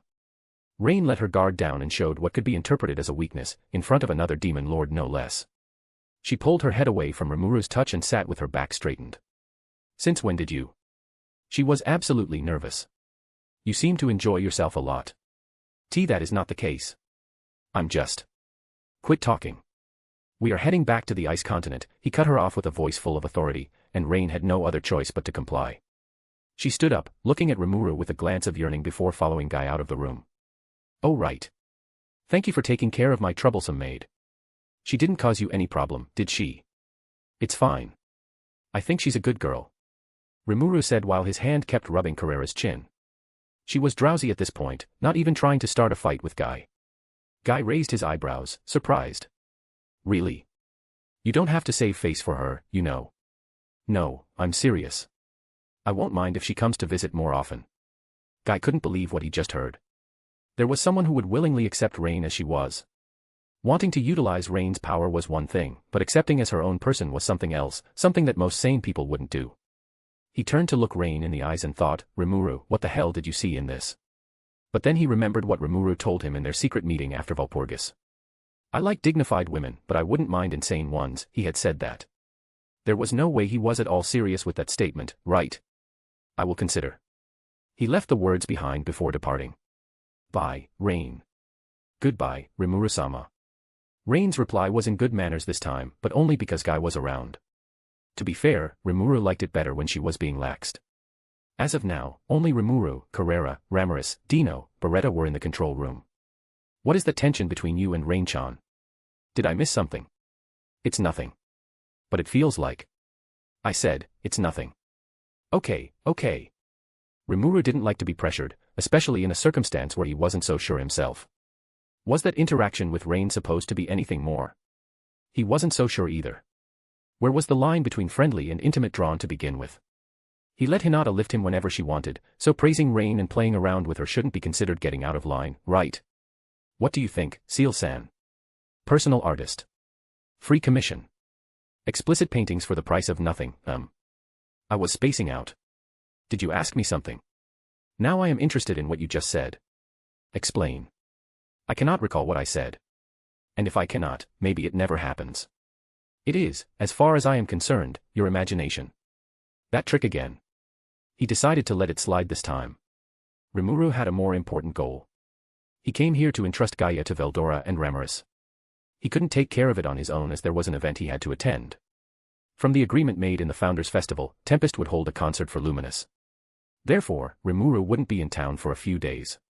He couldn't just bring Gaia with him either. Dragons strictly ate only what they hunted. They would rather starve to death instead of letting their pride as an apex species be tainted. Because Lubrius was a purified nation, there wouldn't be any monster for Gaia to hunt. And if it started hunting humans who lived there, it would be game over for everyone.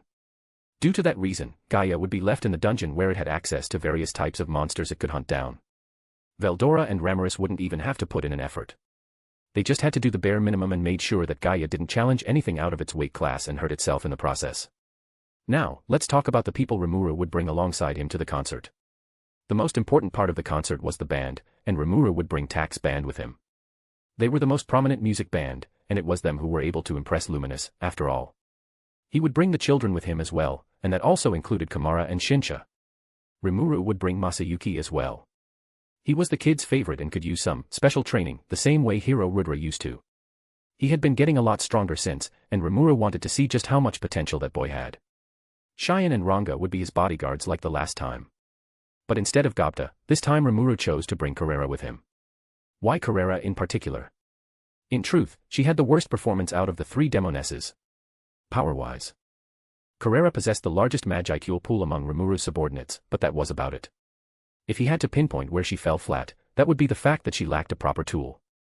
Testarossa was by far the strongest of the three as she had both a powerful ultimate skill and an access to the ancient magic, making her, alongside Diablo, some of Rimuru's best subordinates. Although Carrera had the unique skill Executioner which performed on par with an ultimate skill, it still wasn't the real deal. Her skill could be easily neutralized by those with a real ultimate skill. Which meant if they ever clashed, Testarossa who had Belial and Ultima who had Samuel would outperform her. Testa's win was a given. And while Carrera would put up a fair fight against Ultima, the primordial purple who had been training her ultimate skill and fist-fighting style would eventually win. Her portfolio was also the most bare, which made sense as she was the most recent primordial to join his side. Testarossa's portfolio. Stalling Malim. Escorting Rimuru to Ingracia. Maintaining a business. Participating in the Tempest Holy War. Accompanying Rimuru to Valpurgis. Ultima's portfolio. Escorting Rimuru while he was in Ingracia. Providing free labor for his business. Bringing down Falmouth. Killing the luminaries. Solving Raja's civil turmoil. Being a cute cat. Meanwhile, this was Carrera's portfolio. Infiltrating the Eastern Empire. Taking down Velzard. Rimuru recognized these as notable achievements, but she still needed more. So, Rimuru decided to bring her along and maybe get to know her better. Then again, it was just a concert. What could possibly go wrong? In the Promised Land. Princess Lucia was facing a difficult decision she had to make. What do you think? Which one is the best option? She asked her unnamed colleague. Laying on the grass floor were a set of dresses. She couldn't decide what she should wear for that day. You have 2,000 years to plan this. Are you serious? We want to look presentable. You ought to understand. Lucia protested. She had been stuck with choosing the right gown for a couple hours now, which was kind of impressive. Her colleague didn't even know she could focus on a non-perverted topic for more than 10 minutes. I mean, they look same. That is because you have no foresight for fashion. Lucia protested. Speaking of which, don't you want to change the way you dress as well? They had been stuck here for almost 2,000 years at this point, yet this was the first time their attire had been brought up in the conversation. Why was that the case? The answer was rather simple. It was that time already. Rimuru was about to visit them. Well, Rimuru wasn't aware of that just yet, but that just made things even more fun, didn't it? I think this looks fine though. Emils had a look at his body and clothes.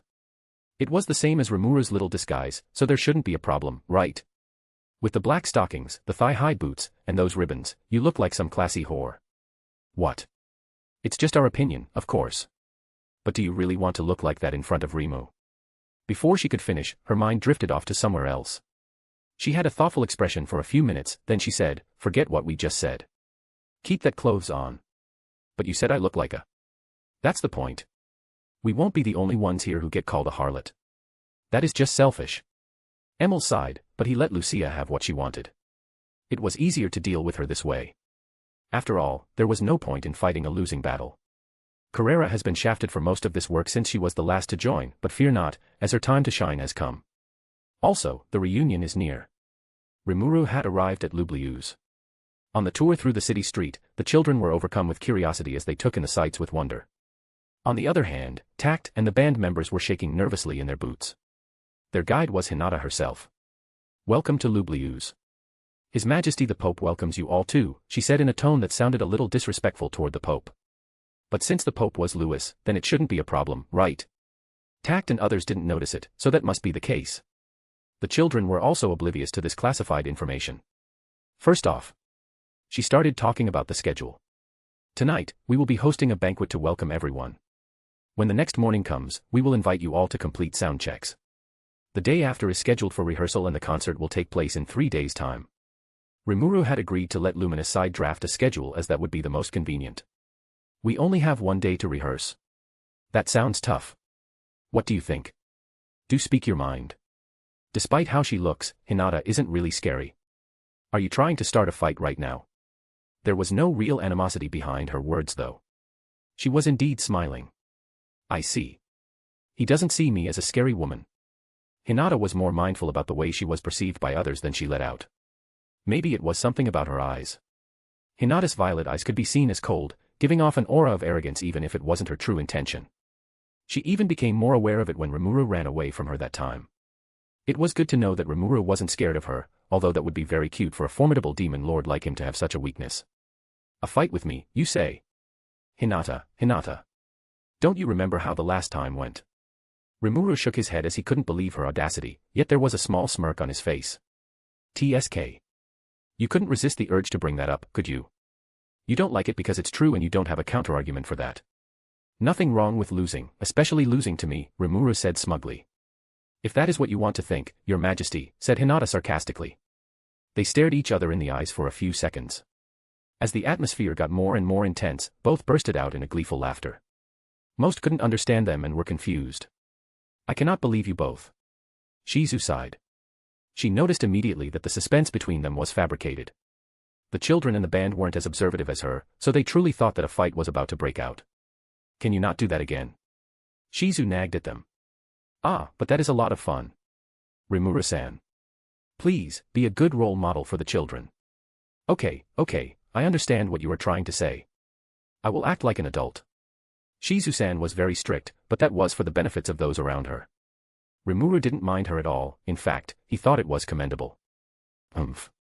You're barely a responsible man, I will take your words with a grain of salt, Hinata added. Her voice was slightly above a whisper. Carrera and Cheyenne looked like they could brawl with Hinata any time now. As his subordinates, they wanted to do everything to protect his name. Hinata's casualness toward Rimuru should be seen as rude and non-negotiable, but he didn't show any sign of annoyance or discomfort. Therefore, Cheyenne and Carrera had to accept it as a fact that Hinata was special, and she was allowed to address him with such informality. Shizu wouldn't tolerate it though. Hinata. Ugh. I will refrain from pointing out the obvious from now on. She didn't exactly accept defeat, but listened to what Shizu had to say nonetheless. Hinata had surpassed Shizu's level of strength a long time ago, but that gap had been filled in thanks to Rimuru. In their previous mock training, she still came out on top, although the result was closer than Hinata had expected. She won only because her equipment, the holy armament, performed better than Shizu's own elemental armament. But still, Hinata had a lot of respect for Shizu as the woman who molded her. That aside, what is your thought on the proposed schedule? Rimuru asked the halfling tact.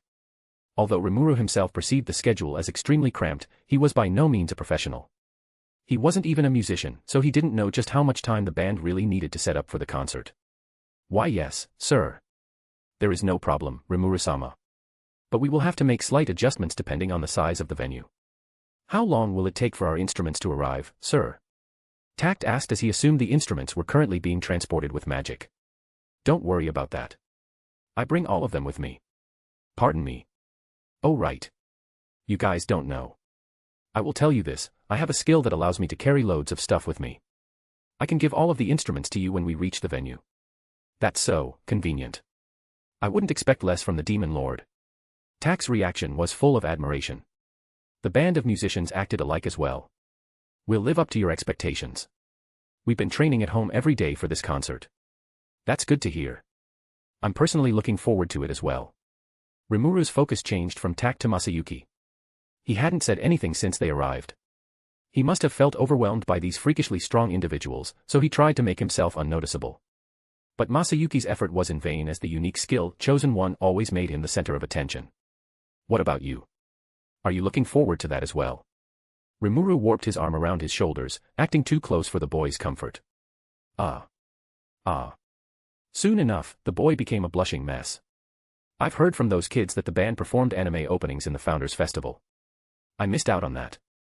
Is that going to be performed here too? Of course, it will be performed. That's great. He couldn't even look directly at Rimuru. His voice was trembling as well. Why was he getting so close? And why did he smell so good? Restrain yourself, Masayuki. This isn't the right path. Rudra, who lived inside Masayuki's head, tried to intervene, but it was too late as Masayuki's mind was currently lost in the fragrant smell. This isn't funny anymore. That is my mentor and my brother-in-law. Switch, I demand that we switch places. His demand fell to deaf ears though. Masayuki was enjoying the experience and wouldn't move at all. Do you know why I brought you, Masayuki? Rimuru whispered sensually, clearly enjoying teasing the teenage boy. If someone was to be blamed for this, that person should be Rudra. Rimuru only toyed with Masayuki this much because he reminded him of his old disciple Rudra. And no. Of course, you won't know. I have special training for you. It will hurt a bit, but you will be fine, Rimuru continued in a whisper, making Masayuki blush even harder. The way that sentence was phrased made it hard to be interpreted as anything else. Isn't that phrase often used in erotic works? Does that mean? Nah, Rudra cut him down. There is no way that will happen. You know this isn't real. You can at least let a boy dream. Masayuki lamented to himself. There was nothing wrong in hoping, right? Masayuki-kun, there is one thing I want to ask you for a while now. Yes. Who are you talking to? Ramirez often made remarks that he always had a conversation with himself. Rail, when he joined Masayuki's group for fun, voiced the same observation too. Usually, he would brush it off and tell whoever asked him that question that it was nothing. However, when it came to Rimuru, he couldn't lie at all. Not even the thought of doing it crossed his mind. I have this voice inside my head, Masayuki said bluntly.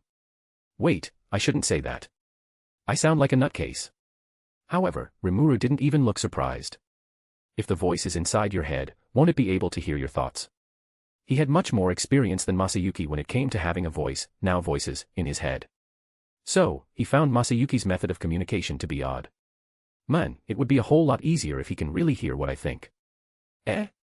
Rudra-san. Can you hear me? No. So you can read my thoughts. Why didn't you tell me that earlier? You made me talk to you aloud like a crazy person all this time for no reason, the young hero ranted. It is just a little bit of fun, okay? Learn to have a sense of humor. Rudra told Masayuki that in an attempt to save face, but Masayuki didn't buy any of it.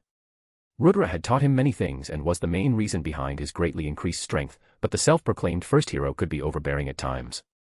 Even if he wanted to berate Rudra, the man's ego was too large, he wouldn't register those criticisms at all. Fast forward to later that night. This visit involved more than 100 participants, yet each person was assigned their personal room and personal maid. There was also a bar that rivaled a 5-star hotel that humans and monsters had access to. The banquet was excessively grand as well. They served bite-sized appetizers continuously, the appetizers were delicious and arranged to be aesthetically pleasing. While the portion sizes weren't too large, the flavors more than made up for it. The children complained about the small portions at first and were unsatisfied. But, by the end of the banquet, they were full. Well, all except one of them. Gyo. Gyo.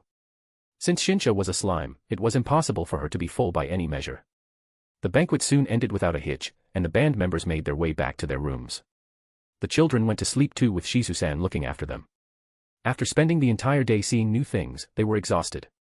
A sleep would be nice for them, and Rimuru could use some as well. But before he could activate the sleep mode, there were knocks at his door. He saw Surmounter, one of the attendants that served Luminous. My apologies for disturbing your majesty at this hour, but our master wants to invite your majesty Rimuru to join her. Is it convenient for you to convene? Although Luminous didn't appear by herself, she intended to meet him. Rimuru accepted the invitation without hesitation. Rimuru only brought Carrera and Cheyenne with him. There was Masayuki as well. For some reason, Luminous wanted to meet him too. They had the maid guide them to the venue. This is so nostalgic. This is so traumatic. As they went up the grand mountain via a staircase, Rimuru and Rudra were reminiscing about the bygone past. Nostalgic. Have you been to this place before, Rimuru-sama? You can say that. I used to call this mountain my home before, although that's before there was a city around it. Rimuru answered Cheyenne. This mountain, called the mountain haunted by God, used to be a lively place. The true dragons were raised here. It was only a month though. Those guys grew up fast, and Veldanava threw them off the cliff when they did. Legendary figures such as Emperor Rudra, Gadra the Sage, and Hero Granbell were trained here as well. And Luminous, who now owned this place, was raised here. She seemed to turn Twilight's old lab into a living space called the Inner Sanctuary. Long time no see, father. As she greeted him, her eyes went through every one of his entourage. Luminous looked a little disappointed. What is with that look? Are you looking forward to seeing someone here? Perhaps Veldora. Don't be absurd. Me wanting to meet that damn lizard.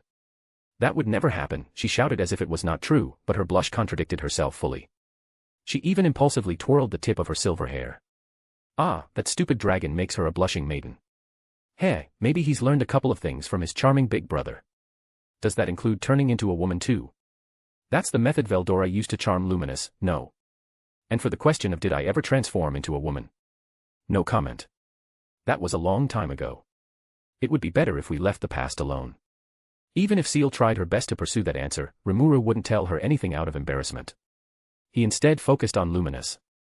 Are you sure you don't want to meet him? Not in the slightest. Exactly. I only want to ruin that dragon's self-esteem, as well as achieving pleasure for myself. She wanted to come out as an uncaring woman, but somehow ended up looking like a tsundere instead. Notice. According to my reading, the possibility of the individual Luminous Valentine lying is 100%. Lumi-chan is too obvious, even I can see that. Which is a surprise. Master is not always intelligent when it comes to this sort of thing. That's not fair. I'm not that naive. Putting that aside, it was clear that Luminous somewhat cared about Veldora, but she wouldn't admit it. Rimuru thought he might know the reason though. This was Veldora we were talking about. If anyone admitted that they cared for him, he would boast about it to no end. He is really spoiled and boastful. I can understand Luminous' decision to not go further. But if she doesn't make their relationship clear, it will be complicated as time passes. That sounds a lot like you and the individual Hinata Sakaguchi, doesn't it? Between me and Hinata. I know I have a quota to make, but does she even see me in that way? Do not be discouraged. Master is already a hero magnet. I'm a what? Don't give me a weird nickname. Seal's claim wasn't unfounded. She had made a chart regarding the relationship between Rimuru and those around him. Shizue Izawa, Hinata Sakaguchi, and Masayuki Hanju, all of them were called champions, and they all had some sort of crush on her master. If that wasn't a sign of him being a hero magnet, then she didn't know how to describe him. Meanwhile, Luminous didn't like that the topic revolved around her, tried to change it. Enough about me. How about you introduce me to my new stepmother? That isn't. But Rimuru was disrupted before he could finish. She has a point though. How long are you going to keep that a secret? Cheyenne pointed out. Carrera added, that is true. She's going to be our queen anyway, so I see no point in absolute secrecy. Why are you guys siding with her? As my subordinates, you're supposed to be on my side. Rimuru whined, but he failed to garner any support. The opulent room became slightly awkward. Luminous, Carrera, and Cheyenne already set their minds while Masayuki, Lewis, and Gunther weren't brave enough to voice their opinions. Rimuru, in an attempt to lighten up the mood, brought a brandy apple pound cake out of the imaginary space. The cake was a dish that Shuna and Yoshida-san helped develop. There was no doubt that it was an invaluable gift. He sliced and offered it to everyone in the room. Aren't you going to call Hinata? She will miss out on this, and she won't be happy about it, you know. To Rimuru's question, Gunther and Lewis helpfully replied. I was planning to. Even though she has evolved from a sage to a saint, she is still a human once. Although she doesn't need to sleep anymore, she couldn't get rid of her old habits. I went to call her, although I came out empty-handed. She mentioned bizarre things about insufficient sleep and effects it has on skin. I don't really understand. It was already past midnight, which was understandable that she chose a rest over this sort of gathering. While it was correct that Hinata was a saint, Lewis was wrong when he said she didn't need rest anymore. Saint is a spiritual life form, but Hinata isn't a full-fledged saint yet. She is currently in an awkward middle state and still holds onto her material body. Hinata's evolution was incomplete. Humans' evolutions happened gradually, unlike monsters who evolved instantly. Cheyenne only needed just 3 hours of sleep per day and could operate for 7 whole days straight before reaching its limits. Diablo and the Primordials didn't need any sleep at all, a privilege of them being a true demon lord. Demrata, a complete saint, didn't need sleep either. If Hinata's body ascended the same level as her mind like him, she wouldn't have to worry about that skincare routine anymore. Right, so why did you call me? There are a few things. First, I am curious about the people you choose as your bodyguards for this expedition. Cheyenne wasn't a problem. The same couldn't be said for the blondes. The psychotic demon who shoots out nuclear magic for fun and the Emperor look-alike, she murmured. Carrera was infamous in the Demon Lord's circle, more so than her friends. She was bad news even for Leon and might as well be the reason why Leon's domain was riddled with holes. Although Luminous was strong and should be able to fight with the awakened Carrera on equal terms, the reconstruction cost after that fight would be sky-high. It would be better if no fight broke out in the first place. You don't have to worry, Demon Lord Luminous. Since you're the daughter of Rimuru-sama, I shall treat you with the highest level of respect. Your domain will be safe as well, Carrera said. Unless it's Rimuru-sama's order, of course. Well, she was still a demon, so it couldn't be helped that she had an absurd mentality. Thankfully, he would never give out a command which involved a statewide destruction, so nobody here was going to get nuked to oblivion. And regarding Masayuki.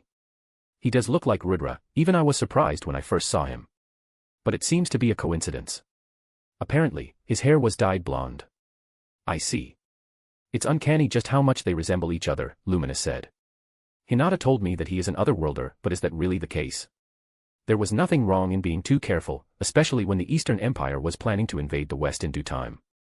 She might have suspected Masayuki to be some sort of spies, but that couldn't be true. If Masayuki is anything like that, Guy would have dealt with him already. I will say that he's saved. Another conversation sprouted from Luminous' comment. So, we look alike. Masayuki, who had learned from his mistakes, asked with his thoughts alone. It wasn't an exaggeration. We truly resemble each other, although it should be said that I'm much more brave and regal. It's my first time seeing someone compliment themselves unironically. Being confident is a crucial part of being a hero. How about you learn some? I know my skill made things turn out this way, but I'm not ready to seriously take on that mantle. Masayuki had been getting stronger, a lot stronger. Thanks to Rudra's guidance, he had learned a variety of useful skills, and his body was currently evolving into the state of an enlightened. Even with that upgrade, he was still weaker than the world's upper echelons.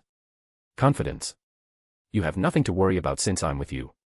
I am one of the strongest humans the Central World has to offer, and I'm generous enough to teach you all of this stuff. If he could make Masayuki one of the strongest people around, then he would be successful. That was Rudra's mentality. The first topic was tame compared to the next one. I think Granbell has been planning a sinister plot. I am looking forward to the concert, and I don't want anyone to get in the way, Luminous said casually and ate the slice of cake. Shouldn't you be more serious?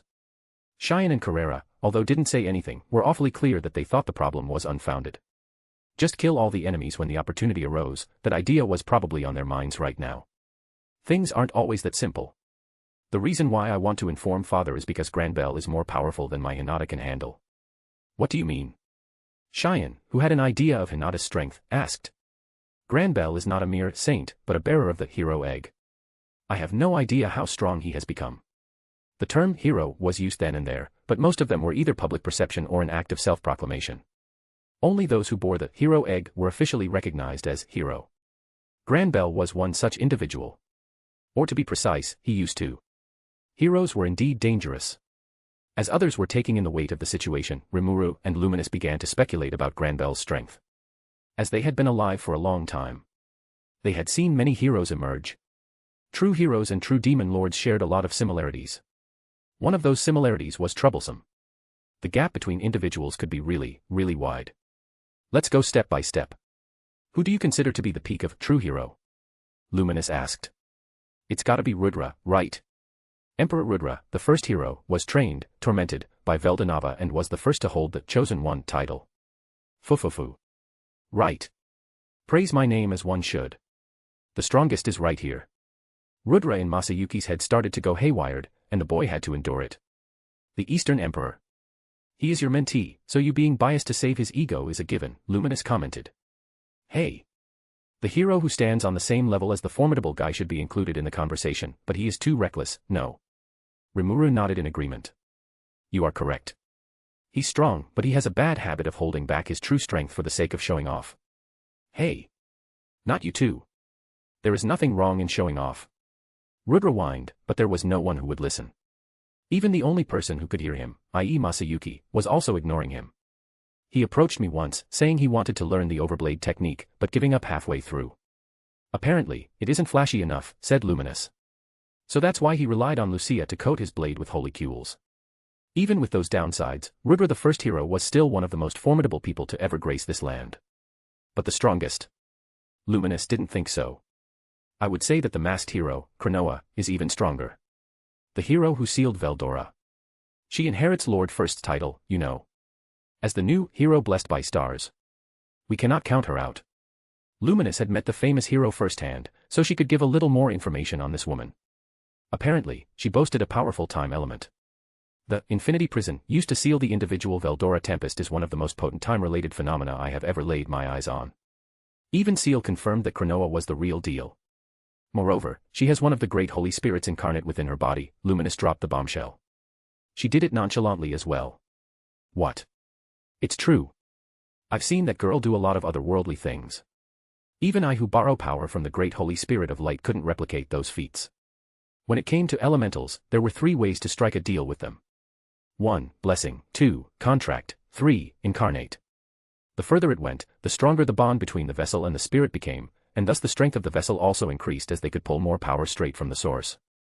And Cronoa didn't just fuse with any greater elemental like usual heroes. She became one with the great holy spirit of time itself. That was a big deal, a really, really big deal. There were only 2 individuals who had accomplished that feat. First was the heavenly emperor Elmesia, who had the great holy spirit of wind incarnate in her from the moment of her birth. Those guys wouldn't just incarnate randomly. I have to convince them for that to happen. Who the hell convinced time to incarnate? The great holy spirits were mostly a conceptual being, born before anything in existence. What made them formidable was the fact that they didn't just control their respective elements, they were the elements manifested. To put it simply, the flow of time itself is Hero Cronoa's plaything. Frankly, yes. Rimuru nodded as he was slightly disturbed. He had heard a few things about the masked hero. She sealed Veldora, she helped and trained Shizu, and she was Hero Rudra's successor. Nothing would have prepared him for this revelation, not at all. Cronoa is a monster. A beautiful one at that. Is the last part really necessary? Of course it is. Luminous said. The King of Heroes and the Masked Hero, both were freakishly powerful even by hero standard. Granbell probably wasn't on their level. He shouldn't be, or else this would be catastrophic. If we have to talk about someone in Granbell's rank, what about Sarian the Wandering Hero? Luminous initiated. Sylvia Sand's husband, I must admit that he is the strongest individual of elvenkind. This statement only considered the elf, long-eared race, though. We didn't include the high elf, wind spirit race, such as Sylvia, and the unique, true elf, wind incarnate race, like Elmesia. He died in a fight with the tyrannical Chaos Dragon, but he bought enough time for the elves to evacuate from the area. He sacrificed himself for the sake of the populace, an admirable deed one would expect from the hero. Although the Chaos Dragon he faced might not be as strong as the one Rimuru recently tamed, it was still a fragmented god nonetheless. To be able to hold it back was a great feat, even if it came with the price of his own demise. If Granbell is anything like that, he will be a threat, although not on the same level as his mentor, the Emperor, said Luminous. What about Leon? He was a hero as well, right? Indeed, he was once the Flash hero, but he relinquished his title and became a demon lord. Even after the greater spirit of light abandoned him, he didn't seem to be any weaker. The same must have happened to Granbell. If anything, he should be roughly around Leon's level of strength, an awakened demon lord level. That rank should be fine, but we don't know if he has any unique skill or ultimate skill, Rimuru thought. Luminous didn't worry that she would lose. As mentioned before, she was in a contract with the greater Holy Spirit of Light. If she managed to land a direct, sanctuary disintegration, it would be an obvious win. But she didn't want to do that. He is an enemy, but we have been friends for so long. Even if I have to kill him, I still want him to pass on peacefully. Therefore, I can't destroy his soul. If he accepts to be embraced by my memory and requiem, that goal will be within reach. However, he will no doubt put up some resistance. It was such a shame that things turned out the way it was. Maybe if I can get that ultimate skill to work, it won't be as difficult. In addition to the unique skill Lust, Luminous also owned an ultimate skill, but it wasn't something she could use at will. In fact, she couldn't demonstrate it at all ever since she had obtained it. It was kind of embarrassing.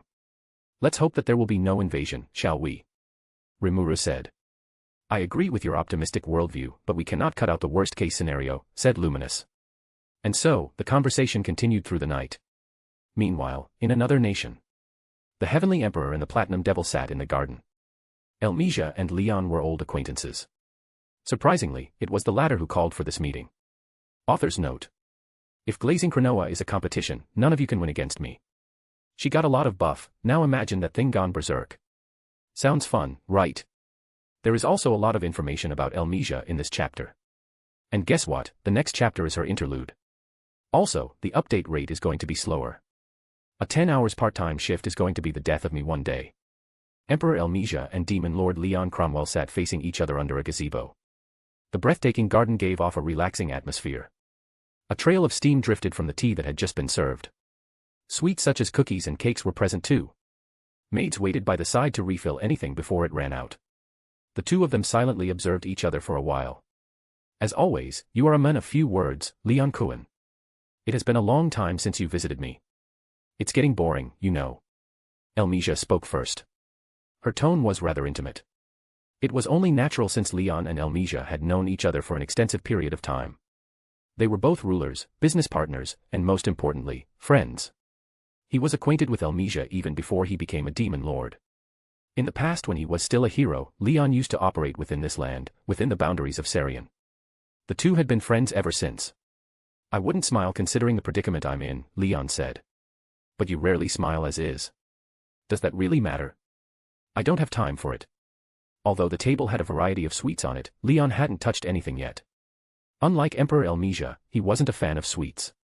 He wasn't in a good mood either. I was so close. For hundreds of years, he had been searching for his sister whom he had lost. He was so close to accomplishing his goal when he saw her in Tempest's founding festival. At that exact moment, he truly appreciated the invitation Rimuru sent to him as it brought his centuries-long blind search to an end. However, fate played a cruel prank on Leon. Kia. A bad man gets a hold of me. Chloe's exact words were burned into his mind. It was painful, too painful. Leon was often called a heartless man, be it because of his cold exterior or his uncaring demeanor. Yet even the hardened demon lord felt as if the sky was crumbling down. His sister had forgotten about him. She didn't show any glimpse of recognition when she looked at him. Fufufu. You are always a gloomy man, but it is not often to see you this depressed. It's about Chloe Aubert, right? Clearly, Leon replied. It's likely because one of my previous subordinates came into contact with her. I'm aware. Shizue Izawa, is it? I always want her autograph, but it's quite difficult when she lives in the inner circle of Ingracia. Elmesia was a hero fanatic. People who held the title of chosen hero always intrigued her. This interest stemmed from her own encounter with Hero Sarian. While Shizu wasn't really a hero, her famed reputation as the conqueror of flame made her a renowned champion. In other words, Shizue became a hero via the public perception. Leon Kuan, don't you think she has the right to call you a bad man? Elmesia mentioned. You were detached from your subordinates. That's why Champion Shizue never trusts you. Yes, Shizu had all the right to see him as the cruel man he was. Leon was once a hero who did his best to protect humanity. But when he saw that good deeds didn't pay off, he didn't hesitate to become a demon lord and get his hands bloody for his goal. How the public sees me is none of my concern. I sacrificed a lot to meet her. That is the reason why you got called a bad man, Leon Kuan. At this rate, even little Chloe will hate you too. Gah. That statement seemingly dealt physical damage to Leon. How are you going to deal with this whole ordeal then? Now that Demon Lord Rimuru and the Conqueror of Flame, Shizue, are her legal guardians, you can't avoid them anymore. I will wait. This decision was a tough one, but it had the most success rate.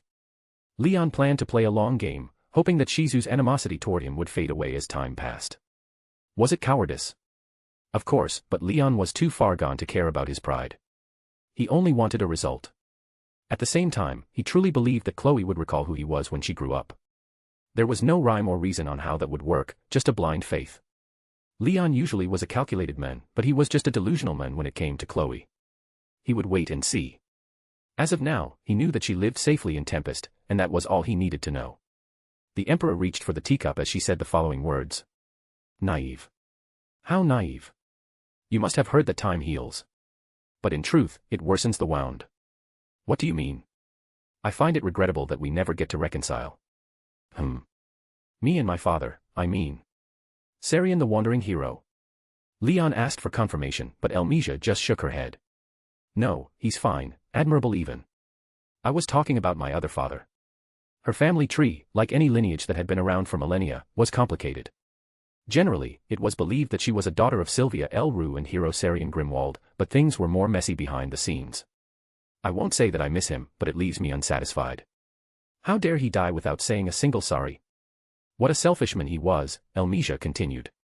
You might think time is plenty, but it really isn't.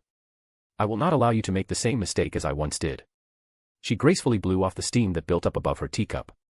It was a soft breeze at first, but it later increased in strength and became a strong gust. What did you? Demon Lord Leon was caught off guard. He didn't expect her to pull such a trick. Say hi to Luminous for me. Oi. Undo your magic.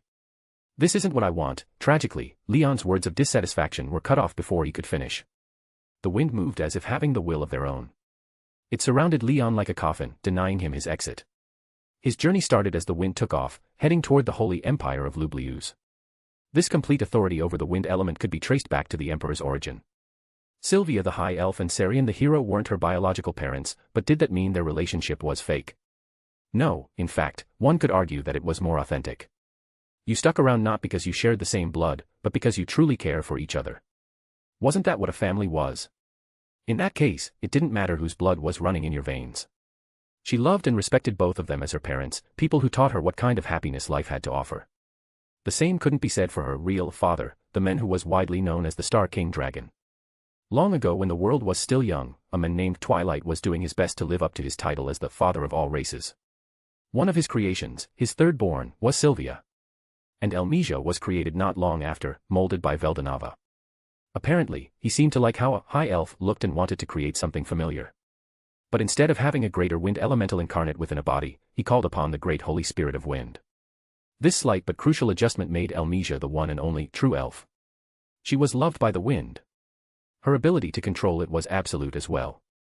Her full power was so destructive that it could pose a threat to an ultimate skill holder even if she didn't have one.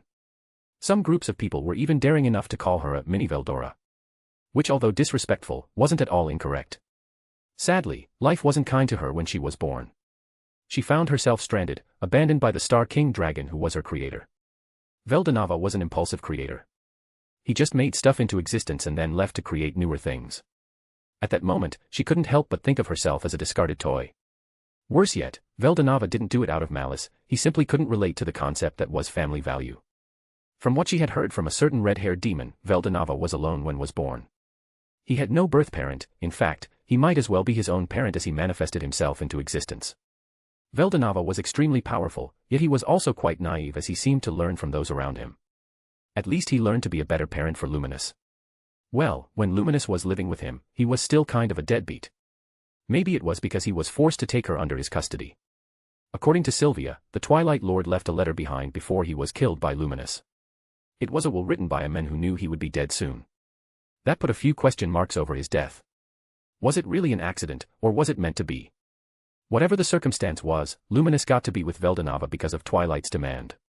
Melim, on the other hand, was a result born from genuine love between Veldanava and Princess Lucia of the East. Incidentally, Lucia Nam-ul Nazca was the same woman who beat the meaning of family value into his mind. On his wedding day, Elmesia got to meet him again. He seemed like a different man altogether. Veldanava greeted her with a cheerful attitude, yet he offered her no apologies. But that was fine, right? He had changed, and maybe they could reconcile. She wouldn't forgive him for being the source of her abandonment issue, but it would be better than letting such an issue go unsolved. Troublesome. The dragon race is so troublesome, always doing what they want to, satisfying their own whims. The true dragons in particular were the most difficult to deal with. They lived mostly consequence-free lives, being practically immortal. As far as the divine ancestors' research was concerned, true dragons were manifestations of concepts. As long as their respective domain existed, they would continue to be reborn perfectly even if being killed. Acceleration, stagnation, and chaos, these concepts were the proof of the three true dragon siblings' immortality. However, the oldest of them, the Star King Dragon, seemingly played by a different rule. He died and never returned. When that happened, Elmesia felt discontent rather than sorrow. After all, there was no such thing as affection between them. I never got to talk to him, never got to give a peace of mind. It's irritating. It turned out this way because she was hesitant. She thought she had plenty of time, for Veldanava was the never-aging dragon god. Elmesia would never let Leon walk down the same path as her, the path where one got too comfortable in their prolonged lifespan and had it backfired on them. Procrastination will not do you any good, Leon-chan, she whispered before taking a sip from the teacup. If any problems arise, you must deal with them immediately. The statement was simple, but not a lot of people could follow its instructions. Elmesia simply couldn't stand the thought of Leon letting the valuable time fly and hoping for the best, so she sent him flying away. The wind coffin was sealed shut, but that guy wouldn't need air to survive anyway. It was traveling at the speed of 500 kilometers per hour and would reach Lublius in due time. Traveling at this speed alone would crush even the high-ranked Magian, but this was Leon Cromwell, the member of the Octagram we were talking about. He would be fine, hopefully. Elchan, as she sat alone under the gazebo, a certain someone arrived. It was Sylvia. Mama, it's rare to see you here. Shouldn't you be busy with your unholy experiments? Is there anything wrong in wanting to check on your own daughter? We both know that's not all of it, Elmesia mused. Ah. You have read through my intention once again. Clever girl, Sylvia replied. Her expression was one of both joy and affection for the girl she claimed as a daughter. So the research funding is running low again. Geez. Did you really burn 5,000 gold coins in just 2 months? Is that the new record or something? Elmesia was affluent. But at this rate, she might need to dip into the dynasty's storage. There. I didn't come here because I want to loan out some cash. I just need something to do. Sylvia sat down beside Elmesia and reached for the girl's head. The next moment, Elmesia's head was laying down on her mother's lap. She was always keeping up her dignified trait. But in Sylvia's presence, she felt comfortable to be her true self. In fact, I've been sending a letter to Demon Lord Rimuru for a while now. Tempest has many fascinating creatures and inventions, so I want him to be my client. Oh. That slime, no, Rimuru-chan is quite intriguing, you know. To see a being like that sitting among the strongest people of the world, I almost couldn't hide my excitement, Sylvia stroked Elmesia's hair as she said. Although she had been sending her portfolio to Rimuru 100 times at this point, there appeared to be no reply. So that is what Rimuchan means when he said someone has been abusing Tempest and Sarian's secret connection to send him spam mails. It's not spam. It can be seen as such when you send 400 of them in a quick session. Gah. Why are things always so complicated around here? The Thunder Emperor, Sylvia, voiced her discontent, which made Elmesia giggled. I will talk with him for you. Elmesia promised that she would recommend Sylvia to Rimuru directly as an accomplished researcher. If the words came from Elmesia, Rimuru wouldn't be able to ignore or disregard it this time. But that would only happen after Rimuru returned from Lublius. It was just an unassuming morning for most, but the truth was the status quo was about to be flipped upside down. Author's note. Since most interludes are pre-written, you get to read this one quite fast. The next chapter will take a while though. But when it comes out, we will drive straight to the conflict. For some reason, there will be a lot, and I mean a lot of kissing involved. It was a sunny morning. Feeling the warm breeze, Rimuru felt it would be a wonderful day. However, his prediction turned out to be massively wrong. This is a disaster. Someone has broken into the Grand Cathedral. Calm down. How many men do the enemies have? How many casualties have we sustained? Hinata said calmly. Hinata was having breakfast with Rimuru and Masayuki. Her calmness was certainly extraordinary considering what the report entailed. To be able to remain calm while her nation was being attacked, Hinata was the type of opponent Rimuru didn't want to go against. It wasn't just a matter of raw power, Rimuru was inept to deal with someone like her. Yes, ma'am. Enemy numbers are unknown, however, it's close to 100 men. They're at least rank B+. Seeing how they are acting, they know the layout of our nation very well. Nearly 100 B+ ranked soldiers were a force to be reckoned with. And because they knew Lobelia layout well, these were most likely Granbel's men. Regarding casualties, several novice knights were injured. There have been several deaths and wounded among the Pope's imperial guards. Fortunately, no civilians have been harmed. Had this happened in his nation, Rimuru would have gone berserk, not so different from the time Falmouth did the unforgivable things to his country. Is that so? Hinata replied. Our enemies must be the head of the 7 luminaries, Gran, and the Rosso family under his command. Inform the Crusaders awaiting orders to prepare for a full-blown assault. The enemies also sustained heavy losses, more so than Lublius. However, Hinata did not dare to let her guard down. That chaos broke out in the Grand Cathedral, you say? Isn't that the place where we set up all the instruments? Rimuru had a bad feeling about this. Tact and his bandmates were using the Grand Cathedral for the rehearsal, and Rimuru just figured out that there weren't a lot of Grand Cathedrals in the nation. There is no other facility called the Grand Cathedral except for that. That was concerning. Rimuru turned to his bodyguards, Cheyenne and Carrera. But before he could give them any order, the primordial yellow interrupted. My lord, my underling Adra has reported back to me. The report arrived via telepathy net a bit before the envoy. Carrera had been waiting for the novice holy night to be done before reporting her own. The band members were already inside the Grand Cathedral, however, the defenses around them were flawless. No suspicious individuals had been able to reach them. The main people protecting the band were Adra and Esprit, Carrera's direct subordinates who got called by their tyrant, Carrera, to provide support with menial tasks regarding the rehearsal. Sticking to the schedule, they had already started the rehearsal in spite of all hell breaking loose around them. Those guys sure were bold. Rimuru, with spatial domination, connected the space between here and the cathedral. I don't even have energy to mock you anymore, just take me there too. You are joking, right?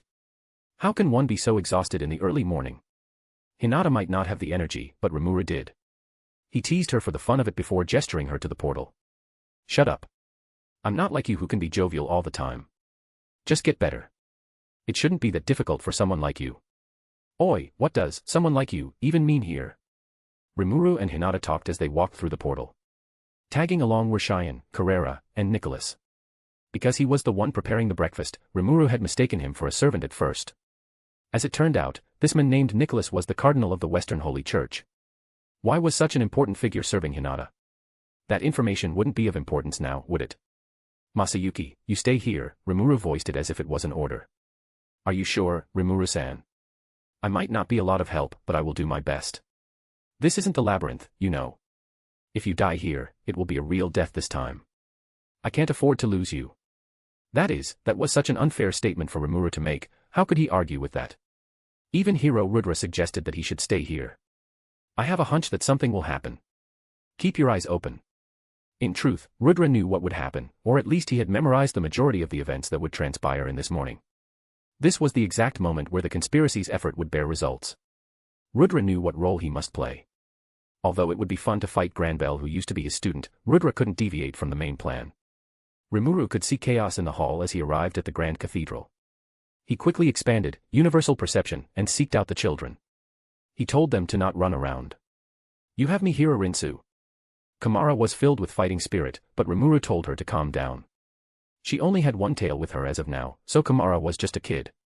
It was too soon for her to engage in actual combat. "Rimuru-san, what is happening?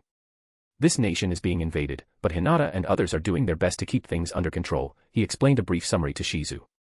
Clearly, she was concerned. "I see." Rimuru was being subtle because the kids were in the room, and he didn't want to get them anxious. Shizu was quite observant and had seen through his words. Trying their best to keep things under control meant that all of the chaos was still untamed. "I will fight too." "Eh? Is that really okay with you?" Shizu wouldn't just stand there and hope for the best. Since she was powerful in her own right, Rimuru wasn't afraid that she would get hurt. Shizu-san can fight on par with a saint like Hinata, so rank B+ men will not trouble her at all. However, Shizu was already retired. She went on an adventure with those idiots, Caval's party, a couple of times, and she also challenged the labyrinth on her own a lot. She seemed to do it because it was fun, there was no greater purpose than that. Therefore, Rimuru didn't think she would be willing to jump back into another fight, yet his concern was misplaced. At this point, not doing anything at all will lead to a worse outcome. You need all the reinforcement you can have in time like this. Her resolve was commendable, and Rimuru had no argument against it. The children wanted to be useful too, so they offered him help, but Rimuru had to turn them down. Rimuru had seen these kids' growth with his own eyes. Even those in A-ranked would find them difficult to handle. They could have beaten B+ ranked soldiers rather easily, however, they still lacked the experience needed for a real fight. The children will be easy targets if any heavy hitter shows up. Rimuru assumed he was the highest authority here, so he shouted out orders. "I will assist Hinata at the entrance. Can you clean up all of the Raso for me? Please rest assured, Rimuru-san." Shizu gave him a warm smile, her words after that though. "I'll kill and cremate each of them personally to make sure that there will be no corpse left to clean up," she whispered. "Ah." Her response came as a surprise for Rimuru. Who would have thought that she had this side too? Well, an adventurer of her caliber cannot be kind all the time, right? So, this is her when being serious. Rimuru then provided instructions for his subordinates. "Cheyenne, Ranga, and Carrera, I will leave the kids for you to protect." "My lord." "That is." When Carrera was about to speak, Cheyenne raised her voice and shouted, "Don't you dare question Rimuru-sama's divine orders, newbie." "Ah, right," the primordial replied as if coming back to her senses. "This is Rimuru-sama we're talking about. He must have his own reason." The three embraced their roles and said they would put their lives on the lines. Why would Rimuru leave the three behind? The reason was fairly simple. You see, these three just happened to be some of his most destructive subordinates. Cheyenne's punches were able to create strong shockwaves that could destroy the surrounding areas, Ranga fought with his dark lightning and death tornado, and Carrera had her nuclear magic. They were fine on their own. But if they fought alongside the Crusaders, there would be even more casualties since their art and magic didn't discriminate between friends and foes. Since Luminous probably wouldn't appreciate her city being blown up, again, Rimuru had to avoid letting them take to the battlefield. "Because you guys invade first, I'd assume that you are willing to die for your cause. I will respect your resolve and give all of you a proper end." Armed with the flaming armament and the Tempest sword, Shizu went out to clear the Grand Cathedral of the invaders. Every time her sword cut someone, their body would burst in flame. There wasn't even a room for them to scream, nor feel the pain for that matter. Shizu's speed had increased greatly, and she dealt with 100 invaders in a few minutes. Yikes. What is with that woman? How can a human be that strong and fast? Esprit said as she watched the black-haired woman run through the crowd of enemies, cutting them down. It's insolent to call Rimuru-sama's cherished one that woman. It was Ajura who criticized the way Esprit mentioned Shizu. Ajura didn't know that much about Rimuru's personal life, but he and other demons had been given a list of notable people. These were people that Rimuru held dear and must be treated with the highest level of respect, and the Conqueror of Flame, Shizue Izawa's name was included in the list too. Usually, Diablo wouldn't care about such trivial things. But since all demons were put under his leadership as a single unit, the black number, any of their disrespectful actions would surely fall on him to take responsibility. Therefore, Diablo had personally educated the demons by himself to make sure that he would never get scolded by Rimuru because of his underlings. Being a serious man he was, Ajura had remembered all the names within that classified list. Esprit, however, didn't put in as much effort. "You are lucky that the primordial black, Diablo-sama, isn't here. Both of us, as well as Carrera-sama, will get in trouble for that, you know." Is it really the time for you to give me a lecture, Gramps? Don't we have idiots to kill? Esprit said in her carefree tone as usual. Right. Carrera-sama will be mad if we don't contribute more. Coming to the same conclusion, the two nodded to each other. As the tyrant's direct lieutenants, whatever they did would have an effect on her reputation. CN, Zonda, and Veirandano are trusted with the Lord's establishment. At the same time, Mosdano is one of the most prominent intelligence officers. We cannot lose to them, or else the consequence will be dire, thought Ajira. Because Carrera was the last person from the three devil girls to join Rimuru, she had more to prove than others. And if her subordinates failed to make a notable accomplishment, she might be seen as less desirable than the other primordials whose servants had accomplished great feats. Shall we go after those guys?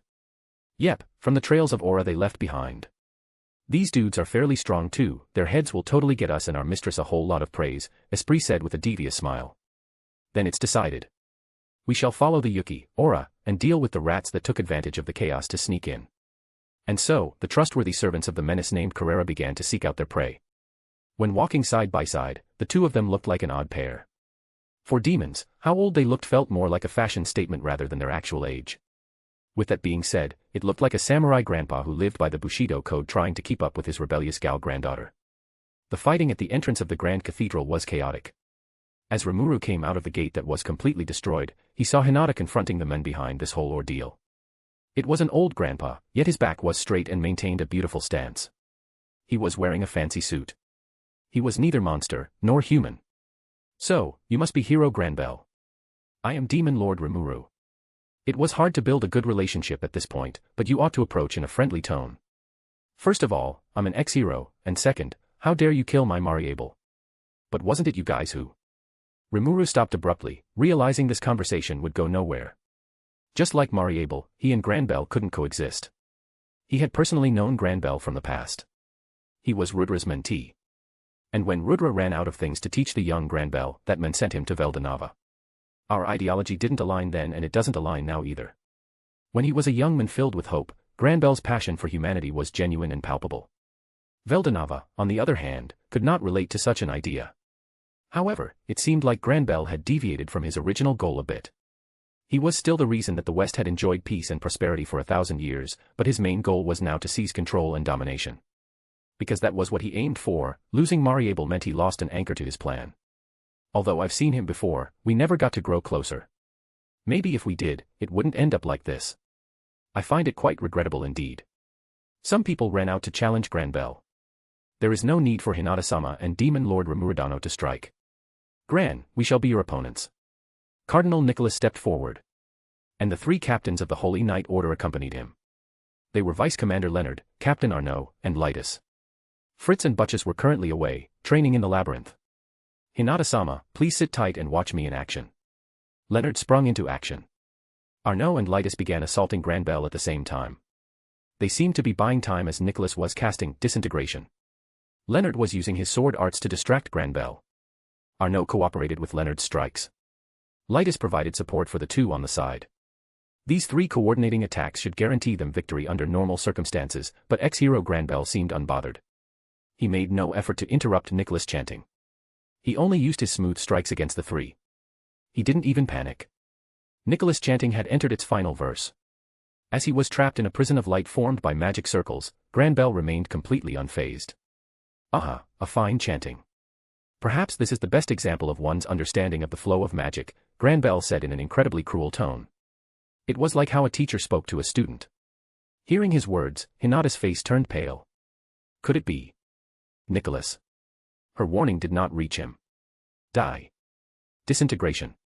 A beam of light flashed and went straight to Granbell, but to everyone's surprise, its trajectory changed and was absorbed by the sword in Granbell's hand, Truth. Rimuru knew what this was.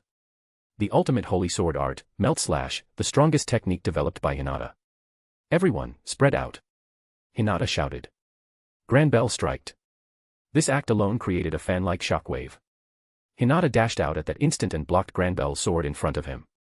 Her movement was impressively fast, but that alone wasn't enough to block Gran's attack entirely. She took the Melt Slash head-on and was sent flying into Nicholas. She was fine, but the Cardinal sustained heavy injuries. Had Hinata's sword not been Moonlight, the legend-grade rapier, both would have been killed in an instant. Are you guys alright? Hinata shouted. Then she glanced at Granbell with her anxiety shown. Even Hinata didn't expect him to be this strong. Huh, it seems that I didn't manage to kill anyone. Looks like my skill has weakened over the years. When Granbell striked, Rimuru put the absolute defense between him and others, yet that fraudulent barrier broke in his face. It bought enough time for others to act accordingly though. Quick question, what are you doing here? Rimuru looked to his side as an Oni popped up from the shadows. It was Sui, and he was carrying Lytus like a princess. She was knocked out from the impact, but mostly fine. She had brought herself out of harm's way in time. Why was he even here to begin with? Rimuru did not remember bringing him along. Notice. This is a body double of the individual Sui. Huh. Since we are from two different sides, it is only natural that our schedules rarely match. I don't want her to feel like I am being unfair and value Sauka more, so I have my body double with her all the time, Sui said. Rimuru blinked continuously at that answer. He had a lot of questions right now, but this might not be the right time to ask anything. Sui only helped Lytus and ignored Leonard and Arnaud completely. But they weren't left to die as another person grabbed them out just in time. Rimuru-san, the invaders are dealt with, all of them. It was Shizu-san.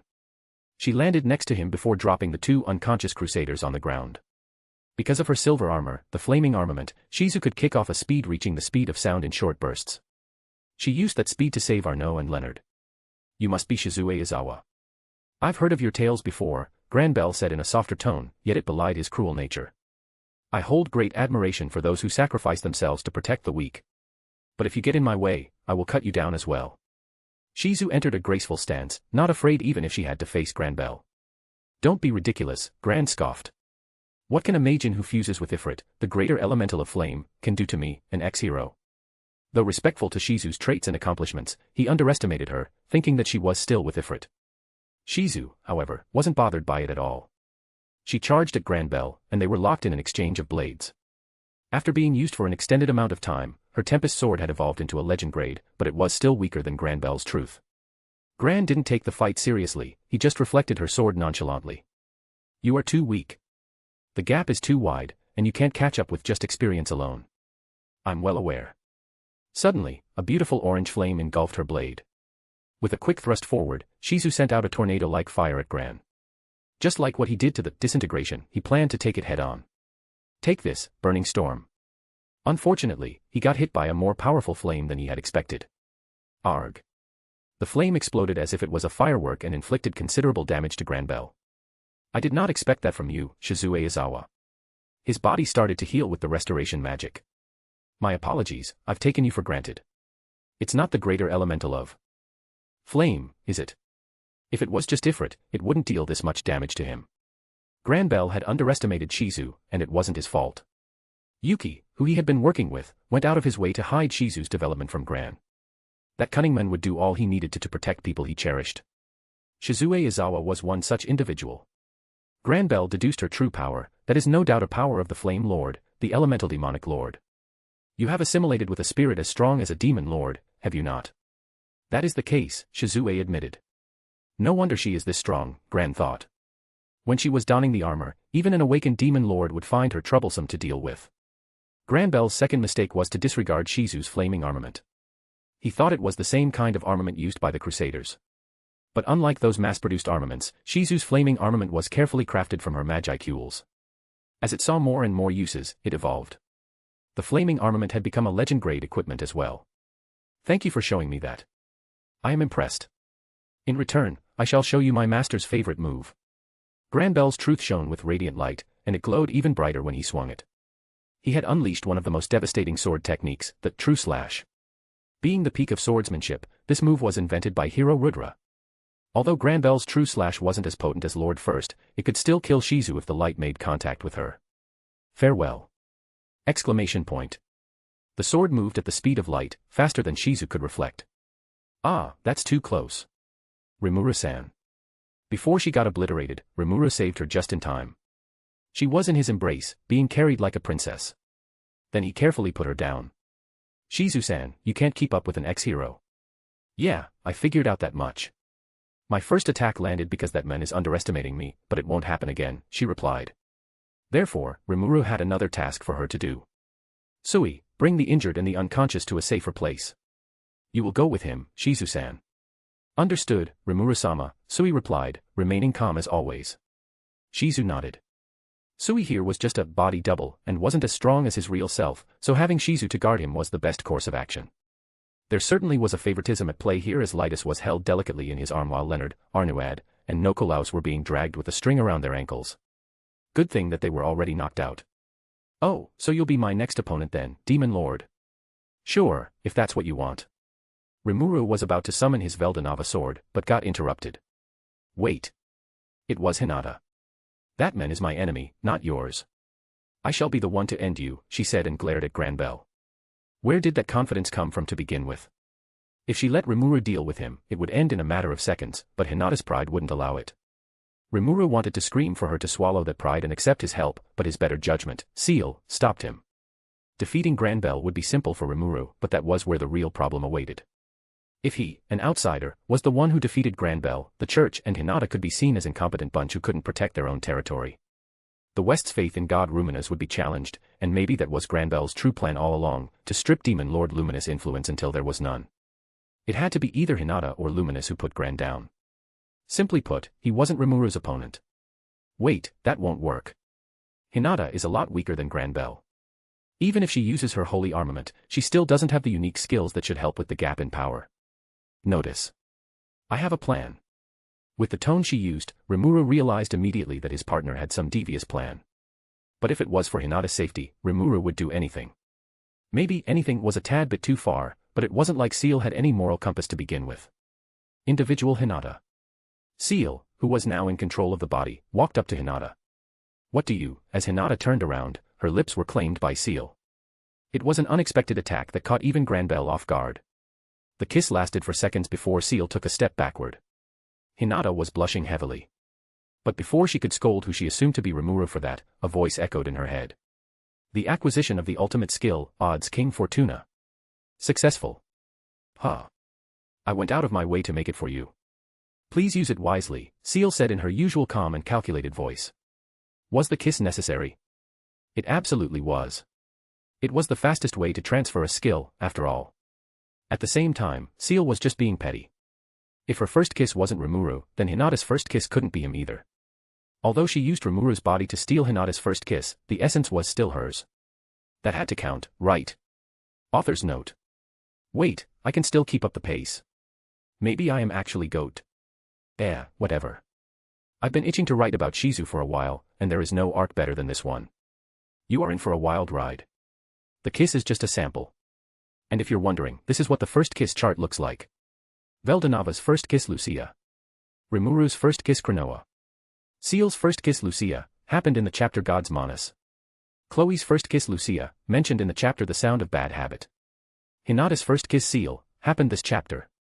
Shizu's first kiss, soon. As you can see, some people are more accomplished than others. So, whose harem is this, really? Luminous was genuinely irritated. It just so happened that when she and her father planned for a musical exchange, the traitor Granbell Rosso decided to ravage the land. She wanted to head to the Grand Cathedral to eliminate all the troublesome enemies, but her instinct said otherwise. Seeing how much of the wreckage the enemies were making, she realized it must have been a distraction. The three Archduke, Roy, Louis, and Gunther, stood by her side. Neither of them dared to make a sound, fearing it would anger their master. Yet even when surrounded by this serenity, their hearts were anxious. They weren't stupid enough to make the wrong judgment of what to prioritize. If Gran was the one handling the distraction, what would his goal be? If it was that man, he must know about her treasure, the Holy Ark. There is a chance that his main objective is to liberate her. Is that truly your goal, Gran? Do you seek the end of the world? The thoughts of that thing coming out before the right time sent a chill down Luminous' spine. Cronoa the masked hero, if she was to be released in this state, it would be as devastating as when Luminous' sister, Melim, went on a rampage. Even the strongest, Guy Crimson, will lose against that highest level of time manipulation. If anything, the only ones we can rely on are my father and the Spirit Queen. But more importantly, she had to protect the Holy Ark at all costs to keep up her part of the old promise. Luminous' guess was right. In the deepest room, found within a tomb that nobody else should have known existed, some unwanted guests showed up. What the hell? Our infiltration has been compromised. Or maybe the security is too tight. He, how regretful, but looks like we have interesting prey here. Maybe we can make a bit of fuss. Why not? But you gotta be careful. That young girl over there ain't normal. I am guessing she is probably Demon Lord Luminous-sama. Two intruders broke in with some fighting words. They were Laplace and Footman. Luminous was laying elegantly on a couch before the holy ark she was guarding with her life. Her gaze was fixed to the intruders. The two men at first glance were no match for Luminous, but their aura was something she couldn't underestimate. While the clowns were surprised that their intrusion was expected by Luminous, Granbell did mention the possibility. With that in mind, he had sent someone to tag along with them. That person had helped guide the clowns to make it through multiple layers of defense before reaching the destination. So, let's introduce ourselves first. Nice to meet ya, I am Wonder Pierrot Laplace, Vice Chairman of the Moderate Clown Troupe. This is Footman. He, I am Angry Pierrot, Footman. Even though we have never met, I will be in your care. His idea was pure and simple. Defeating the enemies, that was the only thing on Footman's mind. He waited for Laplace to give the green light. And. This babe isn't a big talker, but she is a lot of help. Someone appeared at the entrance. A blonde beauty showed up. I believe her name is. I've met you in the past. You are the woman Granbell loved very deeply, Maria Rosso. Right. Maria. My, Luminous-sama knows her already, said Laplace. Now that all three of them had shown up, the introduction session was over. The time to eliminate the intruders had come. You got a real short temper, no. Granbell wanted to give you a message, I will be waiting for you on the ground. Come and fight me. If you don't come fast, the people you value are all going to die. He is probably fighting that monster, Holy Knight Commander Hinata. Laplace was annoyingly talkative. He went on and on before Lewis shut him up with a sharp strike, one that Luminous had ordered with a wave of her hand. Has no one ever told you to shut up before? Lewis asked. There is no point in talking with these clowns. We will just wipe them out. Roy joined in. As Laplace seemed to be the more cunning one of the three intruders, he needed to be dealt with carefully. Gunther and Footman exchanged looks before rushing out of the tomb to duel. They were completely absorbed by their duel, disregarding the amount of damage done to their surroundings. These three sure like to give me a headache. But I can't blame them, I often get railed up in combat too. Luminous' sharp gaze fixed on the silent, frail-looking Maria. So you haven't given up yet, Gran. I have told you many times. A lost soul cannot be saved even with God's miracle. Indeed, the woman in front of her resembled Maria, but it was not her. What should she call it? An imitation. It was a death golem created from the necromancy magic, raised dead. To think that he would turn his beloved late wife into a servant, the former hero Gran had fallen so low. Very well. It's the goddess' duty to send off the dead. I will free you from such a fate. With a burning aura surrounding her, Luminous began to fight with Maria. Only the holy ark remained in the tomb. Mindful of causing damage to their surroundings, everyone had moved out to continue their fight. Predicting this in advance, a young man emerged from the shadows. Ahaha, I have never expected this part to be so simple. But it's true, just like Granbell said. While not completely convinced by Granbell's information, Yuki hid his presence completely and followed. He was so well concealed that even Luminous was fooled. With little to no effort, Yuki got to his target item. So, this is the holy ark. He put his hand on the icy coffin to feel its surface, analyzing its true nature. And indeed, just like Elder Gran had told him, it was entirely composed of holy jewels. It was fairly absurd to think that something like this actually existed. It's so fortunate that I tag along. If anyone else touched it, their mana would have been burned off. But it had no effect on Yuki, who possessed the unique constitution anti-skill. He was the only person with the means to steal the strongest hero. And so, he broke the coffin with hesitation. The secret treasure that Luminous had tried so hard to protect was destroyed so easily. A beautiful young girl was sleeping inside. This girl's body was sealed too, but Yuki decided that he would take his time to decrypt it at base. Hero Kronoa, I've heard of your exploits more times than I can count, but you look different than I imagine. The hero looked to be 16. Her long, dark hair covered up her private parts. She was like a newborn, naked with not a single piece of cloth. I'll probably be accused of sexual harassment for this, but there is no time. Why was the hero being protected by the Demon Lord? Yuki found it to be ridiculous. Granbell claimed that the masked hero was Luminous' secret weapon. Was it possible that the Queen of Nightmares had a method to command this vessel of absolute might? Yuki cooperated with Granbell for his own benefit. Granbell wanted to kill or at least mitigate the influences of the octogram. Good luck accomplishing that. I don't know about the other ones, but at the very least, Rimuru-san is not on my list of my potential enemies. Yuki thought it was impossible to defeat that slime, so he only laughed at Granbell's goal. If his dream of becoming the ruler of the world became a reality, Yuki would accept Rimuru with open arms. That would make Shizu-san happy too, right? If it was for her who Yuki had owed favors to, he was willing to go to any length to ensure her happiness. The fact that Rimuru had spared Clayman, another valued member of the moderate Harlequin alliance, made this decision much easier. Coexisting was still a viable choice. Yuki's plan was almost perfect. He sneaked in as Gran distracted everyone and stole the strongest hero. It wasn't like his presence would antagonize Rimuru. This land belonged to Demon Lord Luminous, after all. As far as Yuki was concerned, their relationship was surface level. They had made a non-aggression agreement, but that was about it. However, Yuki had made a fatal mistake. Yuki was unaware of Rimuru and Luminous' familial bond. As Hinata was about to challenge Granbell, an explosion distracted her, as well as Rimuru. Ah, the Grand Cathedral is being attacked again. Didn't Shizu-san take care of every invader? Rimuru turned his head in that direction. A concern was written all over his face as he feared for the children's safety. That is Razzle. The companion of mine in my prime. Granbell smirked. That name was already registered in Rimuru's database of information. He was one among the enemies who attacked Tempest alongside Falmouth and the Church. Benimaru and Zijin's combined effort left him defeated, but he was not killed. He managed to flee while sustaining heavy injuries. It is that insectoid, isn't it? Correct. Razzle is part of a race that enjoys longevity. It is such a shame that he has met such a tragic end. A tragic end. Hasn't he managed to escape? Granbell's face saddened. Although ex-hero Gran had gone mad, he still held his companions in high regard, especially Razzle who had been his friends for more than 1,000 years. Granbell had named Razzle, and in return, Razzle deserted his army, betraying the Insect King to become the protector of the northern border. It saddened Granbell greatly that an honorable man and a valued friend had to die for his plan to work out. Rimuru gulped as he pondered the possibilities. You killed him. And I regret every second of it. Razzle had offered his head in order to complete Granbell's goal. It showed just how far the two would go. As long as the results were proven, any sacrifice would be justified. Granbell's moment of vulnerability happened for just mere seconds. He swept away the tears forming in his eyes and prepared his sword. He held truth with one hand while his other one was kept behind his back. This is not the time for it, Granbell thought as he steeled his resolve. Come at me, Hinata. Your defeat awaits, he shouted, trying to induce Hinata with anger. The paladin, however, showed no such emotion. She was the example of a cool beauty even when up against the chosen hero of light, Granbell Rosso. And this one's for you, Demon Lord Rimuru. Granbell commanded, and soon a group of children, each couldn't be older than 10, rushed at Rimuru. Oi, oi, oi. Are you serious? What kind of hero utilizes child soldiers? Do you have no shame? Rimuru said as he dodged swift attacks from all sides. I cannot kill them.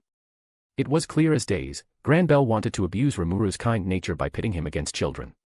These children were not of the Rosso family, in fact, they were even stronger than the previous invaders Shizu had killed. Seal's quick analysis revealed that these children were summon pawns, in other words, otherworlders. Notice. Detected the presence of the spiritual magic, locking curse. I see. They have been controlled too. It will just make me feel guilty if I kill them. A moment later, the otherworlders fell to the ground. With the help of the extra skill cast ailment, Rimuru inflicted them with paralysis. And so, he began to undo the curse. This method, however, couldn't be done in mass. Every lock needed a unique key, so Rimuru had to go through it one by one. With around 50 or so people, it would take Rimuru a couple minutes. That guy really knows how to stall me, isn't he? As he was undoing the curses, he separately observed the situation around him. The most worrying was none other than inside the Grand Cathedral where the formidable Razzle was attacking. The 3 Rimuru had left to protect the band and the children were facing what used to be Razzle. As stated, Razzle had been killed by Granbell's hand. The man in the black armor there was not truly Razzle. Just like Maria, he had been turned into a familiar, a death golem. Granbell also fortified him with souls of the otherworlders. Razzle had proven to be even stronger than the current Granbell. This pseudo-awakening was similar to the one used by Noir before the time of his subjugation. Naturally, even the awakened demon lord such as Carrera found it difficult in defeating him. Meanwhile, Cheyenne and Ranga, who were comparable to the demon lord Seed, didn't stand any chance. To begin with, a mindless enemy like this one was troublesome. Gran had given him simple orders, defeat whoever got in the way and inflict total annihilation. The 3 had to play defensive as they had to keep an eye on the band and the children, which Razzle was targeting. Tisk, if only I can use my proudest nuclear magic. Carrera mumbled. The move could destroy Razel's body easily, but there were too many people in the Grand Cathedral. Even death would be better than going against the Lord's wish. If her nuclear magic was ever to be used here, this place, the Grand Cathedral, would be erased, the surroundings would be leveled, and the new barren land would be born. That was unacceptable. All three of you, listen. My lord. Rimuru-sama. Out of the blue, Rimuru contacted them via thought communication. He got good news with him as well. You guys are holding back in fear of the casualties and collateral damages, no. Worry no more. I just put up a barrier. It is very strong too. Go all out and defeat that man, defeat Razel. As expected from His Excellency, the three thought collectively. Razel was a strong foe. But because he was brought back with a necromancy, he lacked any intelligence, becoming a golem of raw strength. His compound eyes set on the ultimate destruction. But without any restriction to hold them back, the three of them would be able to put him down once and for all. Shiandano. Rangadano. Carrera called the other two, addressing them as her superiors. She might be a whole lot stronger, but these two had been serving Rimuru for much longer, that was all that mattered. That goes without saying. I'm ready for the final confrontation. Me too. Spatial interference detected. Analyzing. After Rimuru finished talking with his subordinates, Seal hit him with another report. There were minor incidents all over the place, and this one was probably Gran's doing as well. Or so he thought. Notice. The presence has been identified. They are the individual Guy Crimson and the individual Rain. What are they doing here? The appearance of those two could not be ignored. Even if they had no desire to cause more problems, Rimuru still had to make sure of their intention. Everyone else already had a fight to focus on. And so, Rimuru tasked Rail with confronting those two. He had run into Guy a couple times at this point and had made acquaintance with him, so he was the correct choice. Do not punch him nor bite him. Ah. If that is possible. A pseudo-dragon body was created next to Rimuru. Rail, who took control of it, headed in the direction the demons were. They weren't really in the domain of Lublius, but instead settled at the outskirts which used to be a barren land. With the duty being spread equally, Rimuru returned to his decrypting of the binding curse. Equipping the holy armament and the legendary moonlight, Hinata was ready to begin her fight with Granbell. Due to Seal's interference, Hinata had reached the ultimate realm, being a wielder of an ultimate skill, although it came with a heavy restriction. An incomplete saint would not be able to utilize the ultimate skill, Fortuna, at its best. Instead, she could only access this ultimate skill when the holy armament was active, when she became a complete saint. Their blades crossed with blinding speed, creating a shockwave. Even so, their movements remained graceful. In truth, Hinata was still a lot slower than Granbell, who was the hero, but she could clearly see each attack. The skill that had been given to her was the Odds King Fortuna. Its essence was future precognition. Hinata could look into the future and adjust accordingly. Therefore, it was almost impossible to catch Hinata off guard. The only way Gran could defeat Hinata was to overpower her. Hey, to think that you would debase yourself just to get a bit stronger. What are you talking about? A soon-to-be hero mingling with a demon lord, that is improper, Hinata. I am disappointed. Who asked for your opinion, huh? Hinata shouted back as she blocked and dodged Granbell's attacks. She wanted to remain aloof, but his playful words made her blush. Why must he remind her of that? Hinata tried not to think about those soft lips, but her attempt was in vain. Was that a plan to get me out of my defensive position, or was he just messing with me? Even with future precognition, she still couldn't read this man's intentions. You should find yourself a dragon or something, Granbell made a suggestion, yet he hadn't given up on attacking her. Sun Priest Gran of all people should know just how much Luminous-sama despises dragons. I'm just giving you advice. Everyone needs a companion by their side, Hinata. No one is alone in this world, not even you. Gran was like a wise old man teaching kids the way the world worked. It would have been heartwarming if he didn't actively try to kill Hinata.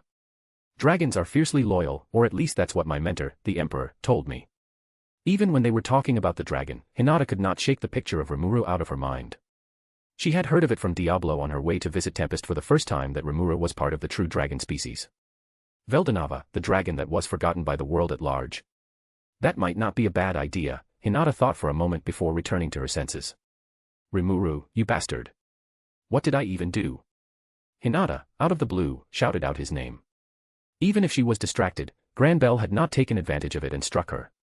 With the level of swordsmanship being displayed, only a fair and noble victory was acceptable. Just go somewhere else, okay? You are such a distraction. Ah, fine. I just finished dealing with the locks. Rimuru didn't understand what her problem was, but he listened nonetheless. Wanting to give Hinata the best chance of winning, he planned to run into the Grand Cathedral. Win the fight. I will not be around to save you this time, you know.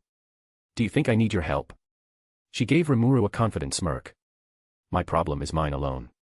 You can rest assured. Others need your help more than me. As Rimuru ran out of sight, Hinata let out a relieved sigh. What a shame. You always push those around you away, that is your worst quality, Granbell commented. That is probably why your power is never realized, and you haven't become a hero yet. Shut up. Shut up. Shut up. Hinata's strikes became more and more erratic. However, Granbell blocked them all. Their fight continued. As Rimuru ran through the gate of the cathedral, a strange phenomenon happened. Notice. I can detect a time-related phenomenon. For the first time in a while, Seal had become clearly nervous.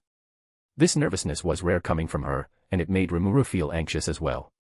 The cog spun, and the ultimate skill, Spacetime King Yog-Sothoth, became active.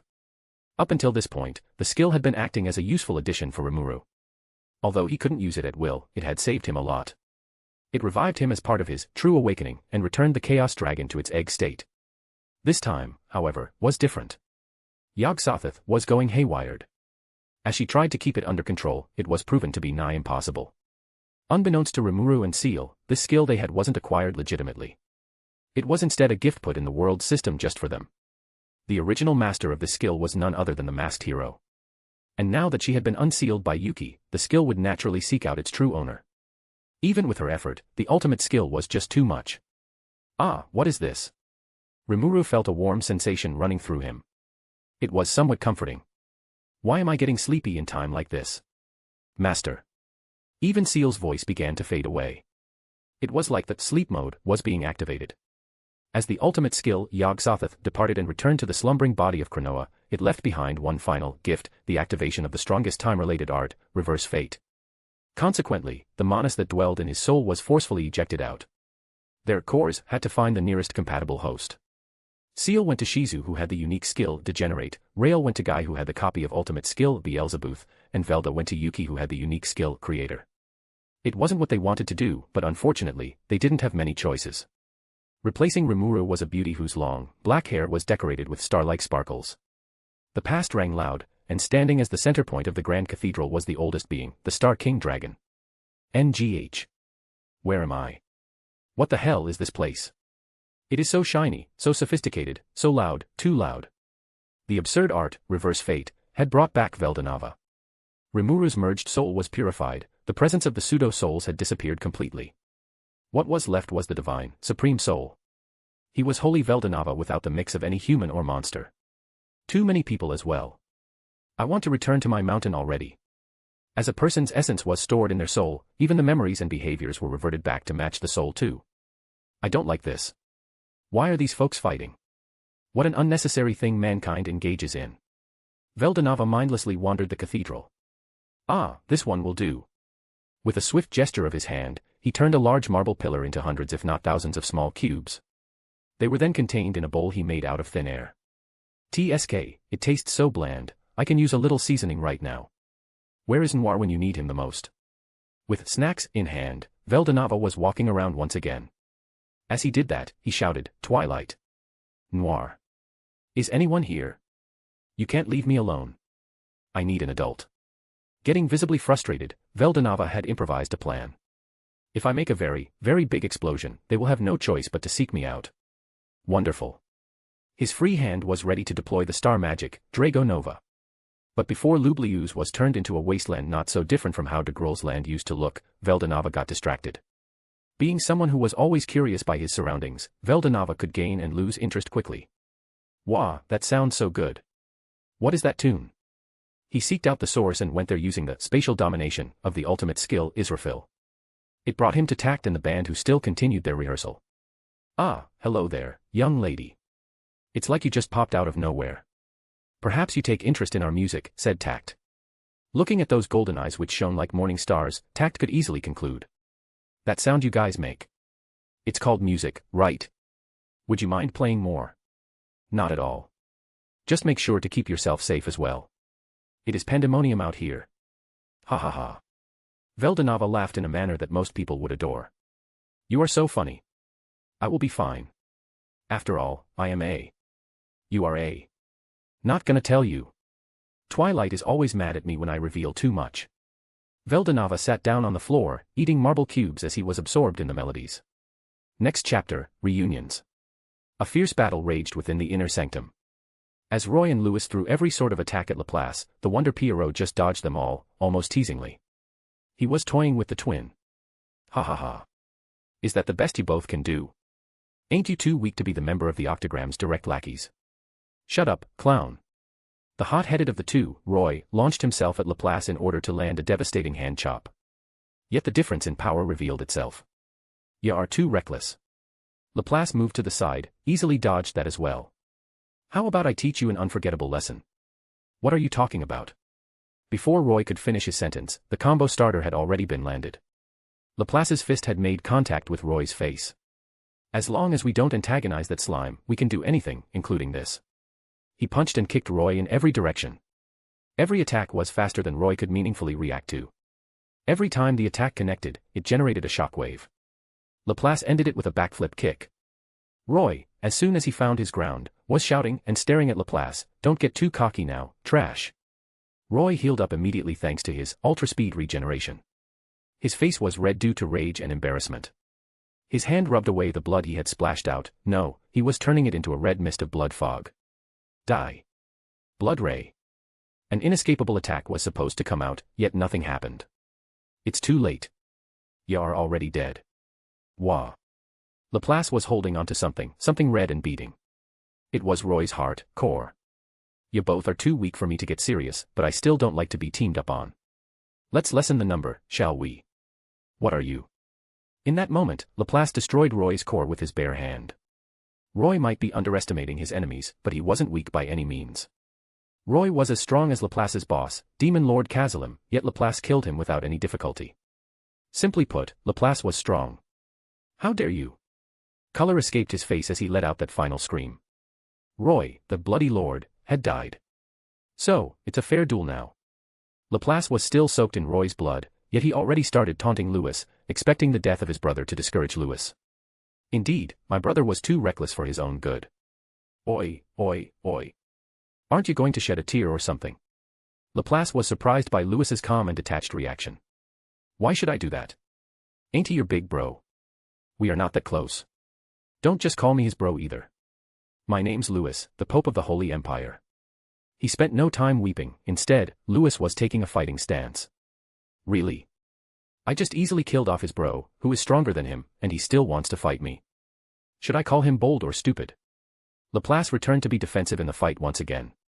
He was dodging Louis's attacks, at the same time, he observed his surroundings. Footman is badly beaten. That butler guy is too strong. He might be the strongest among the three. I have to end this fight and go to help him. Butlers were always troublesome. If anything, didn't Demon Lord Rimuru have a freakishly strong butler as well? Diablo, was it not? Laplace dodged Louis's direct punch by jumping up high. Die. His fingers were shut close with no gap between each one. He straightened his hand like a sharp blade and aimed for Louis's head. Laplace was faster and stronger, so it would be a death sentence if it landed. But at that moment, someone came in to help him. My apologies. I'm a bit late. A middle-aged man had interfered. Although he looked fairly old, his posture told otherwise. In his hand was a katana. It was not forged, but manifested through the skill that was intrinsic to the demon race, material creation. This man was Ajira, the dependent of John the Yellow, now known as Carrera. At the same time, Esprit sneaked up behind Footman and kicked him with an intense power that belied her frail form. Following the Yukis, auras, Laplace and Footman let out, they had arrived at the battlefield. These auras were meant to help hide Yuki's presence. It fulfilled its job well considering that Yuki had not been found by Luminous yet.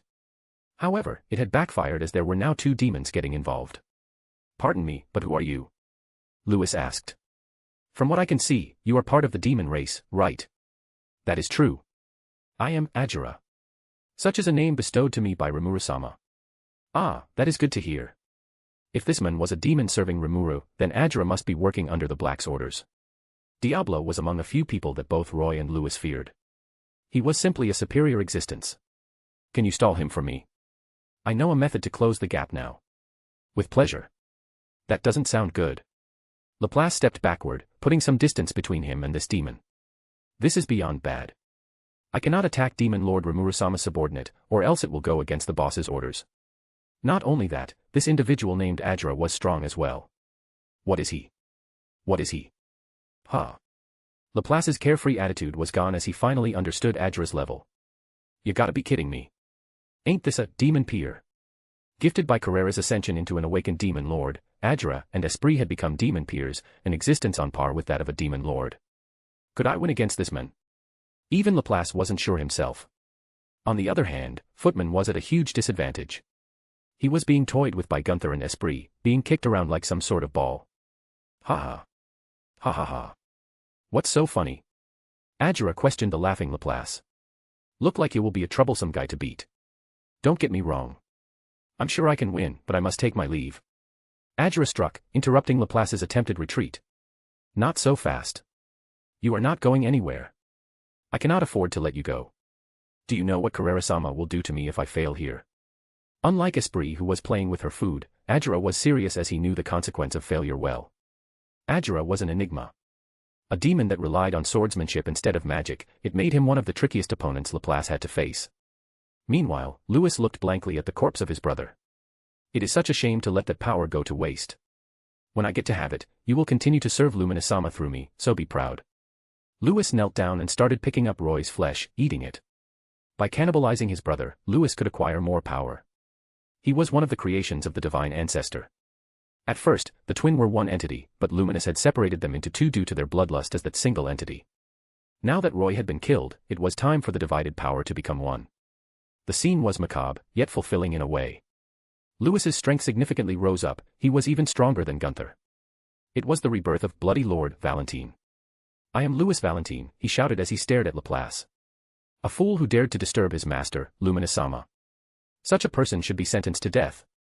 He joined in with Ajra to fight with Laplace.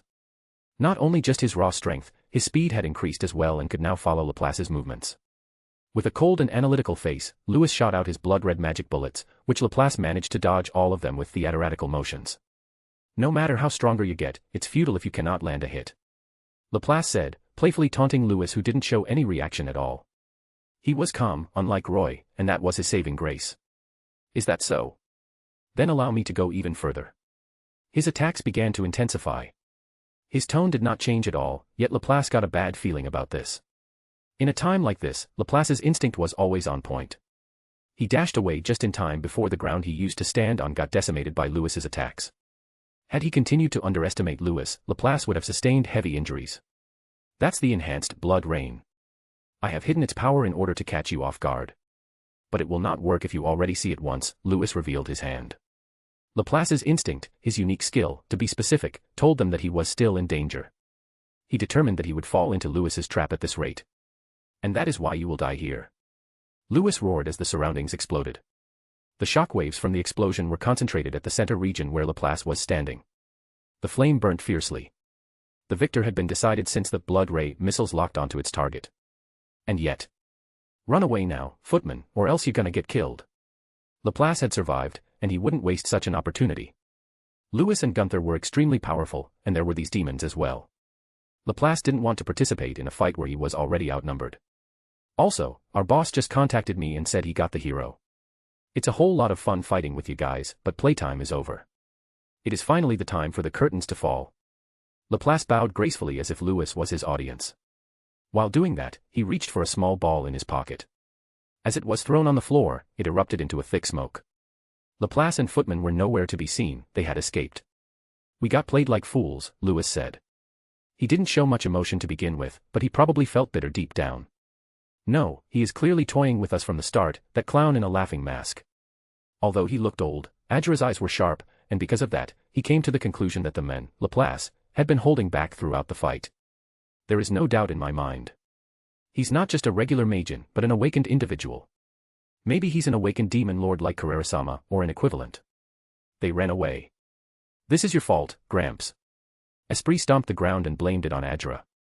The middle-aged man sighed, grown accustomed to Serera and Esprit's antics already. They were such overbearing brats. And so, only the battle between Luminous and Maria remained. Guy and Rain were observing the raid on Lublius from afar. They positioned themselves far from the main conflict, being in the outskirts of Lublius. Yet Rimuru could still detect them, and he had sent Rael to be his envoy. To be able to entrust someone with such an order was a blessing. It was very convenient. Heh. Guy's grin widened. It looks like we have a visitor. It's you again. He was quickly aware of Rael. It was not like the boy made any attempt to hide it in the first place. He was far from being a sneaking type of person. For him, life was about being confrontational and punching the problem in the face. Rael was on the tall tree, resting on a branch just above Guy's head. Is that Rimuru-sama? Unlike Guy, Rain found it difficult to differentiate Rael from his master. When it came to appearance, Rael was almost identical to Rimuru. It would be hard to tell the two apart if you didn't look into their behavioral differences. No, Rain. That is something else, Guy corrected her. As I thought, there is no way I can mistake a mere stand-in for that kind and compassionate lord. One might say that is an act of fate, she thought. Rain might be aloof on the outside, but inside she was still the same smug devil. Though couldn't tell outright that it was Rael, Rain's hunch remained correct. Guy looked up at Rael, giving him an analytical look before saying, "Does Rimuru give you a makeover?" "Oh, this style. It is for tomorrow's concert. The Lord is merciful, and he will let us have some fun too." He was dressing up for the occasion. Rimuru had tied Rael's hair into a ponytail and given him the anti-magic mask. The disguise was quite minimal, but this would do. He wouldn't be the center of attention in the concert anyway, so it would be fine. That aside, the Lord has sent us to ask, what are you two doing here? Don't bother. We aren't here to cause a problem. Guy came here just to observe. Granbell had been protecting the West for the last 1,000 years. If he fell here, the balance within the West would eventually fall apart. Guy Crimson, as the mediator, had to see things through. This is the human trial. For what? Rael questioned. There's no point in explaining them to you, Guy said. But don't worry, our plan won't get in Rimuru's way. That should be enough for you, right? Yeah. Rael nodded. He didn't care about humans or the falls of civilizations. As a Manus, his attention was for Rimuru and Rimuru's desires alone. As long as it will not go against the Lord's will, we will look past it. Things seemed to go just fine, until... Out of the blue, Rael felt a strange surge of pain. It was as if his soul was being pierced by small needles. No, no, no. What is the meaning of this? Rael screamed, which startled Guy a bit. For some reason, the deep connection between him and Rimuru had been severed. His core, the essence of his very existence, had been transferred to Guy. His facial expression was hidden by the mask, but Guy could sense worries from him. He could see Rael's frail body shaken as well. However, Guy could sense something else. A powerful surge of energy had been detected within Lobelius's domain. It felt just like Malim, yet there was no reason for her to be here. Then why? What did you do? Rael let out a screech that echoed through the forest. A moment later, he launched himself at Guy, pouncing him to the ground. We asked, what did you do? Guy did not understand why Rael was attacking him, but he didn't retaliate. Ah, he is scared. When children were scared, they'd yell and scream in frustration, as well as throwing and hitting things. For now, that thing was Guy Crimson. Fear had turned into an accusation as he blamed Guy. Rael wasn't really putting much thought into it. He was quite simple. When he saw his core being with Guy, he instantly accused Guy as the culprit. Guy-sama. No. Guy raised his hand to stop Rain from interfering. Let him vent out his frustration. I will be fine. Master, where are you? I cannot feel your presence anywhere. It is so cold and so lonely. I do not like this. As she was transferred to Champion Shizu's soul, Seal was hit with a feeling of uselessness. How could this happen? Her master was just with her, and then he was gone, replaced by Veldanava, someone who she had never recognized as her master. As Seal was Rimuru's proxy, she was the one to inherit all of his power when he disappeared. With Rimuru's power, she could use it to create and destroy anything, yet there was someone, that was still out of her reach. No matter how far she expanded the universal perception, she could not find Rimuru's soul anywhere. It was as if he had never existed in the first place. She held onto Rimuru's memories, but she couldn't revive him unless she could find his soul, which went missing. If she recreated that soul from the data she had collected, that wouldn't be her master anymore, right? He would become nothing but a puppet, not the man she had grown to love. She was depressed. My master. This world is too cold. It shrouds in darkness, the darkness I hate. I need your guidance, anything at all. Please, get yourself together. The voice of Shizue snapped Seal out of it.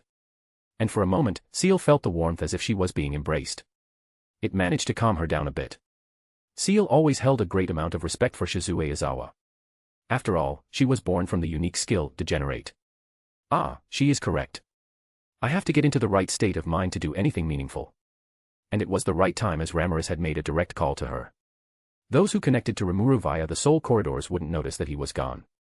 Through Seal, those corridors still remained intact. The only people that would be aware of this were those who connected deeply to Rimuru, namely Veldora, Ramirez, and the Manas. While Lublius was being attacked, a carriage was moving on the main road that connected Farminus' capital, Maris, with Lura, the capital city of Ingracia. It was at the capital where another summit of nations would be held. Testarossa, as always, would be the representative of Tempest.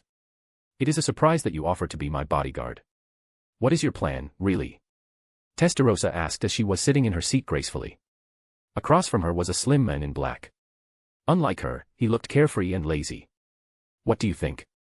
I'm only doing things that I'm interested in. He wasn't just some random guy, but one of the strongest people in the world. Known as the Sleeping Ruler, he was Demon Lord Dino of the Octagram. What did the Demon Lord want from the gathering of humans? Testarossa didn't know, but she had no reason to deny his assistance either. Although he was paired up with such a beauty, Dino constantly looked out of the window. And what does that mean? It is that time already. In just a few years, the Great War will come, Dino said cryptically, expecting Testa to already know the context. As the trumpets are blown, millions of angels will descend from heaven and lay waste to civilizations, Testarossa said. Someone as ancient as her knew it, of course. The Tenma War that would spark every 500 years. Recently, I have had a conversation with my fellow administrators. This was referring to the time when he, Guy, and Ramirez had a meeting in the dungeon. The one that Guy left Rain outside which led to her being charmed by Rimuru. Yes, that one. In their meeting, they had decided that something must be done, as this upcoming Tenma War would probably be the most destructive one.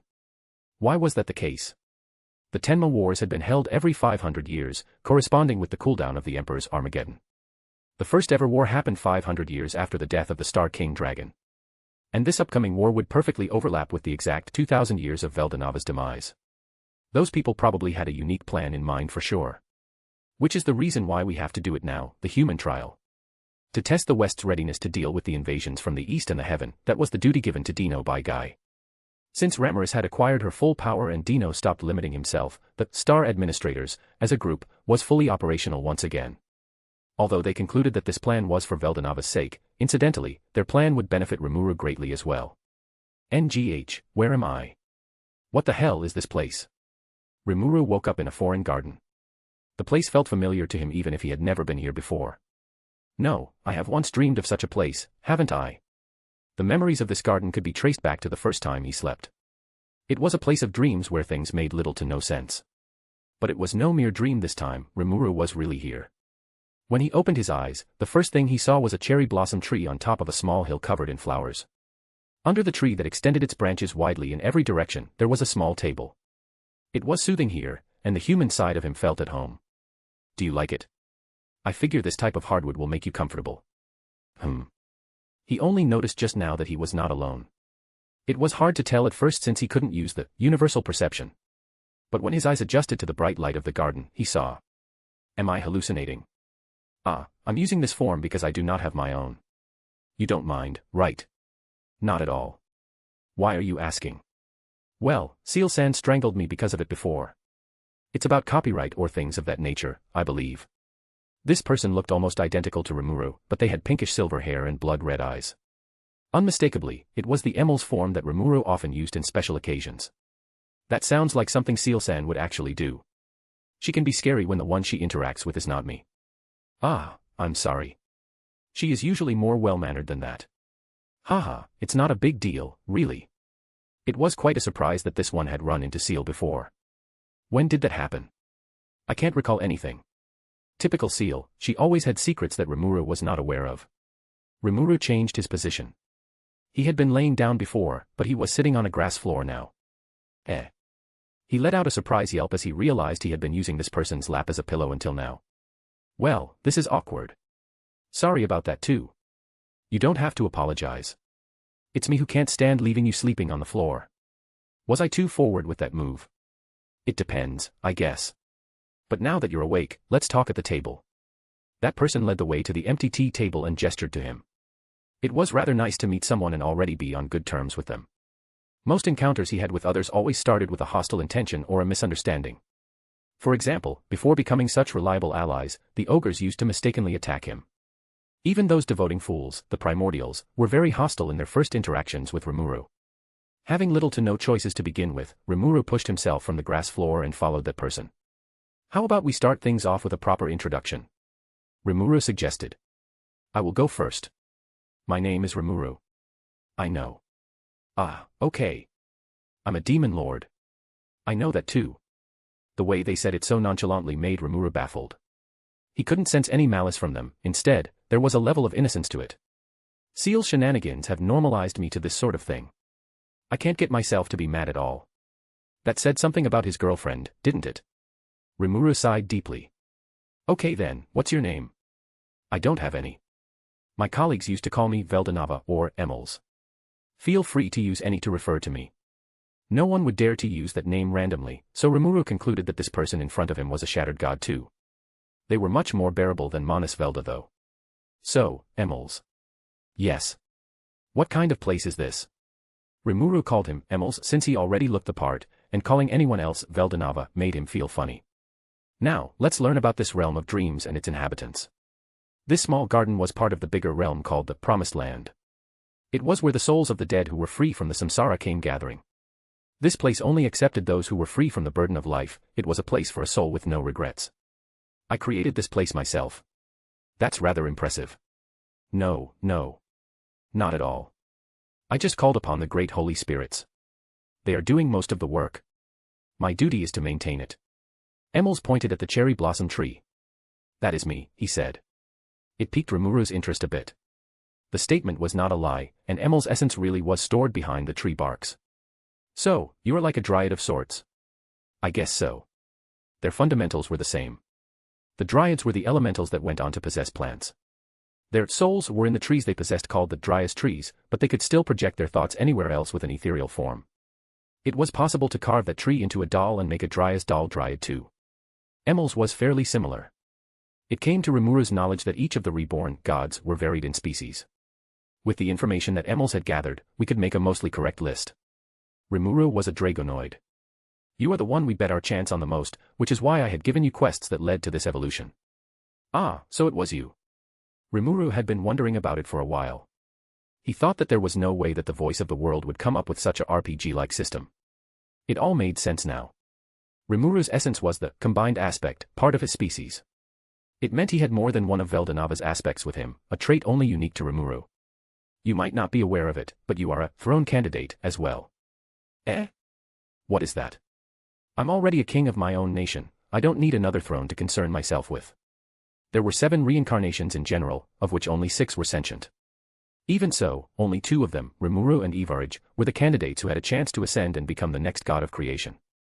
People like me and Velda cannot take that role. Why is that the case? Shouldn't we, as divine reincarnations, be equal? Rimuru asked. But then again, life was never fair to begin with. We weren't born equal. I've grown to accept it. On a different note, even though the Dragon Lord, Gaia, and Ivaraj might have appeared to be dragons, they were pretty different when you take a deeper look into this whole thing. Meanwhile, Emils' race seemed to be classified as system. It meant that he was a unique existence akin to the voice of the world. It was rather interesting. I think that is enough about our introduction, said Rimuru. Wah, but I really want to know you more. Even if you are saying that. I'm in a bit of a hurry right now, he said. If this is anything like the previous time, it must be a dream, right? I have to wake up now. No. I will put it nice and simple. You are already dead. That's why your mind has been transported here. What? It was a heavy revelation indeed. But Emils only mentioned it half-heartedly. In a moment's notice, a dimensional window appeared in front of Rimuru, giving him a look into the world below. There were minor incidents all over the place. But most importantly, there was now a troublesome dragon on the loose. He was dozing off right now while Tact and others were performing the music nearby.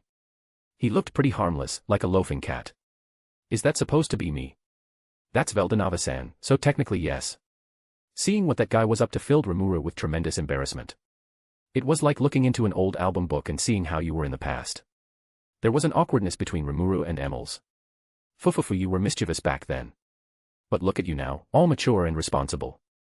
We cannot even decide which one we love more. Ah. Hearing a familiar voice he had not heard for so long, Rimuru turned to see the first love of his life. Is that you, Lucia? Y/N. Lucia is wondering if it is possible for her to have both Rimuru and Veldanava. I will tell you a funny story.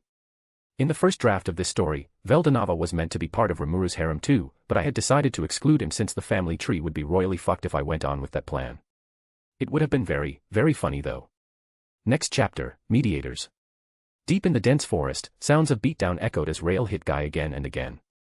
Guy did not really mind it since there would be no lasting effect on him. After all, he had the potent, infinite regeneration. As long as he still had Magicools left, he would heal from any wounds. How long is this going to last? I cannot waste hours on this. Guy had a lot to concern for, but he had to prioritize Rail. At the moment, Rail was too unstable to be left alone. From his previous encounter with Rail, Guy had learned that Rail was powerful due to the special energy he could produce, Nihility. If that kind of power was to be let loose in the world, it would have been catastrophic. Slowly but surely, Rail mellowed down. His punches became less intense, but they were still being thrown nonetheless. That was not the only thing being thrown though. Profanity, in which he had learned from Carrera, was being thrown too. He had always been an ill-tempered kid, courtesy of being young and reckless, but none was on this degree. Rimuru was his linchpin, so losing the connection that kept him sane made him act out in such a way.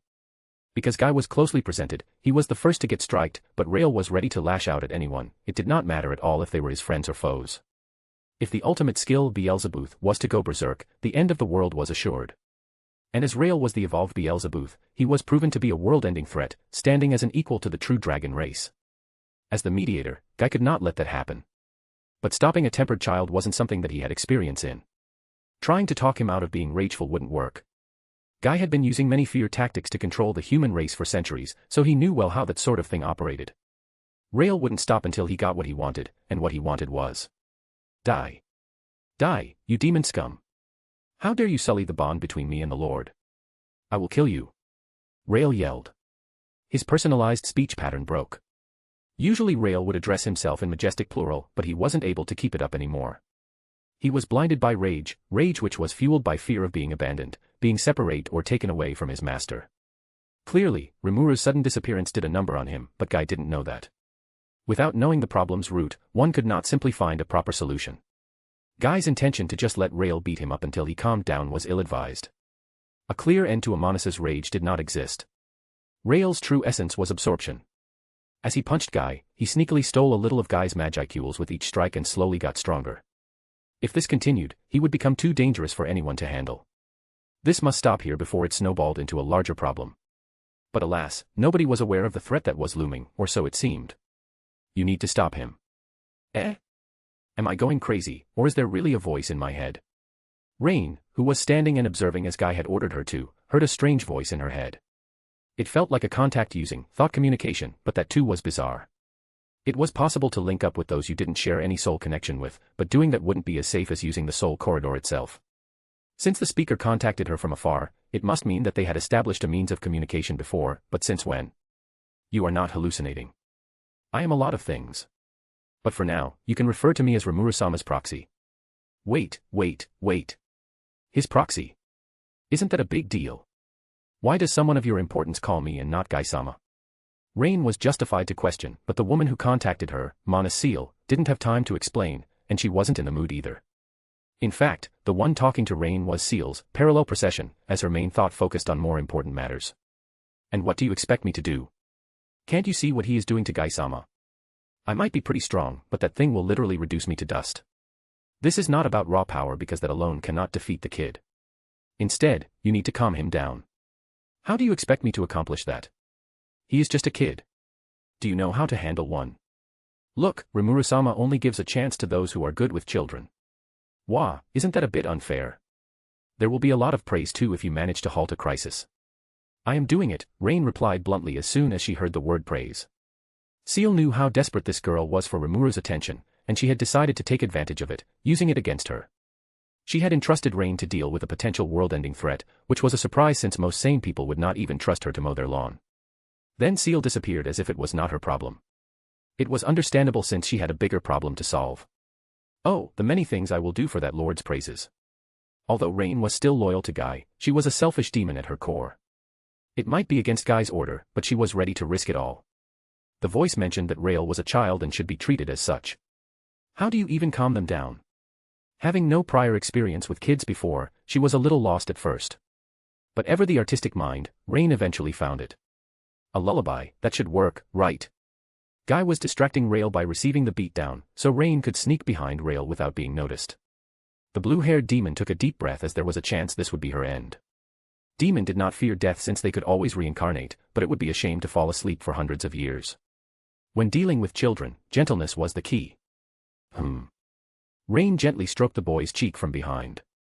Her hand was partially gloved, a thin blue fabric which matched her hair color coated the area from her palm to her elbow. Yet, there was a warmth to be felt at the tips of her fingers. Rain, didn't I order you? Guy was about to scold Rain, but his complaint was buried under Rael's roar. What do you want from me? Hush, little baby, don't say a word, Mama's gonna buy you a mockingbird. Huh. Guy was immediately baffled as soon as Rain started singing. What did this idiot think she was doing? Did she really think this would work? Rael, on the other hand, seemed to be entranced by her voice. Huh. Even his face softened as he heard her voice and felt her touch.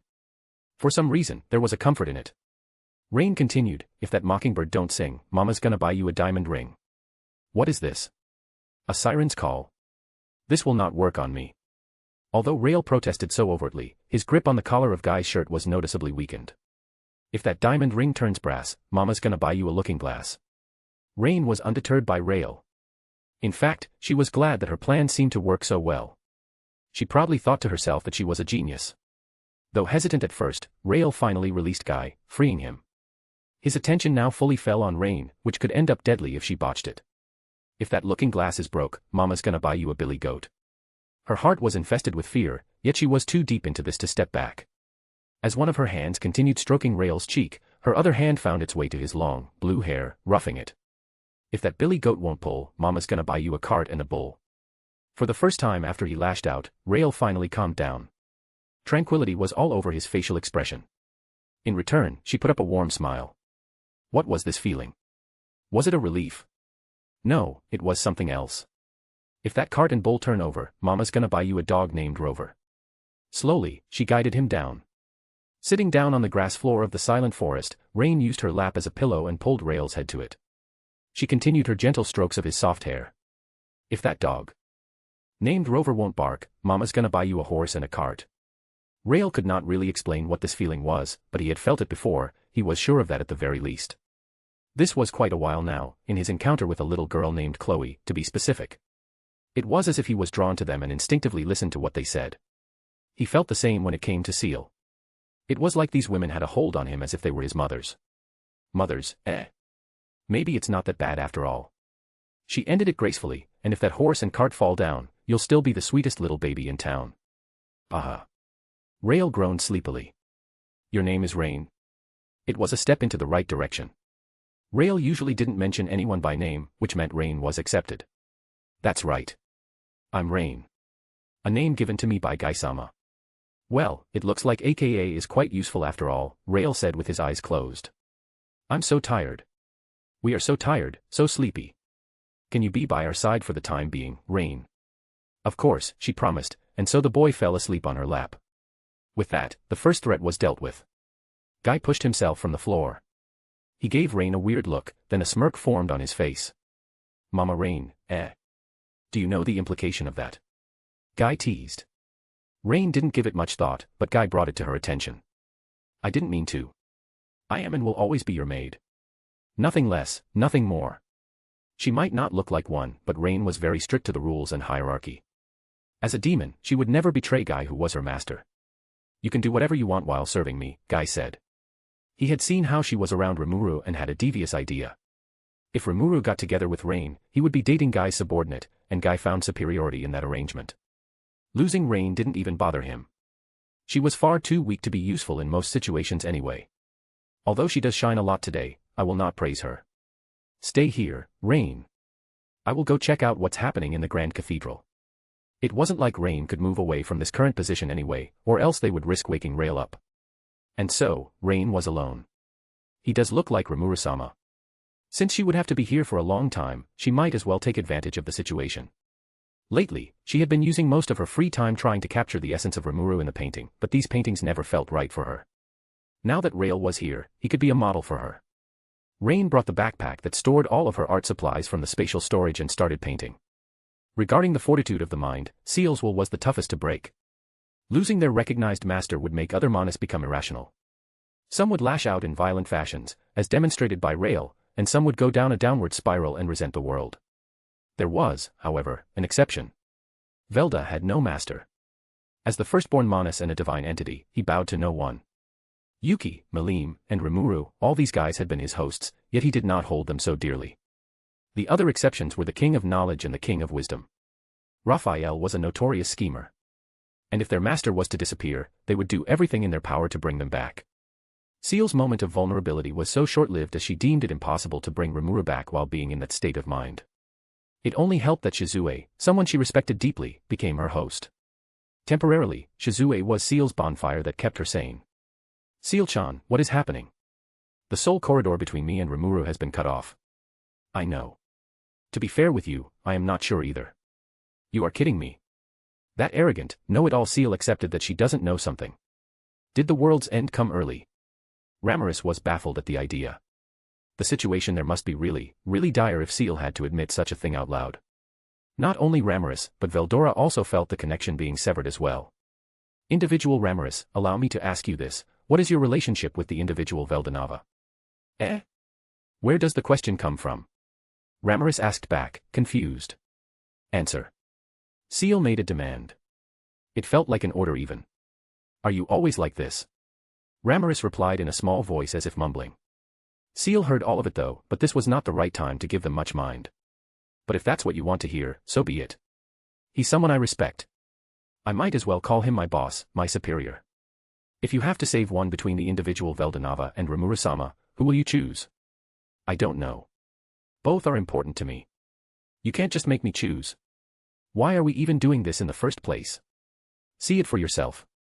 After finishing that, Seal activated Spirit Summoning and Storm Dragon Summoning to call upon both Veldora and Ramaris. With how the situation was unfolding and Veldanava being like that, Seal needed someone to look after him. You should put an emphasis on the word need too. Because if that guy went wild, the world would be left in a worse state than the time Malim rampaged. Tact and the band might be able to keep him distracted for now, but who knew how long that would last.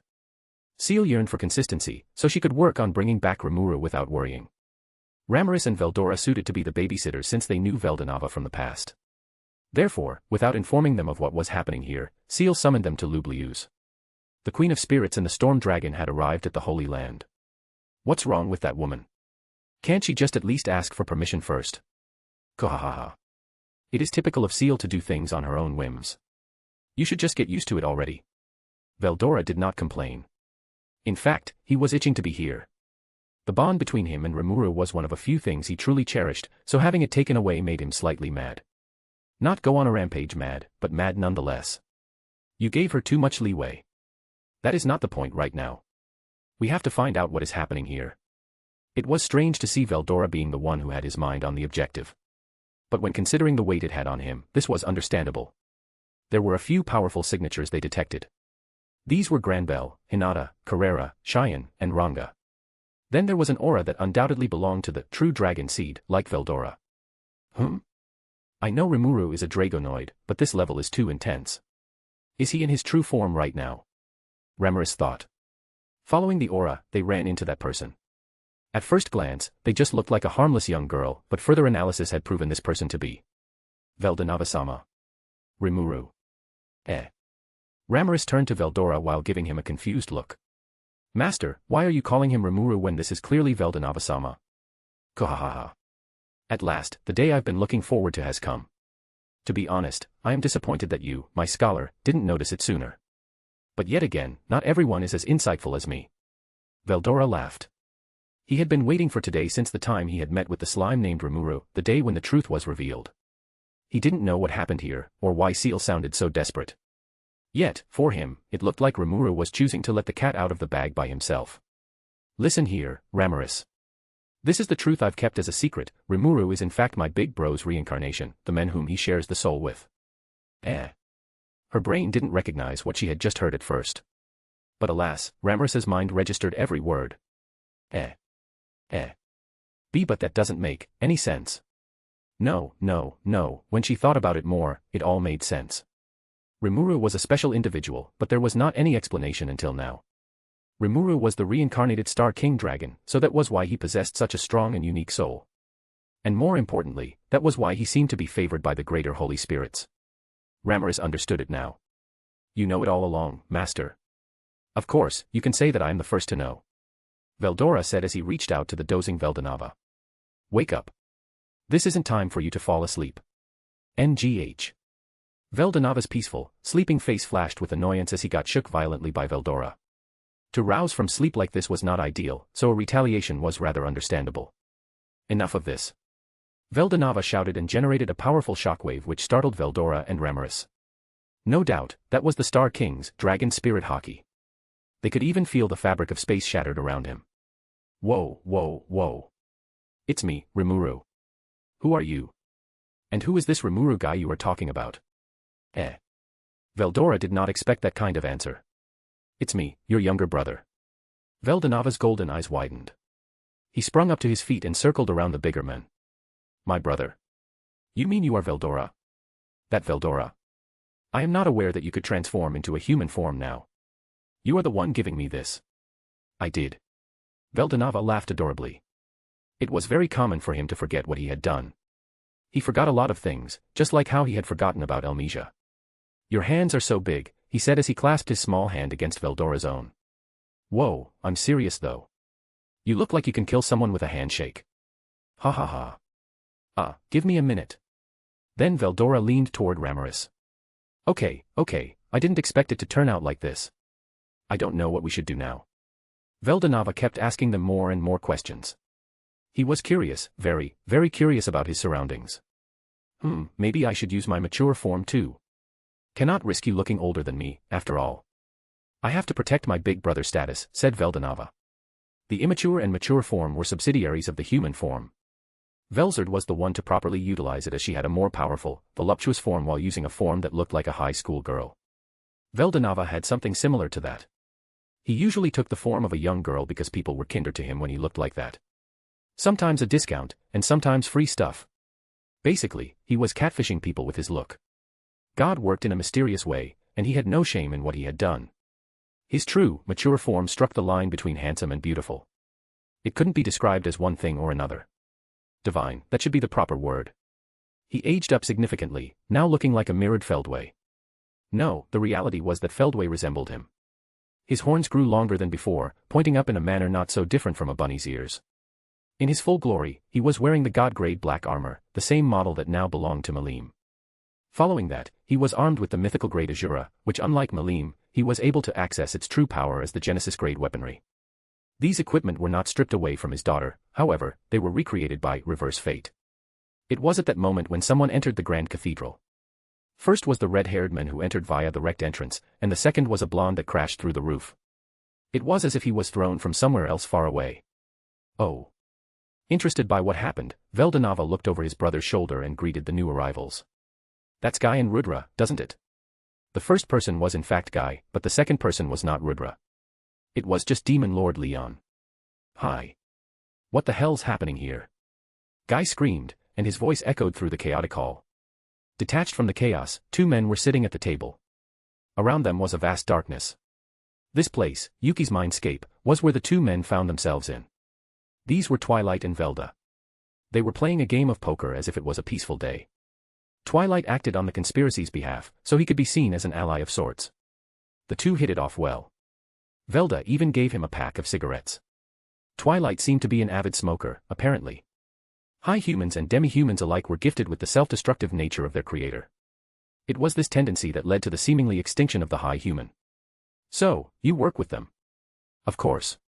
Twilight was holding his cards in one hand while his other stayed on the cigarette he was smoking.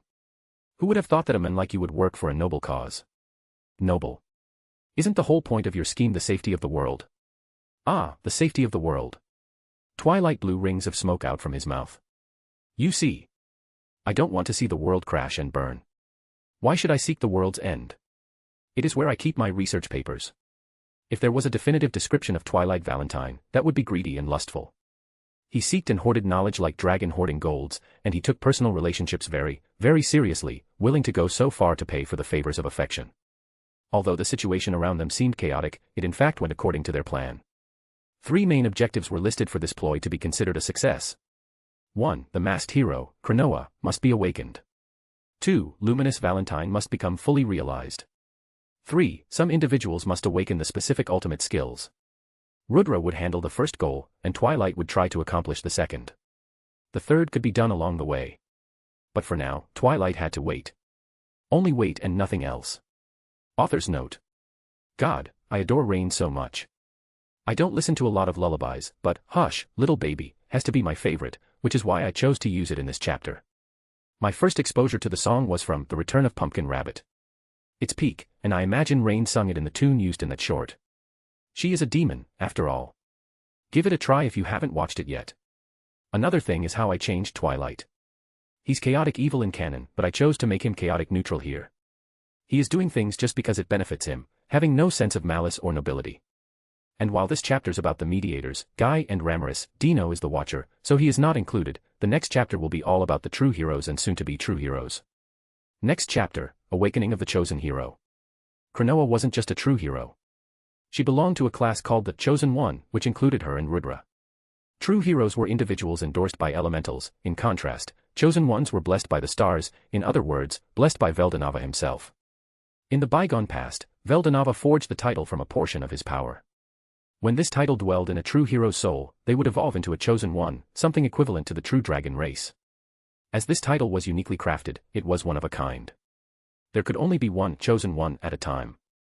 The title was made specifically for Rudra, so he was the first to possess it. Later, it was transferred to hero Cronoa, whom he deemed to be worthy of wielding this absolute power. Cronoa, or commonly known as the Masked Hero, was this generation's chosen one.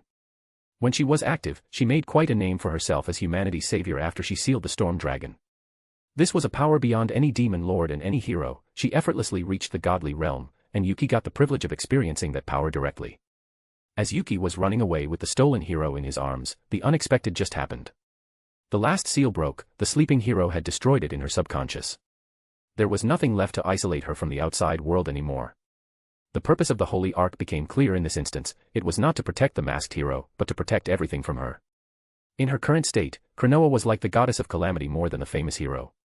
The black-haired girl's body erupted with radiant light, pushing Yuki away.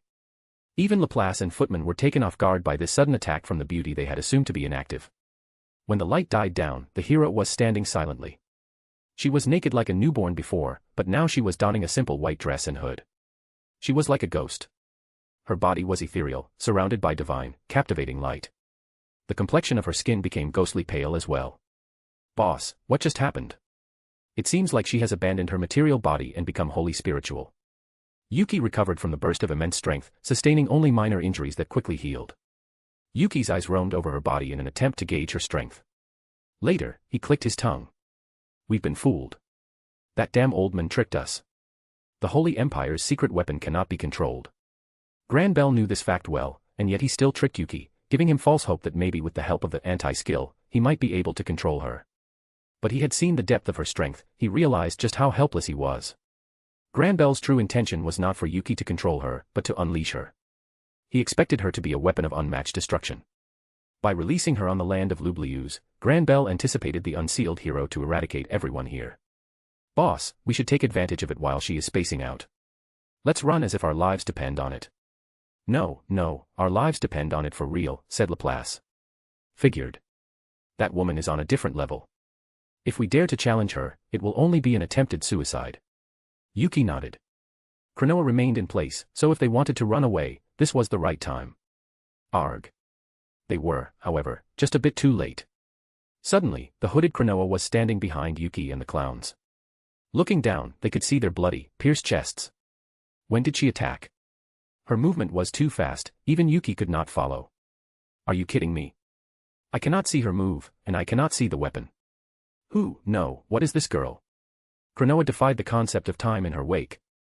What she had shown off was not immeasurable speed, it was far more menacing, the time stop. By attacking in the suspended world, Cronoa could kill even an awakened.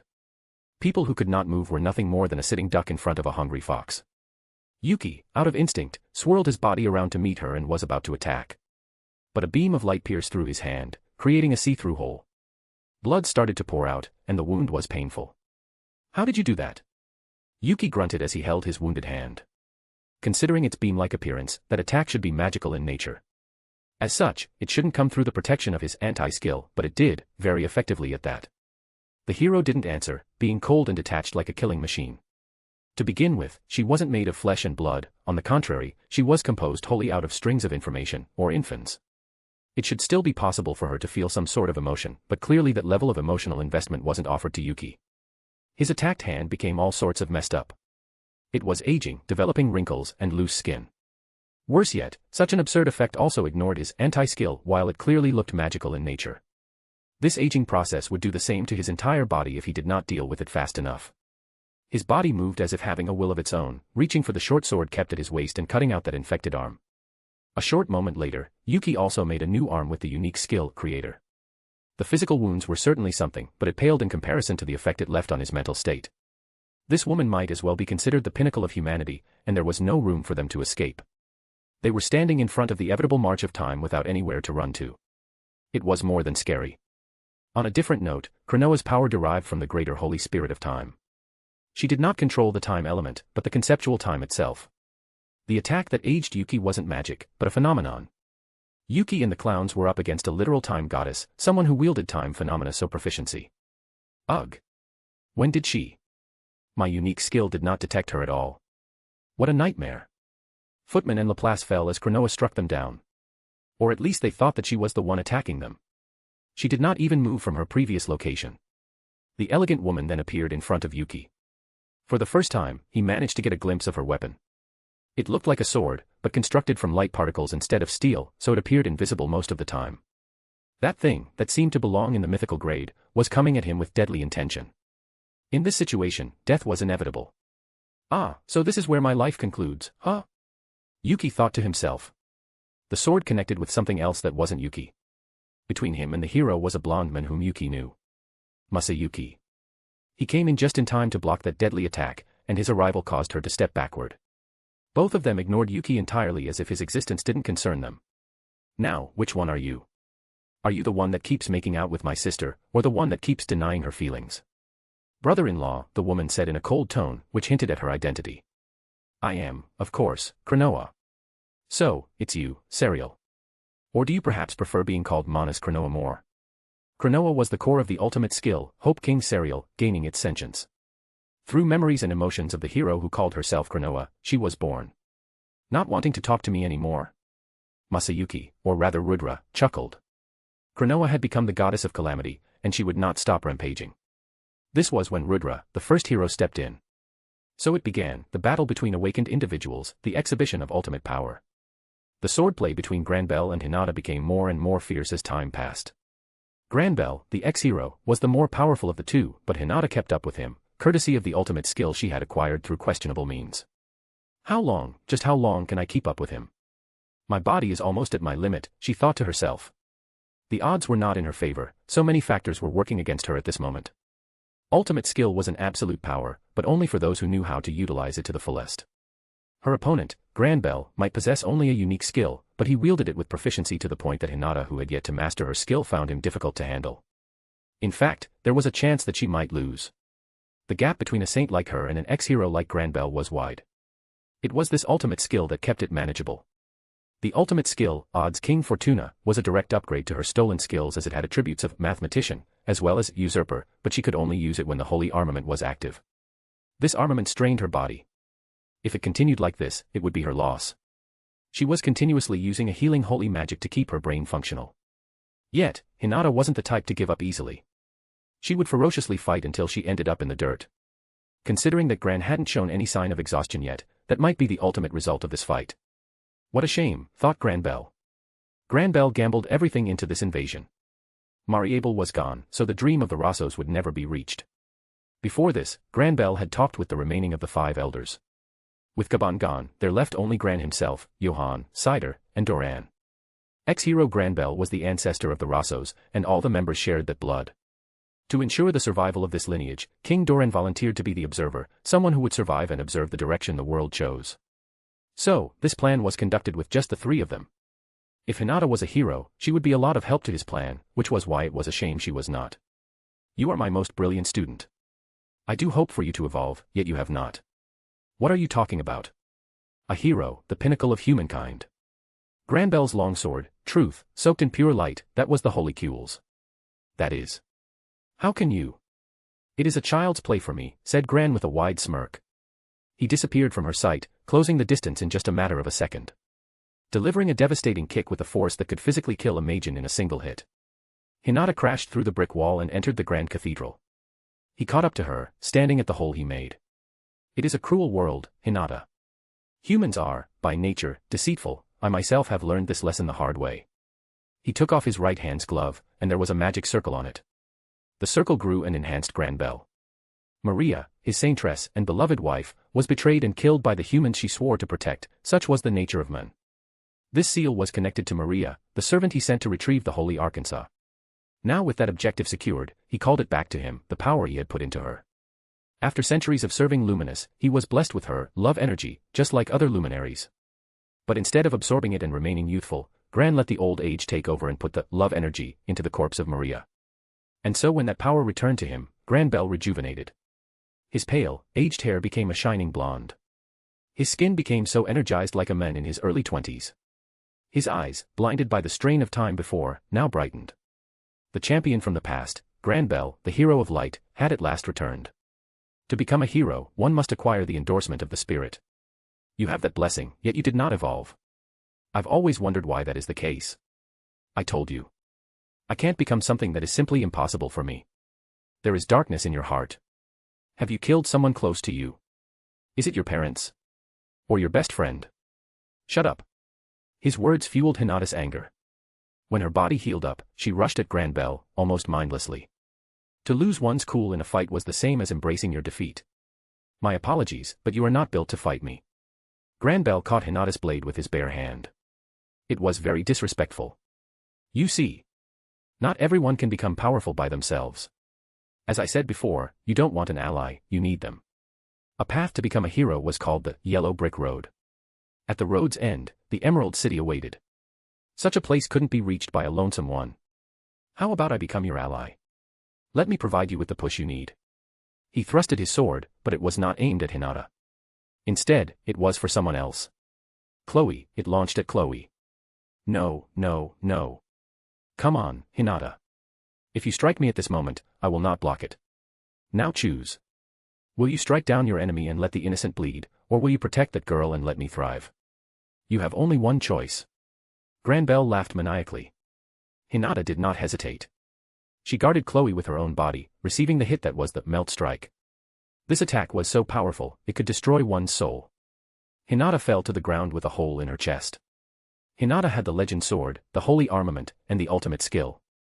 These made her powerful, but it also exhausted her body to its limit. Hinata Wunchin. I'm glad that you are safe. Hinata's words were just above a whisper. It is such a shame that I will not be able to train you anymore. You are a talented girl, Chloe. You have a potential to surpass me. So please, do it. She placed her hand on Chloe's shoulder and gave her the holy armament. Hinata was killed, and consequently, Chloe also disappeared. Granbel. Sensing the demise of her beloved Hinata, Luminous bursted into the Grand Cathedral. The aura around her was deadly, intensified by her rage. Ah, so you have come, Demon Lord Luminous, the youthful Granbel welcomed her, preparing for the final confrontation. So, you aren't Rudra. Veldanava was sitting on Veldora's shoulder. He just liked tall places. He was talking with the newly arrived Demon Lord Leon while Ramaris and Guy had their own discussion a few meters away. No, I'm not. Who is this Rudra? Eh? You do not know him. What kind of hero are you? I'm a Demon Lord, Leon replied. At the same time, he looked around trying to look for Chloe. He literally did not care who this guy was, or why he was so acquainted with the Storm Dragon. He just wanted to see that girl, but she was nowhere to be seen. What kind of joke is this? You elude a strong hero hockey. Leon was not the type of person to care what he was labeled as, so he ignored Veldanava and his accused tone. Suddenly, a strong sense of danger washed over them. Far away, there was a clash of outstanding individuals. Whoa! Veldanava exclaimed with his eyes also sparkling. The sparkling in his hair also shone as if living. Veldor had never seen his brother up close, courtesy of him not having a human form before, so he did not know those sparklings were so expressive. He was curious. Tapping his younger brother's shoulder, Veldanava said, "Go, my cavalry. Let's check that out." "Eh? I am a horse now." "Of course, you are. Now run." Veldora accepted his fate. Well, who was he to go against his brother? As Veldora took off and flew away, Veldanava made sure to grab Leon along with him, not satisfied with their conversation just yet. "Where do you think you are going?" Alerted by their sudden departure, Ramiris and Guy flew after them. "We are not done." The destination was a field near the highest mountain of this region. Two people, or perhaps two heroes, were locking into an intense fight which could be felt a mile away.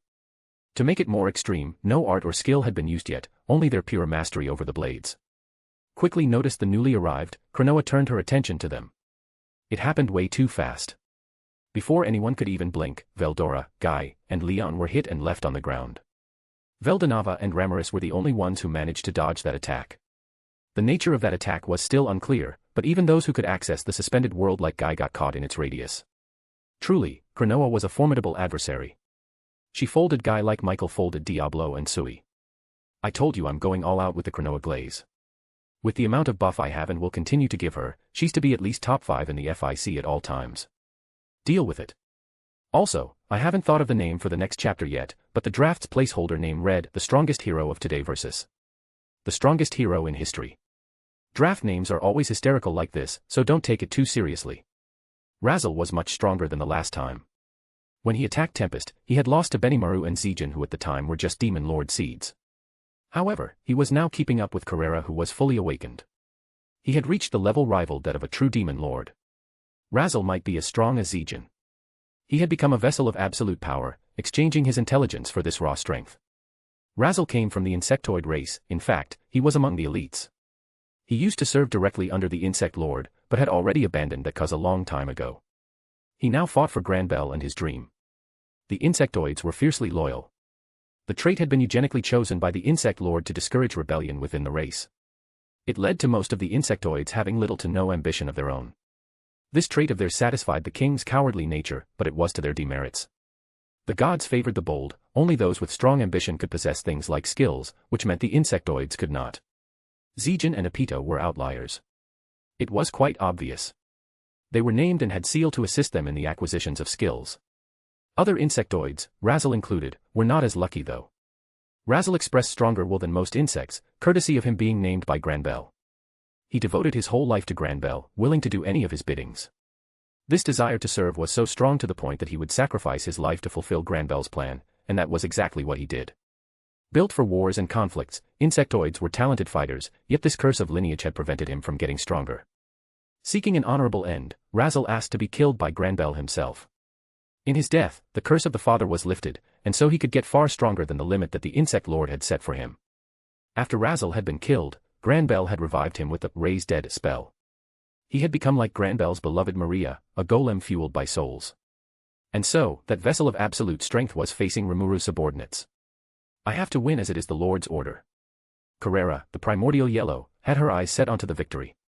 She could not afford to lose this fight, or else great Rimuru would never trust her with any duty again. She could not allow that to happen. Carrera was desperate, but not because of Razel. Her desperation was internal instead of external.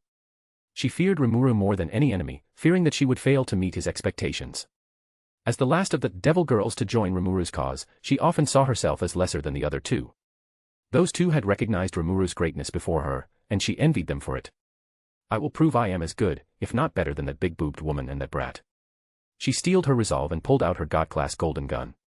With her preferred weapon equipped, Carrera boasted the highest amount of magiceules among his subordinates. But let's be honest, raw strength would not amount to much if it wasn't optimized and used well. She begrudgingly accepted the fact that Diablo and Zijin could beat her. In fact, Carrera had recognized Zijin as her rival. Razel, who hailed from the same race as him, would serve as a decent practice. And unlike in a fight with Zijin, she did not have to hold back since this guy didn't possess Rimuru's cells. Shiandano. Rangadano. Hearing Carrera's signal, the two went out in a separate direction. Although it looked like they were doing things randomly, that was not the case. In truth, they had already planned their next move. However, calling it a plan might be misleading. It was not a complex plan. In fact, the plan they had in mind was pretty simple. Carrera and Cheyenne were meatheads, so one should not expect much of a strategy from them. While Ranga was a smart pet in his own right, he still was not a strategist and just went along with whatever the two thought would be a good idea. Cheyenne, with her overwhelming physical strength, launched herself at Razzle. When it came to physical might, aside from the 3 demonesses and the 3 top vertices, the only people who could give her a challenge were ex-demon Lord Carrion and the man named Damrata, who more often than not was Ultima's training partner. Cheyenne was part of the 4 heavenly kings, the highest authority in Tempest. But she would not be satisfied with just that. Why should she? Her comrades earned their spots at the top, and she should do the same as well. Look, I'm glad that you're the enemy here. I have heard that you gave Benimaru and Zijin quite a challenge back then. You shall perish here. Cheyenne shouted as she swung down Gorokimaru at Razzle. This was a legend-class greatsword, so it should be effective. It didn't work in the way she had in mind though. The damage she made was neglectable. That armor was just unfair. It endured physical attacks well and did even better against magic spells. In every sense of the word, this guy was made specifically for combat. Razzle's reflect was among the best as well. His fist pierced through Cheyenne's stomach, making her spill blood from her mouth. She, however, still had a big smile on her face. Good. Good. It would be a shame if you fell too soon. Only a powerful opponent like this one could bring the best out of her, at least that was what she thought. She punched Razzle away, giving her wound an opportunity to heal itself. Seeing Razzle become staggered, Ranga jumped out of the shadows and took a chance. He tried to chomp down on Razzle's head. But Razzle's instinct was honed, he managed to use his armored arm to block the fangs. Yet Ranga had another trick that might have worked. The golden horns on his head let out black sparks, it was a sign of an imminent attack. Razzle was hit by the dark lightning. Usually, being hit pointed blank by this would be deadly, it was an all-powerful storm magic, after all. However, Razzle survived. Well, he was a dead golem to begin with, so saying that he had survived sounded a bit wrong. But overall, he took that attack pretty well, courtesy of his exoskeleton armor being resistant to magic. Razzle moved as if feeling no pain and swung his other fist at Ranga. The uppercut sent Ranga flying away, yet he barely sustained any damage. Because Razzle was as strong as Zijin, a punch from him should have been devastating, yet Ranga's injury was neglectable. This was because he owned the unique skill Immovable, it allowed Ranga to harden his body to be as durable as his will and ego would permit it. Gregory, the previous owner, could just make his body tougher than steel, yet Ranga had gone further. Functionally, Ranga's skin, when hardened, was as durable as the divine steel hurricane itself. Although he could still feel the pain, it was basically nothing. Ranga stood his ground and fearlessly launched himself back at Razzle. Cheyenne attacked as well, dropping from above with her Gorokimaru. Take this. Ogre Sword Guillotine. Cheyenne's sword was coated in her aura, making its size and sharpness increased. Imbued with the unique skill Cook, the attack could spell doom for almost everyone. That was if it did hit to begin with. Sensing danger, Razzle dodged. Cheyenne's sword touched the floor below. Dust billowed as the ground crumbled. There was now a crater with around 20 meters in diameter. Razzle was unharmed, yet they had him where they wanted him to be. Ranga erupted with an intimidating roar, summoning a strong gust of wind. It was the Death Storm, an art which combined together his authority over lightning and wind. The tornado surrounded the crater Cheyenne had made, becoming the wall that stood tall and denied exit. It goes as planned. Ranga howled happily and retreated into the storm. Their plan from the start was to create a winning condition such as this whimsical battlefield. They were in the eye of the hurricane, so no influence of the wind could be felt here. Carrera. Yes, sir. When Cheyenne and Ranga had begun their assault, Carrera stayed behind. It wasn't because she had no means to damage Razzle, but because she played a different role than the other two. She had been shaping the Abyss core all this time. By compressing again and again, she created a localized gravitational pull, an artificial black hole. If she unleashed in it this form, it would be named Gravity Collapse, the most destructive of the nuclear magic. Then she threw it, but not at Razzle. The unstable Abyss core was heading toward the rotation of Ranga's storm. Seeing an opening, Cheyenne recklessly jumped in and used her Gorokimaru to cut the Abyss core. Usually, this disruption would end up in the bomb being triggered, but that didn't happen. In a move that defied the natural law of the world, the orb of devastation split into 5 smaller orbs, such was a result of Cheyenne's authority over the universal laws. These orbs were no less powerful than before as they entered and rotated along the wind of Ranga's death storm. Yeah. Cheyenne ran into Razzle. And this time, Carrera accompanied her. Although her main weapon was her gun and her magic, she wasn't lackluster when it came to close-quarter combat either. In fact, it was the first thing she tried to hone after her first mission. ULT had been hanging out with the man named Damrata and had picked up the man's fist-oriented fighting style. Not wanting to be left behind, Carrera had started training with a sword. Luckily, we had a few sword masters in Tempest. Ajra and Hakuru had shaped her into a competent swordswoman. But Carrera was nothing if not rebellious. Her style was far from traditional. She had a sword, which she had made from material creation, in one hand, and a gun in another one.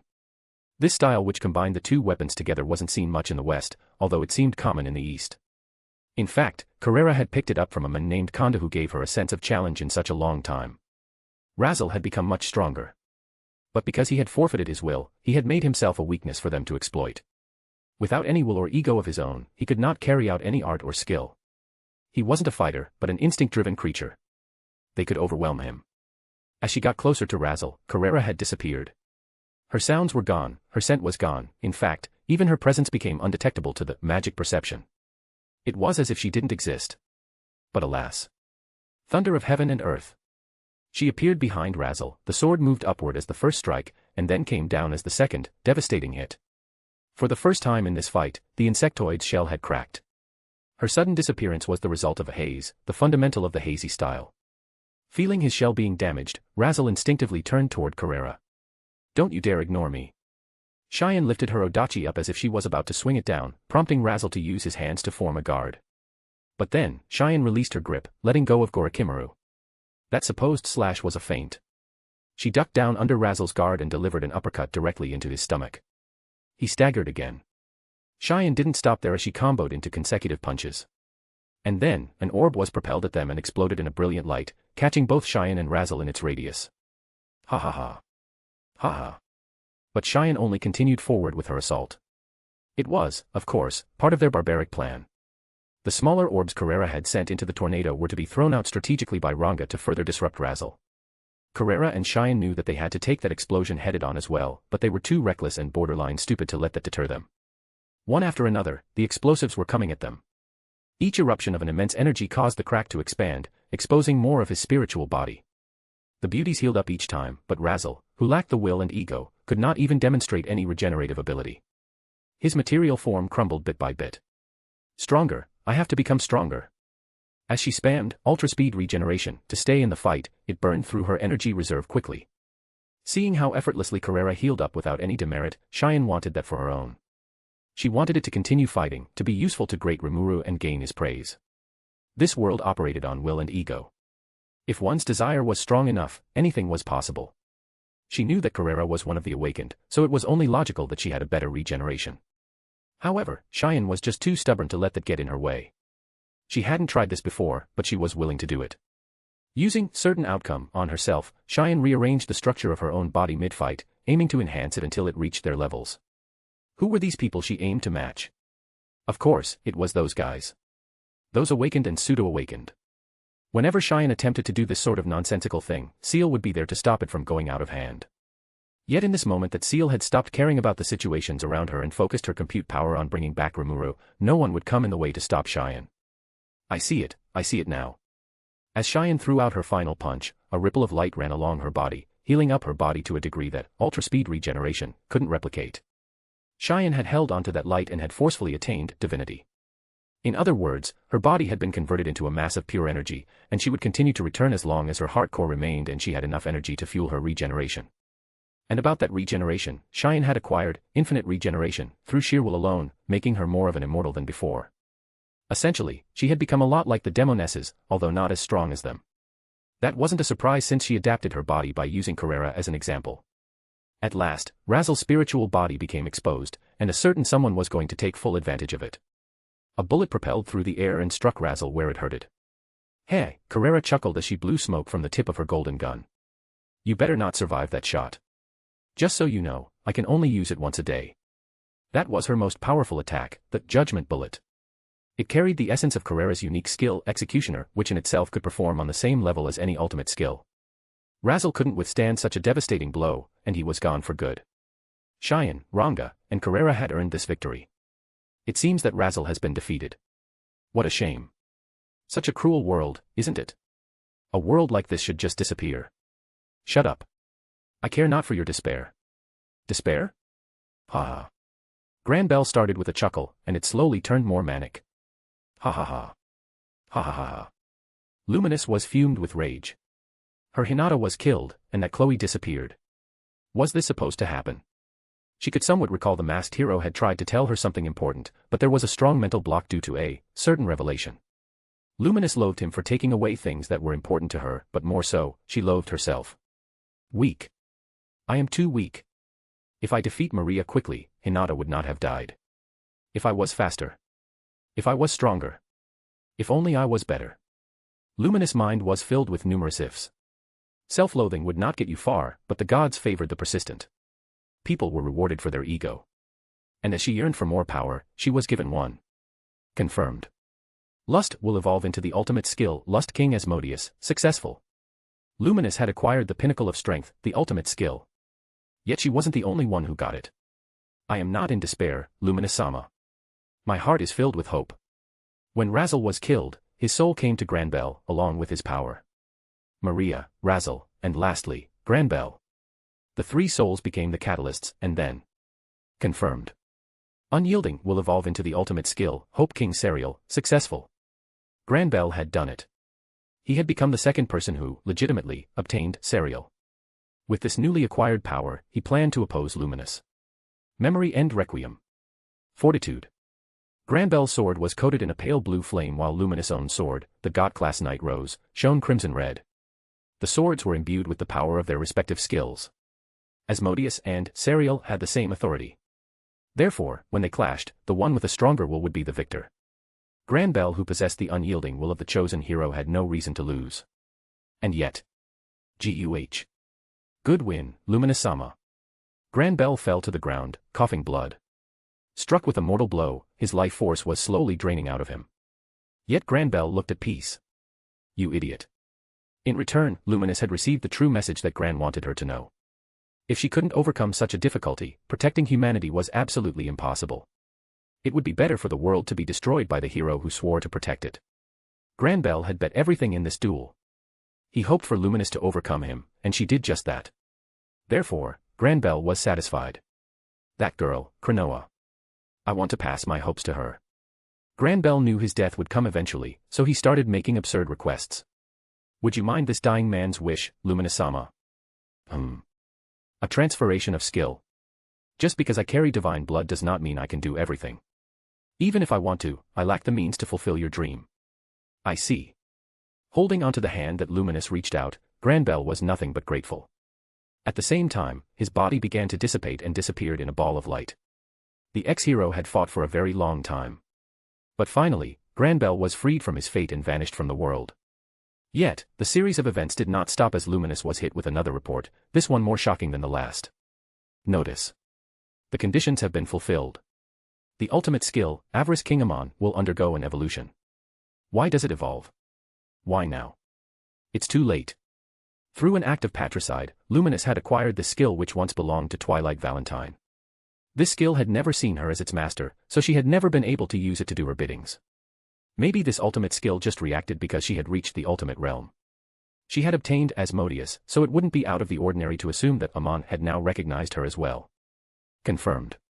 Avarice King Amon has evolved into the ultimate skill, God of Falsehood Yaldabaoth, successful. Miraculously, it turned into a skill that carried an epithet, God. Within the confines of the known realms, only one such example existed before it, which was Evarch's void god Azathoth. What?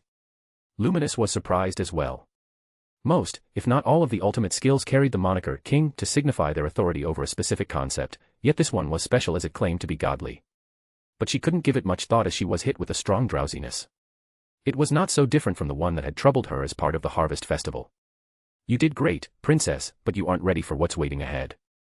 Luminous' gothic dress turned into a bright red suit. Her hair shortened to a shoulder length. But that is fine. It's a father's duty to shelter their children until they are ready to soar on their own. Ah, Luminous. My creation, my successor, my masterpiece, but above all, my daughter. Through Luminous, the man himself had incarnated. I share with you the debt of affection, and I shall pay it in due time. Instead of being a parallel existence, this one was the real Twilight Valentine who woke up from his long, long dormancy at last. Apparently, I can't put a fight scene in this chapter. I don't even know if the next chapter will be Veldanava versus Cronoa either. We either get that, or Chol's misconducts with Rimuru's girlfriends, aka, the past. We still have to cover Rimuru and Lucia's reunion too, which is a beast of a section considering certain reveals, let's say. Nothing bad. I mean, it is Lucia's shenanigans, so it isn't exactly ordinary either. Oh, you two are still around. Quite an enduring bunch, aren't you? Twilight said as he saw the two kneeling in front of him. These were Lewis and Gunther. They were Luminous' most prominent subordinates, yet they were also aware of this man named Twilight. He was their creator, the one who breathed lives into them. You aren't supposed to be here, said Lewis. He might be kneeling, but he wasn't at all being respectful. He was usually the calmer one, but consuming Roy changed him.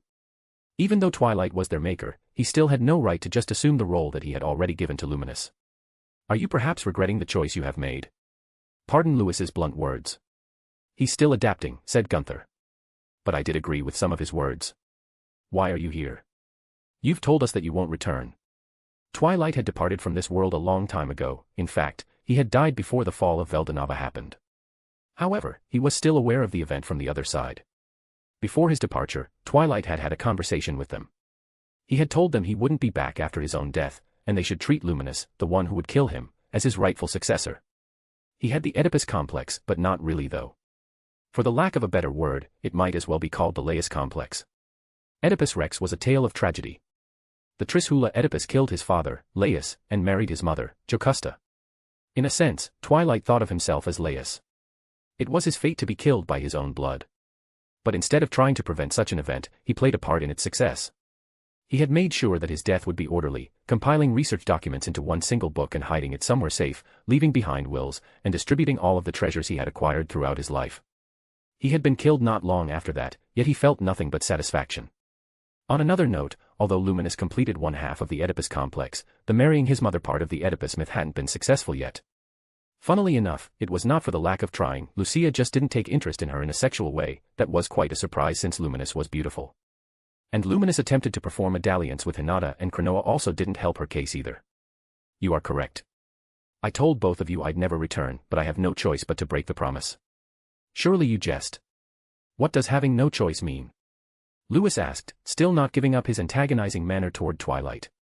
He held grudges as he recalled that time when Twilight killed him just to prove a point. Twilight might be his creator, but only Luminous alone was his mistress. Relax. I will only be here temporarily. You see, someone of significant importance recruited me. And since we are soon to share the same lineage, I have to help them. He glanced at the concerned two, and let out a smile. I'm glad that both of you are dependable to her. For now, I will do my own thing. Twilight then disappeared as if he was dematerializing. The power that Luminous had recently acquired, Yaldabaoth, belonged to him. Twilight and Luminous shared the same soul. It was one of the anomalies regarding her birth. Practically, the voice of the world saw them as the same being. When one half was suitable enough to gain a skill, the other could gain access to it as well. And that condition of the soul worked in Luminous' favor as Yaldabaoth stood as one of the strongest skills to manifest. It allowed him to break himself down to the smallest fundamental particle, infans, and reconstructed his body somewhere else. The power to mimic acts of creation, that was the very essence of the god of falsehood. One of the objectives was done, and what was left was the subduing of Cronoa. Before Twilight joined in, he stopped to pick up a trump card that would help him later. He was never a morally good man. In the same vein as Seal, he thought that morals halted advancement. Good or bad, did it matter when the result would in the end justify his actions? Maybe I should give you more credit. You are more interesting than I first thought. A light figure landed on the solid ground with grace. His glowing, golden eyes took a glance at the attacked ones. I didn't know that there existed such an entity. Who are you? Perhaps you are just like Ashura, born from the will of the earth itself. He compared this woman, Cronoa, to the will of destruction that Degrul once was. She was surrounded with a dense divine aura, which could make her be easily mistaken for a goddess in flesh. No, that can't be the case, Veldanava corrected himself. He drew his sword, the now Genesis-class Ashura, and pointed at Cronoa with it. My name is Veldanava, the Star King Dragon and this world's demiurge. What about you? He introduced himself in a manner that was well-trained. These sorts of things would usually be blamed on Lucia, however, it wasn't her doing this time. Self-introduction was important, and so it was taught to him even before he had met with his wife. In fact, this version of Veldanava here came from the period before he met her. This was the Star King in his purest form, before he became corrupted, educated. Cronoa, the beautiful girl dressed in a white gown, said nonchalantly, expressing no hint of respect or disrespect. So, Cronoa, what kind of interesting stuff are you and what can you do? Although he had his sword out, he still went on with this conversation. I like to learn about things, you know. So you better tell me everything, and I mean everything. Really? You really give me that silent treatment? He questioned, annoyed. While he was the creator, Veldanava also saw himself as the student of his environments. He had the angelic ultimate skills that allowed him to comprehend the world, but that wasn't enough for him. Deeming knowing and experiencing to be completely different things, Veldanava interacted with others to learn more from them and about them. You of all people must be taken rather seriously, it seems. Cronoa stared blankly at Veldanava. She had fought as an equal to Lord First this whole time and had just defeated the likes of Guy, Veldora, and Leon in one strike, yet she suggested that she hadn't used her full power. She had been messing around all this time. However, that non-serious attitude could not continue. Strong as she may be, even she wouldn't be able to defeat Veldanava casually. That man had all the angelic skills with him, after all. Her white gown was replaced by an attire suiting her hero status. She was wearing a long-sleeved black shirt under a black corset, as well as a white cape and a black waist cape. Her sword, an amalgamation of the holy ethereal light, expressed its true nature. It was in truth the mythical class sword, Moon Mistress. Veldanava and Cronoa clashed with each other, generating a shockwave which had never been replicated before nor after. It was the fight of the divines, a theomachi. Ah, they are too much. This is even worse than the time Malim rampaged and Guy had to stop her. I don't think sacrificing my power will be enough to stop them. Ramaris found herself in this extremely tough spot. She was strong, stronger than the majority of people in this world, yet those two were leagues above her. It made sense for Veldanava to be more powerful than her, he was her boss, after all. But what was it with Cronoa? Was it even possible for a hero that powerful to exist without her knowing? Every hero had to gain the blessing of the elemental before ascension, and the only place which provided such things was the dwelling of the spirits. With that in mind, most of the heroes and heroes-to-be were endorsed by her. She did recall meeting this girl. But to the best of her knowledge, nothing happened. Cronoa the masked hero was anointed when she had come to visit Ramaris's place. Might it be the case that she's just that much of an anomaly? What a horror, to think that a human has grown powerful to the point that they can brawl with the creator. Looking at what just happened to the three men who lay defeated, Cronoa was a threat. Ramaris could briefly see the attack and dodge it in time, so she was unharmed. Still, that was too close for comfort. Speaking of which. Master. Guy. Are you all right? She rushed to their side. Luckily, the wounds were not lethal. Cronoa didn't aim for the kill, just to incapacitate them. She looked over Leon, giving him no mind. Pixies were known for their mischiefs, as well as their pettiness. She lingered to the time when Leon stole Ifrit from her and decided to not heal him at all. Veldora and Guy had woken up after they were healed by Ramaris's magic. Damn, he really allowed me to get hit like that. Sometimes, I forget just how much Rimuru differs from my brother. I can't see her attack at all, Guy said as he balanced himself up to a sitting position. Was that speed faster than light? No, there is no way she, the mindless shell of the hero I'd once fought, could go beyond that level. Guy had fought with her in the past. It seemed to be a tradition for the Chosen One to invade his palace at this point, and she did just that after she took over Rudra's title. She just barged in, defeated one of his maids, cuddled with the other one, and fought Guy before leaving as she left the Eternal Ice Palace in ruins. Worse, she probably did all of that for the fun of it. The chosen heroes couldn't resist the urge to mess with him, it seemed. TCH, how annoying. Guy gritted his teeth and clenched his fist. In this situation, speed was more of a deciding factor than one's raw strength. No matter how hard you could hit, it would be for naught if you couldn't land any at all. It is the time stop. Another voice joined in. This time, the approaching man was Rudra. That makes no sense. I can do that as well, but I cannot sense the change in temporal flow at all, Guy retorted. And why are you here to begin with, Masayuki? It's dangerous out here. Oh, what is this? Does the fearsome crimson grow a heart or something? Rudra teased. I am not that kid. This is the Emperor speaking. Ah. What? Spontaneously, Ramaris and Guy exclaimed. There were a lot of questions in their minds, but the clashing of the gods near them didn't allow any questioning to take place, so the two had to take his words at face value. So, what are you doing here? Isn't it obvious? Rudra smirked. We can't just let them fight, can we? One is my mentor, and another is my student. Therefore, I consider this important enough to intervene. For a second, Veldora got anxious. Wait, does that mean Big Sister Grynd is here too? He looked around, but didn't see the aforementioned Scorched Dragon. But he couldn't let his guard down. His big sister was proficient in concealing her own presence, after all. "Ah, she will be a lot of help, but I am afraid that we will have to work with what we have," said Rudra. It was quite difficult to see any resemblance to Masayuki in this Rudra. They looked the same, but that was it. He was a charismatic man, to the degree that the cowardly Masayuki could not measure up to. He argued that even if Guy didn't want to, they needed to team up. "Our game will be pointless if there is no world left. So, like old times." Like old times. Rudra reached out to Guy and pulled him up to his feet. "How long is it at this point? When was the last time we got to fight side by side? Who cares? Let's just appreciate what we have here." Guy could have questioned if Rudra had an ulterior motive, but he didn't do that.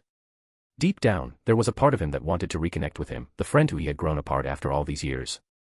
They stood next to each other, being absorbed by the feeling of nostalgia. At the same time, they summoned their respective swords, World and Deva. "You should do it too, Master." "Eh? Am I really needed? I mean, we already have them." He pointed out that Rudra and Guy had a higher level than him, so they didn't need his help. But Ramaris knew him well. She gave him praises, playing into his boastful nature. If he wouldn't step in, then they were done for. Ramaris planted the kind of idea in his mind which got him worked up enough to join force with the first demon lord and the first hero. A fairy, being manipulative, who would have seen that coming? Having spent months together in the dungeon, Ramaris and Veldor had grown closer to each other. One might say that she was infatuated with this idiot, so it pained her to think that he was already taken. What was so good about that vampire anyway? If Ramaris had to put it, she was the better candidate, but lost to a childhood friend. If he could consider burning the nation down and getting sealed fond memories, that was. But that's beside the point, we have to stop those two first. Chloe. Leon sprung up to the sitting position, looking bloody, yet the first thing he asked for was the girl's name. He had seen it. When he was attacked by Cronoa, he got to see how she looked, and there was no doubt about it. She looked like how he imagined his little sister Chloe would be when she grew up. He would fight as well. "Just buy me some time, I will have to summon my weapon from the time I was a hero." And thus began the ritual to summon another mythical class weapon. Cronoa was distracted as she focused wholly on Veldanava. If they wanted to strike her, there would be no better time than this. Rudra had two swords, the Sword of Heaven, Deva, and the Earth God, Chijin. They were individually god-class swords. But because they were fragments of one singular sword separated by Rudra's will, they could become stronger through returning to its true form. When he fused the two weapons together, the result was the Earth God Deva, which could assume its enigmatic glory as the Genesis grade to match Guy's world. The sword lit up with refined blue flame, imbued with the power of Vow's King Uriel. He had enhanced the sword with the faith of those who believed in Masayuki. On the contrary, Guy's sword, the recently awakened world, was imbued with the power of void itself. He had put everything he had learned thus far into this attack. Due to his interactions with Rael, including the most recent one, he finally understood the nature of Nihility and had harnessed it as his own. He had had a taste of it before when Rael let him borrow it in a fight with Feldway, and Guy remembered that sensation well. Always being a man who aimed for the greater height, Guy wanted to make the power his own. When a power was acquired once, it would become easier to replicate. And so, Guy found a way to collect the force of ensured destruction, Nihility. That energy was rare, and Guy wouldn't be able to create it on his own, yet he knew the place where it was abundant. Nihility could be found in the abyss of hell, and surprisingly, Guy's ultimate skill, Abyss King Nodens, could connect to that place. The two strongest people, at the peak of their power no less, swung their swords in a perfect harmony. Nova Break. Imaginary Blade. Cronoa, being attacked by the first true dragon, the first demon lord, and the first hero at the same time. Also Cronoa, nah, I'd win. I will let you in on some secrets, which might not be the best decision considering that you guys weren't fans of the self-cessed plot. Shame on you, it's peak. In the entire story, all 370k words of it, my favorite line appears in this chapter. She just barged in, defeated one of his maids, cuddled with the other one, and fought Guy before leaving as she left the Eternal Ice Palace in ruins. First of all, I just like to think that Chloe is very chaotic. And the cuddle with Rain part is basically the main idea of this story's harem plot. You don't think that the untold amounts of Yuri tensions are for laughs, right? To be honest, I am tired of the bickering harem Thorpe. Like, you are banging the same dude, just get along. When you think about it, that kind of dynamic is usually played for laughs, but it just feels toxic. So, I have been avoiding the bickering among the main harem members, instead, they just end up flirting with each other. As the wise man once said, it's polygamous, everyone in the relationship has the privilege of banging each other. I don't know who said that, I just came up with it. But that'll be the main dynamic of this story is marked as M/F and F/F on AO3, after all. Also, I won't be uploaded for a week or two at worst. Life gets in the way. Halt, Cronoa whispered a word, and the world itself listened. The flow of time had been halted. As a result, the world had lost its vibrant colors and turned gray as time refused to flow forward. Guy had acquired digital nature in the fight with Velzard. At the time, she was mad at Guy for being Veldanava's favorite.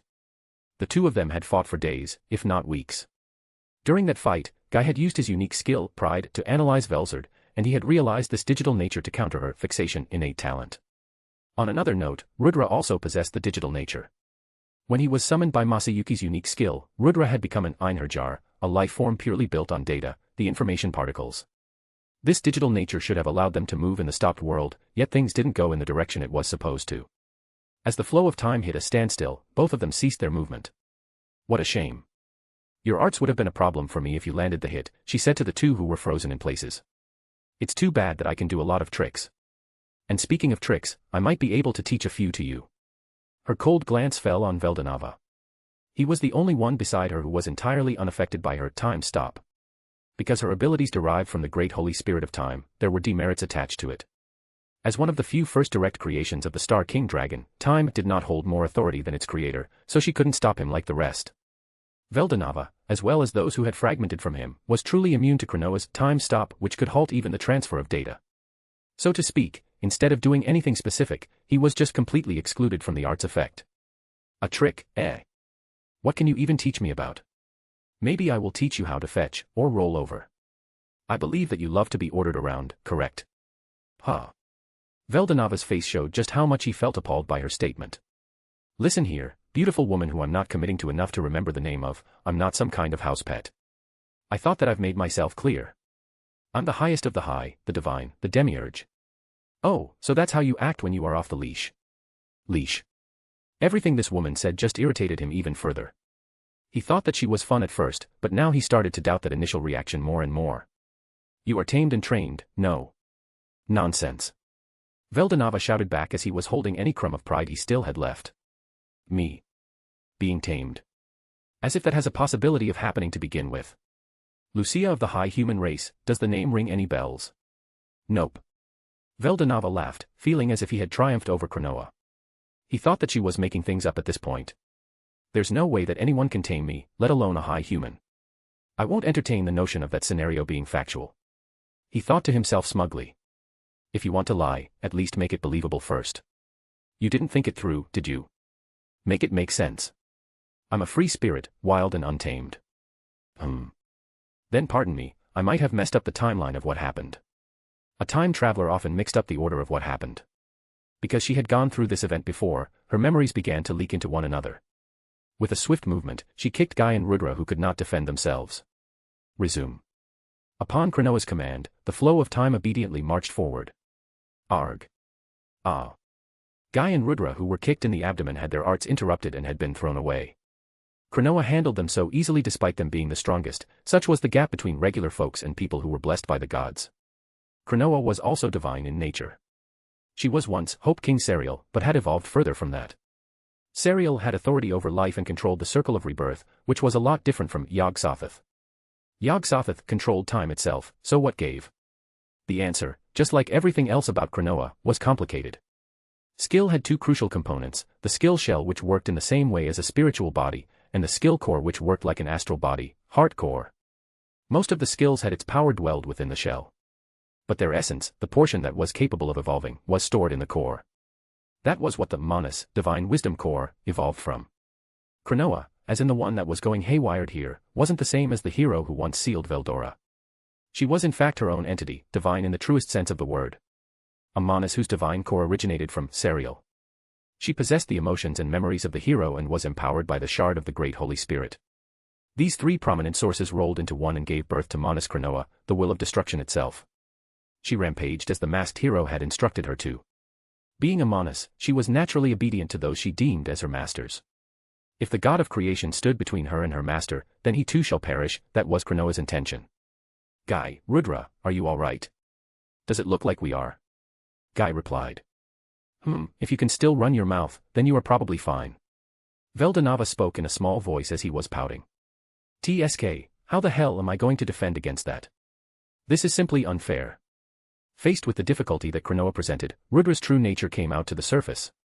However, Cronoa paid him no mind, not even giving him a glance. In contrast to the hero who was her mistress, Cronoa didn't share any significant bond with Rudra.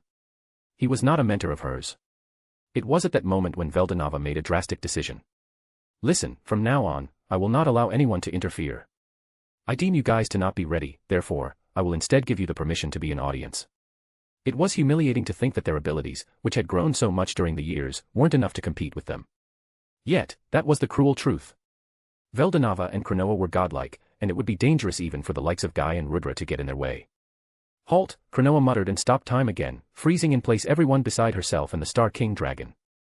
But Veldanava wanted everyone here to be his audience, so he helped them out a bit. One of the virtues, Charity King Ragel, had the ability to help others and make them stronger. By sharing a portion of his power with them, he had allowed them to comprehend what was happening in the suspended world, although they were still unable to move in it. And for him, that was enough. After all, they were his audience, not his combat partners. And although it was not Veldanava's intention, Yuki, who was still around the area, was roped into this effect as well. So, enough goofing around. Yeah, Veldanava answered. Let's go all out, consequences be damned. Cronoa smirked.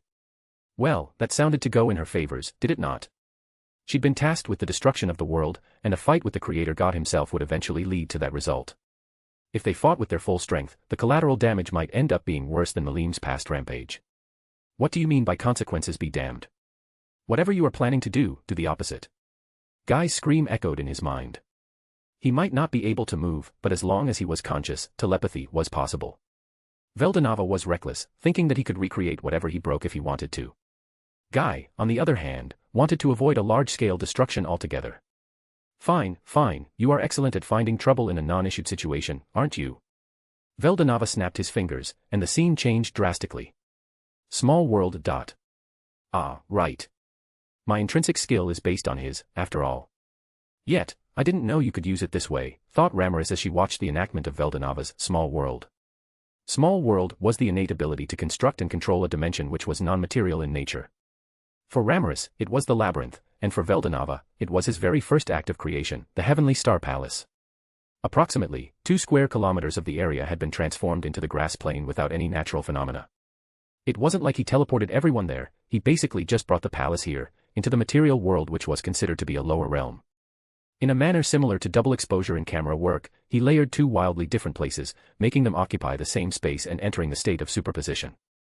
Veldanava landed softly on the grass, and Cronoa did the same. Even if we go all out here, the world at large will not be injured. Don't you love it when you can do stuff without any consequence? What a shame. I would love to wreak havoc, that's what she's intended me to do.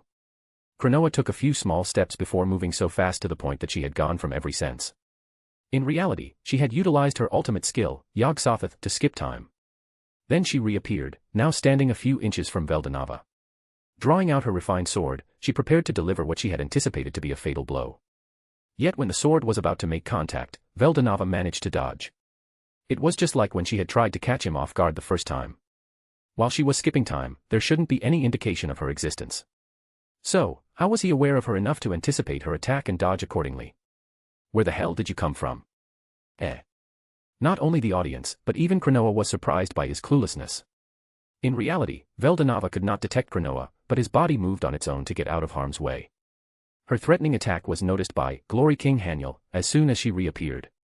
This skill, which allowed Veldanava to see through any attack and ascertain the enemy's movements, was the key component in his fine performance.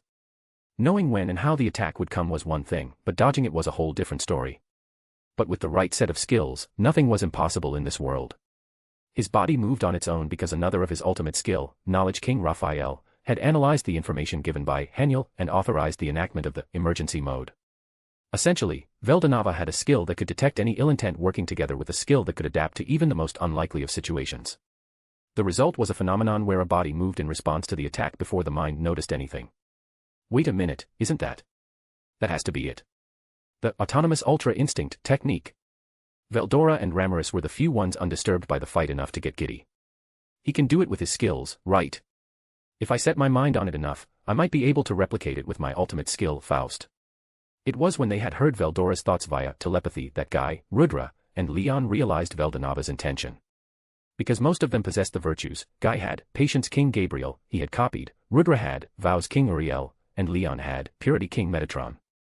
And as Veldanava was the originator of these skills, he was the one who could show them their full potential. Maybe that was what Veldanava had planned for them. He wanted to invoke divine inspiration in them. Which seemed to be a success with Veldora and Ramaris already. Veldanava swiftly turned around and threw his hand forward. Wisps of blue flame swirled around him as he condensed immense energy in the palm of his hand. Take this. Drago Nova. As he didn't have to care about the environment anymore, he could throw this powerful attack which had once scarred the world's surface without any consequence. And as the proper user of this energy, his Drago Nova exceeded that of Malim in raw destructive power. Not only that, he had also used the ultimate skill to sort out all laws that hindered the attack potency, stop inference, and purify his stardust. His Drago Nova was the most powerful, even more powerful than the likes of Rimuru or Manisvelda, in fact.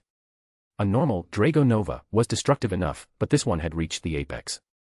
Which was why Veldanava deployed it slightly upward, making sure that it would never make contact with the world he loved. Or else, it would have pierced through the Earth's mantle and enact the end of the world. He didn't want to go through the whole complication of world creation once again, not that he could do it in the first place since he had lost access to Nihility Collapse long ago. The pale beam of blue light, majestic yet threatening, enveloped Cronoa. It should have been Cronoa's demise. Ah, so that is what your title as God entails. Cronoa appeared unharmed, yet she was clearly nervous. There seemed to be a barely visible barrier around her, distorting the space in a spherical shape. This wasn't just any protection barrier, but time cocoon activated via Yog-Sothoth. Under the laws of math and physics, speed was the result of distance divided by time. And as she amped up the time factor to infinite, the formula would result in the speed becoming zero. To simplify it, anything that entered the small area of her cocoon would have its speed reduced to none, fixating it in place, and that was when another aspect of time cocoon came into play. Anything that had experienced zero speed for a considerable duration would be flinged randomly across space and time. That was Cronoa's own chronosaltation. She didn't block Drago Nova. Even Castle Guard, the most defensive protection barrier in all of creations, would find such a feat impossible. She simply put it anywhere else far away from her. But to activate this cocoon, she had to abandon her hold on time stop. When Cronoa was about to criticize Veldanava, he was nowhere to be seen. You are not the only one who can do this, just so you know. Just like what she had done to him, Veldanava appeared right behind her. It was the combined effect of spatial domination, which belonged to the ultimate skill, Trails King Israfil, enhanced with Oath King Uriel, the virtue that held divine control over space itself. Noticeably, Veldanava's lithe form had changed again. He incarnated in an immature form, revealed his mature form because of Veldora, and as if following strict evolution, he had yet again matured, though not as drastic as the first time. The mythical class armor he wore had fused into his very flesh. The Genesis grade sword, Azura, had also morphed into claws that were attached to the gloves of layered black scales. Draconic wings sprouted from his back. It looked to be for aesthetic rather than functionality. This was, by all intents and purposes, the stampede form that Malim once used to wreak havoc upon the world. He was faster, and physically stronger as well. At the same time, his estimated value of Magicule had grown to an unbelievable height. But why could he go into a stampede if it was the power of the ultimate skill, Worth King Satinal? The answer was simple, well, not really. The answer was hidden in one of the angelic skills, notably, Heaven King Astarte. Astarte had sub-skill evolution, which allowed Veldanava to evolve skills in the way that the user wanted to. Simple, right? This was where complications started. When evolution was used in tandem with Haniel's offensive-defensive balance adjustment, it became the art. Contrarium Concordii, the art which allowed Veldanava to reverse the harmony of the system. This world ran on causality, things existed with purposes. Every action had equal and opposite reaction. Good and evil. Light and darkness. Creation and destruction. So on and so forth. When something existed, another on the opposite end of the spectrum would come to be. It had been proven before. The existences of the original angels and the primordial demons entailed as much. The angelic skills also had its darker counterparts in the demonic skills. By reversing Justice King Michael, he could have access to the sin skill, Worth King Satinal. Surprise, right? Not only that. I have reversed Rigor King Jibril into Temptation King Azazel, and put myself under the mind control to not go out of control. This is the controlled stampede, so to speak. What an oxymoron. Joke on you. I don't even know what that word means. A fight with Veldanava would always be troublesome. His fighting style was hysterical and made little to no sense. That unpredictability made him so difficult to deal with even for Cronoa. His clawed hands went for Cronoa's throat, but it was easily redirected by Moon Mistress. Veldanava hadn't given up though. His soft-looking lips parted, and he shot a beam of quick-charged Dragonova from his mouth. This beam, deployed point-blank, made it harder to dodge, but why should she dodge when Time Cocoon would protect her? My defense is infallible. Or so she thought. Well, that girl Chloe said she won't be mad if this has to be done a rough way, so it is what it is. A man with lustrous silver hair appeared in the middle of the war zone, having reconstructed himself between Veldanava and Cronoa, arguably the most dangerous area in the world at this very moment. It was Twilight Valentine, and he had quite a plan. His ultimate skill, Falsehood God Yaldabaoth, allowed him to do a lot of things, but these things still followed one main idea. It was the ability to mimic acts of creation. Unlike Veldanava's Ahura Mazda, he could only create things that already exist, which meant his imagination wasn't his one and only limit. But it was, nonetheless, one of the strongest skill to ever manifest, capable of reconstructing even skills, or for this exact occasion, a unique constitution of the body. Oh, Twilight, I'm glad to see you. I'd like to say, long time no see, but it might not be the most appropriate. Twilight extended his hand forward and activated his trump card, the thing that those people had told him that he must acquire no matter what. This was Yuki's anti-skill. With the information that he had gotten from his parallel existence, he recreated it using his newly acquired Yaldabaoth. He was able to make a hole on her flawless barrier, though that hole had been fixed in just a few blinks of an eye, giving him no opportunity for him to attack. His duty was done as soon as he activated it. I see. Veldanava exclaimed excitedly. Having seen the way to challenge that barrier, he felt inspired. Trying to stop Twilight from interfering further, Cronoa raised her sword. But Twilight had anticipated this, which was why he went out of his way to fetch this. Ugh. You insufferable bastard. I would rather call myself resourceful, but that's just me. He threw something in the air, something round and pink. It was Shinsha. Having spent most of his life with Veldanava, he could throw a child without any regret. Look, if you spent enough time with a man who threw children off of the cliff as a form of punishment, you ought to pick up a thing or two from him. This provided enough opportunity as Cronoa jumped up to catch her. Are you insane? If you throw her like that, I will be the one getting into trouble, she scolded him. Have a nice sleep. Twilight smirked. In a stroke of genius, and possibly a lot of help from Raphael, Veldanava invented his own divine equivalent of anti-skill. By reversing the nature of Salvation King Azrael, he had acquired an access to Destruction King Abaddon. Using its sub-skill, Dimension Rupture, as the base and amping it with Metatron, he deployed the art made for the sake of defeating her. Ultima Sententia. An untainted light illuminated the battlefield, tearing down her flawless Time Cocoon and allowed Dragonova to make a direct contact. That one blast brought the end to the fight between gods. Unspecified currency. Rimuru's information equals inactive. Veldanava's information. Name, Veldanava. Title, Star King Dragon, Omnipotence Will's Proxy, Root, First Whale, Avatar of Creation. Species. Supreme Chaos Spirit, True Dragon, Official. True Dragon, Star Hatchling, Juvenile Will of Creation, Actual. Existence Value, Infinity, Magicule Breeder Reactor. Blessing, Grace of the Luminescent Nebula. Arts.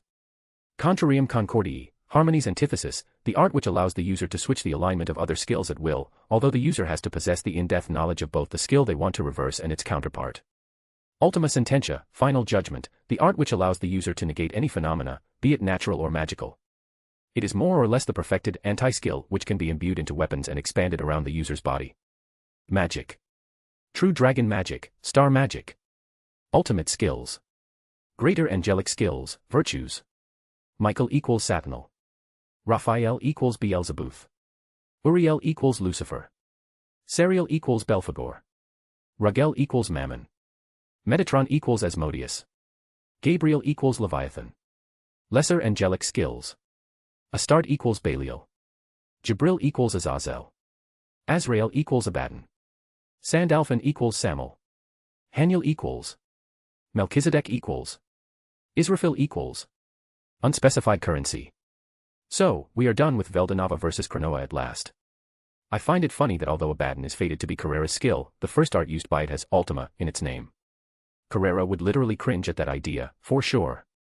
With that being said, we have 4 main plots left before we can conclude the Lubliu's arc. Chloe's misconducts. Testarossa at the Council of West/Dino's Trials for Humanity. Rimuru and Lucia's reunion. Rimuru gets to know his daughter Shinsha as well as who his 7th significant other is. How about we play a guessing game? Who do you think it is? Hint, the answer isn't Manus Lucia or Manus Cronoa, they will be counted along with their hosts. Your guess. Where am I? Hinata was on the edge of a bottomless abyss, fighting the temptation that was almost irresistible. Ah, so sleepy. Her life flashed before her eyes, the memories of her past to the present. Right, I remember. When I was young, my father would spend time playing with me. Since she could only see the present, Hinata had forgotten these memories. In the past, Hinata once had a normal family. But everything went to hell when her father's company went bankrupt. Had father not strayed to sinful ways, mother wouldn't have gone insane. Hinata did not have the slightest intention of imagining just how much he was suffering. That was why she still hated him. She lived in hatred.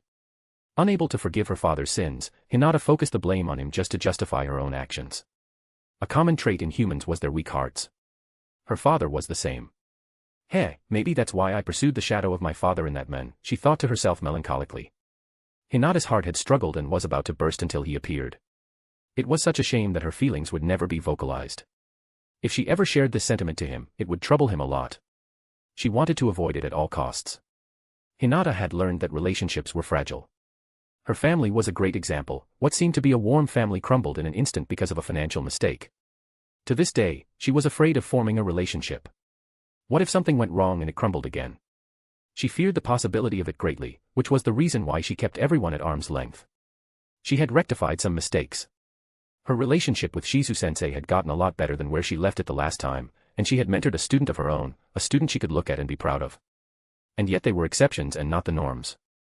There was a certain idiot who she had taken interest in, but she was too much of a coward to speak what she really thought. How regrettable. She had died, so all she could do was to contemplate on her past and present actions. Hinata wondered what kind of fate was waiting for her. Luminous had told her in the past that saints were excluded entirely from the samsara system.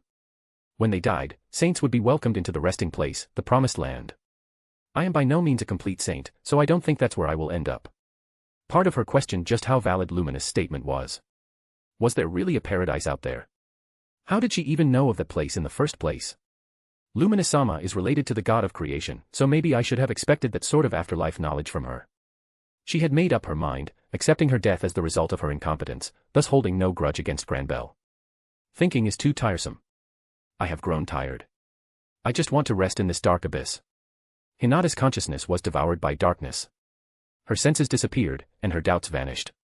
You can't fall asleep. An intense call woke Hinata up. Is that Chloe? Hinata came back to her senses. She didn't know what this was, but it sure didn't look like a conventional reality. Hinata felt as if she had been roped into a scheme far larger than she could imagine. Her circumstances were peculiar. Through the floating window, Hinata could see the world outside. Or rather, she did not see with her eyes, but instead could feel it through her heart. That is because Hinata Wanchan is inside me. What does that? If she still had her physical form right now, Hinata would have blushed. And that was another problem that she had just noticed, she didn't have a form, being just a stream of consciousness. Because all of this was overwhelming to take in at once, Hinata fell into confusion. She tried to make sense of it using ultimate skill, Fortuna, but she failed. I will explain everything to you. Just try to stay conscious. Now then, I hope we can synchronize. Synchronize. Yes, can you see a light ahead? Hearing that, Hinata concentrated her mind in the direction Chloe spoke of. And soon enough, she could see a dim light. Yes, over there. She moved toward the light. It felt as if she was physically moving her body, while in reality, only her consciousness was moving forward. The moment Hinata's consciousness came into contact with the light, she found herself in a different place. It was a moderately small room with a cozy-looking kotatsu in the middle. She exclaimed out loud, not expecting this. Speaking of which, she got her body back as well, yet it was clear to her that none of this was real. I thought you would feel bored being just a voice, so I set up this room for you in a part of my soul. Do you like it? I mean, it's fine. So Hinata Wanchan is a minimalist. That is some crucial information for the house we will live in together. Okay, I thought it was just me being overthinking at first, but aren't you making a wild assumption right now? How so? Like, what's the deal with the house we will live in together part? Isn't it the norm for a family to live under the same roof? Chloe asked back innocently, finding no flaw in her logic. I still cannot comprehend what you're talking about, Hinata said, still as confused as when she woke up. But at least she was enveloped with a warm fabric of a kotatsu instead of the abyss, so there was one good thing in this. When she thought that oranges and a warm glass of green tea would be best for the atmosphere, those came to be right in front of her eyes. Just like Hinata and the room itself, these weren't physical objects. They were meant to provide sensations and not substances. The same window appeared in front of Hinata, and it gave her the view of the world through Chloe's eyes, courtesy of them being synchronized. Aren't we a family? Ah, Hinata hesitated a bit. If she said no, wouldn't that be too cruel? I mean, you are certainly my star student, but to call ourselves part of the same family is kinda. Hinata didn't have a good experience with her previous family, so she was hesitant to be a part of the new one. Well, bond isn't the only way one can end up in the same family, right? Marriage is still an option, you know. What are you implying? It is about Rimuru-san. You love him too, right? If both of us marry him, we will be sisters. It was rather strange that this wasn't the first time someone brought up the consort solution in a conversation with her. The first one was Testarossa, and now it was Chloe. Me liking Rimuru? No way. Fufufu. Someone sounds so uncertain about their feelings, doesn't it? At Chloe's teasing remark, Hinata was noticeably blushing. She now thought that it would have been better if she just stayed as a formless voice. That probably would not make her feel as exposed as she was now. But at least Chloe wouldn't know what she was thinking, right? Oh, I failed to mention this, but since Hinata-wanchan resides in my soul, I can feel and know every minute detail, including your thoughts and memories. That is an infringement of privacy. Vice versa is true as well, but I won't recommend digging deep into my memories. It is not a place for you, or anyone. Oh. And now you want to claim your privacy. That's not what I meant. Oh, come on, just how bad can it be? I am the head of the Knight's Order. I probably have seen worse things than you could have imagined. Hinata was nothing but stubborn. If anyone had wronged her, she would do anything in her power for them to feel the same way as she did. And since Chloe took a glance into her memories, Hinata would do the same. When Hinata decided to explore more of Chloe's memories, the window had turned into a screen of sorts, and it allowed her to browse through the girl's memories. Although Chloe was doing her best to convince Hinata to stop before she got to see some unholy things, she still went forward, a decision she would soon come to regret. Let's see, this one is labeled as defeated. How about we get to see what happened? Ah. Anything but that one. Chloe protested, and her desperation was palpable. Instead of deterring Hinata, Chloe's reaction only encouraged her to continue. What kind of defeat are we talking about here? Even as a child, you are leagues above the rest. I can't imagine you losing. Heh, maybe that is why you are so protective of this specific memory. You've lost to someone and found it embarrassing. As it was Chloe's memories, the scene was shown through her point of view. For a piece of memory labeled as defeat, she had expected it to take place on a battlefield, not in some opulent bedroom. It was too late for Hinata to turn it off. I have been a very, very bad hero. Indeed, you are. In that memory, Chloe was with a man that Hinata knew well, and it certainly made her heart clenched a bit. She watched it, part mesmerized and part mortified as he, Rimuru, placed his lips on Chloe's own. When the kiss parted, Hinata was able to see Rimuru. He looked a bit different than she remembered, being more mature than the current Rimuru. Had Rimuru evolved again? It was the explanation Hinata could think of. In the memory, Chloe was naked. Her body, which somehow looked more developed than Hinata's, was shown to Rimuru. Go on, Demon Lord, you have defeated me, and I'm now yours forever, Chloe said in a sultry voice. Hey, not so much of a mighty heroine now, are you?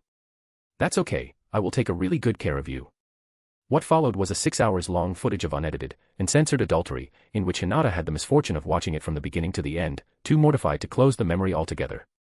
What is this? It is SE. I know what it is, but still, what the hell is this? Were you just getting excited? Fufu, Hinata-wanchan is such a voyeur. That cannot be the case. Who would have thought that Chloe would have been this much of a pervert? She had heard from Shizue that Chloe could be a little deviant at times. A deviant, true, but a little was kind of an understatement. Hinata was doing her best to change the topic. Never mind that. How about you give me some explanation? I hope that it makes a fair bit of sense too. You see. It's a matter of preference. I am by far the strongest human, so I've never tasted defeat before. You know, it means a lot to me when I forfeit my first time to him. Like, there's something riveting about being taken by a big bad demon lord. This cup of green tea tastes so delightful. Hinata sipped her cup of tea, pretending that she didn't hear Chloe's scandalous words. Hey, don't ignore me. Even the likes of you probably have some wild preferences, too. There's nothing to be ashamed of. Don't you dare rope me into this. A while later, when Hinata had calmed down a bit more, Chloe was about to tell her the true story of what was happening. Here's the thing, Hinata-wanchan. You can just call me Hinata. Got it.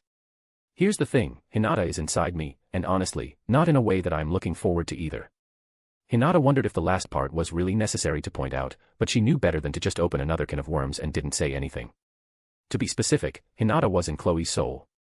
If it wasn't for this, she would have been devoured by the infinite prison, manifested in the form of a bottomless abyss. Chloe then explained a lot of things to Hinata, including the truth that Chloe herself was a time traveler. The world as it was now was different from its original, undisturbed timeline. In the first ever timeline, Rimuru-san doesn't exist. It's true. Without the interference of Emil-san, Mikami Satoru would have been in the samsara, reincarnation system. In a time like this, it was rather great that they had someone who was aware of how the gods operated on their side. According to Emils, Veldanava at the time of his death should be around 10 great kalpas old, and yet he was still considered a juvenile. Because Veldanava was a before-time existence, he did not mature in a conventional manner as anyone else. Instead, he seemed to mature as he died and reincarnated. After his first death, he returned again and again, each time in a different form and origin. This period, which began about 2,000 years ago, was called the pilgrimage of the soul. As he was born, died, and born again, he slowly built up soul maturity over time. And the pilgrimage would persist too if it wasn't for Emil's interference. It's great that we can just put him in the world instead of waiting for the pilgrimage to end. Do you know just how long that thing will take him naturally? No. It will take him about 7.46 times 10 great kalpas. I can't even comprehend that period of time, and I'm literally a time person. To simplify, it took a god like the Star King Dragon an absurd time to grow into their fully mature form, and Rimuru, despite being a powerful individual, was just the result of a barely beginning pilgrimage. To put it into perspective, the 2,000 years between his Veldanava and Rimuru era was barely 1% of the time it would naturally take him. In fact, it was 2 times 10%.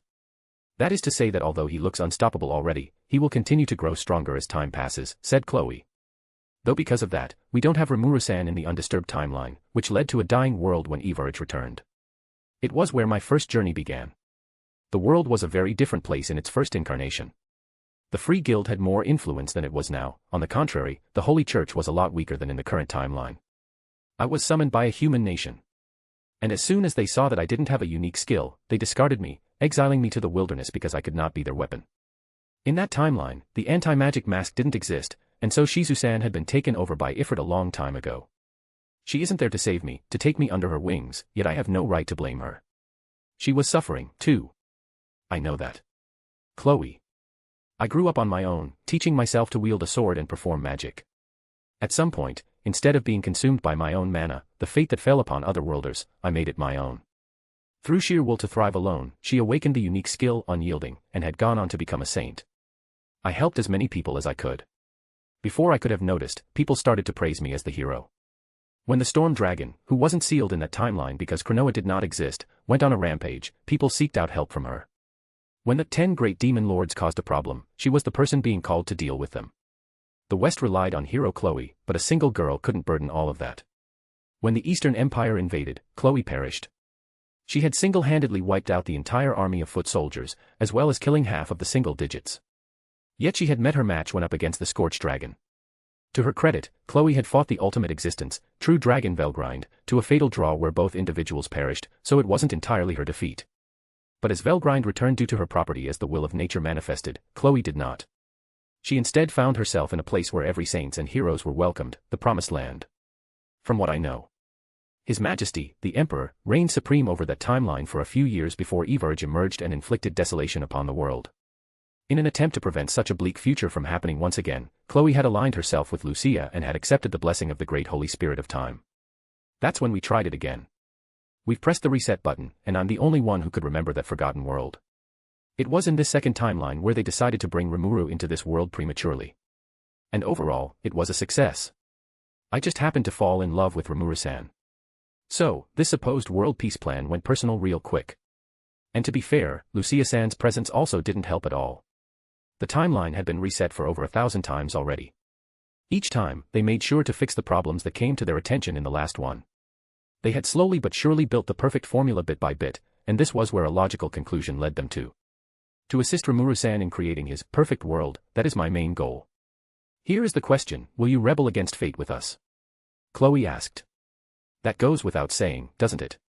Because Chloe was important to her, that was why she agreed into this lunacy of a plan. Oh yeah. Hope you didn't chicken out halfway like that laughable attempt of a love proposal, Chloe said with a wry smile. Stop looking into my memories. Well, you can look at mine in return. Never gonna make that same mistake once again. And so Hinata and Chloe embarked on a bizarre adventure together. Here they were, in the past just 200 years after Veldanava's death, when the world was still chaotic after the creator's departure. And although they would have to go to that place first to pick up an item that would help them in the future, their destination was the Eastern Empire. Today is my birthday, so I wrote about Chloe. Life's good, although there's a lot more math stuff than I thought.